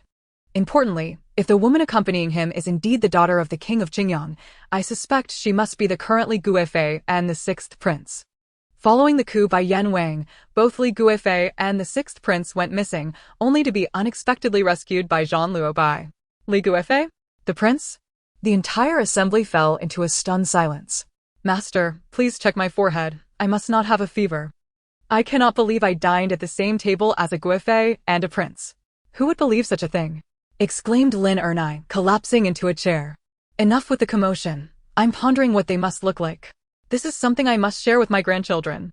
Aunt Shuixing slapped her thigh, exclaiming, I must say. How could they be so beautiful? It turns out she is indeed a guifei. Back then, she even spoke to me, asking about my little Doozy's age. Her voice was so melodious, I can't even describe it. Lin Qiao nearly burst out laughing. She recalled Aunt Shuixing's words, remarking how leisurely she had eaten. Thinking that if she were in the village, her mother-in-law would have scolded her for such slowness. After a while, the group finally regained their composure. I remember now. She mentioned wanting to leave with us. Do you think we might have offended her by declining? If we travel to Qingyang Prefecture, which is her territory, what if she gives us a hard time? Wang Muji, feeling somewhat guilty, glanced at village chief Lin. What is there to fear? Had it not been for our great fortune and Xiaoya, we would have long since met the same fate as those refugees, buried in the yellow earth. How could she hold a grudge against us? Enough of this idle speculation. Let young Master Zhou analyze the situation for us and elucidate what Zhang Luobai truly intends. The old village chief glared, striking his cane heavily upon the ground twice, and the crowd immediately fell silent. Zhou Fushu pondered the implications of Zhang Luobai's words. Although he was somewhat of a transparent figure within the Liang Wang's estate, he had his own channels of information. Since Zhang Luobai had brought the mother and child of the guifei here, he undoubtedly intended to return to Qingyang Prefecture. Departing from Tong County, they would pass through Zhangyang County and Yaoxian before exiting the territory of Linzhou. Once beyond Linzhou, there were 3 routes heading east, one direct path, another through the southern Liang County, and a third via the northern Guangzhou. The direct route would undoubtedly be the shortest, yet few would choose it. This was because venturing eastward beyond Linzhou for over 100 miles would lead one to the notorious gathering place of various outlaws, known as the 500 miles of Blackstone Forest. The Blackstone Forest stretches over 500 miles from east to west and 300 miles from north to south. It is said to have appeared overnight over 2,000 years ago, due to the peculiar formations of the stones that seem to sprout from the earth and their jet-black color. This area became known as the Blackstone Forest. The terrain within is labyrinthine, making it exceedingly easy to become lost. Without a guide, it is nearly impossible for an ordinary person to find their way out. Consequently, this has attracted various criminals, bandits, murderers, and those wanted for heinous crimes who have gathered here over the course of millennia. After the establishment of the Great Zhou by Taizu, an army of 200,000 was once dispatched to encircle the area. That campaign to eradicate banditry nearly wiped out the outlaws within the Blackstone Forest. Regrettably, subsequent generations failed to maintain vigilant oversight, allowing numerous lawbreakers to congregate once more. They have since taken to living, marrying, and raising families within, likely increasing their numbers significantly. The only silver lining is that those who dwell within the Blackstone Forest develop a specific toxin within their bodies. Living in the forest prevents the toxin from acting up, but once they venture into the outside world, it gradually erodes their internal organs, ultimately leading to a painful demise. Fortunately, this very constraint keeps them from straying too far, or else the nearby counties would have long been engulfed in chaos. Even so, the regions of Zhangyang County and Yaoxian, due to their proximity to the Blackstone Forest, frequently suffer from disturbances and plundering by those emerging from it, resulting in desolation and sparse populations.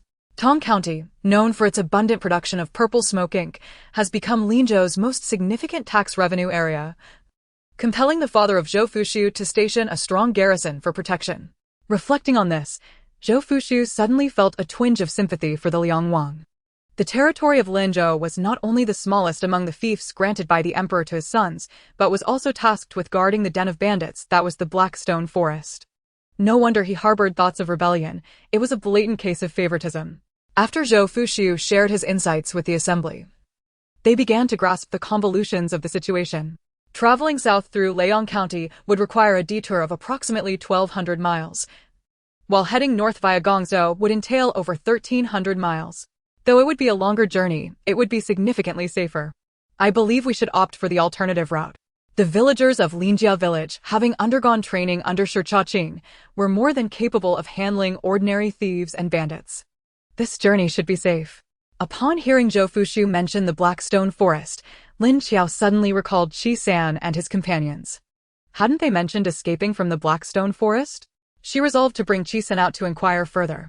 In her haste to continue their journey, she had completely forgotten about him. She had heard that there was a city within the Blackstone Forest, the largest stronghold of power residing in this realm, known as Blackstone City. Regardless of which route they chose, it would be prudent to gather more information.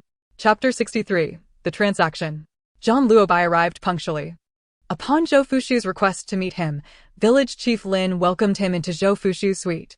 Inside, Zhou Fushu was seated alongside Lin Qiao, Lin Eryo, Butcher Zhang, Carpenter Wang, Lin Shuixing, Jin Chengshan, his in-laws, and other heads of families such as Chen Jing. After Zhou Fushu shared his thoughts, they all paid special attention to Zhang Luobai's arrival. The two parties exchanged formalities and took their places on either side. As the host, village chief Lin was the first to speak. Mr. Zhang, Xiaoya has returned with word that if we wish to journey eastward, it would be best to travel with a large merchant convoy. May I inquire as to the reasoning behind your suggestion? Zhang Luobai appeared somewhat haggard, and the severity of his usually austere face deepened. You must know, he began, that beyond Lenzhou lies the Blackstone Forest. Village chief Lin nodded. Indeed, we intend to take a detour through Liang County. Although it is a longer route, it is considerably safer. Zhang Luobai interjected, forget about detouring. Liang County is under the control of the Qin Wang, while Gong'o belongs to the Hui Wang. They have both declared themselves kings and stationed troops at the borders, making it impossible for anyone to pass. Should anyone be captured, they would be immediately executed as a spy. Are you serious? The moment Zhang Luobai's words left his lips, everyone in the room, except for Zhou Fushu, sprang to their feet. Certainly, Zhanseng has never uttered a falsehood. His resolute response left village chief Lin so shaken that he could barely remain standing. Gripping the armrests of his chair, he sank into a defeated posture, unable to hold back his tears any longer. Witnessing his proud father weep in public caused Lin Jiqi immense heartache. He stepped forward and bowed deeply to Zhang Luobai, his voice trembling as he expressed, "Thank you, Mr. Zhang, for imparting this news. May I inquire how you wish to proceed? Are there any protocols we should follow?" Zhang Luobai let out a deep sigh. I have lingered in Tong County for a month, yet I have yet to find a large merchant caravan heading east. Lin Qiao was puzzled. Why was it necessary to seek the company of a large caravan? Zhang Luobai explained, it is not surprising that you are unaware. This matter has been shrouded in secrecy. Over 20 years ago, merchants began trading with individuals from the Blackstone Forest. Although it is a chaotic place, it possesses unique items that are scarce elsewhere, such as the bewitching herb and heartstone, which can ensnare the mind. These items are in high demand but are virtually non-existent outside. Many merchants, driven by immense profit, have risked their lives to establish connections with the Blackstone Forest. They barter external goods like grain, fine wines, clothing, and textiles in exchange for local specialties. However, the multitude of gangs within the Blackstone Forest makes such endeavors perilous. Only large merchant caravans dare to enter. Within the Blackstone Forest, there are 13 dominant factions that have established Blackstone City. Merchants who trade within its walls receive protection and may even have escorts to ensure their safe passage out of the forest. The crucial condition is that the caravan must reach their territory. If they are robbed or looted en route, no one will intervene. Hence, my desire to join a large caravan, yet in these tumultuous times, no such caravan is heading that way. I have waited for over a month without encountering a single one. If it were only myself, I could venture anywhere. However, with the mother and child of Li Fei in tow, the situation is precarious, especially with Zhou Yu, whose frail health makes her vulnerable to danger. I cannot afford to take such risks with them. Hearing that someone dared to engage in commerce with the Blackstone Forest ignited a surge of anger within Zhou Fushu. It was utterly reprehensible that these merchants would disregard national laws for profit. Regrettably, he had paid little attention to this region and was unaware of the sordid dealings transpiring right beneath his nose. Reflecting on how his ancestors had labored tirelessly, sacrificing both manpower and resources to eradicate the influence of the Blackstone Forest, he felt a bitter resentment toward those who, driven by greed, had unwittingly nurtured a perilous beast. Had he known that individuals were conducting business with the murderous, lawless scoundrels of the Blackstone Forest, he would surely have risen from his grave in outrage. Zhou Fushu was too incensed to speak. The others exchanged glances, each uncertain of how to proceed. Lin Qiao's small face crinkled in frustration. Why was the world so tumultuous? She had already been fleeing for days, enduring the elements, subsisting on hardtack that threatened to crumble her teeth, and sleeping in the wilderness. What more could be demanded of her? Did they think she wasn't suffering enough? Should they add more miseries to her plate? Why don't we settle in Tong County? I think this place is quite fine, suggested Lin Qiao, who usually remained silent and offered little opinion. Huh, that is but an illusion. Tong County cannot remain peaceful for long. If the Qin and Hui kings decide to rebel, Lino will be the first to suffer, Zhou Fushu interjected unexpectedly. Recalling the precarious situation of King Liang, Zhou Fushu felt a wave of anxiety wash over him. King Liang had amassed considerable wealth, which likely drew envious eyes. He wondered if the king could evade this calamity, otherwise it would all be for naught. After bidding farewell to Zhang Luobai, the group convened to deliberate their next course of action. They were too fearful to leave, yet unable to remain, their heads drooping in despair. Lin Qiao chose not to partake in their discussions. She excused herself from the inn. Once she had exited Tong County and found a secluded spot, she finally halted. Assessing the terrain, Lin Qiao released Qi San from her spatial confines. Now, Qi San's hair had turned a mottled gray, and his face bore the marks of age. Lin Qiao did not blindfold him this time, allowing him to open his eyes to see her before him. After a considerable pause, he spoke slowly. Who exactly are you? He noticed the white strands cascading down her chest and the visibly withered hands. Internally, he mused, could she be a spirit that feeds on life essence? Lin Qiao pointed toward the east, where the black stone forest lay. I may venture there soon. Do you have any unfulfilled wishes? Perhaps I can assist you. And in return, you could divulge all you know about the black stone forest. How does that sound? Qi San lifted his gaze toward the east, though nothing was visible. A glimmer of hatred flickered in his eyes. Very well, I will share everything I know, but you must help me eliminate someone. Lin Qiao raised an eyebrow. What is it? If it's too difficult, I can always seek information elsewhere. Qi San realized this young woman was not one to make unwise bargains. Yet her response reassured him. Her willingness to negotiate signaled a genuine desire to trade. If she had immediately acquiesced, he would have doubted her sincerity. Qi San understood that Lin Qiao would not release him, and so he sat on the ground, resolutely beginning to recount the circumstances surrounding the Black Stone Forest. The longest-standing factions within the Black Stone Forest comprised 13 groups: the Black Rat Stronghold, the Black Ox Stronghold, and the Black Tiger Stronghold. Lin Qiao remarked, isn't that reminiscent of the 12 zodiac signs? The largest faction is called the Big Dipper Hall. These 13 factions collectively established Black Stone City and the laws governing life within the Black Stone Forest. Other factions must pay taxes to them annually. It operates much like a small court. You likely view all the inhabitants of the Black Stone Forest as irredeemable villains, do you not? Lin Qiao replied. What other perspective could there be? Do you have some grievance to air? Recalling the young women who had suffered at their hands, she could not fathom the existence of innocence among them. Chapter 64. Stuck in Tong County. Qi San was momentarily silenced by Lin Qiao's words, finally responding with indignation. There are no good people in the Blackstone Forest, but who has ever given us the chance to be good? I have lived in the Blackstone Forest since birth, raised on the money my mother earned selling herself. I was merely 10 when she passed away. If I do not steal or rob, what am I to eat? What am I to drink? The world outside is vast and bountiful. You have so much land to cultivate, allowing you to enjoy delicious food and wear fine clothing without fear of losing your head to someone's foul mood. What about us? Heaven has not even granted us a choice. Those born in the Blackstone Forest can never live outside. If we stray from that prison for more than a year, our bodies will rot. We are born bearing sin, so why should we strive to be good? No one has taught us how to be good. As Qi San transitioned from righteous anger to choked silence, Lin Qiao felt a mix of pity and empathy in her heart. Yet her words remained unervingly composed. What you say may hold some truth.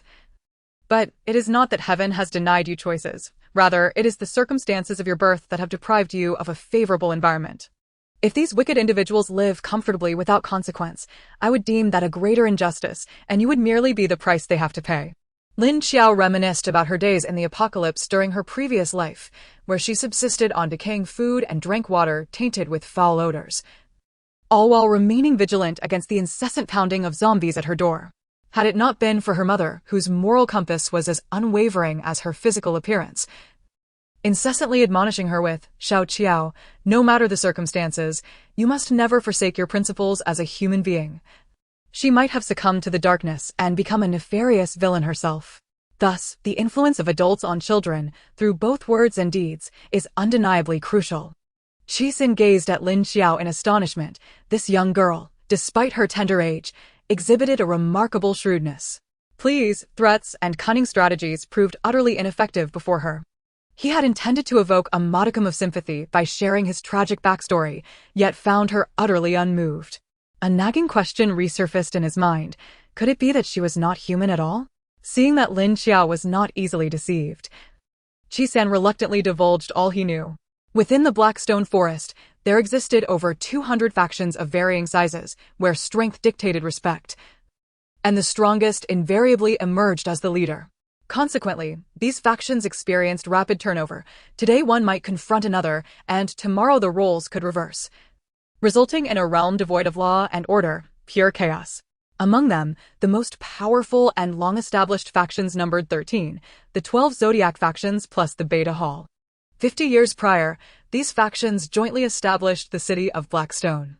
Within Blackstone City resided approximately 20,000 people, with the city lord elected from among these 13 factions every 3 years, based on a popular vote.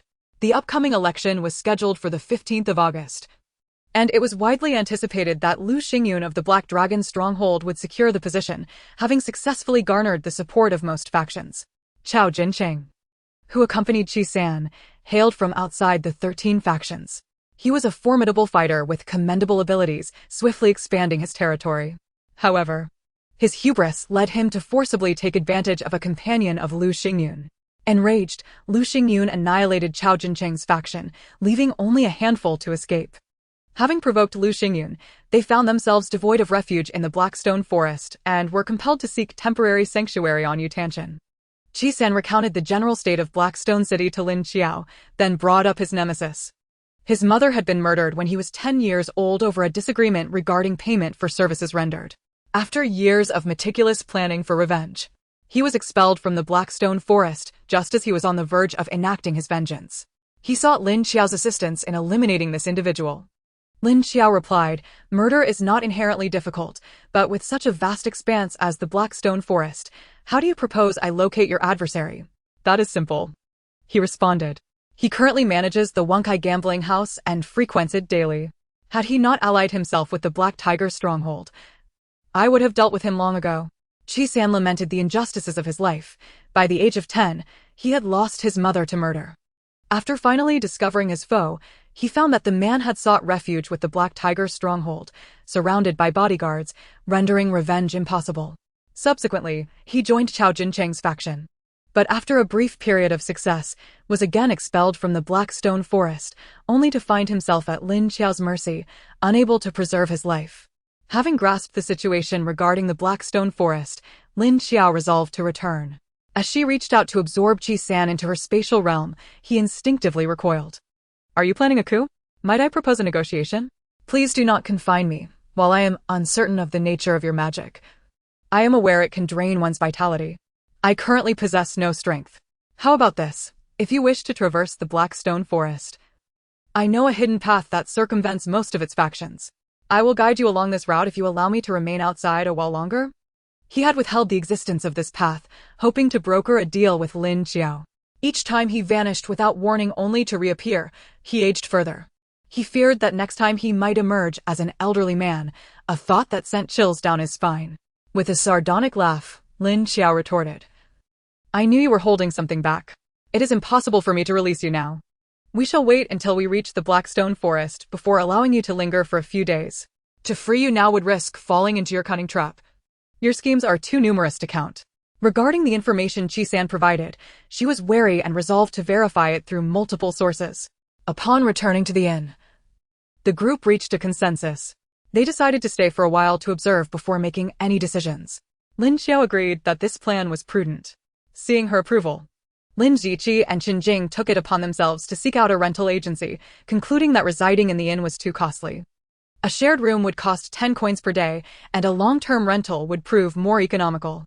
Before long, they secured a house that had once served as a warehouse, the owner having moved away and entrusted the rental to the agency. The warehouse was surrounded by rooms, with a spacious courtyard in the center, perfect for accommodating their livestock. Additionally, there was a well in the yard, facilitating washing and cleaning. The rent was 3 taels of silver per month, aside from its slightly remote location. Near the edge of the city, there were no significant drawbacks. Once they organized their belongings, they promptly moved in. Chapter 65. Walls Have Ears. Though the rented courtyard appeared somewhat dilapidated, Lin Qiao and her companions worked together with remarkable efficiency, transforming it into a semblance of comfort in less than a day and a half. The warehouse, devoid of partitions for storage, necessitated separate accommodations for men and women. The absence of beds was inconsequential, as they laid down a thick layer of straw on the ground, topped with quilts, providing insulation from moisture and ensuring a comfortable sleeping arrangement. Perfect. One of the greatest advantages of residing here was the coolness of the rooms, which made for a pleasant retreat during the sweltering summer months. Zhou Fuxiu and Yao Niao chose not to relocate. The former was financially secure, while the latter had health concerns, thus preferring the comfort of the inn. Qinjing also had no financial constraints, but relished the lively ambience, prompting him to join the move. Lin Qiao assisted Lin Sui in arranging the bedding, and the trio changed into more presentable attire before stepping out to explore. They had been in this place for 2 days without truly experiencing Tong County. The ongoing war had yet to encroach upon this locality. The Liang King had stationed a heavy guard, and Tong County still appeared quite bustling. "Sister, let us dine out today. What do you think?" "I am craving meat," Lin Sui said, pointing towards an imposing restaurant ahead. Lin Qiao, cradling Lin Su, followed her sister's gesture, her eyelids fluttering in anticipation at the restaurant's grandeur. She grasped Lin Qiao's arm, exclaiming, "What do you wish to eat? Let us buy ingredients and have Uncle Chen prepare a meal. Dining here is far too expensive." Lin Sui hesitated to part with her silver. "Sister, no matter how delectable Uncle Chen's cooking is, we should occasionally indulge in a change of flavors. Let us sample the dishes crafted by other skilled chefs," Lin Qiao insisted, pulling her sister into the restaurant before she could protest. The interior of the restaurant was lavishly adorned, with intricately carved beams and a resplendent decor. A semicircular stage occupied the center, where dancers captivated the audience, who applauded enthusiastically. "Indeed, this is the ambience I adore," Lin Qiao nodded in approval as she led Lin Sui to the second floor, typically reserved for more distinguished guests. Upon arriving, a server promptly approached them. Lin Qiao rewarded him with a coin, requesting he lead them to a private room.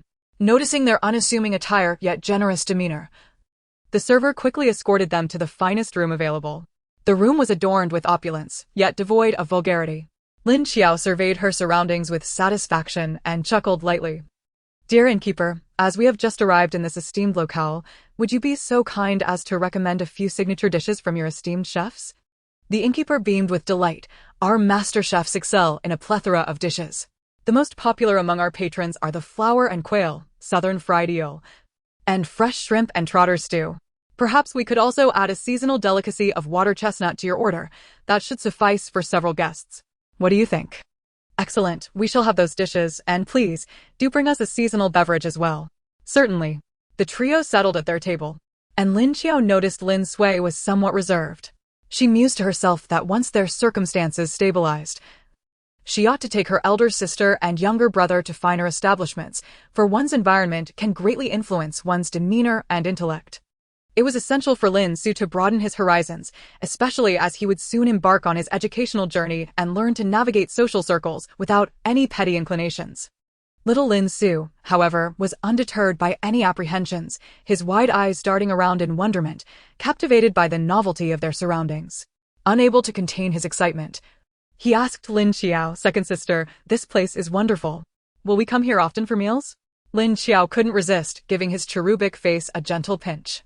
They had traveled tirelessly under the sun, and though the little fellow's complexion was sun-kissed to a deep hue, he remained as plump and delightful to the touch as ever. "Do you like it here?" "I do. This time you are treating me and elder sister. When I grow up and earn money, I will take you and elder sister out to dine every day."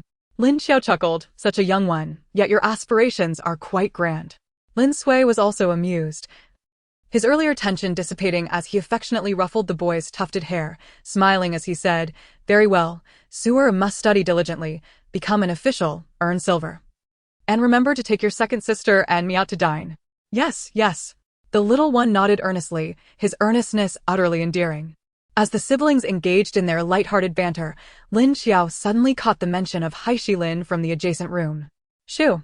She placed a finger to her lips, signaling Lin Sui and Lin Su to remain silent. Then, she pressed her ear gently against the wall. Her senses, sharper than most, allowed her to discern the conversation from the next room with clarity. A somewhat gravelly voice emerged. "Elder brother, I have made all the arrangements. We shall set out in 3 days. The people from Haifeng Mountain will meet us there. As long as we reach the outskirts of Haishi City, they will escort us into the city." Another languid voice replied, "Did you confirm the price with Lu Lauda? Did he agree to let the bodyguards accompany us?" "Rest assured, elder brother, the price has been settled, 300 taels of silver for 12 bodyguards." At this revelation, Lin Qiao's eyes sparkled. She had not anticipated that a simple meal would lead her to such a significant opportunity. Rather than waiting aimlessly, it would be far more advantageous to follow them on the journey to Haishi Lin. As she absorbed the conversation, their meal was served. While dining, she continued to listen to the happenings next door. To her dismay, while they had finished their meal, the two men remained engrossed in their drinking. Reluctantly, Lin Qiao decided to send Lin Sui home with Lin Su. "Sister, please take Suer back. I have matters to attend to and will explain later." Lin Sui offered a few words of caution regarding her safety before hastily departing with little Lin Su. She felt powerless to assist, not wishing to be a hindrance. Lin Qiao followed the two inebriated men eastward until they entered a residence. Committing the location to memory, she then turned back. Upon returning to her lodging, she sought out the village elder, recounting all she had seen and heard. "Third uncle, I wish to accompany them to Haishi Lin. The terrain of Haishi Lin is treacherous, resembling a labyrinth. Without a guide, one could easily become lost. It is rare to encounter a merchant caravan venturing there, but I believe it is worth a try." "No, I cannot agree to this. It is far too dangerous, Xiaoya. I understand your desire to scout the path for everyone, but this time it is simply not permissible. Regardless of your reasoning, there are many adults traveling east. They will surely find a way." Lin Qiao had not anticipated such a vehement response from the elder, and she feigned compliance, lowering her head. As she exited the door, she spotted Lin Sui standing outside, cradling little Lin Su. With reddened eyes, Lin Sui gazed at her, devoid of reproach, yet conveying an unspoken understanding. Little Lin Su pouted, on the verge of tears, pleading, "Second sister, please don't go to that dangerous place. I'm scared." Lin Qiao took him from Lin Sui's arms, gently patting his back. "Don't be afraid, little Su, second sister will stay with you." Back in her room, Lin Qiao lay on her straw mattress, tossing and turning, unable to settle her mind. The thought of missing the opportunity with the caravan weighed heavily upon her. However, she did not wish to cause Lin Sui any distress by acting recklessly. Just as she was caught in her thoughts, a commotion erupted in the courtyard. Chapter 66. It is not an illness, but poisoning. Upon opening the door, Lin Qiao discovered that it was none other than Zhang Luobai and Shangguan Yuran, mother and son, paying a visit. She now understood the source of the earlier ruckus. Their first encounter had been fraught with peril, leaving lingering resentment and fear. It was no wonder they had initially viewed them with disdain. Now, with Zhang Luobai proactively sharing news about Haishi Lin, the group had developed a favorable impression of him, and upon seeing him again, their attitudes had naturally softened. Moreover, their collective strength had significantly improved since their last meeting. The emperor lacked a queen, and Shangguan Yuran was the foremost lady of the court. Who among the common folk would not be awestruck to meet someone of her stature? This encounter would surely be recorded in family histories, a tale for future generations to boast about. Hence, it was no surprise that everyone greeted them with fervor, surrounding them as if they were a great treasure. Shangguan Yuran noticed Lin Qiao and approached her without any airs. "Miss Lin, it is a pleasure to see you again." Lin Qiao replied with a warm smile. "I did not expect the princess to visit us. Please, come in." Lin Qiao sensed that Shangguan Yuran preferred this form of address, as it had been her identity that had been revealed during their previous conversation. Shangguan Yuran silently praised her discernment. This young girl was indeed perceptive and charming.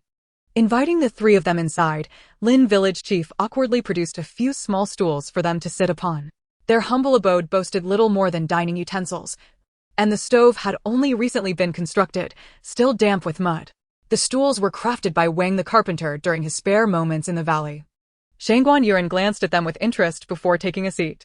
During the days spent hiding from pursuers in the woods, she had sat on grass and dirt, which had long since toughened her. After arriving in Tong County and lodging at the inn for nearly a month, although well-fed and clothed, she felt stifled. They had hired a maid to assist with laundry and cooking, yet there was little conversation to be had. Ever since Zhang Luobai mentioned encountering Lin Qiao on the street, she had implored him to take them out for a change of scenery. Despite Lin Qiao's previous refusal to travel with them, she still held a favorable impression of the girl. Having intended to engage Lin Qiao in conversation, she was unexpectedly swept away by the overwhelming enthusiasm of the local matrons, especially as Lin Er had a wife who clung to her incessantly, praising her from head to toe, leaving her feeling so embarrassed that she could have dug a building with her toes. Lin Qiao stifled her laughter to the point of discomfort. Zhang Luobai and Zhou Yu stood nearby, quietly reveling in her embarrassment, murmuring to themselves that upon returning, she would no longer lament the absence of anyone to converse with her. After a lengthy exchange that resembled a chicken talking to a duck, the sky gradually darkened. It was only after Lin Er had a wife that they finally released Shangguan Yuran. With distinguished guests arriving, it was a fortunate opportunity to warm the hearth for everyone. Despite their protests, the group insisted that the trio remain to dine with them. Under such heartfelt insistence, the three had no choice but to stay. Uncle Chen, brimming with vitality, showcased his culinary prowess, deftly managing the flurry of activity among the ladies, his spatula dancing with an effortless grace. They set up 3 large tables, or rather, simply laid wooden planks over a few green bricks on the ground to serve as makeshift tables. It was Shangguan Yuran's first experience dining in such a manner, and she found it rather amusing, particularly the sight of everyone devouring their food ravenously, which was quite appetizing to behold. Zhou, you even managed to consume more than half a bowl extra. After dinner, Shangguan Yuran finally had the chance to sit beside Lin Qiao. The little girl, satisfied, remarked, "Were you intentionally watching me make a fool of myself?" No, Lin Qiao replied with a playful glimmer in her eyes. The admiration everyone holds for the princess is akin to the unending flow of the mighty Yangtze River. I simply could not bear to interrupt them. Zhou Yu, who had been seated next to Shangguan Yuran, couldn't help but chuckle at their exchange. Noticing Zhou Yu's frail demeanor, Lin Qiao couldn't resist commenting, "Princess, it appears that young Master S' health is not quite well. I possess a modicum of medical knowledge. If you would permit, I could take a look at him." "You know medicine?" Shangguan Yuran asked, somewhat astonished at Lin Qiao's claim. Having indulged a bit too much today, she felt a flicker of hope despite doubting Lin Qiao's ability to cure her son, and she pulled Zhou Yu's wrist toward Lin Qiao. "Let her examine you. If she succeeds, I shall reward you handsomely." Zhou Yu, feeling embarrassed, attempted to retract his arm but found himself too weak to do so. The thought of his mother secretly weeping countless times due to his ailment filled him with a mix of despair and frustration. Lin Qiao, glancing at the awkward Zhou Yu, remained undeterred as she gently placed her hand on his pulse. To his surprise, Lin Qiao's method of pulse diagnosis was entirely different from that of the palace physicians. A cool sensation began to flow from the point of contact, coursing through his body like a breath of life. Yes, it was life. His frail physique felt as though it had been invigorated, reminiscent of spring returning to the earth. His gaze toward Lin Qiao turned fervent. Could it be that she truly possessed the ability to heal? After a considerable moment, Lin Qiao finally withdrew her hand, casting a meaningful look at Shangguan Yuran. Internally, she couldn't help but scoff, realizing why there had been so many tales of palace and household intrigues in her previous life. She had only encountered 2 members of the royal family, both of whom had been schemed against. Shangguan Yuran had grown accustomed to the expressions of every physician who had examined Zhou Yu, all bearing that same look of "your child is gravely ill." But I cannot bring myself to say it outright. You must discern it yourself. With a hint of disappointment, she forced a wry smile. "It's all right. I have grown accustomed to it. I have sought out renowned doctors, yet they're all at a loss. You need not feel uncomfortable about it." "But princess," Lin Qiao interjected, "young master is not ill. He has been poisoned. Did none of the many doctors you consulted mention this?" Lin Qiao's words caused Shangguan Yuran's complexion to drain of color, her lips trembling as she took a long moment to respond. "Are you certain? Has he truly been poisoned?" "Indeed," Lin Qiao affirmed. "It's rather peculiar. The poison coexists with his body, neither killing him nor allowing him to recover, ensuring that he remains a sickly individual for life." Shangguan Yuran's mouth fell agape, and after a lengthy silence, she erupted into laughter. "Yet, Her laughter was laced with profound bitterness, instilling fear in those around her. It must be that wretched Donghua. She fears that Yue will contend for the throne. So she poisoned him, wanting him neither dead nor alive. Without anyone in the palace to restrain me, how dare that vile woman harm my Yue to such an extent? One day, I shall cleanse the southern wilderness of her kindred. I, Shangguan Yuran, vow to leave no stone unturned. As she ground her teeth, her every word resonated with a fierce resolve, leaving the onlookers too stunned to breathe. At that moment, they realized how vast the chasm was between them and the royal consort. Zhang Luobai sighed, addressing Lin Qiao with a respectful gesture. Miss Lin, since you have diagnosed the young master's condition, do you possess a remedy? Lin Qiao shyly scratched her head. There is indeed a way to treat it. But my current abilities are insufficient. I must wait 4 months until my skills advance before I can effectively treat him. Internally, she thought. Such is the plight of the nobility. Another ailment that requires a level of power not easily attained. Zhang Luobai regarded her with curiosity. Is it possible to upgrade one's abilities? Am I simply uninformed? Does one's skill not deepen with practice? Lin Qiao chuckled lightly. A slip of the tongue. My current capacity is inadequate to expel the poison from his body. In 4 months, my internal strength will have deepened, granting me greater confidence. And how confident are you? Shangguan Yuran inquired, her eyes brimming with hope, nearly spilling over with expectation. Lin Qiao, wishing to alleviate the anxiety of a mother, nodded solemnly, 100%. Once my abilities are enhanced, I will surely cure young Master Yu. Wonderful. Your ailment shall be healed. Upon hearing Lin Qiao's unwavering assurance, Shangguan Yuran could no longer restrain herself. The proud and elegant woman wept openly in front of everyone, her tears flowing freely. It took her a considerable time to regain composure, and she grasped Lin Qiao's hand with utmost seriousness, stating, Miss Lin, I shall not speak of gratitude in excess. Should Yue be healed, when you arrive at Qingyang Mansion, the Shangguan family will certainly reward you handsomely. She refrained from mentioning herself, instead presenting the Shangguan family as a guarantee, for it was well known that Qingyang Mansion belonged to the Shangguan clan, signifying that if Lin Qiao could heal Zhou, she would possess a formidable ally in Qingyang Mansion. Lin Qiao's heart soared with joy, yet she maintained a serious facade. There is no need for such formality, princess. I shall dedicate myself to young Master S treatment. However, I do require Mr. Zhang's assistance with a matter.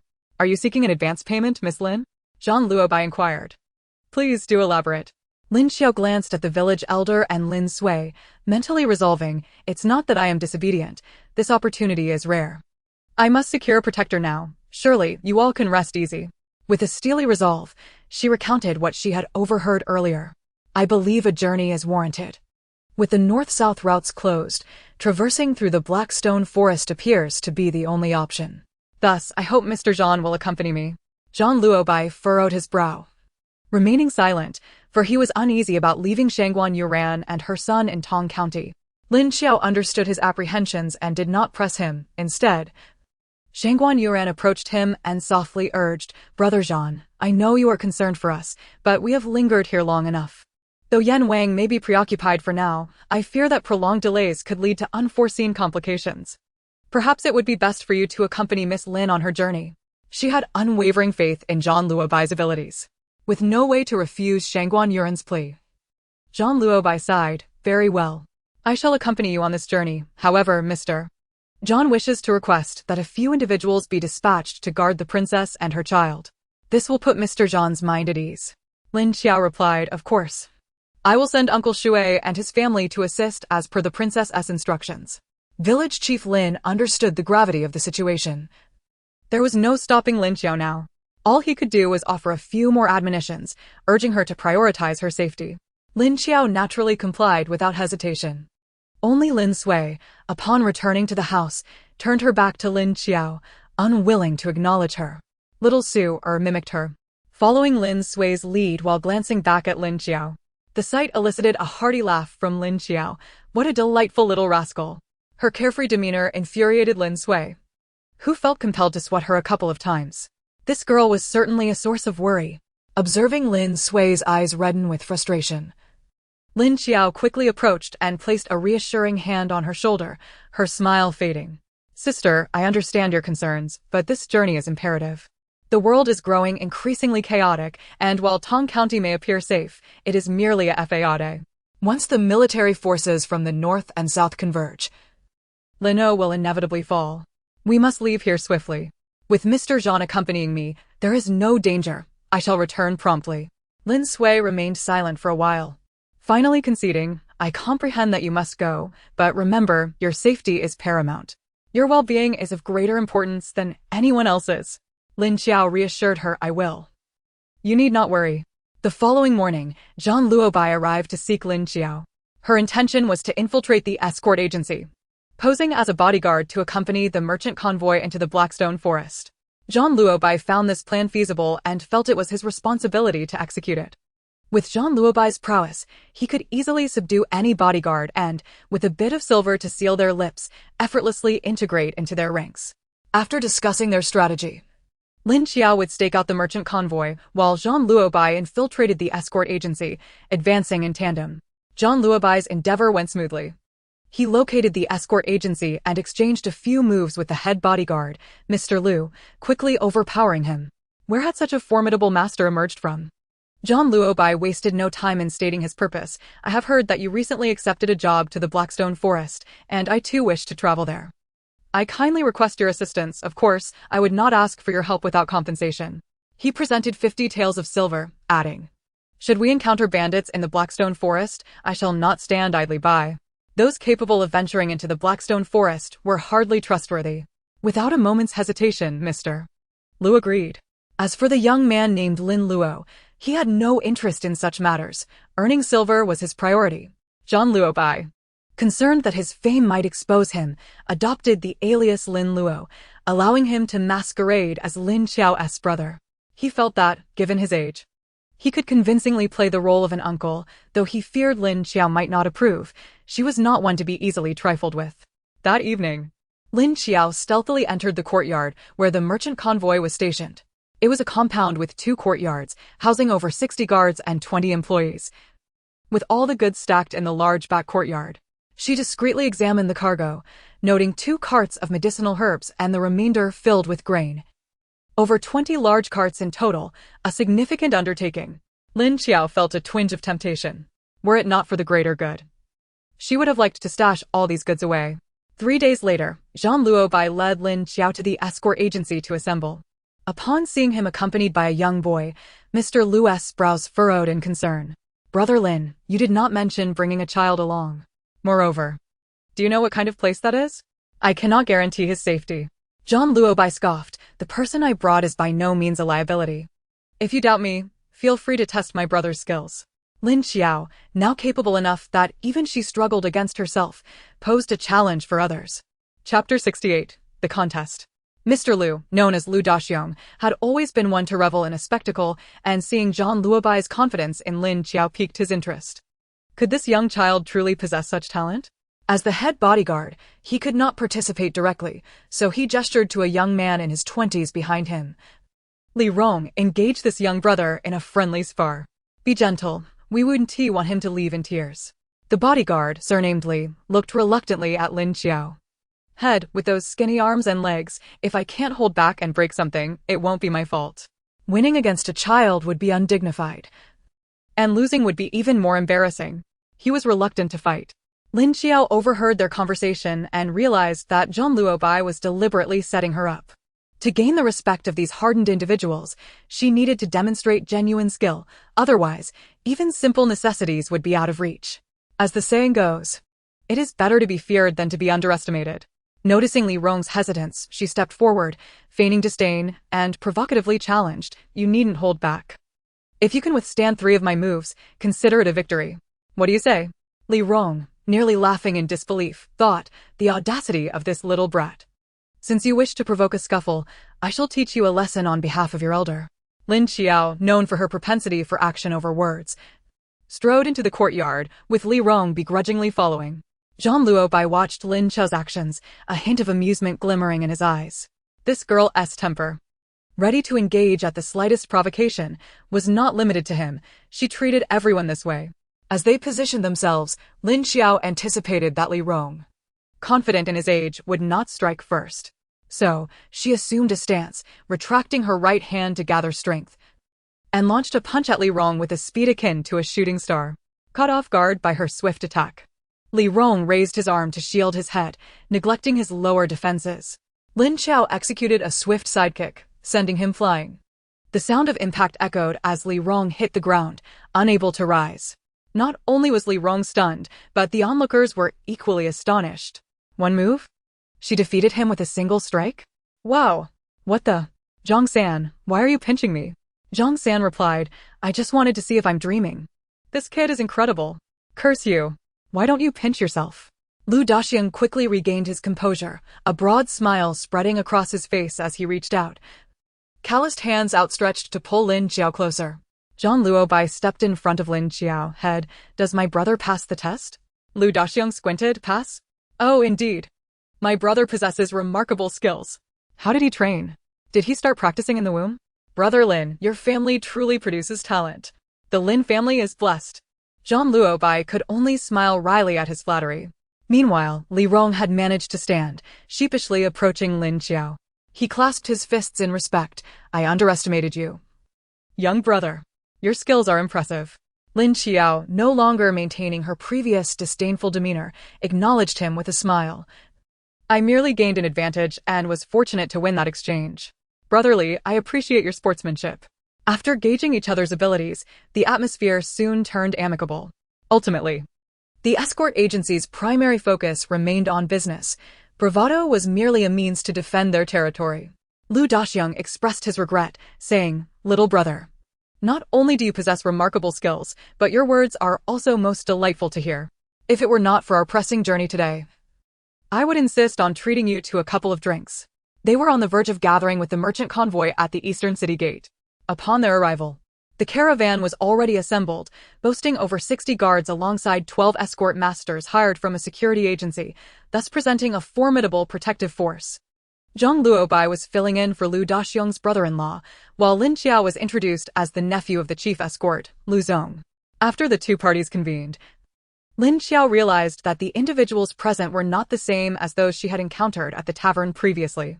Instead, they were replaced by a gaunt, elderly man in his 50s, sporting a few strands of goat-like beard, who introduced himself as Sun Tianxiang, the chief steward responsible for all matters pertaining to the caravan.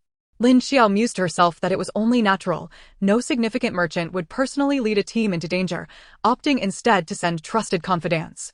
More than 20 large carts set forth from Tong County, attracting the curious gazes of many onlookers, who speculated about the contents within. Some displayed disdain, evidently aware of the situation. The route to Haishalin required traversing through Zhangyang County and Yaoxian, both of which were progressively more dilapidated. Upon reaching Yaoxian, the county's walls appeared to have crumbled by nearly half. Lin Qiao overheard the escort masters discussing how Yaoxian had been without a county magistrate for several years. The local gentry had been appointed to act in the magistrate's stead, assuming the roles of county constable and clerk, forced into service due to a lack of candidates willing to accept the position amid such dire circumstances. Who would want to govern this place when it was far more appealing to return to farming? It was better to avoid losses than to seek profits here. Proximity to Haishalin meant that the local populace frequently fell victim to bandit raids, leading many to flee, while the elderly, weak, and ill remained behind, unable to secure even a meal. The county could not collect normal taxes, leaving no resources to attract or retain talent. Upon entering Yaoxian, the streets were sparsely populated, lacking the vibrancy of a small town with only a dilapidated inn in sight. An elderly man with a completely white beard and hair managed the inn.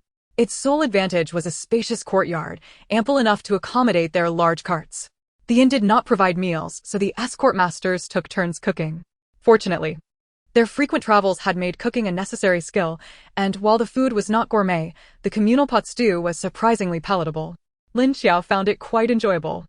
With their numbers, the night watch was divided into 4 shifts. Lin Qiao, not wishing to partake in the shared sleeping arrangements with the escort masters, paid for a private room. Chapter 69. Robbery. Upon exiting the eastern gate of Yaoxian, after traversing a mere 20 miles, Lin Qiao sensed a distinct change in the climate. It felt as if she had moved from the blistering sun of 40 to 50 degrees into a cool, air-conditioned basement. A chill permeated the air. The trees and grass here appeared less inviting, their original vibrant green replaced by a dark, inky hue, as if tainted by a sinister presence. Li Rong, noticing her puzzled expression, approached her and remarked, "Do you feel a significant drop in temperature?" Lin Qiao replied, "Indeed, it feels as though we've transitioned from summer to autumn. And the leaves and grass have darkened considerably. How can this be?" Li Rong and Lin Qiao had developed a certain camaraderie after she had bested him. He not only bore no ill will but even sought her company. Lin Qiao found him agreeable, often indulging in conversation and occasionally offering him tips, which elicited envy from the other escort masters, all too aware of how rare it was to receive guidance from a master like Lin Qiao. Such opportunities were unattainable even with money. Li Rong pointed towards the more grotesque flora surrounding them, saying, "I've heard from the elders that ever since Haishalin emerged, the vegetation within 100 miles has transformed, even the water here has turned bitter, and the local grain is barely edible. People only consume it out of sheer necessity. Therefore, the powerful factions within Haishalin are particularly fond of trading for food. However, transporting these provisions into Haishi City is no easy task once news spreads. We become highly sought after, with everyone eager to take a bite. If we manage to get them in, the prices soar. As merchants often trade food for enticing herbs like the enchantment grass and the heartstone, which fetch a handsome price outside." Enchantment grass? Heartstone? What are those used for? Lin Qiao had heard these names before. Zhang Luobai had mentioned them. At the time, she had not delved deeper into the topic, but now Li Rong's mention piqued her curiosity. Li Rong glanced around furtively, ensuring they were not overheard, before whispering, "I've only heard rumors. But they say enchantment grass is used by courtesans in brothels, enabling them to fulfill any desire after consumption. Heartstone, on the other hand, is for the wealthy, providing an experience that surpasses even the pleasures of visiting a brothel. Some claim it rivals the longevity ointment of the southern wilderness witches. When I have the means, I shall certainly acquire some to try." Lin Qiao chuckled. Men. As their conversation grew lively, they suddenly heard cries for help in the distance. As the sounds drew nearer, a group of over 20 individuals, old and young, male and female, clad in tattered clothing and gaunt in appearance, came running towards them. Upon spotting the caravan, they rushed forward, crying out in desperation about bandits pursuing them. The guards, instead of feeling sympathy, grew increasingly alert at the sound of their pleas, drawing their swords and positioning themselves to block the path to the grain carts. "Step back, or do not blame us for our blades lacking mercy." One woman, appearing to be in her 30s, shouted in indignation, "Have you no humanity? Is it too much to ask for your protection?" The others either pleaded or hurled insults, some even obstructing the path to prevent passage. Despite their anger, the guards refrained from taking rash action, remembering Lu Daxiang's orders to avoid unnecessary violence and to assess the situation first. Sure enough, moments later, 70 or 80 robust men appeared behind the initial group. The earlier arrivals, who had dared to berate the guards, now cowered like chicks before a hawk, retreating to the side to make way for the newcomers. Lin Qiao, observing from her cart, furrowed her brow. Regardless of the numerous warnings about the notorious bandits of Haishalin, without witnessing the threat firsthand, it was difficult to grasp the extent of it. The bandits clearly intended to send a few individuals to infiltrate the caravan and create chaos. If they did not fall for the ruse, a more forceful robbery would follow. The villains were indeed thorough in their craft, living up to their fearsome reputation. The leader of the bandits, a tall man in his 30s, crossed his arms and addressed Lu Daxiang at the front of the caravan, saying, "Our expedition is not without its challenges. Today, we extend a gesture of goodwill. Leave your carts and depart unscathed. Should you choose to defy us, there will be no return." Lu Daxiang inwardly lamented, never anticipating that his journey would commence so unfavorably. As soon as they departed from Yaoxian, they encountered formidable opposition, clearly having been targeted by adversaries who had been monitoring them for some time. It seemed a fierce battle was imminent. He instructed his subordinates to maintain their stance against the confrontation while he, in a state of anxious urgency, hurried over to Zhang Luobai. "Brother Lin, it appears we neglected to consult the almanac before embarking today. We are being watched, and a skirmish may soon ensue. Might I implore you for assistance?" Although Zhang Luobai had previously indicated he would intervene if confronted by bandits, it was contingent upon the circumstances and his mood. Thus, Lu sought to ascertain his intentions. Zhang Luobai, like Lin Qiao, was equally disgusted by the tactics of their opponents. He calmly replied, "Brother Lu, act according to your conscience. Lin is willing to lend you a hand." Lu Daxiang was elated. "Thank you, Brother Lin. I assure you, your aid will not go unrewarded." Although the chief steward of the caravan trembled slightly, those who dared traverse this route were not without merit. Observing Lu Daxiang's deference towards Zhang Luobai, he quickly approached, presenting Lu with a lightweight brocade pouch intended for Zhang. Inside it was a silver note worth 100 taels. With Zhang Luobai's backing, Lu Daxiang felt a renewed vigor. His demeanor grew bolder as he shouted at the bandits across from him, "If you seek money, you shall find none. If it's a fight you desire, then come forth." Thus, a chaotic melee ensued. The bandits outnumbered the guards, lacking their combat finesse, but fueled by reckless abandon, resulting in a close contest. Without Zhang Luobai, it was uncertain who would emerge victorious from this clash. He truly lived up to his reputation as a former martial champion, employing the simplest techniques to deliver the most devastating blows. Lin Qiao remained seated within the cart, not lifting a finger, yet the opposing forces were swiftly subdued. Zhang Luobai's strikes, though not lethal, left all who engaged with him either with broken limbs or severe injuries. None were spared from his might. Lin Qiao internally applauded, recognizing the hallmark of a true master.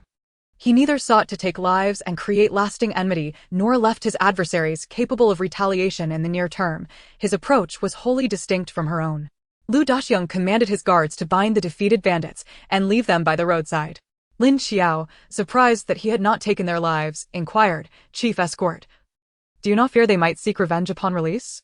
Lu Daxiang slapped his forehead, exclaiming, "I almost neglected to inform you of the unspoken rule within Haishi Forest. Anyone may rob passing merchants, but only once. Should they fail, they are forbidden from targeting that caravan again. Those who violate this rule will be expelled from Haishi Forest." Zhang Luobai and Lin Qiao exchanged glances, both pondering the cleverness of such a regulation, which allowed the various factions within Haishi Forest a chance to survive rather than allowing a single entity to dominate. Clearly, there were formidable figures within Haishi Forest. Chapter 70. The Shin Dragons. Perhaps due to the overwhelming deterrent effect of Zhang Luobai's intervention, the caravan resumed its journey without encountering further highwaymen. Lu Daxiang felt an overwhelming desire to elevate both Zhang Luobai and Lin Qiao to the highest esteem. Possessing such exceptional talent within their ranks was invaluable, especially as they had two. The escorts carried themselves with newfound confidence, for Zhang Luobai was ostensibly one of their own. 2 days later, at noon, the caravan arrived at the outskirts of Haishi Forest with unprecedented ease. Lu Daxiang and his companions, having visited twice before, were accustomed to the unique scenery of the forest and proceeded with their duties, cooking, tending to livestock, and so forth. However, it was Lin Qiao and Zhang Luobai's first encounter with the magnificent sight of Haishi Forest. Towering black stones jutted from the ground, some reaching heights of 20 to 30 meters, with a girth of 6 to 7 meters, while shorter ones stood around 10 meters tall, arranged in a seemingly living manner. Upon closer inspection, they were indeed stone, no wonder it was called Haishi Forest. After a brief observation, Zhang Luobai lost interest. But Lin Qiao found it quite fascinating and approached one of the black stones to touch its surface. Unexpectedly, the moment her fingers grazed the stone, a sound reminiscent of a startled breath echoed in her mind, as if waking from a delightful dream. This was soon followed by a childish murmur, "How fragrant! I seem to have caught a whiff of the spirit of the abyss." Lin Qiao froze in shock, bewildered by the bizarre occurrence. Was she experiencing a split personality? Before she could contemplate further, a colossal entity materialized before her. It obscured the sky, an immense serpentine form adorned with shimmering golden-green scales, antlers resembling those of a deer, a head akin to a camel, with goat-like whiskers and rabbit-like eyes. A dragon? Indeed, a dragon. Even Lin Qiao, who prided herself on being a robust woman among women, found herself wide-eyed and trembling, collapsing to the ground. The massive dragon's head inched closer, its eyes, larger than a car, ablaze with fury. Just as Lin Qiao believed her end was nigh, the dragon suddenly dissipated like a colossal bubble, and she even fancied she heard the sound of its bursting. In its place stood a resplendent, multicolored wild chicken. Blinking her large eyes, Lin Qiao fixated on the newly appeared wild chicken, taking a moment to exhale deeply. "You nearly scared me to death." The wild chicken flapped its wings, perching on her thigh, tilting its head to meet her gaze with its beady black eyes for several moments before launching an attack with its sharp beak. Simultaneously, that childish voice echoed in her mind again. You wicked villain. You've harmed Shin, you big bad guy. Cluck. I shall peck you to death, you great scoundrel. Lin Qiao? A chaotic flurry of feathers ensued as the wild chicken raged, and it took a considerable effort for Lin Qiao to finally catch it in her hands. Wait. Hold on. What exactly are you? A wild chicken spirit? When did we become enemies? I do eat a fair number of wild chickens, but could it be that I've inadvertently consumed your kin? You're the wild chicken spirit. Your entire family are wild chicken spirits. Cluck. I am a dragon. A dragon. You uncultured villain. The creature, no longer a mere chicken but a dragon in spirit, displayed quite the temper, struggling fiercely at Lin Qiao's words. Yet, coupled with its childish voice, it lacked any semblance of intimidation, almost inducing laughter from Lin Qiao. All right, you're indeed a dragon. However, when did we become adversaries? I can't recall any such grievance. Just moments ago, a colossal dragon had manifested in the sky, only for it to transform into a creature capable of direct communication with her. Despite the apparent incongruity, Lin Qiao sensed the truth in its claims. You are a wicked villain. Cluck. You wronged me without provocation, and now Shin is gone because of you. You wretched creature. Lin Qiao, feeling rather sprightly, retorted. I'm in excellent health. What need do I have for your precious essence? This chicken dragon seemed to possess a rather peculiar mindset.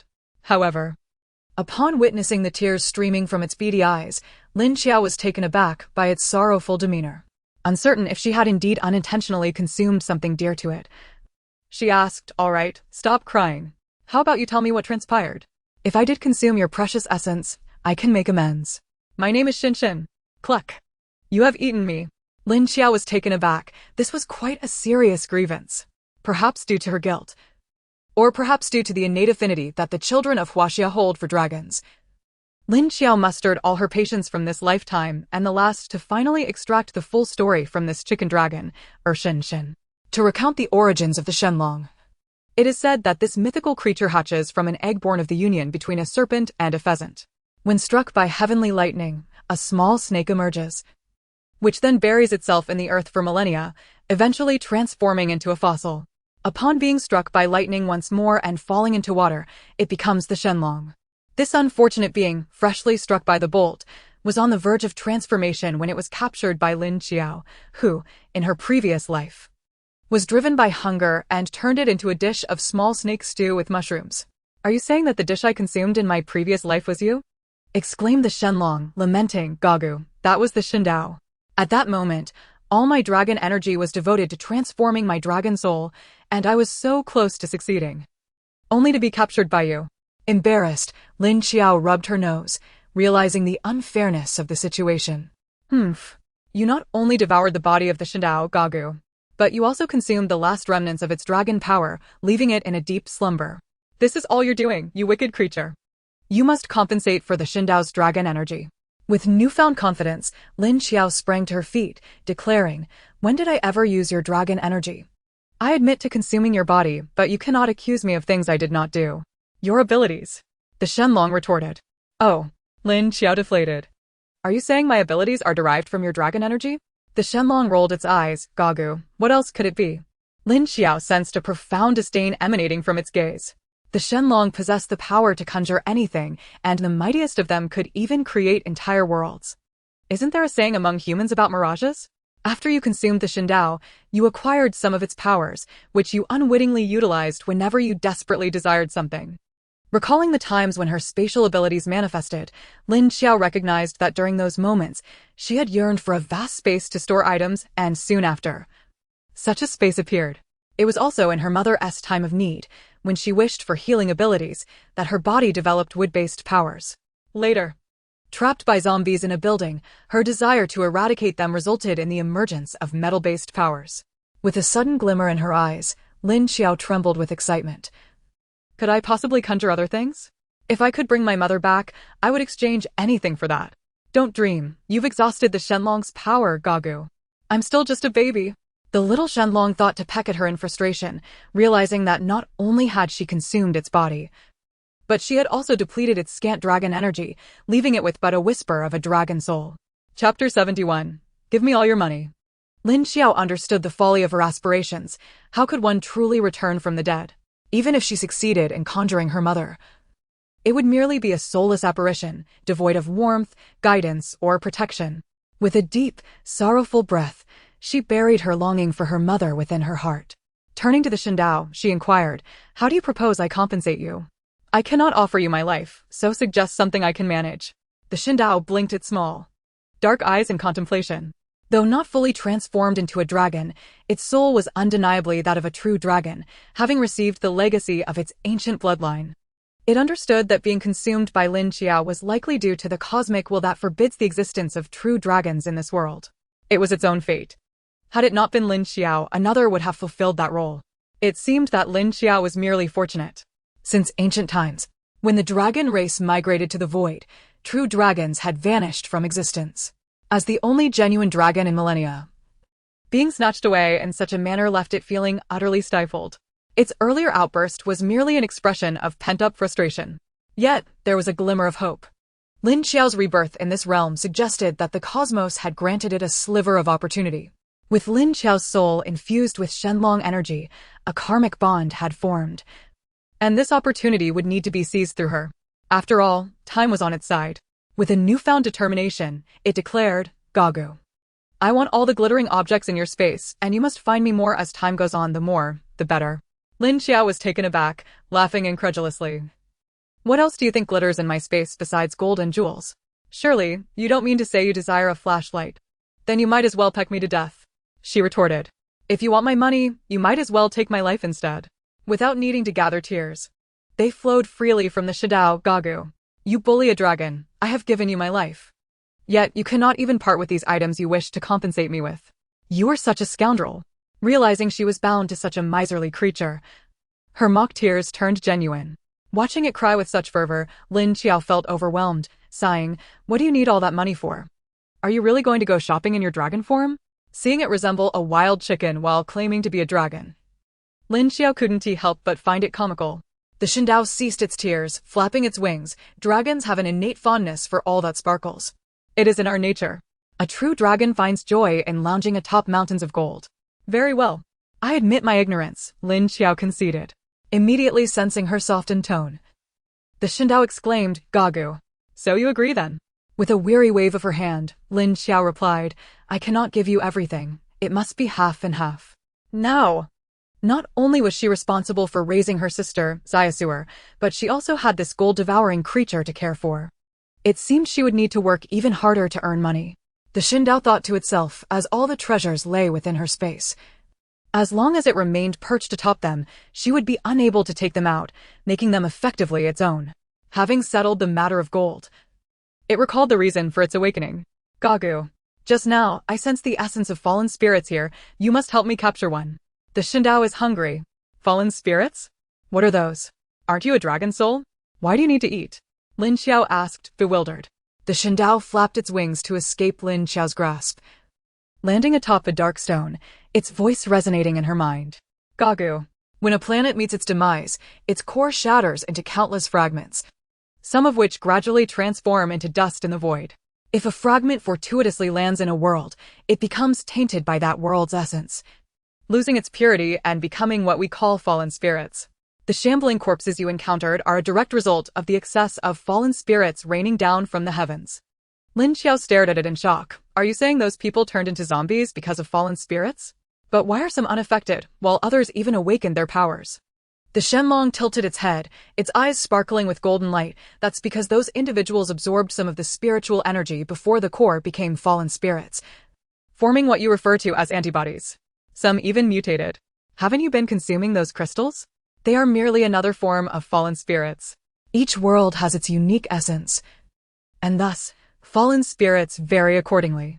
The fallen spirits here differ from the crystals within your space." As Lin Qiao absorbed this profound knowledge, she felt a wave of astonishment wash over her. Her understanding of this world was still woefully limited. Suddenly, she felt less anguish over the portion of her wealth she had just relinquished. With such an encyclopedia by her side, she could gain insights into a much broader universe. Consider it a form of knowledge payment, although the cost is somewhat steep. Who can deny the uniqueness of its value? With this thought, Lin Qiao felt a considerable sense of balance within her. Just as she was about to inquire about the appearance of the fallen spirit in the black stone forest, she heard Li Rong calling her for dinner. Lin Qiao, where are you? Dinner is ready. The vibrant Shenbao also caught the sound and immediately swooped down from the black stone, landing in Lin Qiao's embrace. As she caressed its resplendent feathers, Lin Qiao suddenly recalled something. They hadn't seen you just now, had they? She asked merely to confirm. For deep down she sensed that Shenbao's extraordinary appearance was something only she could perceive.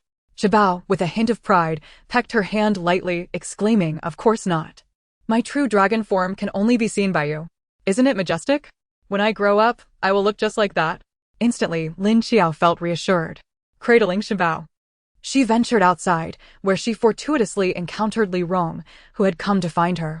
Upon seeing Shenbao in her hands, Li Rong's eyes sparkled with excitement. Lin Qiao, you're truly impressive. This place has rare wildfowl. Tonight, I shall prepare a wild chicken stew with mushrooms that will surely tantalize your senses. Lin Qiao tightened her grip on Shenbao, preventing it from flying away and scratching Li Rong's face. Shenbao's small voice echoed in her mind, shouting, "Let me go. I want to scratch him to bits. Lin Qiao, release me." The thought of wild chicken stew was an everlasting torment for it. Unbeknownst to Li Rong, he was dancing precariously on the edge of danger. While attempting to wrest Shenbao from Lin Qiao's grasp, he rambled on, "This chicken looks quite lively. Such meat has the best texture. Having eaten chicken for so many years, I can say I'm quite experienced." His careless words made Lin Qiao's head buzz as if 100 sparrows were flitting about inside it, causing her grip to loosen. Soon, everyone witnessed Li Rong being chased around by a vibrant, multicolored chicken. Lin Qiao, brother, you tried your best. May fortune favor you. Chapter 72, The Gem Mine. In Blackstone City, the walls and buildings were constructed from black stone, imparting a sense of coldness and oppression. Even the scorching sun seemed to lose its potency here, with all sources of warmth effectively barred from entry. The residents were clad in thick garments akin to padded jackets. To the east of the city lay a small lake covering over 40 acres, perpetually shrouded in a layer of undissipating black mist, which the locals referred to as Black Mist Lake. At that moment, a tall, slender man donned in a white robe stood by the lake's edge. His fox-like eyes, paired with a languid demeanor, exuded an aura of danger and allure. This man was Lu Qingyun, the leader of the Black Dragon stronghold. Lu Qingyun turned his head, casting a dispassionate glance at the two men kneeling behind him, and coldly stated, "Uncle Xian, this month's gem output is over 30% less than last month. How do you account for this?" The two men exchanged worried glances, and one, a man in his 40s, spoke up, "Leader, it's not that we lack diligence, rather. This year, many unknown venomous snakes have appeared in the lake. Numerous gem harvesters have already been bitten. We increased the wages, yet still no one dares to venture into the lake." Blackstone City was established here because Lu Qingyun's predecessors discovered a gem mine at the bottom of Black Mist Lake. At the time of discovery, there were 15 individuals, including 2 couples, who became the forebears of the 13 strongholds. The gem mine was extraordinarily abundant, controlled jointly by these 13 factions. Thanks to this wealth, the 13 forces rapidly grew, soon becoming the most powerful entities within the Blackstone Forest. Lu Qingyun opened the folding fan in his hand, remaining silent. He understood that this matter was complicated. However, with the imminent city lord election approaching, such a significant setback could hinder his campaign. Although he had prepared extensively, Lady Jade Butterfly from the Black Phoenix stronghold had continually undermined him, causing considerable trouble. After a prolonged silence, he finally said, "I will convene the leaders to discuss countermeasures regarding the venomous snakes." Meanwhile, Wu Liang has just reported that Jade Butterfly has procured a substantial amount of grain from outside. That merchant convoy has already entered the Blackstone Forest. You should find someone to intercept the shipment and create some trouble for her. Jade Butterfly has recently been associating with the 2 lecherous fellows from the Black Rat and Black Python strongholds, and I suspect they may cause disruptions during the city lord election. Zhao Tingxian looked up at him, hesitating to speak. "What is it?" Lu Qingyun prompted. "Leader, I have heard that among the grain convoy, there are skilled individuals. The more powerful members of Xie Sandwa's group have all been incapacitated." "Oh, is that so?" Lu Qingyun's eyes glimmered with interest. "Have you found out who they are?" Zhao Tingxian shook his head. "Not yet. They seem to have appeared suddenly. Our men have only discovered that they are from the escort agency." Lu Qingyun nodded. A mysterious expert serving as a bodyguard for the convoy was undoubtedly heading towards Blackstone City. How intriguing. Go find Black Hawk and have him meet this expert. After nurturing him for several years, it's about time he proved useful. Lin Qiao, do you truly intend to keep this wild chicken as a pet? At the rear of the group, Lin Qiao and Li Rong were embroiled in a debate about Shenbao's identity. Lin Qiao restrained the agitated Shenlong and replied for the third time, of course. Don't you think it looks stunning? I found it exceptionally beautiful at first glance. It's a matter of fate, you know? Li Rong shook his head earnestly. I only see that it looks quite delicious. I can't discern anything special about it. It resembles any other wild chicken. Shenbao fluffed its feathers in indignation. Lin Qiao, let me go. I want to fight him. Taking a deep breath, Lin Qiao resolved to give Li Rong another chance. She lifted Shenbao high before him. Look more closely. Its feathers are so vibrant and glossy. And its long tail feathers are incredibly splendid. This is certainly not an ordinary wild chicken. It is the most beautiful pheasant in the world. And its name is Shenbao. You must never call it a wild chicken again, understand? Seeing Lin Qiao's serious demeanor, which left no room for jest, Li Rong reluctantly took another look at Shenbao and begrudgingly admitted, now that you mention it, it does seem somewhat attractive. But why call it Shenbao? It sounds like a medicine name. Lin Qiao was thoroughly done with their conversation. Her brother truly had a knack for courting danger. And she couldn't fathom how he had managed to survive this long. Shenbao, oblivious to Li Rong's subsequent comments, was already lost in thoughts of finding a mirror upon hearing Lin Qiao praise it as the most beautiful pheasant in the world. Before growing into a Shenlong, their kind often presented themselves in the forms of pheasants or serpents. Moreover, the more stunning the pheasant's appearance, the more majestic and beautiful its form upon maturing into a Shenlong. Lin Qiao's words had struck a chord in its heart. In no time, a small hand mirror appeared in Lin Qiao's palm. She was unsure of where it had come from, but she heard the adorable voice in her mind urging, Gagu. Lin Qiao, hurry, hold it up. Shenbao wants to look in the mirror. With no other choice, Lin Qiao placed the small round mirror, plastic on the back and glass on the front, before Shenbao, who tilted its head, fluttered its wings and raised its claws, striking various poses in front of the mirror. Yet, even this did not satiate her desires. Lin Qiao, she implored, could you possibly place a grand mirror in your space?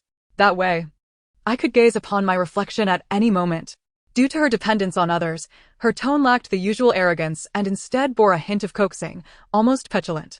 Accompanied by her childlike voice, it rendered Lin Qiao almost incapable of uttering a refusal. I have no objections, but there is no glass here, at most. I can ask someone to craft a large bronze mirror for you. Lin Qiao discerned that, despite the tempestuous temperament, prideful arrogance, and vanity of this dragon, it possessed a heart that was not entirely unkind. After a protracted quarrel with Li Rong, it had merely left a few shallow scratches upon his face. Thus, she did not mind indulging it a little. After all, she had consumed it, hindering its transformation into a dragon. Such beings belong solely to the realm of myth. The thought filled Lin Qiao with a sense of pride. She had indeed devoured a dragon. How astonishing! This was a moment worthy of inscription in the family genealogy, to be remembered by future generations.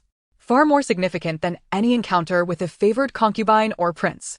She had already envisioned how to document it. On a certain day of a certain month, Lin Qiao, the ancestor of the Lin family village, engaged in an epic battle with a Shenlong, ultimately vanquishing it beneath her sword, and utilizing its flesh to concoct a sumptuous stew of dragon meat and mushrooms. Chapter 73. The Challenges of Raising a Dragon. Upon entering the Blackstone Forest, every member of the expedition became acutely vigilant. Lu Daxiong took the lead, with Zhang Luobai positioned in the center, while Lin Qiao brought up the rear. The Blackstone Forest was devoid of towering trees. Instead, thorny shrubs thrived abundantly. They not only needed to traverse the terrain but also had to wield their blades to sever the thorns that had intruded upon their path. In certain areas, what appeared to be grass concealed muddy pits beneath. A moment's inattention could see their cart lodged within. They nearly tipped over multiple times. And had it not been for their numbers and strength, the cart could have easily become ensnared. Progress was slow. The caravan traveled over 40 miles in a single day. As night fell, they dared not advance further. The dangers of the night far surpassed those of the day, with the likelihood of bandit encounters significantly heightened. Lu Daxiong allocated half of their numbers to clear a space, and the group began to set up camp. Lin Qiao found herself the most unburdened among them. tasked solely with attending to her creditor, the Shenlong. Li Rong had also accepted the Shenlong as her pet, even procuring some rice from the cook to feed it. The result, of course, was a disdainful glance from the creature. In her mind, she heard its voice, "Gagu, what a foolish boy. This treasure does not consume such fare. I only dine on fallen spirits." Lin Qiao replied, "Did you not say that the crystals in my space are also a form of fallen spirit? Why not consume a few to satiate your hunger?" She could not help but reflect on the challenges of raising this dragon. It was costly and finicky. No wonder it existed solely in legends. In reality, it would have been long abandoned. Unbeknownst to Lin Qiao, the Shenlong scoffed, "Gagu. Your meager fallen spirits wouldn't even suffice to fill the gaps between my teeth. Would you truly expect me to be interested in such inadequate sustenance? Only the fallen spirits within this black stone forest can provide me a semblance of fullness." Its words prompted Lin Qiao to begin calculating. The crystals in her space could elevate her to level 6, while the fallen spirits in the black stone forest could allow the Shenlong to feel somewhat sated. Did this not imply that these fallen spirits could substantially enhance her own abilities? Perhaps she could achieve a level previously unattainable, level 9. With this thought, she communicated with the Shenlong in her mind. "Shenlong, you mentioned that the fallen spirits here could sustain you. There must be many, correct? Could you spare a couple for me? If I could ascend to level 9, we would have the power to traverse this world with ease. In that case, you could demand whatever monetary rewards you desire, and we could target those avaricious officials and wicked villains, reaping a bountiful harvest." The Shenlong's beady eyes regarded Lin Qiao with a newfound seriousness, its voice echoing with gravity, "Gagu. You must not entertain such notions. The essence of fallen spirits differs from world to world. Should you absorb one type, you must refrain from consuming another, otherwise, the conflicting essences could lead to a profound transformation in your character. Such changes are unpredictable. A person once virtuous may become malevolent, and preferences may shift unexpectedly. Each individual's temperament varies, resulting in differing transformations. Gagu. Only beings like myself, born of the heavens and earth, the divine dragon lineage, remain unscathed by such risks. You, however, are not exempt." Lin Qiao retorted, "Oh, how impressive you are. But will consuming the fallen spirits here not enhance your prowess? Surely the energy capable of elevating me to level 9 could also restore some of your strength? While I may not benefit directly, having a powerful ally would still be advantageous." Gagu. The Shenlong, seldom embarrassed, turned its crimson head, glancing around nervously, unwilling to respond to Lin Qiao's query. "Speak. I can handle it," she insisted. "Gagu. I can keep you company and engage in conversation," it offered. Though she had anticipated that the Shenlong's abilities would not greatly recover, she did not expect such a meager outcome. This revelation left Lin Qiao both amused and exasperated, prompting her to mutter under her breath, "Having Li Rong prepare a chicken and mushroom stew isn't out of the question." After dinner, arrangements were made for the night watch, and both Lin Qiao and Zhang Luobai were free from such trivialities, allowing them to sleep. However, even those of their caliber maintained a level of vigilance while resting, especially in the perilous black stone forest. Indeed, just before midnight, Lin Qiao perceived a peculiar gust of wind brushing past her ear. Instantly alert, she opened her eyes to see a shadow lunging toward her. Swiftly, she rolled aside to evade the attack, drawing her space-slicing blade to engage her assailant. Her approach was straightforward.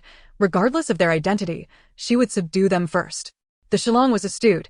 Upon Lin Qiao's awakening, it too roused, spotting the bandits and flapping its wings to take refuge atop a black stone. Its current abilities were scarcely superior to that of a wild hen, and its intervention would likely prove counterproductive. The assailants numbered over 50 and were quite formidable. Lin Qiao struck ruthlessly. Her initial actions led to injuries within the ranks, and failing to subdue them would invite further unwarranted aggression from others. To instill fear and caution in them, she had to be relentless, ensuring that any thoughts of robbing them would be met with the consideration of potential consequences. Her space-slicing blade inflicted grievous wounds, leaving a path of devastation in her wake, quickly clearing a space around her. Even bandits feared death and pain. Among them, a small-framed individual, seemingly the easiest to dispatch, proved to be the most brutal, claiming the most lives.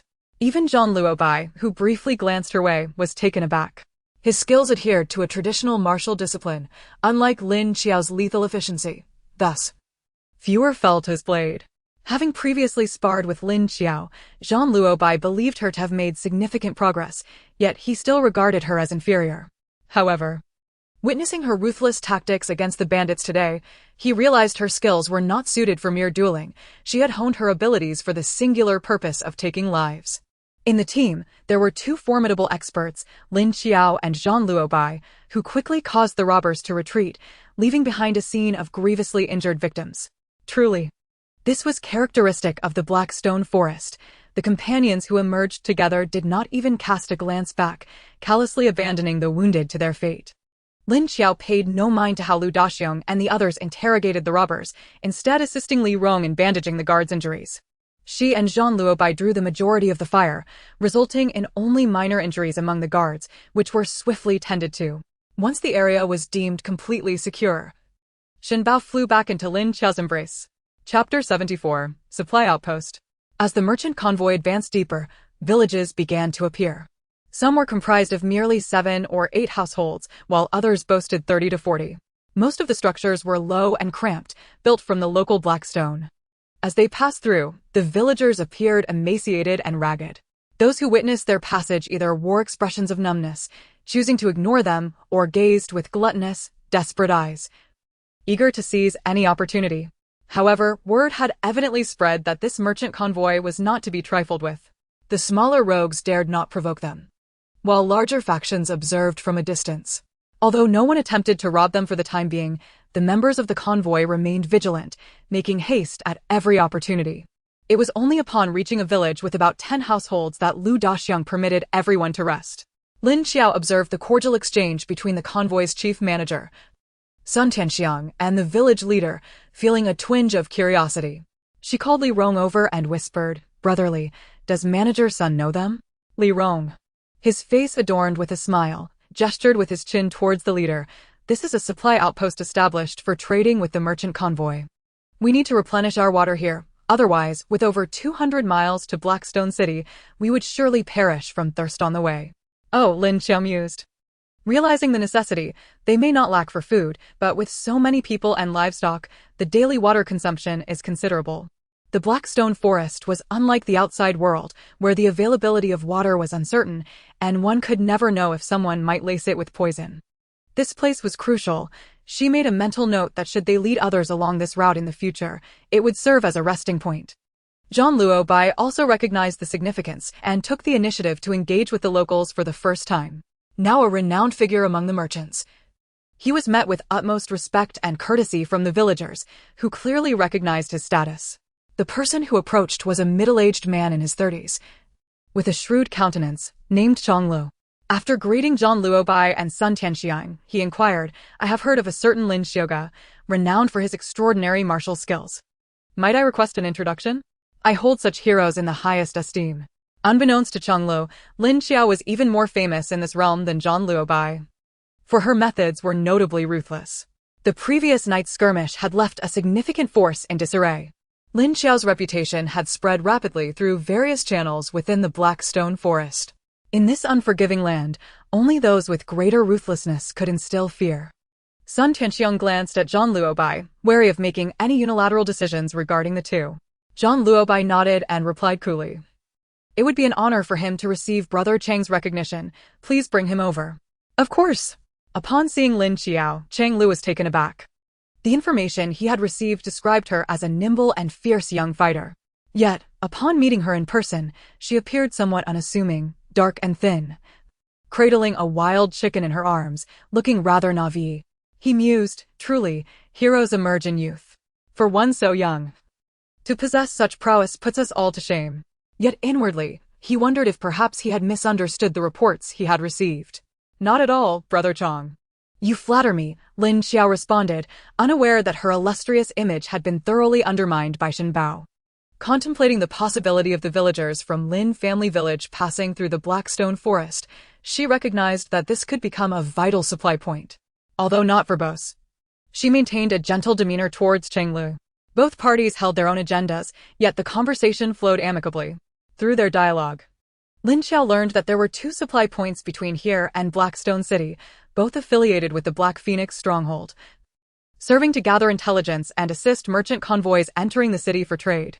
Furthermore, 13 factions maintained their own supply points on the periphery, responsible for providing water to trading convoys. After all, with such a long journey, who would dare to trade if water supplies were inadequate? Any location with water was likely to have individuals lying in wait, eager to ensnare unsuspecting travelers. Lin Qiao exchanged a glance with Zhang Luobai, feeling that this journey had indeed been worthwhile. Simply knowing the locations of these supply points was worth the effort. Naturally, they were not providing water without compensation. When the convoy departed, they would leave behind some provisions as remuneration. The Blackstone Forest itself produced food, with so many inhabitants. Relying solely on external merchants would not suffice. Most people still consumed their own harvest, albeit of inferior yield and taste. Those in positions of privilege, with no shortage of wealth, naturally sought better fare, while only the impoverished would resort to their own meager crops. Seeing Lin Qiao's interest in the happenings within the Blackstone Forest, Li Rong relayed various tidbits of gossip he had gathered. For instance, among the 13 factions, while most were passed down from one generation to the next, the Lady of the Jade Butterfly, who engaged in trade with the merchants, was an exception. She was the widow of the previous Black Phoenix stronghold leader, having ascended to her position due to her exceptional skills and captivating beauty. Moreover, she was quite capable. During her decade of leadership, the influence of the Black Phoenix stronghold had expanded yearly, now firmly positioned among the top 3 factions, second only to the Big Dipper Hall and the Black Dragon stronghold. Li Rong also whispered to her that it was rumored the Lady of the Jade Butterfly and Lu Qingyun of the Black Dragon stronghold had once been betrothed, but had since become bitter enemies due to certain events. Over the years, she had stirred up trouble in the Blackstone City, actively opposing Lu Qingyun.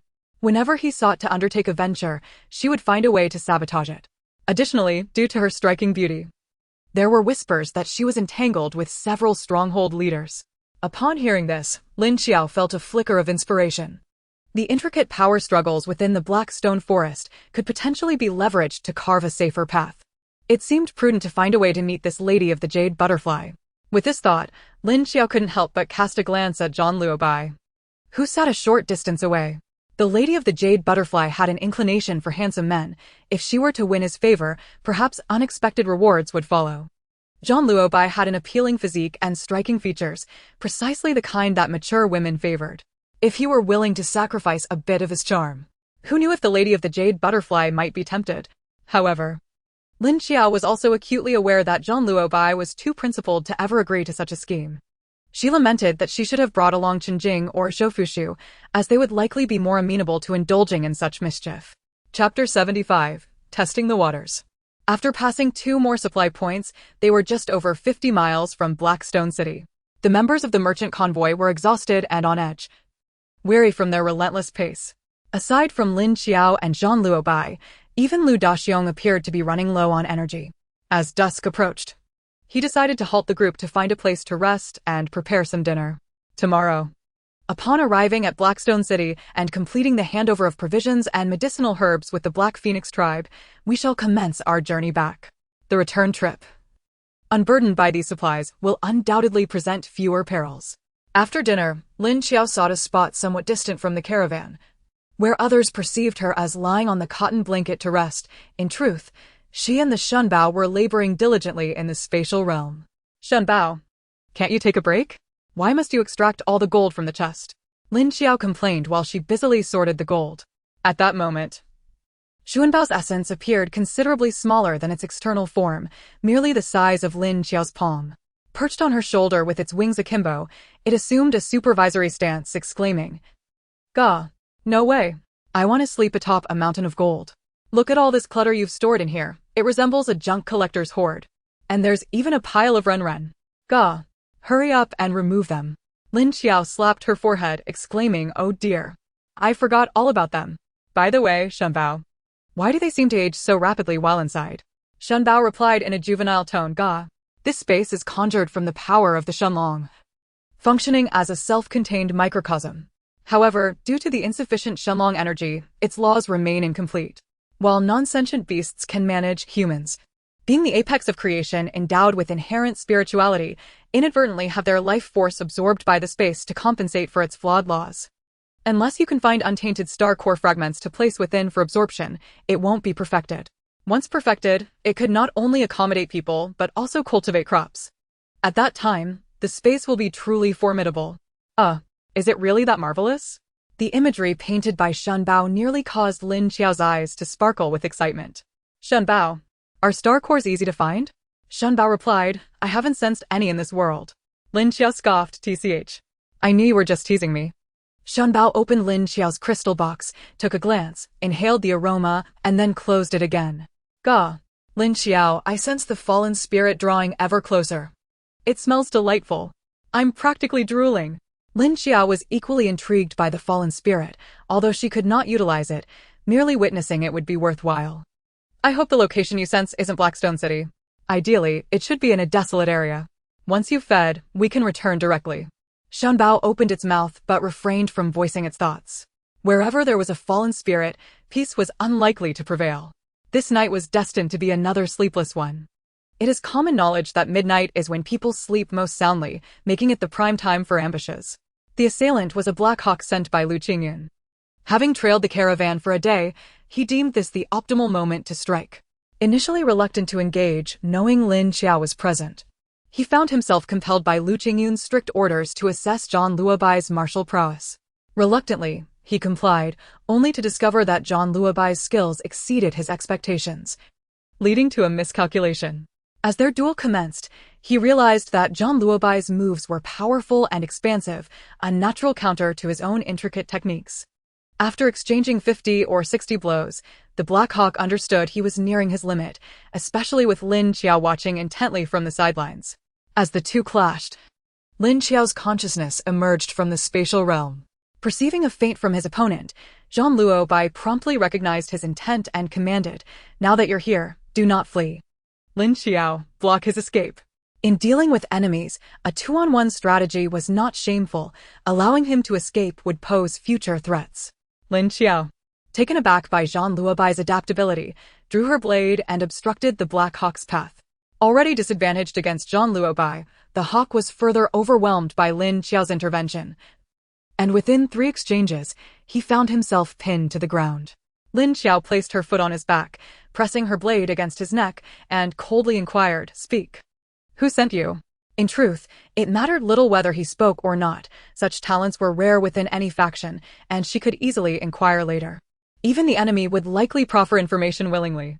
Seeing him clench his teeth in resolute silence, Lin Qiao grew weary of idle chatter. With a swift motion, her blade flashed, and the caravan members only heard a pained cry before he fell silent.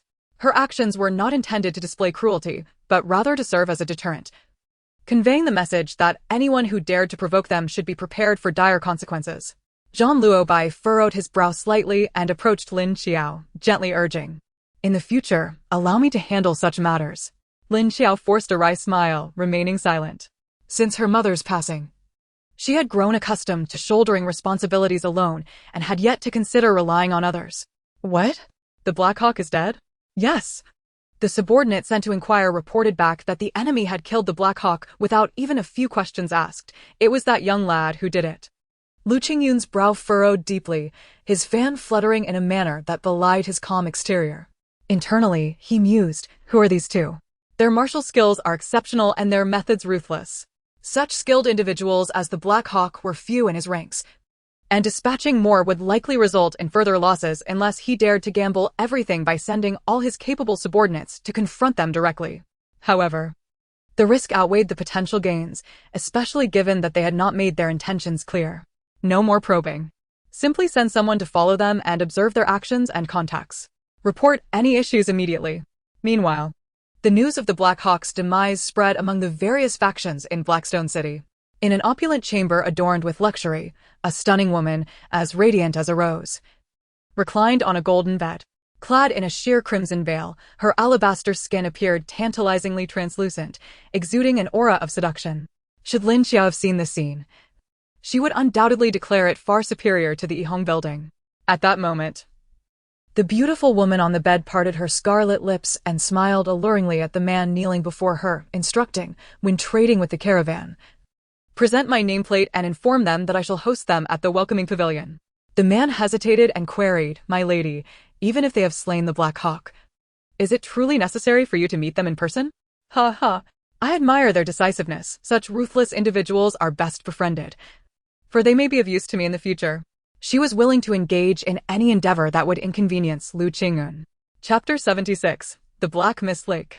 The caravan rose early, hurriedly making their way to Blackstone City, managing to arrive before sunset.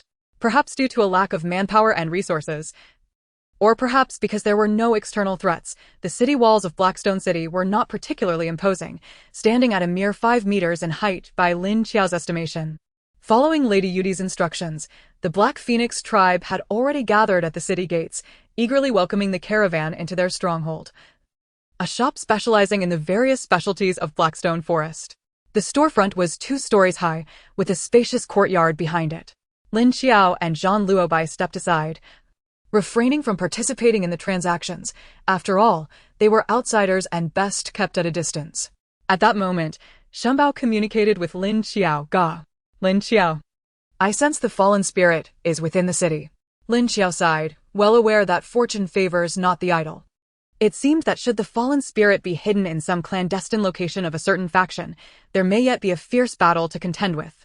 Once their transaction concluded, the overseer of Heifeng Village produced a large, crimson invitation embossed in gold, extending it with both hands towards manager Sunday Brother Sun.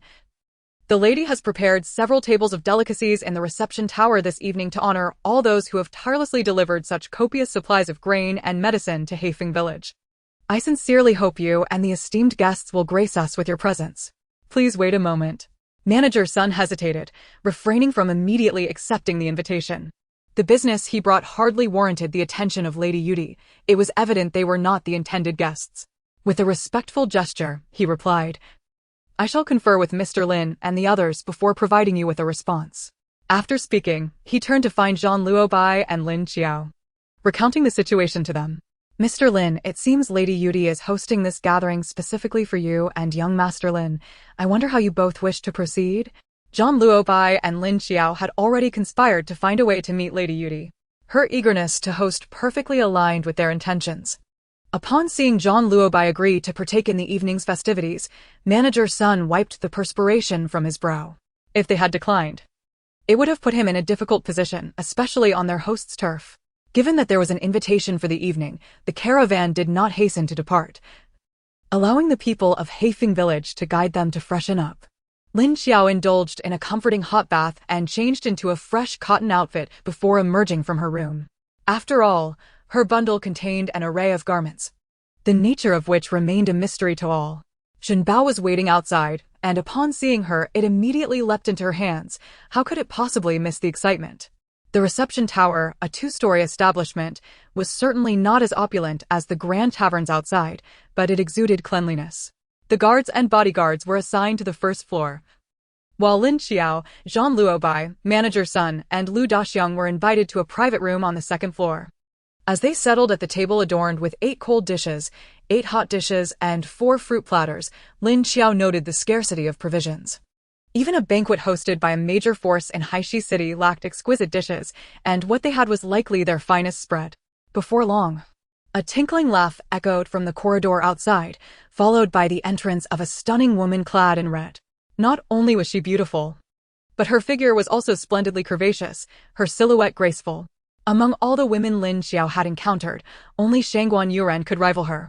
It was no wonder that she thrived in the Blackstone Forest, truly a siren of sorts. Upon entering, Lady Yudi surveyed Lin Qiao and Zhang Luobai with her enchanting eyes. Noticing Lin Qiao cradling a wild chicken, she paused in surprise, having received no prior report from her subordinates regarding this peculiar fondness. However, she quickly regained her composure, her eyes sparkling with mirth. I have long heard that 2 remarkable individuals have arrived in the Blackstone Forest. Today, Lady Yudi has specially prepared this gathering in the reception tower to meet the esteemed heroes. Indeed, your reputation precedes you. Pouring a cup of wine for each guest, she added with a wry smile, alas, there is little of value in the Blackstone Forest. I can only ask for your understanding. Lin Qiao discerned that while her attire was quite flamboyant, her manner of speaking was impressively articulate, indicative of a person with both high intelligence and emotional quotient. Moreover, She was different from Lin Qiao's initial expectations. Rather than treating Zhang Luobai with greater reverence, she extended thoughtful consideration towards Lin Qiao, at times appearing even more enthusiastic in her attentions. What a curious matter. Did she perhaps have a peculiar taste for youths like herself? The meal concluded with geniality on both sides, and as they prepared to depart, Lady Yudi warmly invited Lin Qiao and Zhang Luobai to visit her home the following day. Lin Qiao feigned being entranced by her beauty and quickly acquiesced. There was no other option, as Zhang Luobai adamantly refused to utilize his charm, leaving her to take the initiative. After all, they still needed to discuss the matter of borrowing supplies with Lady Yudi. By the time they returned, the moon hung high in the sky. Lin Qiao pretended to be inebriated, exchanging a few words with the group before retreating to her room to sleep. She had already promised Shen Bao to seek out the fallen spirit. Shen Bao, ever eager, was practically brimming with anticipation. Once everyone had settled in for the night, Lin Qiao, clutching Shen Bao, dashed off towards the east district. Jie Gu. Just go straight, no need to turn. Shen Bao extended one of its wings to guide Lin Qiao. After running for about half an hour, they found themselves outside a tall courtyard wall, surrounded by numerous guards clad in blue. Jie Gu, Lin Qiao. The fallen spirit is inside, let us hurry. Shen Bao nuzzled Lin Qiao's hand, a hint of trepidation evident. It had long known that the location of the fallen spirit would yield some peculiar items. If discovered, such treasures would surely incite human greed. Lin Qiao gently flicked Shen Bao's head with her finger. What a dragon that relies on others in front, yet remains aloof behind. Circling the courtyard wall, she noticed a certain arrogance, or perhaps a lack of experience among the guards, their vigilance somewhat lax. The lighting here was also considerably dimmer than the outside world. Lin Qiao swiftly seized the opportunity to scale the wall and enter the courtyard. Before her lay a lake spanning over 40 acres, its surface dotted with countless tiny glimmers. It was these lights that illuminated the thick, ominous black mist hovering above the water. Shen Bao, is this the place you meant? Jie Gu. Yes, indeed. The fallen spirit resides at the bottom of the lake. Lin Qiao frowned, sensing something amiss with this lake. Perhaps I should first gather some information to ascertain the situation? Jie Gu. I am a water dragon, far more comfortable in water than on land. Without waiting for Lin Qiao to respond, Shen Bao suddenly leapt from her embrace, transforming from a chicken into a golden-green snake adorned with 2 bulging growths on its head. It turned back, beckoning to Lin Qiao with a hiss, "Hurry, follow me. Where the fallen spirit is, there may be treasures." It added in its heart, though there might also be dangers. With spatial protection, we should be fine, right? Chapter 77, Commanding the Serpents. Lin Qiao closely followed Shen Bao as they submerged into the water. She had expected the lake to be dark, but to her surprise, as Shen Bao entered, its body radiated a soft golden-green glow. Although faint and not blinding, it illuminated a radius of 3 to 4 meters, allowing Lin Qiao to clearly see her surroundings. Furthermore, she discovered she could breathe easily underwater, experiencing a liberating sensation akin to a fish in water. In her past life, mutated beasts were far more prevalent in water than on land. Having never submerged before, she was unaware of this ability. But it likely stemmed from her connection to the Shenlong. Shen Bao descended rapidly, and Lin Qiao summoned her full abilities just to keep pace. The lake was not particularly deep. After diving for about 10 meters, they reached the bottom.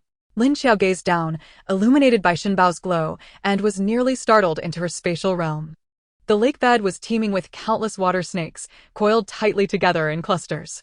Even for someone unafraid of snakes, the sight sent chills down her spine. Just as she was about to pull Shen Bao into her spatial realm to avoid the throng, she observed Shen Bao's snake head swelling, its tongue flicking as it emitted a series of hissing sounds. These snakes responded like soldiers to a command, beginning to swim in formation, even lining up into 2 rows. Lin Qiao stared in amazement as they swam toward Shen Bao, then all raised their bodies, lowering their heads in homage to the serpent, expressing their submission. The Shen Bao continued to hiss, as the serpents began to slither about, seemingly in search of something. Lin Qiao exclaimed in delight, "Shen Bao, why didn't you inform me that you could command a legion of snakes? Such a remarkable ability." She mused, realizing that she had underestimated Shen Bao, despite its current feeble state. Resembling that of a mere chick, it still possessed the majesty of a dragon. Lin Qiao could vividly envision it standing atop a mountain, roaring with authority, compelling all beasts to bow in submission. "Hiss, Lin Qiao, am I not impressive?" Shen Bao's proud voice echoed in Lin Qiao's mind. Before long, several snakes returned to Xuanbao's side, their bodies twisting in front of it, as if conveying a message. Hiss, Lin Qiao, I've found it. Follow me. A few snakes led the way, with Xuanbao and Lin Qiao trailing behind. They soon discovered an opening at the bottom of the water, just large enough for an adult to squeeze through. The leading serpents did not hesitate, swimming straight into the hole. Xuanbao turned back, urging Lin Qiao to follow, and likewise slipped inside. Lin Qiao hesitated for a moment, but ultimately decided to trust that Xuanbao would not lead her astray. To her surprise, upon entering, she found herself in a leftward passageway, with little water inside, as if a transparent membrane were preventing the lake's waters from flooding in. Lin Qiao also noted that the walls on either side were not ordinary stone, rather, they appeared somewhat crystallized. The deeper they ventured, the more pronounced the crystallization became, with scattered gems beginning to adorn the walls. The passage resembled a mine rich with gemstones, their texture almost identical to those she had received from Chao Jinqing. It was clear to Lin Qiao that these gems were products of this very place. As they progressed further, Lin Qiao felt the gravity within the passage intensifying. The snakes leading the way struggled to move, their bodies writhing in effort as they could not advance much further. With the increasing gravitational pull, Xuanbao's body began to swell rapidly. Lin Qiao grew concerned and, unable to contain herself, communicated telepathically, "Xuanbao, are you all right?" To her dismay, Xuanbao's consciousness seemed to be blocked. Left with no choice, Lin Qiao continued to follow behind. After half an hour of arduous travel, the weight of gravity became nearly insurmountable for Lin Qiao. And had it not been for Xuanbao pressing forward without looking back, she might have given up. Xuanbao's form had now grown considerably, its width reaching a meter. Lin Qiao watched in astonishment as its tail morphed into that of a fish, while chicken-like claws sprouted beneath it, an indication of its true form as a dragon. Just as Lin Qiao felt she could no longer endure, the space before her suddenly brightened. A colossal chamber revealed itself, with a crystal at its center towering 7 to 8 meters high and 2 to 3 meters wide, emanating a soft glow. In this vast space, the walls were completely crystallized, devoid of any gemstones. Hiss, Lin Qiao, it may get a bit noisy soon. You should enter the chamber first. As she surveyed her surroundings, Xuanbao spoke with an unusual seriousness, having recognized that this fallen spirit possessed the ability to influence human thoughts. It feared that prolonged exposure would affect Lin Qiao. All right. Be careful. After advising Xuanbao, Lin Qiao hurried into the chamber, only to realize she had forgotten to tell Xuanbao not to damage the gemstones. Who could resist the allure of those sparkling treasures? After what felt like an eternity, just as Lin Qiao contemplated exiting to see what was happening, a small snake resembling a sphere entered the chamber. Lin Qiao. She immediately recognized it as Xuanbao, but was astonished at how much it had consumed. Was this what it referred to as being half full? If it were truly full, what might it become? Xuanbao let out a loud burp, several gemstones tumbling from its mouth. Hiss, Lin Qiao, run. Without time for questions, Lin Qiao swiftly exited the chamber. She beheld the once sparkling cave now transformed into a dull gray, gravity dissipated, and the space began to collapse. What a ruckus this glutton has caused during a meal. Lin Qiao muttered in frustration as she hurriedly made her escape. As she ran, she glanced at the walls, finding all the gemstones missing. She surmised that Xuanbao, in its greedy frenzy, had dug them out. She resolved to demand half upon their return. Otherwise, her perilous venture would have been in vain. With the absence of gravitational hindrance, her speed increased. However, she had not run far when she heard the sound of rushing water. Oh no! It appeared that after Xuanbao devoured the fallen spirit, there was nothing to impede the lake's waters from flooding the passage. Before she could devise a plan, a torrent surged toward her. Lin Qiao quickly re-entered the chamber, rushing to Xuanbao's side, gripping its tail and scolding, "You greedy creature, the outside is collapsing, and water is rushing into the passage. What shall we do?" At that moment, Xuanbao regained a measure of composure and expressed regret for causing such a commotion due to its gluttony. Struggling against drowsiness, it guided Lin Qiao out of the chamber. Its form rapidly expanded, carrying Lin Qiao as it swam against the current toward the passage's exit. Just before breaching the water surface, it reverted to its smaller size. But Lin Qiao sensed something was amiss. Upon its transformation, Xuanbao ceased to move, prompting her to pull it into the chamber. Such a commotion could not have gone unnoticed. All nearby individuals felt a violent tremor beneath them, akin to the earth itself stirring. Chapter 78. The Frustrated Lu Qingyun. Lu Qingyun's residence lay in close proximity to the Black Mist Lake. Awakened by the tremors, his first thought was that nothing could go wrong at the lake. The gemstone mine at the lake's bottom was the greatest treasure of the 13 factions. If something were to happen, no one could bear the consequences, least of all him. The lakeshore was now crowded with guards, each clutching a torch, illuminating the area as brightly as day. Lu Qingyun's expression darkened as he fixated on the water's surface, observing the lake recede at a visibly alarming rate.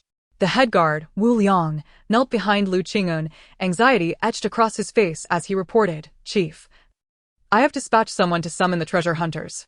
They have never encountered such a bizarre occurrence in all their years." Moments later, 8 burly men clad in diving gear were brought forth.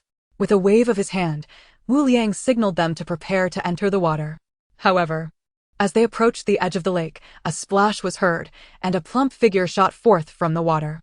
The figure moved with incredible speed, darting out of the crowd and toward the courtyard wall. "Capture him! Don't let him escape!" The guards finally reacted, shouting as they chased after the figure. "Humph. Think you can flee? Dream on." Lu Qingyun, the swiftest among them, had already engaged the figure, revealing it to be none other than Lin Qiao. Shen Bao had brought her close to the surface before succumbing to slumber. Just as she was about to emerge, she discovered the lakeside swarming with people. With no alternative, she decided to take the risk. She could not simply remain hidden until they left. If Dawn arrived and Zhuo realized her disappearance, he would surely turn Blackstone City upside down. The citizens would suspect her of foul play. Donning extra layers to appear more robust, she surged forth from the water's surface. Otherwise, her remarkable skills coupled with her petite stature would be exceedingly conspicuous. Upon their initial clash, Lu Qingyun was taken aback, realizing that his opponent's martial prowess was indeed on par with his own. Moreover, the peculiar nature of her techniques, executed with sharp angles and cunning precision, rendered them nearly impossible to anticipate. Lin Qiao, equally astonished, recognized that there were indeed formidable masters within Haishi City, capable of thwarting her escape, with skills second only to Zhang Luobai. She thought to herself that lingering in combat would be unwise. If she did not flee soon, she would surely be besieged. Resolving this, she channeled her golden abilities into a blade that swept towards Lu Qingyun's face. Lu Qingyun, ever vigilant, immediately sensed a chilling breeze slicing towards him.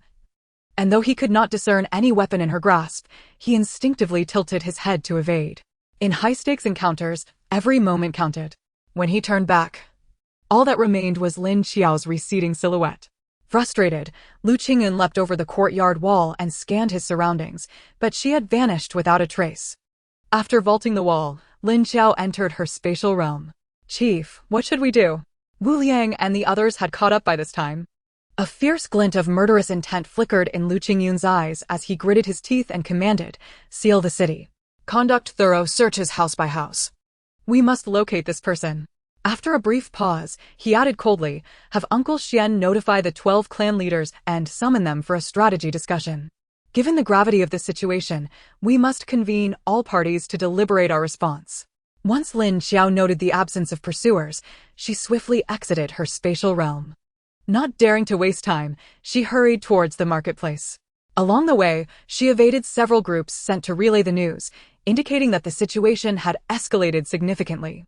Quietly returning to her room, Lin Qiao exhaled a sigh of relief, remembering that Shen Bao was in a deep slumber. She rushed back into her spatial realm to check on it. Shen Bao remained in its usual round form, eyes tightly shut and body rigid. She could only feel its life through the slight rise and fall of its belly, uncertain whether the consumption of such substantial amounts of fallen spirit was beneficial or detrimental, and would have to wait for it to awaken on its own. After a night of turmoil, she was utterly exhausted. She dried her damp hair and slipped into bed, succumbing to a deep slumber. While Lin Qiao found herself unburdened, Lu Qingyun was in utter turmoil. He dispatched individuals to investigate the depths of Haimi Lake, sending down 8 men, of whom only 1 returned, the remaining 7 having been fatally bitten by venomous snakes. The one who returned, the most adept swimmer, had also suffered a bite and succumbed to the poison shortly after delivering his report. As of now, he only knew that a significant fissure had opened at the lake's bottom, with no further information and the loss of 8 capable subordinates. The other 12 clan leaders, upon hearing of the incident at Haimi Lake, quickly arrived. Madame Yudi, Upon seeing Lu Qing'an, could not resist taunting, Jaime Lake has been trouble-free for years. How is it that such a grave issue arises just as you take charge? Could it be that certain individuals seek to monopolize the mineral veins, betraying their own? Lu Qing'an rubbed his furrowed brow, suppressing his ire, and replied coolly, "There's no need to cast aspersions upon me. The management and guards here do not belong solely to my Black Dragon Fortress. Your Black Chicken Fortress has personnel present as well. A simple inquiry would clarify matters." Even if there are managers present, do you believe Lu Qing'an is capable of executing any underhanded schemes without their detection? Yudi was unwilling to let Lu Qing'an off easily and continued to provoke him. "Enough, both of you. Let us cease this verbal sparring.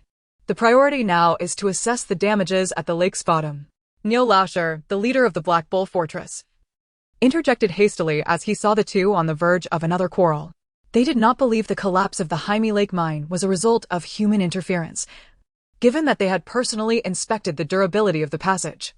Destroying a structure as solid as steel was well beyond human capability, especially considering only one individual had emerged alive from the depths. They were more inclined to believe it was a natural seismic event that caused the collapse. The little thief merely coincidentally happened to be present. His words resonated with the sentiments of all present, prompting Yudi to shoot a venomous glare at Lu Qing'an. Falling silent thereafter, Niu Laosher continued, "There are far too many venomous snakes at the lake's bottom. Deploying any number of men now would be tantamount to sending them to their doom. I perceive that the lake water is seeping away rapidly. It would be prudent to wait until the water has fully drained before proceeding. If it does not drain completely, we can devise alternative methods." Upon hearing his proposal, the assembly nodded in agreement, with no dissenting voices. After all, the lake's bottom was merely a collapse. As long as the lake remained accessible, they could continue excavating gemstones. Without the water, it would be even more convenient. They could afford to wait, but it was also essential to apprehend individuals. Hence I instructed Wu Liang to seal the city gates. No one may leave without my command. Since they had all agreed to wait, Lu Qing'an naturally would not object to the city being sealed. He felt a lingering suspicion that the individuals emerging from the lake were not merely a simple matter. What? Seal the city? I cannot agree to that. There are still merchant caravans in the city. Arbitrarily sealing the city would frighten them if news spreads. No one will dare trade with us, and I cannot agree to such a measure. Indeed, I too believe this matter requires careful consideration. Chapter 79. Help me kill a man. Upon hearing several objections, Lu Qing'an's expression darkened, and he spoke in a low voice. Everyone witnessed that individual emerge from the lake. Have you considered the consequences if that person indeed caused the mine's collapse? Do not try to intimidate us. We are but a small fortress, relying on trade with outsiders to sustain ourselves. If you declare a city seal, there will be no caravans willing to trade with us. Will you provide our meals? Regardless of the validity of Lu Qing'an's assertions, Yudi maintained her opposition. Do not go too far. Lu Qing'an clenched his fists, restraining himself from acting against her in front of the assembly, harboring a deep-seated resentment. He vowed that one day he would rid himself of this troublesome woman. The current lord of Haishi City was Yang Hongji of the North Star Hall, but his health had deteriorated a year prior, and all matters of the hall were now overseen by his brother, Yang Hongyu. Observing Yudi's continued dissent against Lu Qing'an, he could not resist offering. How about this? We each have merchant caravans in the city. Why not have the Black Dragon Fortress personnel take the time to inspect them? If there are no issues, we can allow them to depart. What do you think? Brother Yang, your suggestion is indeed the right course of action. It seems this year the Lord should still be from your North Star Hall, unlike some who prefer to stab others in the back. If he becomes Lord, we small fortresses shall be doomed. Crack. Lu Qing'an, seething with anger, snapped off a piece of the table's edge. The remaining leaders shook their heads in unison, having grown accustomed to such occurrences at every meeting. Since Yang Hongyu had suggested leniency towards the merchant caravans, he effectively represented the Lord. Lu Qing'an, though unwilling, had no choice but to acquiesce. As dawn broke, Lin Qiao finally arose. She first checked on Shenbao in her spatial realm, finding it unchanged, before exiting. Today, she and Zhang Luobai were to visit Madame Yudi's residence. Madame Yudi had sent a carriage to collect them early. After freshening up, Lin Qiao hastily consumed a few bites of breakfast and boarded the carriage. Once inside, she could not help but complain to Zhang Luobai about the poor quality of the food, lamenting that Uncle Chin had spoiled her palate. Zhang Luobai teased her. suggesting that next time she should bring Uncle Chen along. Lin Qiao nodded emphatically. I think that sounds great. The marketplace was not far from Yudi's residence, and they arrived in just a quarter of an hour. The estate was modest yet lavishly adorned in such a barren locale. The presence of such a residence showcased Madame Yudi's remarkable capabilities. Upon their arrival, Yudi greeted them with a bewitching smile. In the city of Blackstone, the scenery leaves much to be desired, and it is only in this quaint locale that one can still encounter others. Thus, I extended an invitation to both of you to my humble abode for a gathering. I presume she is aware that you may not be accustomed to the fare offered by local establishments, therefore, a banquet has already been prepared. As the three of us took our seats, Yudai raised her glass and expressed, "Your skills are truly admirable. And it is with great respect that I have invited you both today, seeking to forge a beneficial connection. After all, more friends mean more avenues to explore. Do they not?" "Madam, your words resonate perfectly," replied our brother. "Today, we have indeed made a friend in you. Allow me to drink to that." Without waiting for Zhang Luobai to respond, Lin Qiao downed her drink in one swift motion.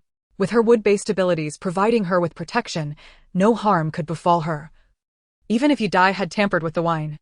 Setting her glass down, Lin Qiao had no intention of beating around the bush. "Madam, the truth is, my brother and I have come with a request." "Oh?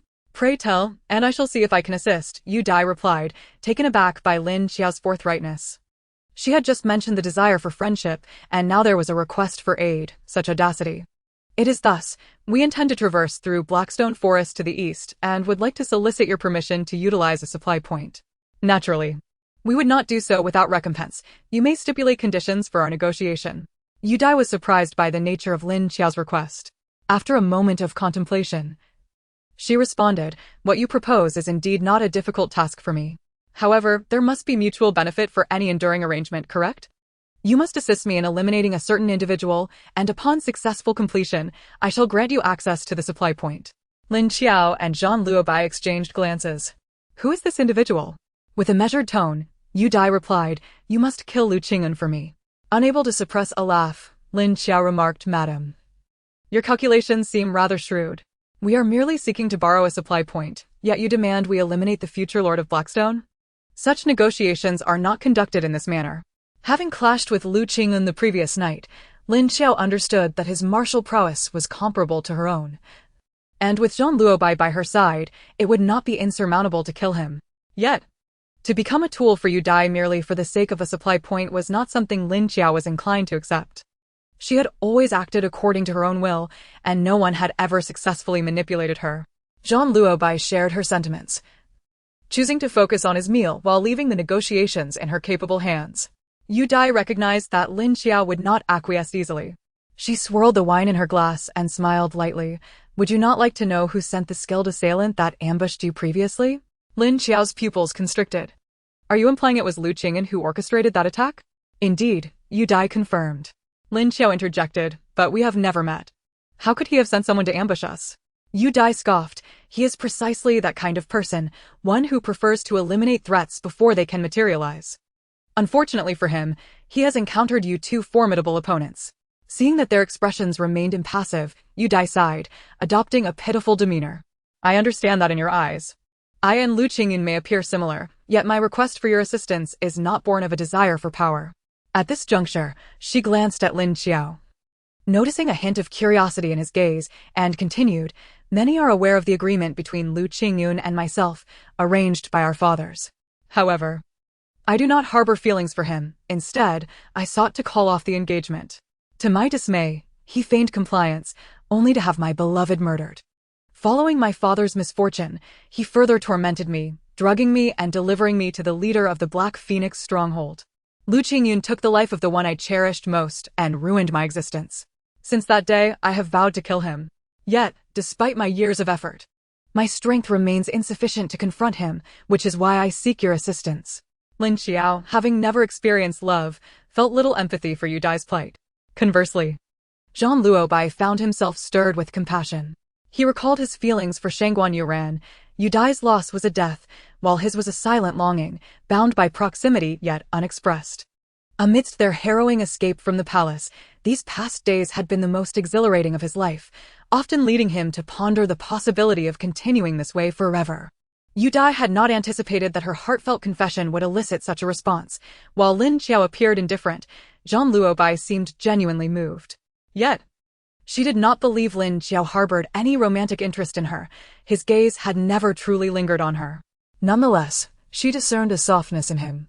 In stark contrast, Lin Qiao remained aloof and seemingly unfeeling, perhaps due to her youth and naivety.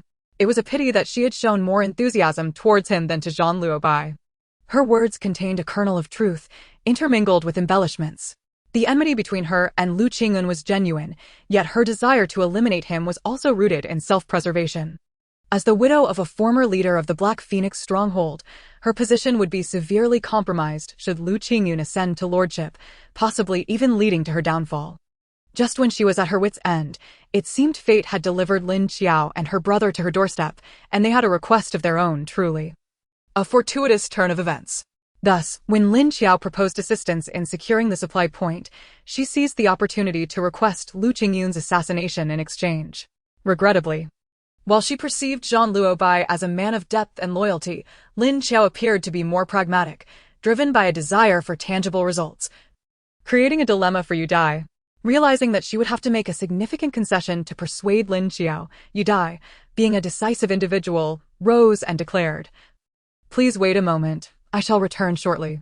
Before long, she returned with a lacquered box adorned with mother-of-pearl. "Should you agree to assist, I assure you that I shall not shortchange you. This is a token of good faith. Upon successful completion of the task, the remainder shall be yours." Lin Qiao glanced inside the box, revealing 20 ruby gems, each the size of quail eggs, sourced from the depths of Black Mist Lake. Having encountered such treasures before, she felt little excitement, while Zhang Luobai was astonished by Yu Dai's lavishness. The uniform color and size of the rubies immediately sparked a thought in his mind: how much Shangguan Yuan would adore these, as red was her favorite hue. Stealing a glance at Lin Qiao, Zhang Luobai remained silent, yet his eyes communicated a clear message: perhaps they should accept this task. Lin Qiao, discerning his intent, felt puzzled. Zhang Luobai was not easily swayed by monetary incentives. Having held a high position for many years, he must have encountered numerous fine treasures. Why then did he find these gems appealing? A sudden image flashed through Lin Qiao's mind, prompting her to shake her head in alarm. Such thoughts could lead to dire consequences at Zhang Luobai's hands. While Zhang Luobai was drawn to the reward, Lin Qiao remained indifferent. After all, it was merely Lu Qingyun. If they had to kill him, then so be it. She closed the box and stated coolly, "Madam, we shall accept this task. But only under one condition: we shall not handle the aftermath. Killing is one matter, but the complications that follow are another." Chortling, the younger brother, jested, "In Blackstone City, it is always the one with the mightiest fist who speaks. With Lu Qingyun deceased, who cares who his killer was? Just act, and leave the rest to me." Upon hearing Lin Qiao's agreement, Yu Dai's laughter was like a flurry of blossoms. Lin Qiao nodded, urging the lady to expedite Lu Qingyun's whereabouts, as they were pressed for time. She truly missed her elder sister and little suitor. "Rest assured, I shall inform you within 2 days," Yu Dai promised. Having opposed Lu Qingyun for many years, she was well aware of his frequent haunts. Once they had settled the arrangements, Lin Qiao tucked the box away, and the two exited Yu Dai's residence. This time, she declined an escort, opting instead for a leisurely stroll home. Zhang Luobai held back for a moment before solemnly expressing his gratitude. Lin Qiao noticed his slight embarrassment and could not resist teasing, "No need for thanks. But why not tell me who that person is?" Zhang Luobai's complexion flushed, and Lin Qiao watched as he hastily retreated, his footsteps echoing with urgency. Could it be that this fellow had never tasted the pleasures of intimacy? He appeared so innocent. Moreover, it seemed she had indeed struck a nerve. Upon returning to the shop, Sun Tianxiang immediately approached, his expression laden with concern. "Mr. Lin, we received word that no merchant caravans are being allowed to leave the city at present. They must be inspected by the Black Dragon village first. No one is permitted to venture outside during this time. What do you think?" While he could command the caravan, he knew that Lin Qiao and Lin Luo were beyond his authority, which made him uneasy. Lin Qiao recognized that they had been ensnared by her actions, and with a sheepish wave of her hand, she reassured him, "Don't worry, we will cooperate." This was the first time Zhang Luobai had witnessed her so agreeable, and he turned back to regard her in surprise. Lin Qiao rolled her eyes at him before darting back to her room. Her thoughts turned to Shenbao. the creature who had been sleeping soundly. Though the dragon merely served a descriptive purpose, she found herself missing its lively presence. Perhaps after enduring solitude in the apocalypse for too long, she had grown fond of the warmth that came from being surrounded by people. Shen Bao remained in slumber, oblivious to her gentle prodding. Are you in a daze? Just you wait and see if you dare to be so gluttonous again. Don't think that just because you're asleep, I am unaware that you devoured all the gemstones in the passage. Wake up and regurgitate my share. Lin Qiao only jested, but to her surprise, at the mention of money, Shen Bao's eyelids fluttered open for a brief moment before they closed again upon realizing it was her. In her mind, she heard its drowsy protest. Hiss, Lin Qiao, shush. I want to sleep a little longer. Clearly, it was aware of its current state. Hearing its response eased her worries. Yet, she found it amusing that it would awaken at the mere mention of coins. Truly, this dragon was a treasure seeker, even more so than herself. With the exit barred, Lin Qiao and Zhang Luobai remained in the shop, biding their time. Unexpectedly, it was not Lady Yu Dai who arrived, but Lu Qing'an himself. Lu Qing'an had long wished to confront Lin Qiao and her companions, seizing the excuse of inspecting the merchant caravans to come in person. Upon entering the shop, his subordinates needed no prompting. They began to herd the merchants towards the courtyard. Lin Qiao and Zhang Luobai were similarly summoned. Lu Qing'an ordered his men to inspect the merchants while he approached the pair, his gaze sweeping over them before settling on Zhang Luobai. He had heard tales of the two masters who had arrived in Blackstone City and was eager to witness their prowess firsthand. This tall man is my true rival. The shorter one is merely an afterthought, he mused, neglecting Lin Qiao entirely. Zhang Luobai remained composed, his demeanor icy as he regarded Lu Qing'an. What do you desire? Lu Village Master? Lu Qing'an laughed heartily. Desire to instruct you would be too presumptuous. I merely wish to see if I might entice you both to join my Black Dragon Village.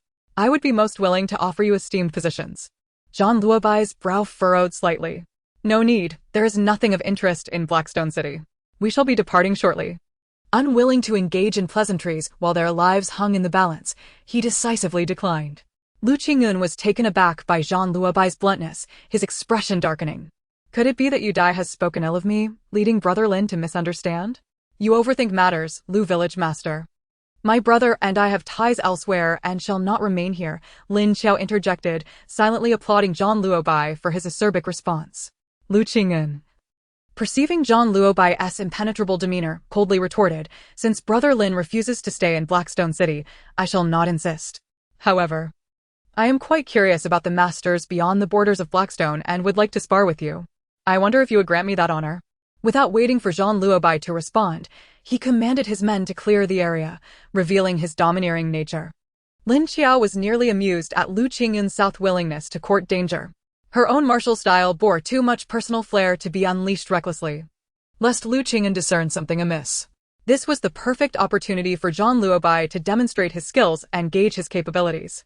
As the subordinates cleared the spectators aside, Lu Qing'an and Zhang Luobai took their positions, exchanging courteous bows before engaging in combat.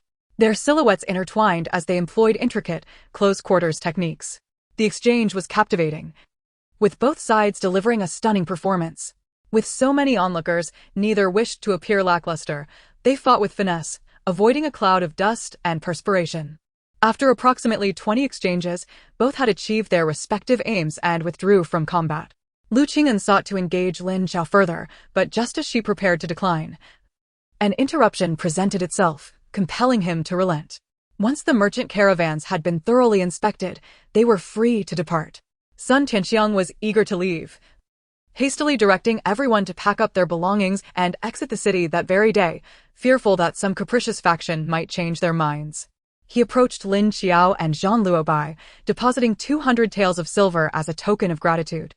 Their journey had incurred no casualties, all thanks to Lin Qiao and her companions. Otherwise, it would have been remarkable if half of them returned. Their profits were substantial as well. The alluring herbs and enchanting stones would fetch a king's ransom outside, valuable commodities in short supply. As they bid farewell, the others maintained their composure. But Li Rong's eyes glistened with unshed tears as he regarded Lin Qiao with a lingering reluctance. He implored her to inform him upon her return, and only after receiving her affirmative response did he depart, glancing back multiple times. With the merchant caravan gone, the two awaited news from Yu Dai. The following afternoon, at the hour of Shin, Yudai sent word that Lu Qingyun intended to spend the night with his paramour. Having bribed the driver for precise information, she also provided a route map. Upon receiving the news, Zhang Luobai traversed the path to familiarize himself with it. They understood that this time, they must strike decisively, otherwise, they would face Lu Qingyun's wrathful retaliation. Once he was dead, given the selfish nature of those in Blackstone City, no one would risk their lives for him. They would be too busy squabbling over the territory he left behind. That evening, clad in the night garments sent by Lady Yudai, the two hastened to a small residence in the eastern part of the city, where a dozen guards stood vigilant at the periphery. It is evident that Lu Qingyun is a person of great caution. Such challenges do not deter Zhang Luobai and Lin Qiao. After a brief wait in the shadows, the two seized an opportunity when a guard stepped away to relieve himself and swiftly entered the courtyard. There was no need for a search, as the sounds of merriment emanating from the main house were loud enough to fill the entire courtyard. Zhang Luobai paused, feeling a bit awkward, while Lin Qiao remained unfazed. She stepped forward, retrieving a mandrake incense from her bosom, which she had prepared as a precaution, never anticipating it would prove useful. She thought to herself, "It seems even heaven does not wish for your survival." Lin Qiao gestured for Zhang Luobai to keep his distance. From afar, Zhang Luobai observed Lin Qiao wrap a piece of cloth around her mouth and then produce a stick, half a foot long and the diameter of her index finger, igniting it.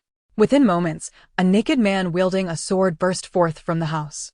It was Lu Qingyun who shouted, "Intruders! Assassins!" as he staggered toward the exit. Lin Qiao would not allow him to escape. Brandishing her blade, she confronted him head-on. Zhang Luobai, too, reacted swiftly, drawing his soft sword to lunge at Lu Qingyun. Lu Qingyun, a man capable of holding his own against Lin Qiao, found himself dizzy and weak from the mandrake incense. Yet he managed to parry Lin Qiao's strike with his sword. Unfortunately for him, while he blocked Lin Qiao's blade, he could not defend against Zhang Luobai's sword. The blade pierced his chest, and in that moment of shock, Lin Qiao's knife swiftly severed the artery in his neck, ensuring his fate was sealed. This all transpired in the blink of an eye. By the time Lu Qingyun's subordinates rushed in, they witnessed his fallen form. Lin Qiao and Zhang Luobai exchanged no words, each making a hasty exit. They had previously arranged a rendezvous point outside the city. As they neared the city gate, Lin Qiao suddenly halted. Before her stood a gambling house, bustling with life, its sign reading Wangkai Gambling House. Upon seeing this sign, Lin Qiao abruptly recalled her promise to Qi San to assist him in eliminating a certain individual. Qi San had also mentioned that upon completion, he would reveal a hidden path through the Blackstone Forest. Since the opportunity had presented itself, she considered it the unfortunate fate of that individual. Quickly, she entered her space and emerged dressed in a simple cotton outfit. Such a trivial character would be easily lured out of the gambling house. Lin Qiao effortlessly captured him within her space. She thought to herself that she would promptly dispose of these useless nuisances upon her return. She had already discerned the nature of their impending demise, and keeping them around served no purpose other than to occupy space. The clamoring of the clamshell had echoed in her mind repeatedly. The walls of Blackstone City were not particularly high. The walls of Feng'an were 3 to 4 meters taller and had posed no obstacle for her. Here, it was even less of a challenge. Lin Qiao easily scaled the city wall and found Zhang Luobai. Upon seeing him seated on a stone, she could not help but exclaim, "At last, we can return." Chapter 82. Another matter arises. "Are you certain?" Lady Yudi sprang from her chair. Her subordinate had been vigilantly watching the scene, not daring to blink. After Lu Qingyun's guard had entered, it was not long before news emerged, and the subordinate wasted no time in returning to report. Only then did Lady Yudi believe that Lu Qingyun was indeed dead, though her feelings were a blend of elation and something more complex. The matter she had contemplated for over a decade had been resolved with such ease? It seems I have underestimated them. Zhang Luobai cast a glance at Lin Qiao, who was peacefully asleep nearby, his own emotions somewhat mixed. Who had raised this girl? Not only did she possess unique martial prowess, but her fortitude was equally remarkable. Having commanded the Imperial Guard for many years, he had encountered countless martial geniuses, yet none could rival Lin Qiao. Moreover, she was still so young. In a couple of years, he might not even be her match. She could easily be described as a prodigy. Suddenly, he felt a surge of anticipation for the heights this young girl might reach as she matures. As noon approached, Lady Yudi arrived at the location with 2 attendants. riding on horseback. Today she was attired quite modestly, cloaked in a loose black robe that concealed her alluring figure. From the satchel on her horse, she produced a bundle and handed it to Lin Qiao, saying, "I apologize for the delay. With Lu Qingyun's death, there is a bit of chaos in the city." Indicating the bundle, she continued, "Inside, you will find the remaining payment and a map of the terrain leading east through the Blackstone Forest. I have marked the supply points. You can rest assured they're for water. However, when you depart, it is customary to leave some provisions for them. This is a long-standing rule of the Blackstone Forest, and I cannot contravene it." From her bosom, she also retrieved a bronze butterfly-shaped token. "This is my token. When the time comes, present this to them, and they will recognize you as allies." After speaking, she gestured to her attendants, who brought forth 2 horses for Lin Qiao. "These 2 horses are a gift for you. To be honest, Lu Qingyun's demise has brought me great satisfaction. With such meticulous preparation." Lin Qiao could not help but regard her with newfound respect. This woman was truly impressive in her endeavors. With a gentle smile, Lin Qiao replied, "Thank you, my lady. The mountains are high and the waters long. Let us part ways here." Lady Yudi's expression turned serious, a rarity for her. "Take care." No one spoke of future meetings. They both understood the finality of goodbyes. After bidding farewell to Lady Yudi, the 2 mounted their horses and dashed toward the outskirts of the Blackstone Forest. With hearts eager to return, they exerted themselves and reached Tong County in just 2 days, despite the treacherous roads of the Blackstone Forest causing delays. Upon entering Tong County, they parted ways. Zhang Luobai headed to the inn to search for Shangguan Yuran, while Lin Qiao intended to reunite with her companions. Arriving at their rented accommodation, she had yet to enter when the sounds of raucous laughter greeted her. Pushing the door open, she beheld Zhang the butcher, Lin Shuisheng, and Jin Shu's father and son, clad in short attire, practicing diligently in the courtyard, perspiration glistening on their brows. Jin auntie and Shuisheng auntie were also hard at work, cooking and preparing provisions in the sweltering heat. Each person was drenched in sweat, their faces flushed from the heat. Only one idler, Zhou Fushu, lounged comfortably in the corridor, surrounded by platters of fruit, while several small children fanned him. He occasionally fed the children fruits, prompting them to fan even more energetically. Upon seeing Lin Qiao's return, everyone immediately halted their tasks and surrounded her. "Oh dear. Look at how much sun Qiao has gotten. Her little face is as dark as a coal ball. Go, we must get her cleaned up. In a few days, she'll be back to her fair self." "Right, I'll boil some water so she can take a bath and wash off the dust." Lin Qiao found herself encircled. The aunts and older women not allowing anyone else to speak, efficiently arranging her care. After enjoying a warm bath and donning clean clothes, her fatigue seemed to wash away. "So, how did it go?" A group of people sat in the hall, eagerly awaiting news.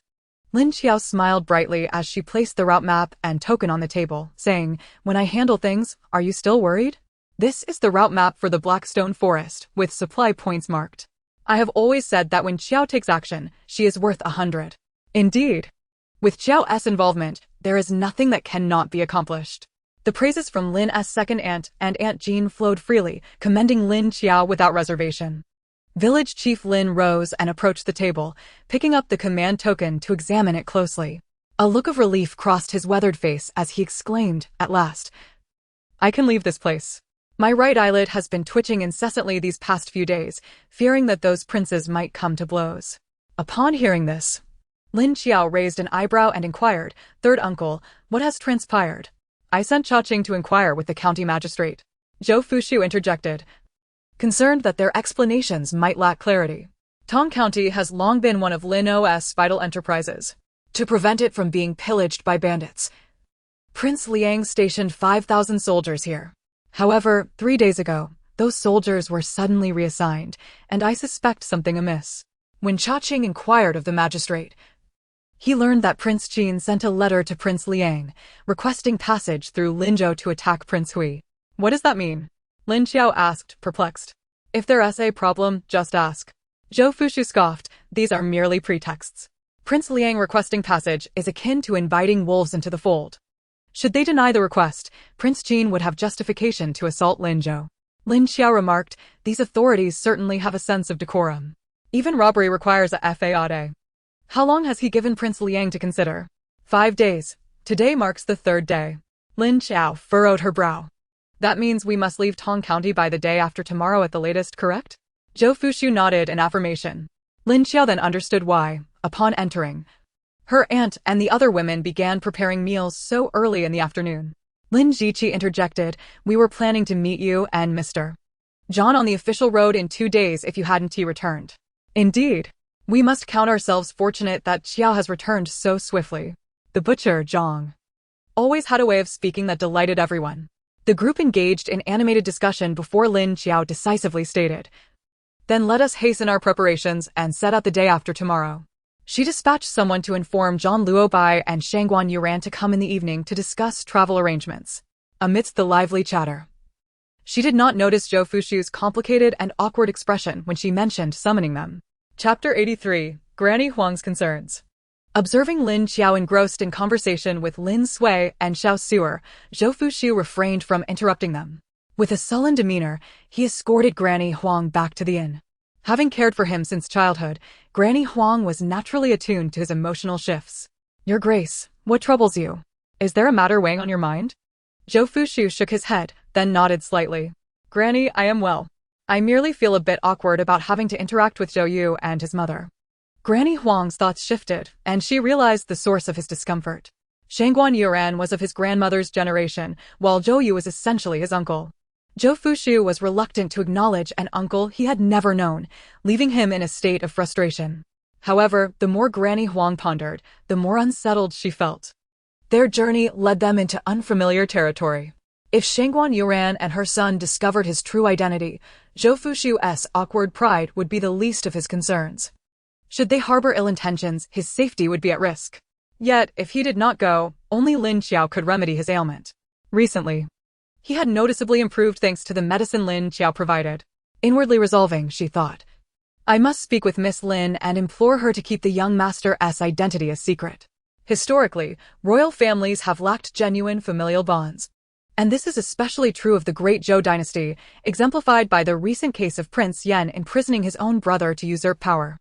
During Zhou Fushu's afternoon nap, Granny Huang rented a donkey cart and returned to the place where the group was lodging. At that moment, Lin Qiao was reclining on the bed, applying a cucumber facial mask while chatting with Lin Sui, and Xiao Suer fanned her, creating an enchanting scene. Seeing Xiao Suer diligently fanning her, Lin Qiao felt a pang of affection. "Suer, stop fanning for now. Come, let second sister feed you some winter melon to cool you off." Winter melon, akin to modern watermelon, was still of the yellow-fleshed variety in this era, lacking the sweetness of contemporary varieties. However, after being chilled in the well, it was refreshingly delightful. Such a melon could sell for over 5 taels of silver. This half melon had been left by Zhou Fushu, others deemed it too expensive to indulge in.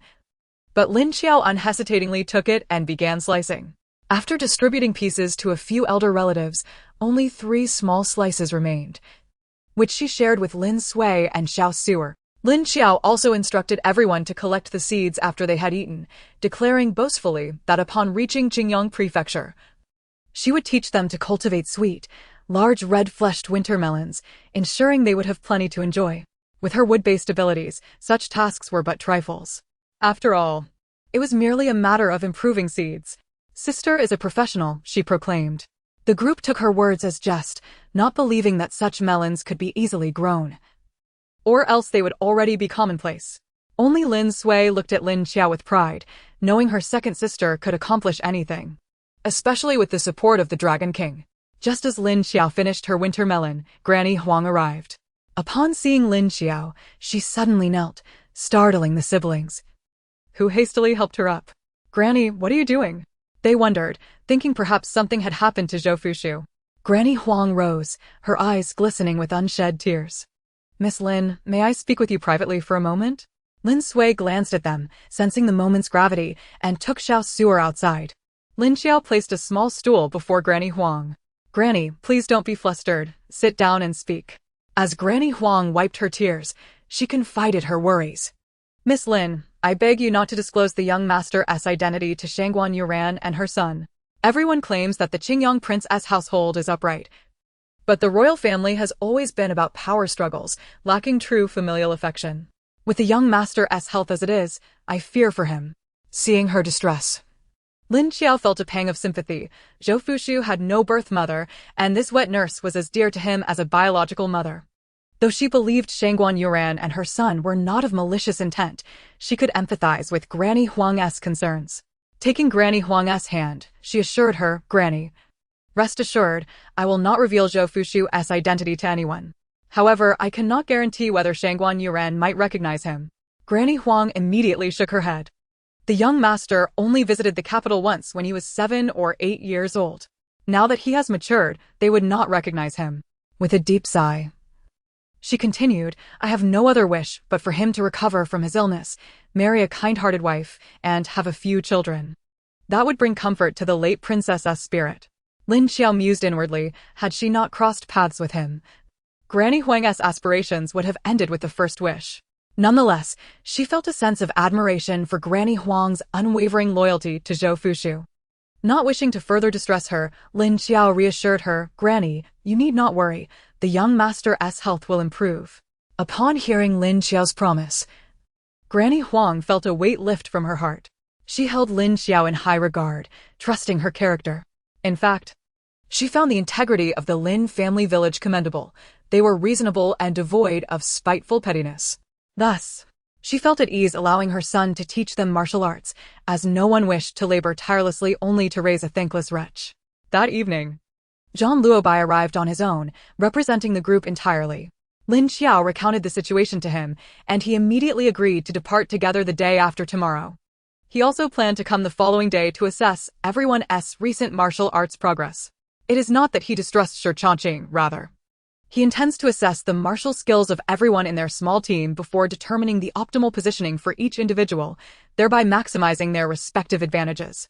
This is a testament to his capability as the commander of the Imperial Guard, something both Lin Qiao and Shi Changqing cannot rival.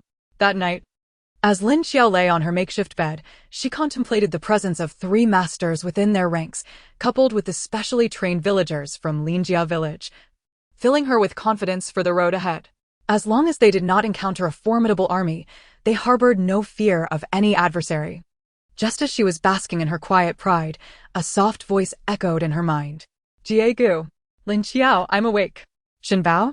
Lin Qiao's consciousness swiftly entered the spatial realm, where she found Shen Bao had transformed back into its original form, resembling a pheasant, its round black eyes sparkling with vitality.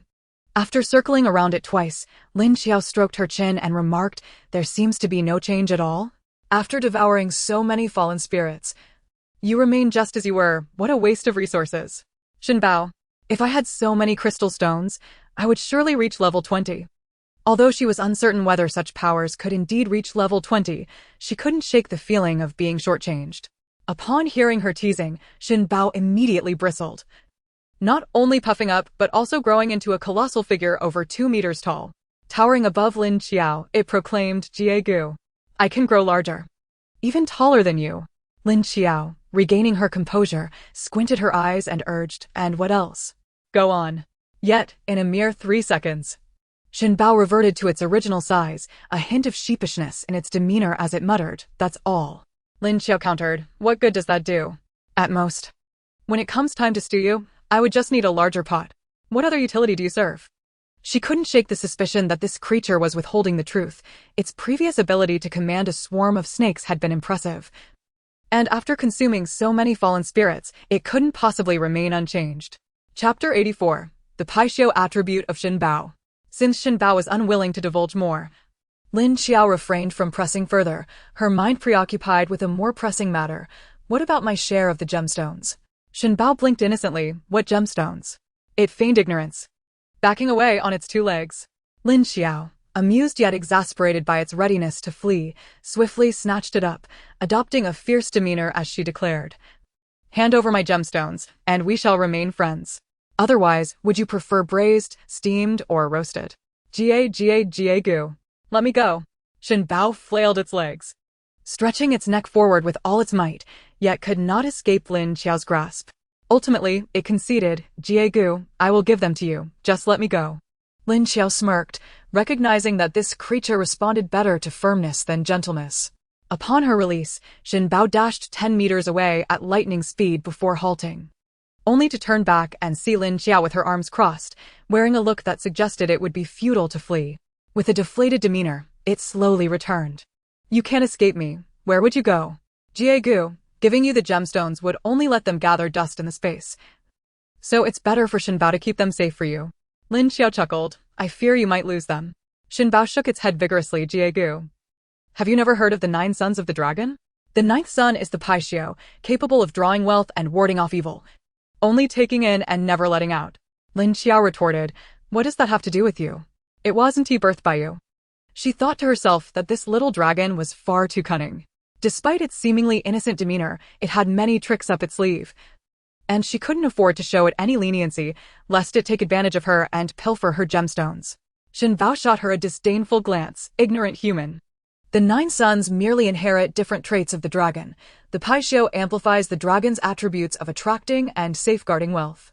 Though Shinbao may not compare to the ancient divine dragons, it possessed its own peculiarities. If I stay by your side, I shall bring you fortune. Look. Since you met me, you've already acquired so many gemstones. The more stones I am near, the stronger this attribute becomes. Lin Qiao shot at a sidelong glance. Oh, please. Since meeting you, I've suffered a significant financial loss. And as for those gemstones you speak of, I haven't seen a single one. Shinbao nuzzled against her pant leg. Jiegu, how could that be? I merely safeguard them for you. When you marry, or rather, when your grandchildren marry, I shall return them to you. Lin Qiao replied dryly, I thank you. You're not wishing for my early demise to keep them for yourself. Instead, you're planning for my grandchildren's future. In truth, she had amassed an unfathomable amount of wealth, one that would last her lifetimes.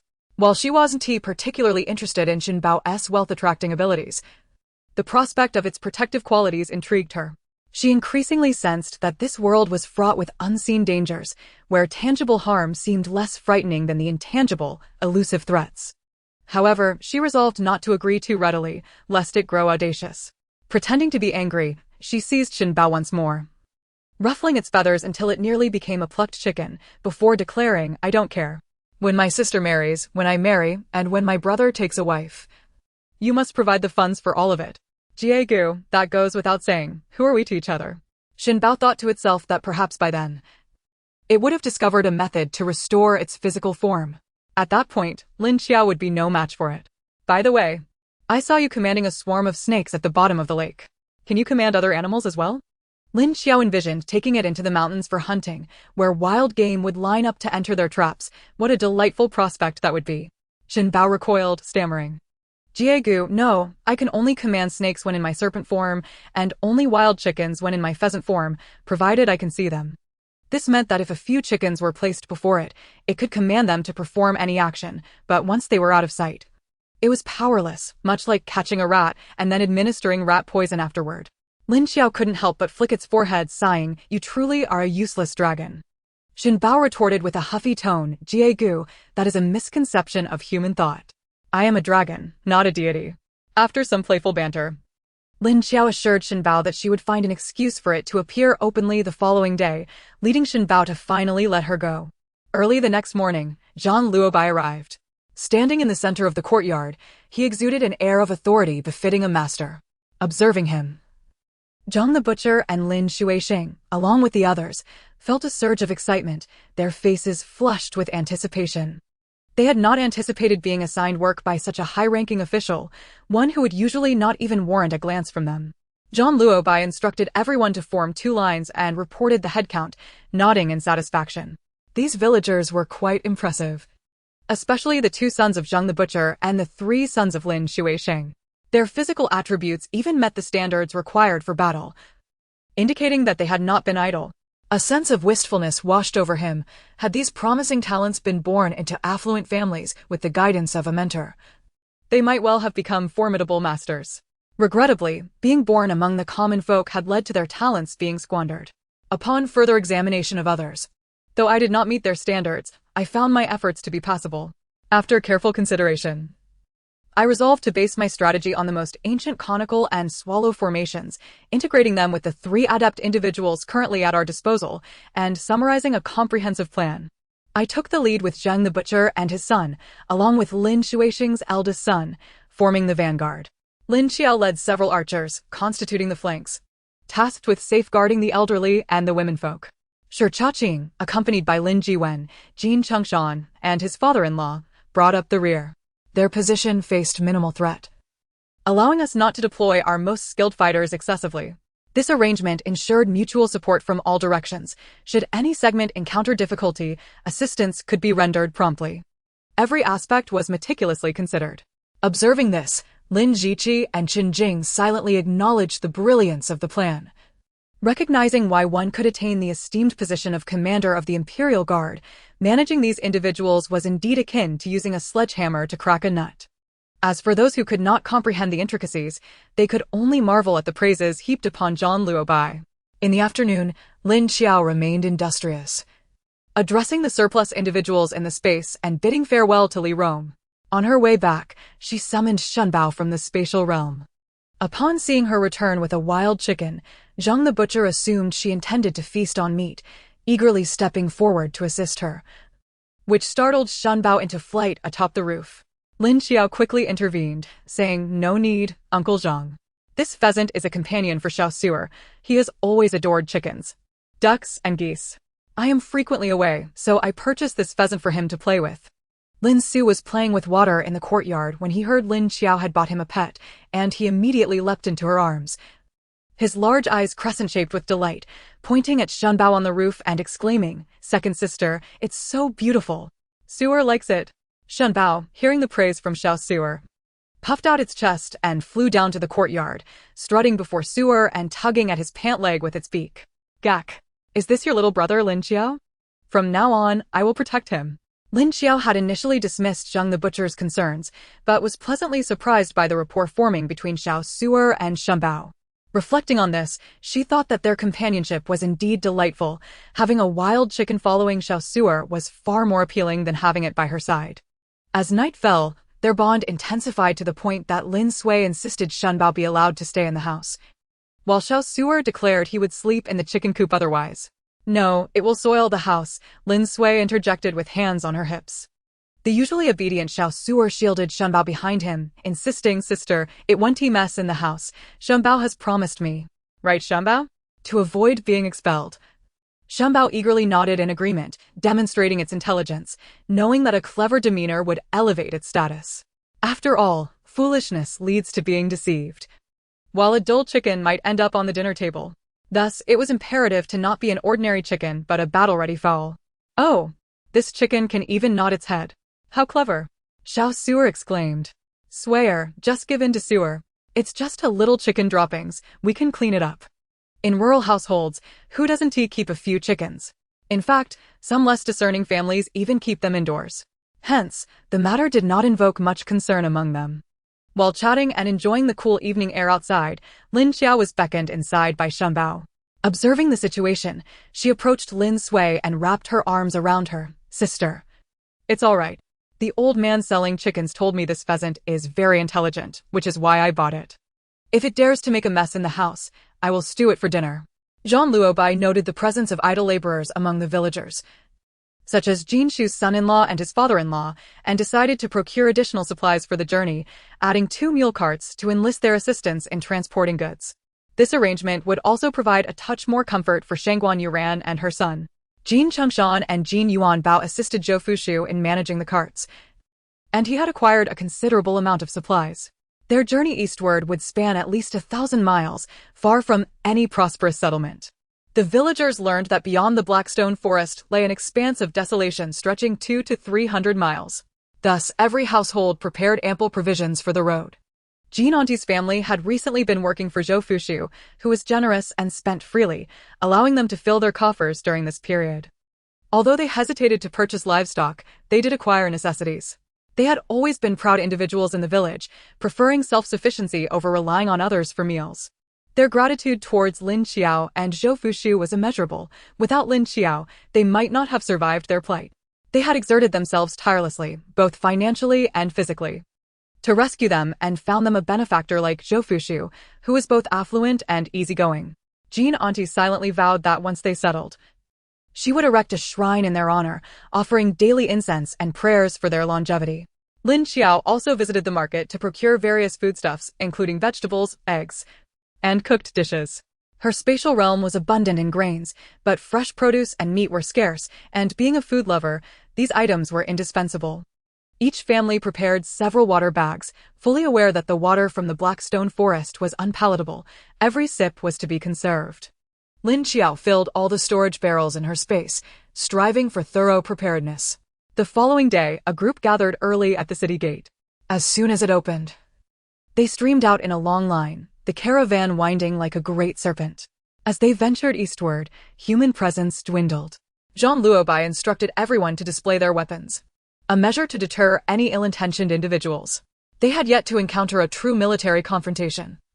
Previous victories were merely due to the opponent's incompetence and Lin Qiao's formidable martial prowess.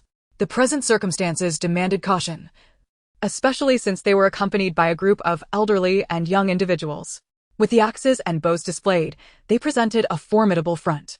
From Tong County to the Blackstone Forest, they encountered a band of robbers, whom they dispatched with ease, leaving them in disarray. Upon reaching the outskirts of the Blackstone Forest, the group began to set up camp and prepare meals. Zhang Luobai pulled Lin Jiqi and Qin Jing aside to study the route map. Lin Qiao refrained from engaging in such mental exertions, as the maps of this era were simplistic lines that eluded her understanding. In recent days, Zhou Fushu had been intentionally avoiding Shangguan Yuran and her son, seldom showing himself unless absolutely necessary. Lin Qiao, reflecting on her recent busyness and neglecting him, decided to strike up a casual conversation. When Zhou Fushu noticed her approach, his eyes involuntarily brightened momentarily, though this glimmer quickly faded. Unbeknownst to him, Lin Qiao failed to notice this flicker. Lin Qiao urged him to extend his wrist. As she took his pulse, she inquired, "How have you been feeling lately? Any improvement?" Zhou Fushu's lips curved into a sardonic smile as he retorted, "Aren't you the one taking my pulse? If you can't even deduce this, how do you plan to be a doctor and charge for your services?" Lin Qiao noted his tendency to be sarcastic and couldn't he help but grumble internally, realizing that Huang Mama's aspirations were likely unattainable. This man had a remarkable talent for inciting frustration. If she found a weakness, he would drive her to exasperation, and should she challenge him, he would retaliate. Contemplating his ailment, she resolved not to stoop to his level. "You are burdened with too many worries and refuse to confide in anyone. Your illness requires nurturing. Without it, you will deplete your vitality, and not even celestial beings could save you. Why must you be so hard on yourself? Perspective is key. What is life but a fleeting cloud? Why question it? Just indulge a little more." Zhou Yu, too, is afflicted by poison. Yet his demeanor remains far more composed than yours. Zhou Fushu scoffed lightly. "Zhou Yu has his mother by his side, whereas I am alone, with no one to care for me. It is an incomparable situation." Lin Qiao furrowed her brow as she approached him. "One must possess a sense of conscience. How can you remain unaffected by the way Huang Momo and her son have treated you? They forsook their home and livelihood to follow you through adversity. They are akin to family. If you perceive them merely as servants, then disregard my words. I can heal the ailment of your body, but the affliction of your heart can only be remedied by yourself. Reflect deeply on what it is you truly desire." Chapter 86. The First Kill in the Blackstone Forest. As the sun dipped below the horizon, a gentle evening breeze whisked away much of the heat. Lin Qiao sat upon a stool, gazing towards the Blackstone Forest, her mind awash with confusion, sensing a shift in the forest's aura. She was certain that her perception was not a mere illusion, and summoned Shunbao in her thoughts. The creature was currently frolicking with Xiao Suer, and unless called upon, it did not present itself before her. Fortunately, they could communicate mentally. As long as she remained within a kilometer, she could summon it at will. "Gaga, what is it?" "Lin Qiao? Shunbao, do you feel that the atmosphere of the Blackstone Forest has changed? It no longer feels as oppressive as before." "Gaga, I thought something was amiss." The Blackstone Forest was formed by the fallen spirits. With their absence, the aura naturally transforms. These black stones will gradually weather, and both the water source and soil quality will improve. "Gaga, Lin Qiao, we have done a commendable deed. But what of the people inside?" Lin Qiao's eyelids fluttered. She remembered that those within had been poisoned by the black stones. If the Blackstone Forest ceased to exist, they would perish in agony. "Gaga, they shouldn't die immediately, right? Who knows what will happen later? After all, they are all villains. If they die, so be it." Lin Qiao's thoughts shifted, and she realized that with the disappearance of the Blackstone Forest, One less den of iniquity existed in this world. Perhaps, in several years, this place would flourish into fertile land, sprouting human villages. With this notion, she felt that she and Shanbao had indeed accomplished something remarkable. Xiaoya, stop daydreaming and come eat. Lin Sui's clear voice snapped Lin Qiao back to reality. In the grand scheme of things, the most pressing matter was a meal. Uncle Chin, today's dishes are rather sumptuous. Upon a makeshift wooden table lay 4 dishes: braised pork, chunks of preserved duck, a plate of cucumber salad, a dish of salted meat stir-fried with dried vegetables, and a bowl of peanuts in aged vinegar. Eat more. I fear once we enter the Blackstone Forest, we won't have the luxury of proper meals. I've prepared extra today, Uncle Chin said with a warm smile. Indeed. Once we venture into the Blackstone Forest, we must be frugal, relying more on dry rations and less on cooking, Qin Jing remarked as he helped himself to a piece of meat. Since joining the group, he had shed much of the reserved demeanor typical of a scholar, no longer adhering to the notion of silence at meals. Eating and chatting had become the norm. After their meal, the group formed a circle around the livestock cart.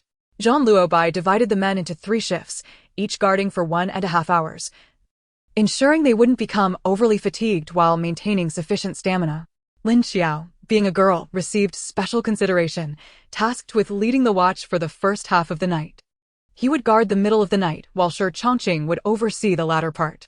The night passed uneventfully, and the next morning, after breakfast, the group busied themselves packing the provisions they had laid out the previous night. With serious expressions and vigilant faces, they set off towards the Blackstone Forest. Meanwhile, over 20 miles away, a group lay in ambush along their anticipated route. At the forefront was a middle-aged man named Wu Tianming. He, along with those who had previously attempted to rob Sun Tianxiang's caravan, belonged to the more formidable bandits lurking at the periphery of the Blackstone Forest. Previously, they had set their sights on Sun Tianxiang's convoy, but had been preempted by Xie Sando, who was of comparable strength. After Zhang Luobai and Lin Qiao had incapacitated Xie Sando's men, Wu Tianming dared not act again. Now, as Lin Qiao's caravan approached the Blackstone Forest, they became the target of his ambitions. It was unfortunate for them that while Lin Qiao and Zhang Luobai's appearances had not drastically changed, there were still notable differences. Traveling with the group, Lin Qiao had merely darkened her skin, her features remained unaltered. Zhang Luobai, mindful of his beloved Shangguan Yuan, had groomed himself, shaving his beard clean. The informants could not discern that these were the same 2 formidable figures as before. Thus, upon hearing of such a bountiful target, Wu Tianming promptly mobilized his men, determined to seize the opportunity. Shortly after Lin Qiao and her companions entered the Blackstone Forest, the 2 factions crossed paths.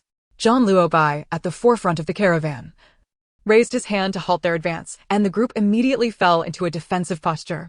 The lead man, with a shifty gaze and clad in a long-neglected satin robe of indeterminate color, shouted excitedly, "Haha, brothers, today is our lucky day. Charge and seize what we can." Without any prefatory remarks, they surged towards the caravan. Confronted with such adversaries, Zhang Luobai swiftly dispatched the first few attackers, severing their heads with ease. None of the bandits who crossed his path emerged unscathed. As severed heads rolled, the bandits were left stunned, realizing they had encountered formidable opposition. "Retreat!" they cried, their disarray evident as they fled with no semblance of organization or discipline. "Xiaoya, shoot! Don't let them escape!" Upon seeing the bandits attempt to flee, Zhang Luobai called upon Lin Qiao and the archers to release their arrows. Lin Qiao understood his intent. He wished to make an example of these criminals, demonstrating the repercussions of robbing them. The arrows flew like meteors, swift as lightning, and before the bandits could distance themselves, they were struck in the back. Of the more than 60 who had charged forth, at least 90% remained behind. Those who managed to escape were intentionally spared, after all. The tale of their victory needed to spread. Leave no one alive. Zhang Luobai's cold command echoed as Zhang the Butcher and Lin Shuixing executed their grim task, showing no mercy to the bandits who wailed for their lives and knelt in supplication. Both Zhang Luobai and Lin Qiao had repeatedly cautioned their companions that they must show no leniency, sparing even one could endanger their families back home. Thus, they gritted their teeth and wielded their weapons with resolve. It must be said that Zhang the Butcher and his son possessed commendable fortitude. While others were still reeling from the warm blood staining their hands, they had already begun to scavenge for spoils. Ultimately, they uncovered a meager sum of silver from dozens of men. Damn, these fellows are truly impoverished. This is the least I've ever found in a body search, Zhang grumbled. Such paltry amounts were beneath the notice of both Zhang Luobai and Lin Qiao, as they typically divided the spoils among those who had fought. The younger men trailing Shi Chaqing looked on enviously. Alas, not everyone could earn such rewards. Without the skill to undertake perilous tasks, one could not reap the benefits. Following this encounter, the group felt considerably safer, with no one daring to follow them stealthily. Even if someone did spy from afar, they kept their distance. In this seemingly secure yet anxiety-inducing state, they arrived at the first supply point. Chapter 87. The Water Filter at Wugui Village. This supply station was familiar to Lin Qiao and her companions, having visited alongside the caravan before. It was still Chang Lu who was responsible for attending to them. He had long received instructions from Yu Dai and was aware of the fate that had befallen Wu Tianming and his cohorts. Upon seeing Zhang Luobai produce the command tablet, he warmly welcomed them into the village. He even took the extra step of preparing several adjacent rooms for everyone to rest. Understanding the futility of fortifications, the houses within the Blackstone forest lacked any walls. The group simply parked their vehicles in the open space before the houses. Behind the dwelling, there was an ancient well. After arranging accommodations for everyone, Chang Lu exchanged a few pleasantries before taking his leave. It was the first time for the group to settle in the village of Blackstone Forest, and as they glanced at the furnishings within, they couldn't help but sigh.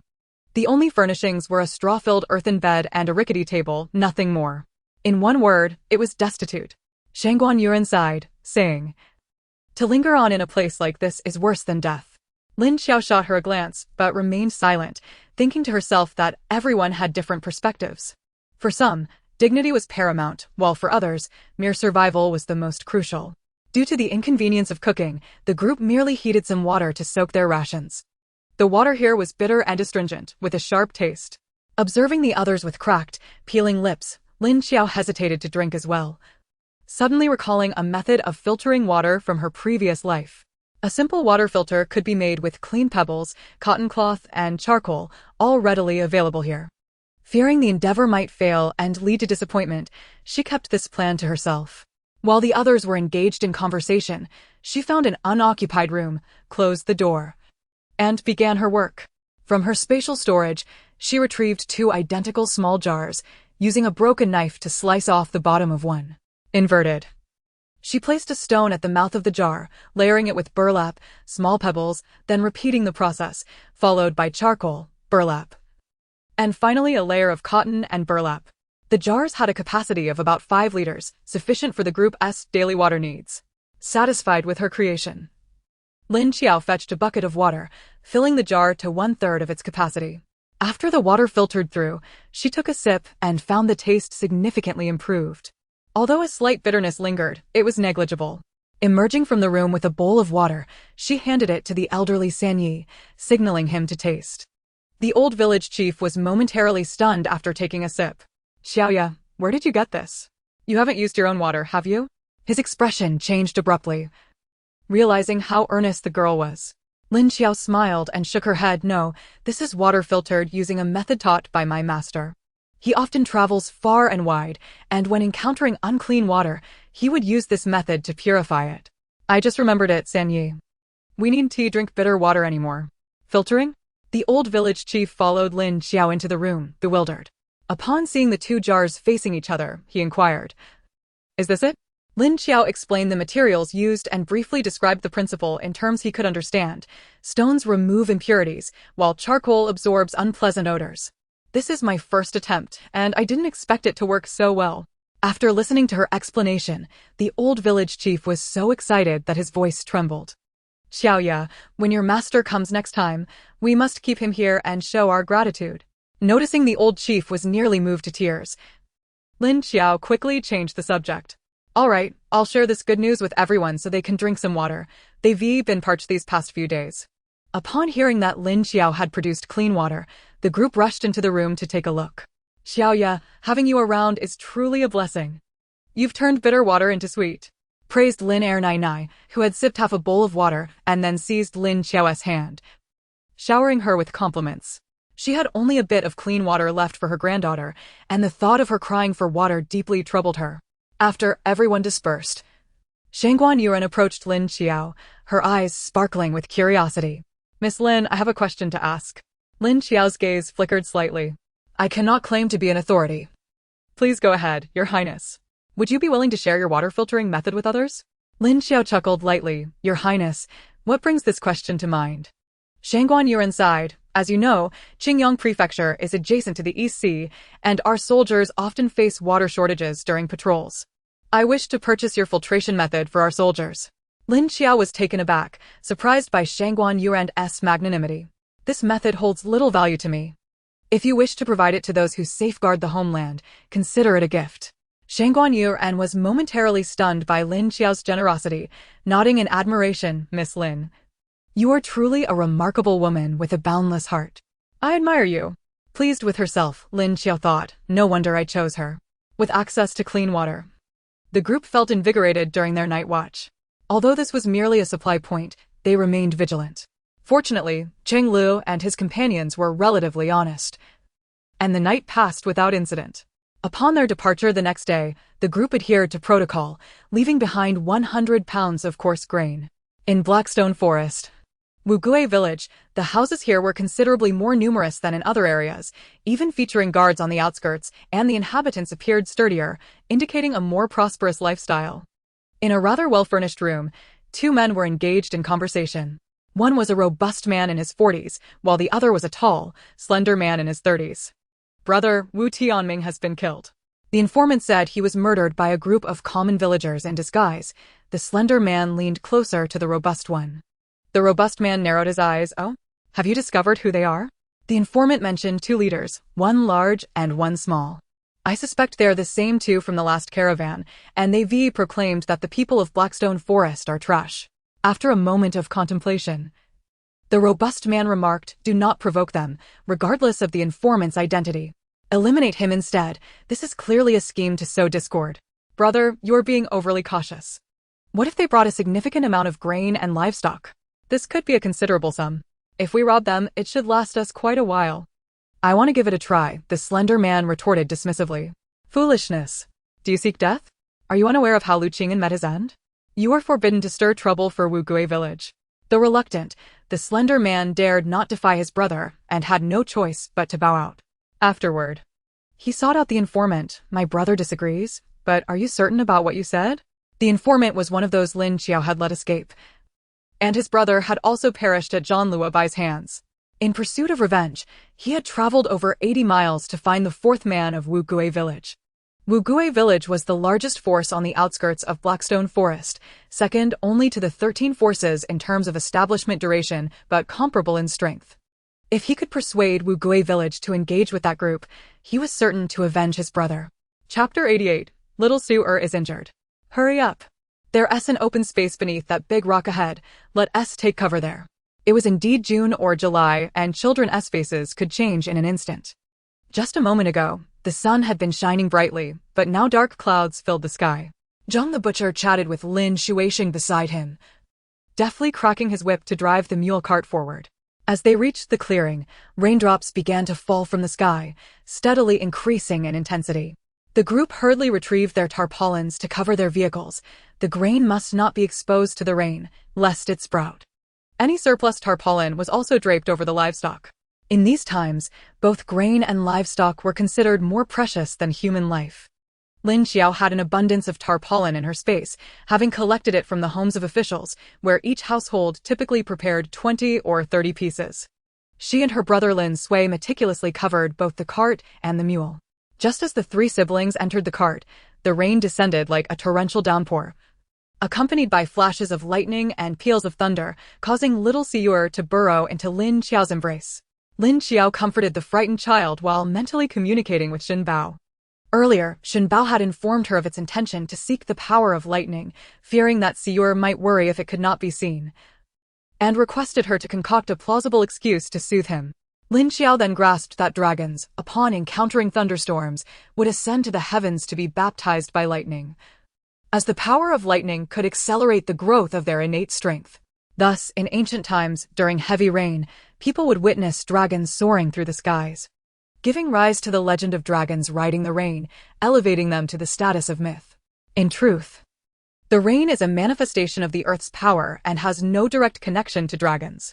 As the rain intensified, the sound of water pelting against the cart windows echoed. And nestled in Lin Qiao's arms, Siur anxiously inquired, "Second sister, is Shenbao really safe outside? Why doesn't he come into shelter from the rain?" Lin Qiao playfully tapped his chubby cheek and chuckled. Shenbao was raised in the wild. It relishes the tempestuous weather. It is a wild chicken with dreams and ambitions, unwilling to become a mere house chicken. You are good friends. You must respect its choices. Hey, you mustn't speak nonsense and lead Siur astray, Lin Sui interjected, unable to suppress a light shove toward Lin Qiao as she listened to her sister's fanciful tales. She realized that since Lin Qiao had taken the Dragon King as her master, her storytelling prowess had flourished. Siur, though young, was not foolish. Upon hearing Lin Sui's laughter, he instantly recognized Lin Qiao's tall tale, pouting, "Second sister, you must be lying." With a grin, Lin Qiao replied, "No, I wouldn't deceive you. Think about the times you've spent with Shenbao. Doesn't he always prefer to venture outside?" Upon hearing Lin Qiao's question, little Lin Siur tilted his head in contemplation. Though he didn't fully comprehend what his sister said, he knew that Shenbao was a unique wild chicken. It adored sunshine, enjoyed the rain, and cherished the outside world. Sometimes, he even felt that apart from its inability to speak, Shenbao was no different from the villagers' big chickens. Observing the adorable furrow in Siur's brow, Lin Qiao couldn't resist ruffling his little tuft of hair. Just as the trio relished this rare moment of warmth, the sound of arrows whizzing through the air pierced the air, accompanied by the booming voice of Lin Shuisheng, "Enemy attack. There are bandits." Without hesitation, Lin Qiao grasped her broken knife and admonished Lin Sui and Lin Siur to remain inside the cart. She darted out, gazing in the direction from which the arrows flew. The arrows originated from the south, sparse at first and not yet causing injury, though a few had struck the livestock, witnessing their animals in pain and fleeing. The group had no choice but to reveal themselves to restrain the livestock and expose themselves to the bandits. "These brutes dare to harm my cattle. Even if I perish today, I shall not let them escape." Lin Shuisheng fumed, his vision clouded with rage upon seeing his injured cattle. Both Zhang Luobai and Shi Chongqing charged out from the cart, swiftly identifying their targets. Lin Qiao and Zhang Luobai had developed a tacit understanding. Their eyes met, and Lin Qiao instructed Chongqing, "Guard everyone," as they both lunged toward the bandits. The assailants were none other than the 3 and 5 ghosts from Wugui village. Upon receiving the news, the 4 ghosts were unwilling to let the opportunity to catch Lin Qiao slip away and began persuading the other 2 ghosts, eventually convincing them to join in a covert assault on the convoy. Although they had archers, they could not harm Lin Qiao and Zhang Luobai. Amidst the bandits' startled exclamations, the 2 swiftly infiltrated their ranks. With over 100 bandits present, Lin Qiao and Zhang Luobai exhibited no fear. Every strike of their blades resulted in casualties. Their formidable prowess caused the bandits' arrow fire to wane, allowing Zhang Butcher and the others to charge in, leading to a chaotic melee. Despite the bandits' numerical advantage, with Lin Qiao and Zhang Luobai in their midst, the group quickly gained the upper hand. Just as the bandits were on the brink of annihilation, Lin Qiao suddenly heard Lin Sui's piercing scream, "Xiaoya, Siur is hurt." Upon hearing the cry, Lin Qiao's heart momentarily ceased, in a daze. She turned to see Lin Sui cradling Lin Siur, calling out to her in distress. Lin Qiao was unaware of how she reached them, only that little Siur had a long feathered arrow embedded in his chest. He had already lost consciousness from the pain, blood seeping from his mouth. Lin Qiao knelt beside him, trembling as she examined his wound. Thankfully, it was just a hair's breadth away from his heart. Shenbao returned, circling around Lin Siur, and Lin Qiao's mind was filled with its urgent cries, "Qiao, hurry, save him, save Siur. Be quiet. No more talking," Lin Qiao shouted, her head nearly overwhelmed by the noise. Realizing that little Siur was no longer in life-threatening danger, her rationality returned. She scooped him up and reassured Lin Sui. "Don't cry, Siur will be fine. I will heal him," before striding toward the cart. She needed to use her wood-based abilities without anyone witnessing it. Placing little Siur on the floor of the cart, Lin Qiao first utilized her wood abilities to seal the blood vessels around his wound, preventing excessive bleeding when she would later remove the arrow. Then, she swiftly extracted the long feathered arrow, which appeared all the more terrifying against his small form.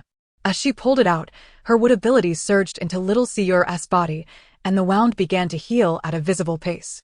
Concurrently, she heard Xin Bao's frantic voice in her mind. "Qiao, are you out of your mind? You're giving away your vitality."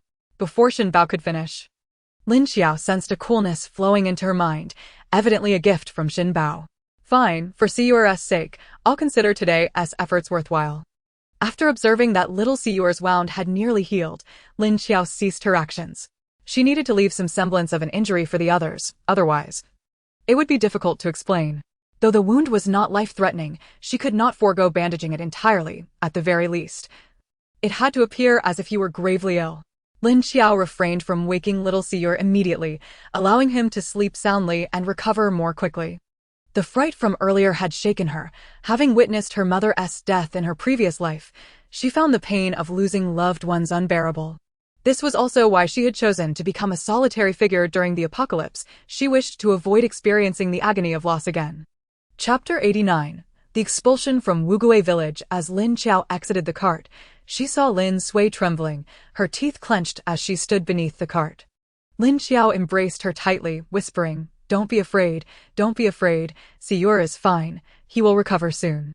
Upon hearing Lin Qiao's assurance, Lin Sui could no longer contain her fear, bursting into tears. Tears streamed down Lin Qiao's face, her eyes ablaze with a growing fury. As if she were on the brink of igniting, Lin Sui wept for quite some time, her body drained of strength until her tears finally subsided.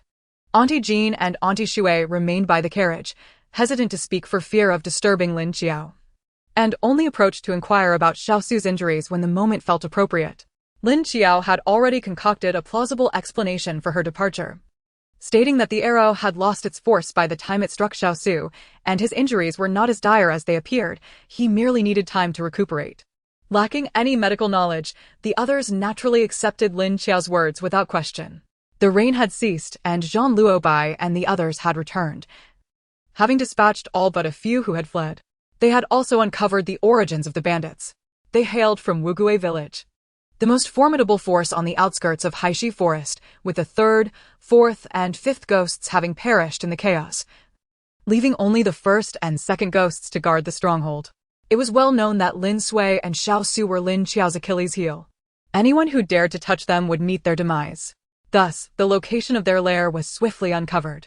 Upon hearing Zhang Luobai's words, Lin Qiao snorted coldly, declaring, "From this day forth, I shall eradicate Wugui village from existence." Her voice was not loud, yet everyone sensed the latent menace within, a ferocity they had never witnessed in Lin Qiao before. Zhang Luobai, filled with concern, offered, "I shall accompany you." Zhou Fushu, standing nearby, added, "Let Chongqing join you as well." Lin Qiao's eyes blazed with fire as she retorted, "No need, I shall go alone. From this day forth, I intend to ensure that the name Lin Qiao brings an end to children's night cries in Haishi Forest. Let us see who dares to covet our interests again." "Jie Gu, I shall accompany you. Lin Qiao, I too seek vengeance for Xiaosu," chimed Shun Bao, clutching Lin Qiao's pant leg in his mouth, speaking into her mind. "What can you do?" she questioned. "Jie Gu, are you not intent on slaying them all?" Shun Bao countered, "My dragon soul surpasses yours. None can escape my awareness." Though it did not mention that this ability, once utilized, would leave him drained, today was not a day for half measures. Very well, Lin Qiao decided. There was no time to waste, and she resolved to take action that very night. She mounted Zhou Fushu's prized steed, Xiaoxue, and hurried towards Wugui village. She had initially intended to keep her distance from the group and summon a horse from her spatial realm, but Zhou Fushu insisted she ride Xiaoxue, stating, "Xiaoxue's speed is unparalleled, and it is only on account of Xiaosu's tireless efforts in fanning me that I lend her to you." Lin Qiao recognized his duplicitous nature, but did not counter his goodwill. Xiaoxue proved to be a steed of exceptional prowess, and Lin Qiao swiftly arrived at Wugui village. By the time she reached, night had fallen, and the village was aglow with lanterns. A few guards lounged at the entrance, but their lackadaisical demeanor suggested they were little more than a mere fade of intimidation. Lin Qiao stowed Xiaoxue in her spatial realm and approached the entrance. Addressing the guards with a steely tone, "Summon your village leader and inform him that Lin Qiao has arrived." The guards, engaged in their idle chatter, were taken aback when they noticed a scrawny, dark figure demanding to see their chief, momentarily bewildered by this audacity. One guard, swaying unsteadily, approached Lin Qiao, raising his arm to strike her. In an instant, a flash of light darted past, and before anyone could react, the guard clutched his throat and collapsed. The diminutive figure, now silent, brandished a bloodied blade, advancing toward them with the menace of a reaper. At that moment, the first ghost, reveling with a woman in drink, was interrupted by a stumbling intruder who stammered, "Master, a boy named Lin Qiao has come, and he has slain many of our men. You must see for yourself." The first ghost immediately sprang to his feet, rushing to the door. He peered outside, only to turn back and swiftly end the life of his companion before anyone could comprehend his intent. "Damn it, why send me out now? Are you trying to get me killed?" The third, fourth, and fifth ghosts, having ventured out since the brewing calamity, indeed, it seemed ill-fated. Those who dared challenge a stronghold alone were either fools or formidable foes. Better to retreat and avoid the fray. The first ghost had survived thus far by employing his wits, not merely through brute strength. He had long since prepared an escape route. While Lin Qiao had displayed considerable skill in combat during her time with Zhang Luobai, she had refrained from revealing her full capabilities for fear of being scrutinized. However, today, with the intent to annihilate Wugui village, she would hold nothing back. Her most potent techniques were unleashed. The already razor-sharp void cutter, enhanced by her metal-based abilities, rendered the act of slaying foes as effortless as slicing through tofu. Furthermore, her throwing knives, crafted in her leisure, would be employed for distant targets while she wielded the void cutter for those within reach. Initially, the bandits of Wugui village had believed their numbers would overwhelm Lin Qiao. But as their ranks dwindled, fear took root among them. No one wished to face death. They sought to flee, only to discover that escape was impossible. The throwing knives possessed the uncanny ability to curve, pursuing them relentlessly until they were pierced through.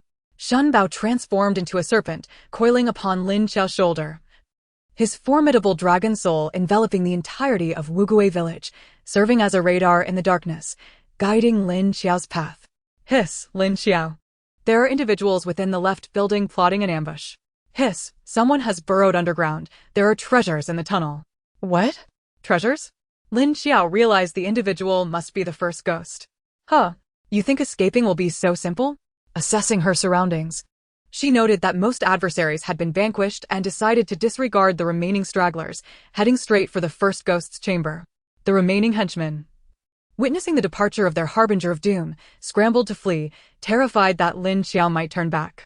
Today, they had been thoroughly cowed. She was no mere mortal, but a demon descended from the heavens. "Hiss, here, he entered through here," Shen Bao indicated, slithering beneath the floor tile.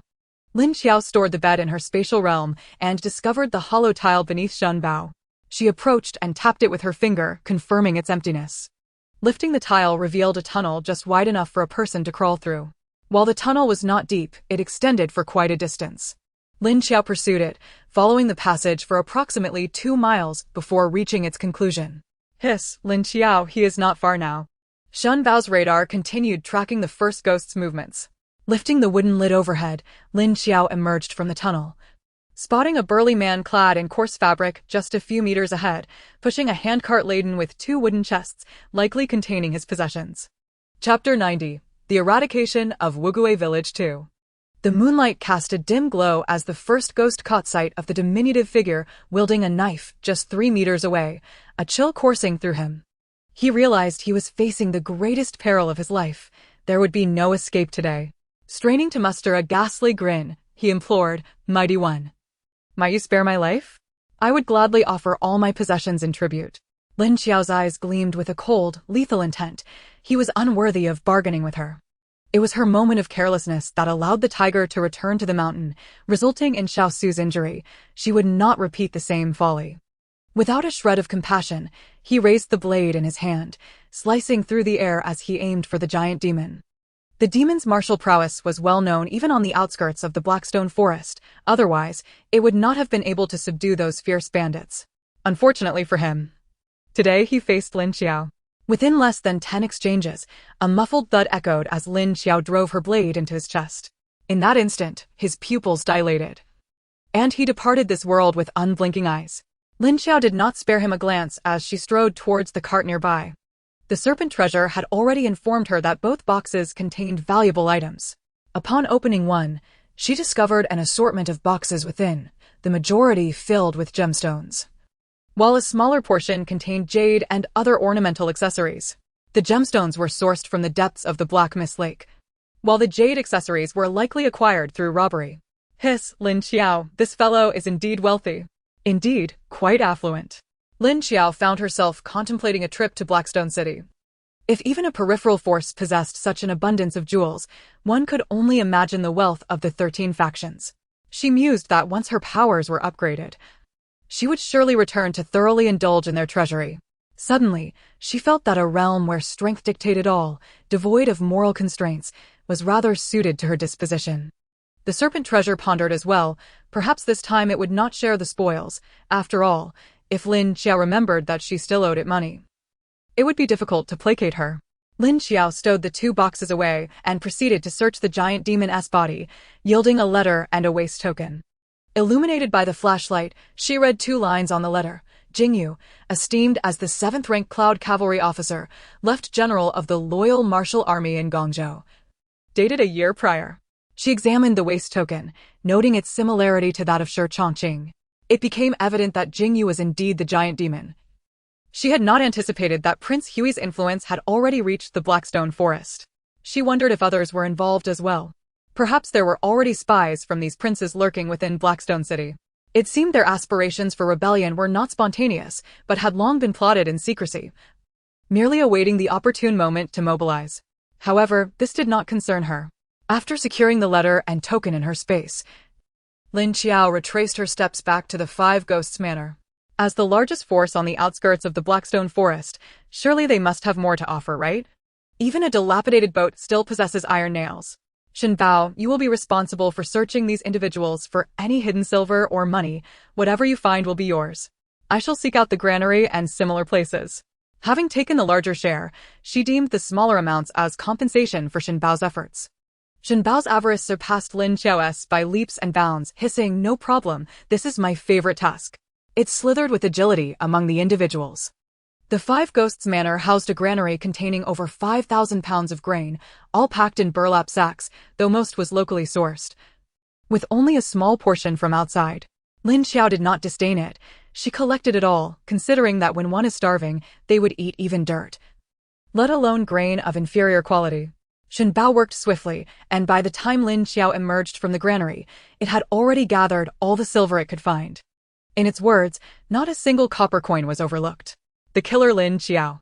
Lin Qiao scraped the bark of a locust tree at the entrance of the Five Ghosts Manor, carving these 5 bold characters into it. The signature was a bloody handprint. What do you think, Shen Bao? Is it audacious enough? Lin Qiao surveyed her work, feeling satisfied, aside from the unsightly characters and the somewhat small blood print. It was without major flaws. Shen Bao, though illiterate, was quick to critique, hissing, "It's not pretty. It doesn't have Shen Bao's mark." Lin Qiao, utterly incompetent, always stealing the spotlight. Finally, at Shen Bao's insistence, Lin Qiao added a small serpent beneath the blood print to earn its approval. With her tasks completed, Lin Qiao intended to return. However, upon releasing Xiao Shui from her space, she was met with disdain. Xiao Shui objected to her dirty appearance and refused to let her ride. Indeed, drenched from the torrential rain, smeared with mud, and splattered with blood, one could hardly describe her state as anything but filthy. Lin Qiao scolded Xiao Shui lightly, remarking on the absurdity of a donkey having a cleanliness obsession, reflecting the flaws of its owner. She obediently returned to her space for a bath and changed into clean clothes, not wishing to frighten Lin Sui and the others with her ghastly appearance. Upon returning to the camp, aside from the children, everyone was awake, anxiously awaiting her return. Only when they saw her safe did they breathe a sigh of relief. The old village chief could not help but admonish her, "Child, why must you go alone? Could you not let everyone assist you?" Lin Qiao smiled wearily, "Uncle San, I was afraid they would escape. Besides, whether it was to fight or flee, it was easier alone. Rest assured, I know what I'm doing." The villagers of Lin Qiao village were ordinary folk. How formidable could they truly be? A single misstep could lead to unbearable pain for an entire family, and she did not wish for such calamities to befall them. With her spatial abilities, at the very least, she could retreat inside if needed. Seeing Lin Qiao return safely eased everyone's anxiety, and one by one, they retired to sleep. When Lin Qiao returned to the cart, she found Lin Sui vigilantly watching over Xiao Su. Upon hearing the commotion, Lin Sui turned, and upon seeing Lin Qiao, her eyes reddened, tears streaming down like pearls from a broken string. That night, her heart felt as though it had been torn in two. Half was consumed with worry for Lin Qiao's safety, while the other half fretted over Xiao Su's injuries. Lin Qiao embraced her frail shoulders, feigning indifference. It's all over now, Xiao Su will wake up tomorrow, lively as ever. I'm fine too. Look, not a single hair on me is harmed. Lin Sui recognized Lin Qiao's exhaustion and refrained from diverting her attention further, wiping her tears and rallying her spirits. You should lie down. We have to travel tomorrow. Okay. Lin Qiao was indeed very fatigued. She lay down and within moments fell into a deep sleep. Before dawn, Xiao Su awoke. Lin Sui, having not slept all night, noticed the moment he stirred.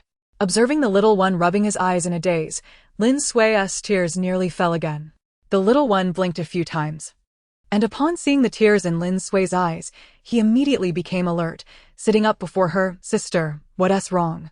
Only then did he realize that his chest was wrapped in white cloth and recalled the incident of being pierced by an arrow. He pressed his chubby little hand against the bandage. Hey, it doesn't hurt at all. Press again, and it might start to hurt, but you mustn't cry. Lin Qiao was startled awake and opened her eyes just in time to see his small hand resting on the wound. Chapter 91. Nothing grows. The little one was awake, appearing quite spirited, and Lin Sui and Lin Qiao's hearts were finally at ease. At that moment, Lin Qiao also remembered his disobedience in sneaking out. Xiao Su understood that this time had indeed been too dangerous, yet when he revealed the truth, Lin Qiao and Lin Sui exchanged glances, momentarily at a loss for words. I was just worried about Shenbao. It was out there alone, and I feared it might be caught and eaten. Upon hearing this, Lin Qiao immediately rushed into Xiao Su's embrace, nuzzling her small head against his arm. Gugu, Su is so good to Shenbao. No one has ever treated Shenbao so kindly. Lin Qiao sighed softly, moved by the two little ones. Perhaps this time she would let it go. Lin Sui remained oblivious to the fact that the precious Shenbao was a dragon. However, upon witnessing the camaraderie between Xiaosu and it, she could not bring herself to continue lamenting his reckless adventure for the sake of a mere chicken. Instead, she could only admonish him to refrain from such caprices in the future, lest he cause others undue worry. After breakfast, the group convened to assess the losses incurred the previous day. Aside from Lin Qiao and Wang the carpenter's son, who sustained minor injuries, the rest were unscathed. However, the loss of livestock was considerable. Lin Shuixing's family lost a cow, the old village chief's family lost a mule and had another injured, and Wang the carpenter's household suffered the injury of a donkey, while Zhou Fushu's donkey was on the brink of death. On the brighter side, they managed to recover 152 taels of silver from the bandits. After splitting the bounty, it was more than sufficient to cover their losses, with some remaining. It was evident that they could not depart today. The dead livestock needed to be promptly dealt with, as the heat would hasten the spoilage of the meat. The injured animals would also require a couple of days to recuperate before they could be put back to work. There was no distinction between yours and mine. They would stew several pots of meat to fill their bellies. The task of slaughtering the cow and donkey would fall to the butcher and his son.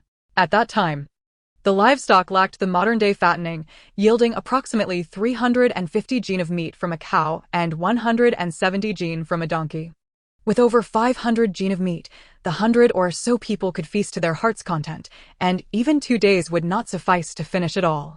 They planned to cure the mule meat for the elderly at home, as it was said that consuming mule meat could lead to infertility, a concern not shared by the older generation. However, even with such a large mule, they could not consume it all and would only cure a few choice cuts. Mindful that salt was quite precious, they would not require other meals during the midday, opting instead to set up 4 large pots to stew.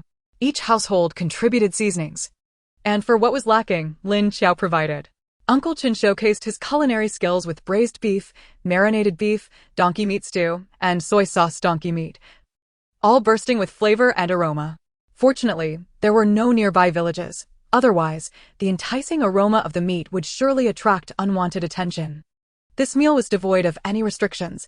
Everyone feasted freely, consuming as much as they pleased. The feast left them all feeling overly full. Lin Qiao, Observing the comical sight of everyone hunched over, clutching their stomachs, had no choice but to bring out a pack of dried hawthorn slices, instructing Aunt Shuixing and the others to brew a large pot of hawthorn tea for everyone to drink. Even after 2 days, they had not finished the leftovers. After several indulgent feasts, even the most ravenous among them found it hard to swallow more meat. The uneaten meat was salted and preserved as they prepared to embark on a new journey. This time, Lin Qiao had truly established her dominance. When they reached the supply point for rest, none dared to claim any provisions. Everyone was acutely aware of the ruthless figure within their ranks, a veritable harbinger of death. When it came to slaying, she was akin to the reincarnation of the King of Hell. Naturally, Lin Qiao did not make things difficult for them. Business was to be conducted as usual. However, it was evident that no one dared to harbor ill intentions toward them anymore. Now, the people of Haishi Forest would scurry away at the mere sight of them. 8 days later, the group finally reached the border. Through the dense thicket of black stones, they could glimpse the outside world. Yet, their spirits remained subdued. For Zhang Luobai had already inquired with the locals and learned that beyond lay over 200 miles of uninhabited territory. Not only was it a wasteland, but this land was even more barren than Haishi Forest, nearly devoid of any vegetation. The locals referred to this place as the Land of No Return, a name that was quite literal. Once one entered, there was no turning back. Standing at the juncture of the Haishi Forest and the Land of No Return, Lin Qiao could not help but marvel at the might of nature. The two realms were distinctly separated, as though they belonged to different worlds. On one side stood the oppressive yet slightly vibrant Haishi Forest, while on the other, the blazing sun illuminated a landscape imbued with a hint of death. What do you think? This place feels even more eerie than Haishi Forest, Zhang Luobai remarked, frowning as he approached Lin Qiao. If it were just him, he would brave any perilous terrain, but with Shengguan Yuran and her child in tow, he found himself becoming increasingly cautious. Lin Qiao too sensed the strange aura of the place. She mentally queried Shen Bao, who was equally at a loss. What else can we do? Having come this far, we cannot turn back. We must venture forth, she resolved. Zhang Luobai was taken aback, then burst into laughter. Indeed, you are right. Let us charge ahead without hesitation. Realizing he had been overly anxious and restless lately, a sense of clarity washed over him. Gazing at the Land of No Return, he felt that it was not as daunting as he had imagined. Nonetheless, they would not recklessly plunge into it. The group decided to find a nearby location with a water source to rest for a couple of days. Firstly, they needed to carry enough water, as they had learned that there were no water sources over the 200 miles ahead. They filled every available container with water and prepared fodder for the livestock. Secondly, they needed to lighten their load.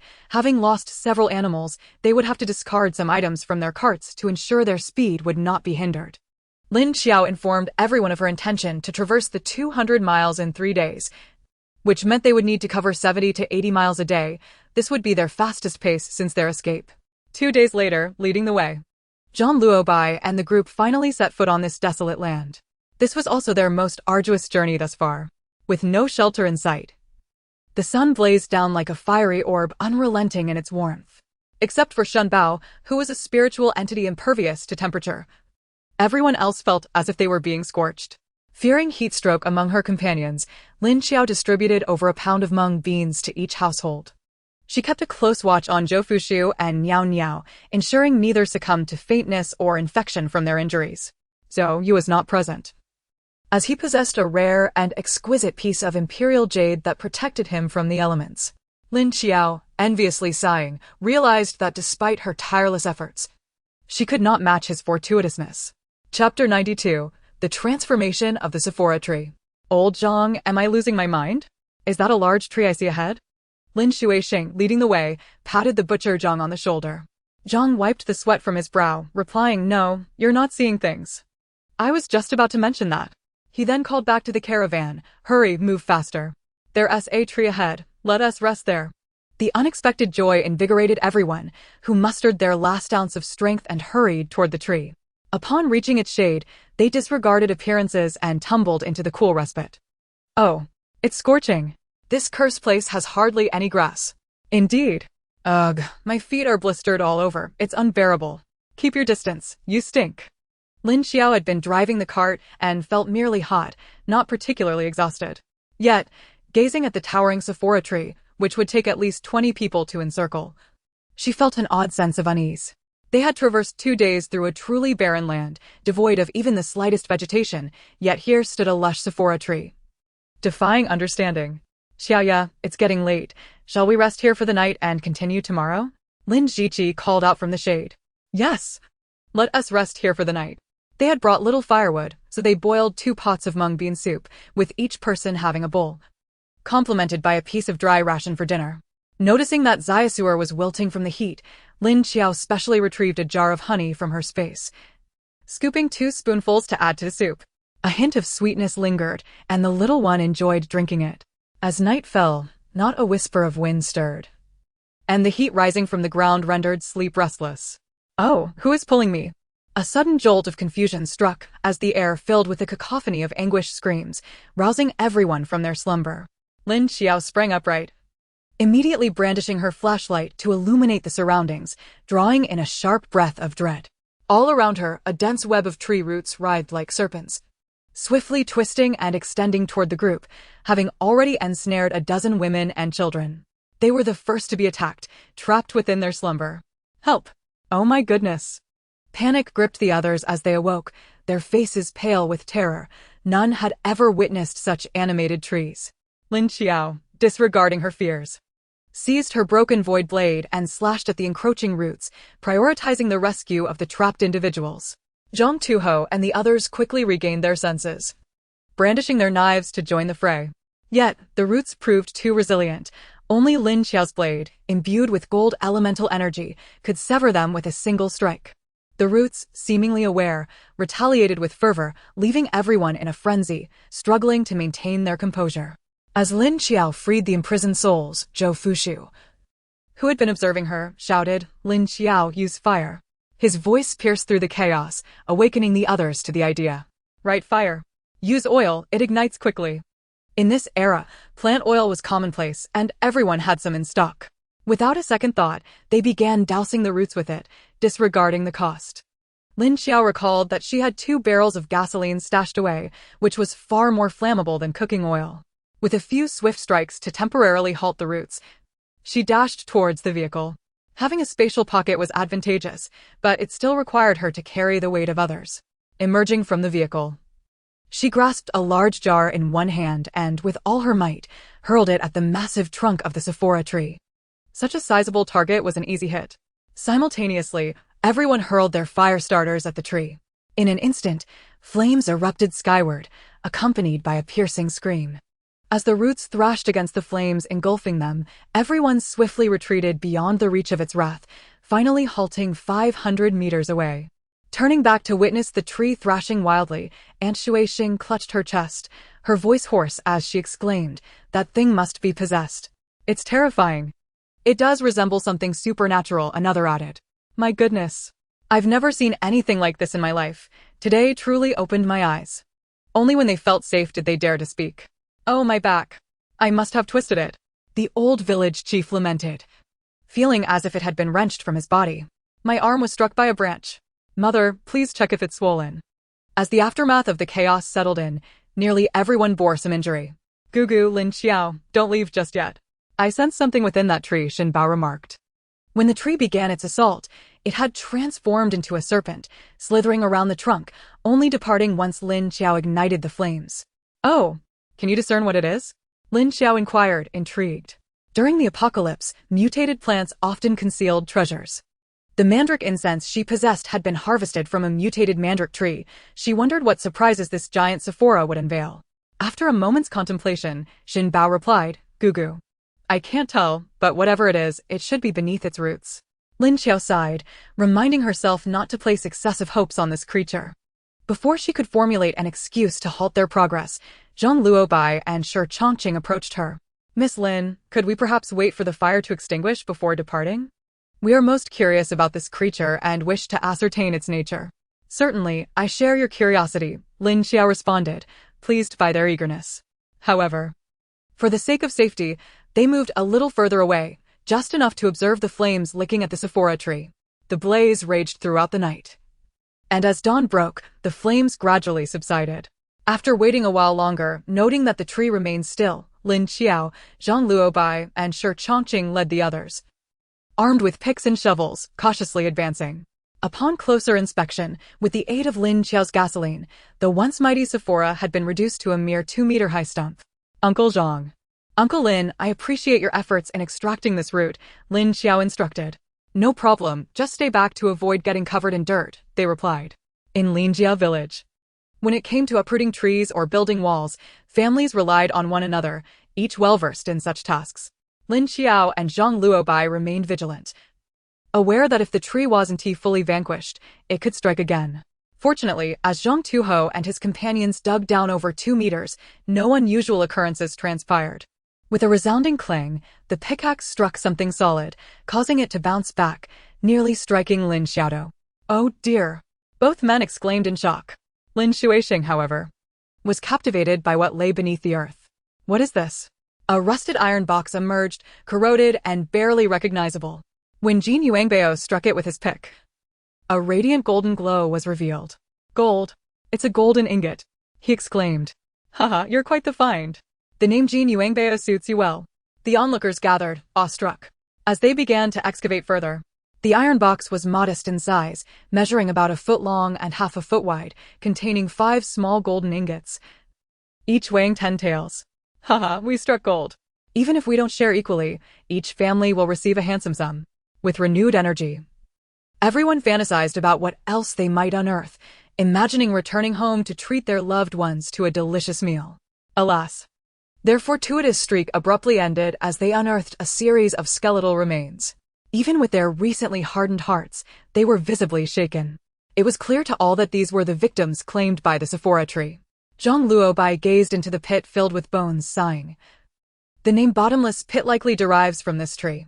It was evident, in a desolate, barren place, upon encountering a shady tree, one might instinctively seek refuge, only to be ensnared and turned into sustenance for the very tree one sought comfort from. Had it not been for the presence of the 3 skilled individuals, it was likely they too would have met a similar fate. Gugu, Lin Qiao, I've found something. Shen Bao's voice echoed in Lin Qiao's mind. Transforming into a slender serpent, it slithered through the gaps between the bones, uncovering what they had sought. Although Lin Qiao was uncertain of what it was, the excitement in Shen Bao's tone suggested it was something valuable. Nevertheless, she refrained from instructing Zhang Tuho and the others to cease their digging. The vitality of plants is remarkably robust. Who can say whether the ancient locust tree will sprout anew in the future? This potential must be nipped in the bud. The deeper they dug, the more skeletal remains they unearthed, leaving one to ponder how many lives this tree has claimed over the years. As the group neared the point of retching from their exertion, they finally toppled the mighty locust tree. They did not have the time to bury each bone individually. Instead, they merely laid them to rest in situ and lit a stick of incense. Butcher Zhang even hurried back to fetch several sheets of yellow paper to burn as offerings for these wandering souls. By the time they returned to camp, it was midday. While munching on their rations, they began to discuss the distribution of their spoils. Lin Qiao had already secured the most considerable benefit, initially reluctant to accept it. She reconsidered and refrained from voicing her objections, for as the saying goes, a grain of rice is a kindness, a bushel of rice is a grudge. Allowing a culture of greed to fester among the group would be unwise. 50 taels of gold, equivalent to 500 taels of silver, was still to be divided according to the old method. Aside from Zhou Fushu and the mother-son duo of Niao Niao and Shangguan Yuran, each household received a considerable share. Once the distribution was complete, they were eager to leave this malevolent place as soon as possible. Lin Qiao claimed to be somewhat fatigued and requested Lin Qiao to assist with the cart while she retreated into the carriage to feign rest. In truth, she was engaged in a mental exchange with the Shunbao within her spatial domain. Shunbao, gleeful, spun in circles within the space. A green crystal the size of an egg perched upon its forehead, resembling a heart. Gaga, Lin Qiao, we struck it rich this time. Look, I found a piece of wood spirit heart from this ancient locust tree. How splendid. Lin Qiao, taken aback, inquired, what is a wood spirit heart? She was utterly ignorant of such mystical substances. Gaga, a wood spirit is a type of fallen spirit. It has dwelled within this locust tree for a millennium, absorbing all the malevolent energies, which explains why the tree has attained sentience. It was then nourished by the tree's wood energy for another 1,000 years, transforming into the wood spirit heart we have today. Listening to Xuanbao's exposition, Lin Qiao couldn't help but marvel at the little creature, although its martial prowess was lacking. It had become an encyclopedia in these matters, filling the gaps in her knowledge. What use does it have? Xuanbao rolled its eyes at her ignorance. Its utility is immense. Didn't you use life energy for Xiaosu's injuries for 3 years? Just absorbing a bit could replenish it. Oh, that. Worry not. I could live 100 years without absorbing it. The last time Xiaosu was injured, the wound was perilously close to his heart. Lin Qiao feared that extracting his life energy would shorten his lifespan, so she sacrificed some of her own, losing 3 years in the process. To her surprise, Xuanbao remembered this detail. Observing her nonchalant attitude, Xuanbao huffed, "Gaga, do you think having special abilities means you can afford to lose some lifespan? You are gravely mistaken. If you wish to ascend to the 9th level, or even beyond, you cannot allow your body to suffer significant losses. Otherwise, you will be forever unable to break through to the 9th level." Lin Qiao's eyes widened. "Are you saying I have a chance to break through to the 9th level? But my crystal only allows me to reach the 6th level before it runs out. Where am I to find zombies to fight in this world?" "Gaga, no zombies? There are other ways. If you can reach the 7th level, the energy from the wood spirit heart will be sufficient to propel you to the 8th level. I increasingly sense that this world is unlike your previous one. Perhaps opportunities for advancement will arise. The 7th level is a critical threshold in her past life. Those with abilities reaching this level were considered formidable figures." After hearing Xuanbao's words, Lin Qiao suddenly felt her future brightening. Those who had once stood atop the peak must now begin their ascent from the valley below. Who could fathom her struggles? How could her frail body contain her untamed spirit? Watching Lin Qiao's eyes gleam with hope, Xuanbao couldn't help but sigh. Her experiences were still too limited. She believed the 9th level was her pinnacle, unaware that it was merely the beginning. The road ahead remained long and arduous. After another day's journey, the group finally beheld a winding river by the evening of the following day. At last, a glimpse of greenery. Staring at this yellow earth daily has nearly blinded me, Lin Jiqi lamented. "Uncle Qin, hurry up with the cart. I long for a refreshing bath. I feel entirely filthy." Qin Jing urged Uncle Qin to hasten. The river, known as the Green Water River, marked their arrival at Pingjin County, beyond that Lei Qingyang prefecture. Upon reaching the riverbank, Lin Jiqi pointed to a line on the map, explaining it to Lin Qiao. With a deep sigh of relief, Lin Qiao acknowledged they had finally arrived at a place inhabited by people. The group was too preoccupied with the thought of bathing to take in the scenery. They simply yearned to wash away the dust and sweat that clung to them. Chapter 94. I want to join the army. The Green Water River flowed from south to north, its surface narrow, merely a dozen meters wide, and the water was crystal clear, revealing the riverbed below. Bordered by dense thickets, the opposite bank belonged to Pingjin's territory. It was the hottest season of the year, and the sun warmed the river water, rendering it pleasantly warm. No need to boil water, one could simply plunge in for a bath. The women brought out their grass mats, forming a large circle on the shore for privacy. The men led their livestock and carried water buckets downstream, boasting they would catch a couple of fish to share as a treat. After days of subsisting on dry rations, their appetites had grown insatiable. After bathing, the women began washing clothes, scrubbing clean the garments that had accumulated dirt over the days. Laughter and merriment filled the air, and the weariness of their recent hardship seemed to evaporate. This was largely because they felt a renewed sense of security when they had first escaped disaster. They were fraught with anxiety and uncertainty. Now, however, they had money in their pockets and a solid backing. With financial means, they would not find themselves destitute upon reaching Qingyang Prefecture, and with their connections, the identities of Shangguan Yuran and Zhou Yu provided assurance. At the very least, securing a decent village for settlement would not pose a problem. Thus, everyone felt a renewed sense of optimism. After his bath, Zhou Fushu instructed Shi Chongqing to lay a bamboo mat on the ground, then spread a thick blanket atop it, settling comfortably. In front of him lay 2 plates of fruit preserves made by Granny Huang, and he occasionally tossed one into his mouth, prompting the little ones before him to drool in anticipation. "Wipe your drool away and extend your hands. My fruit preserves are only for the cleanest children." His languid voice prompted the little ones to eagerly reach out. "Not you. Your nails are still dirty. Go back and have your mother wash them again. This one's fine. Your sister cleaned it well. Here, have a treat." Though he was sharp-tongued, his actions betrayed his sincerity as he slipped a piece of fruit preserve into a little girl's mouth. Her face lit up with satisfaction as she savored the sweet tart treat. Oh, Joe Gidge's fruit preserves are the best. When I grow up, I'll marry Joe Gidge and won't ask for a dowry. Ha ha. This little girl is far more endearing than some others. Joe Gidge will give you another piece. Zhou Fushu, with a beaming smile, offered her another morsel. Lin Qiao, who was checking his pulse nearby, couldn't help but twitch her lips. This fellow had a habit of teasing her, which had become almost routine. Yet, after spending so long together, she understood that Zhou Fushu was merely playful. The little ones, in particular, loved to crowd around him, finding his words more influential than their own parents. The situation has improved somewhat since its initial onset. However, the medication must continue. This is a new prescription, infused with additional ingredients, which should prove even more beneficial than the last. Do remember to take it punctually. After taking his pulse, Lin Qiao retrieved a small porcelain vial, within which lay the familiar Risher powder. This time, she had added a touch of wood spirit essence, renowned for its restorative properties, surpassing any miraculous elixir in efficacy. In the case of Zhou Fushu, whose constitution had been severely compromised, another individual would have already been lively and sprightly after consuming this potion. Lin Qiao administered a portion to both Lin Sui and the little one, their vitality visibly surpassing her own. Zhou Fushu accepted the porcelain vial she offered, a faint smile gracing his lips. Thank you, I truly feel much better lately.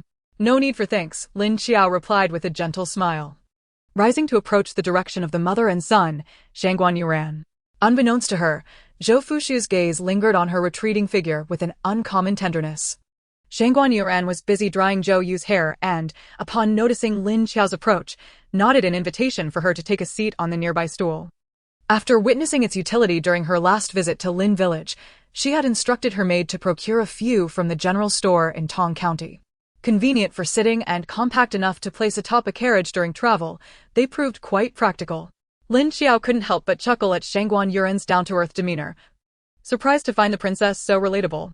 She had come to take Zhou Yu's pulse, the little prince appearing rather pitiful. Confined to his carriage and as fragile as paper, one misstep could easily leave him fainting. Wood spirit essence was unsuitable for him. Lin Qiao feared that while attempting to bolster his health, she might inadvertently exacerbate the toxins within him, leading to a rather entertaining spectacle. For now, the young master faced no grave danger, merely needing to avoid excessive coolness. Shangguan Yuran sighed in relief upon hearing this. Thank you for your assistance. Not at all, Your Highness. We are counting on your support in the future, Lin Qiao replied playfully. Shangguan Yuran couldn't suppress a chuckle, aware that Lin Qiao was referencing her earlier insistence on accompanying them. Adopting a more dignified posture, she playfully declared, with my elevated status, you must treat me with utmost regard. As long as I am pleased, securing a promising young husband for you in Qingyang will be no challenge. Haha. With your highness's influence, I shall take great care in selecting a suitable match. Lin Qiao bantered. However, Shangguan Yuran felt a stirring in her heart. This young woman, despite her modest background, possessed exceptional character, martial prowess, and beauty. Anyone fortunate enough to marry her would indeed be greatly advantaged. She resolved to inquire with her sister-in-law upon her return, to see if there were any suitable young men among their relatives. As their conversation flowed merrily, they were interrupted by Aunt Jin's exuberant call, "Dinner is served." Nestled by the Greenwater River, they were in for a bountiful feast today, featuring river fish, shrimp, wild ducks from the reed beds, duck eggs, along with water bamboo, water onion, and water celery, all delectable delights. With Chef Chin and Aunt Huang at the helm, a lavish spread awaited, enough to tantalize the palate. Paired with thick, hearty flatbreads, everyone indulged until they were pleasantly full. Lin Xiaodo, patting his belly, engaged in light conversation with Lin Shuixing's second son, Lin Dashan. Second brother, isn't it odd that since fleeing from danger, we've eaten better on the road than at home? We never dared to feast like this during the new year. Ever since our escape, we seem to have a feast every few days, Lin Dashan remarked, suppressing a burp while glancing toward the others, lowering his voice. Xiaodo, I have something to confide in you. Promise you won't tell anyone. What is it? Lin Xiaodo asked, curiosity piqued. With an uncharacteristic seriousness, Lin Dashan declared, I want to join the army. Have you lost your mind? Lin Xiaodo exclaimed in shock. Don't be so loud. Lord Zhan has said that we brothers are excellent candidates for martial training. It would be a waste not to enlist. I'm thinking of seeking him out in Qingyang to find a way into the military. It might lead to a different path. I'm tired of farming. We barely have enough to eat throughout the year. It's better to take a risk. If I achieve even a modicum of success, our family's fortunes could improve. Upon hearing Lin Dashan's words, Lin Qiao fell silent. Although his family fared somewhat better, it was merely enough to fill their stomachs. Claiming they ate well would be an exaggeration. In these times, even with 100 acres of fertile land, one could not afford to indulge. Yet the thought of joining the army teased at his heart, leaving him restless.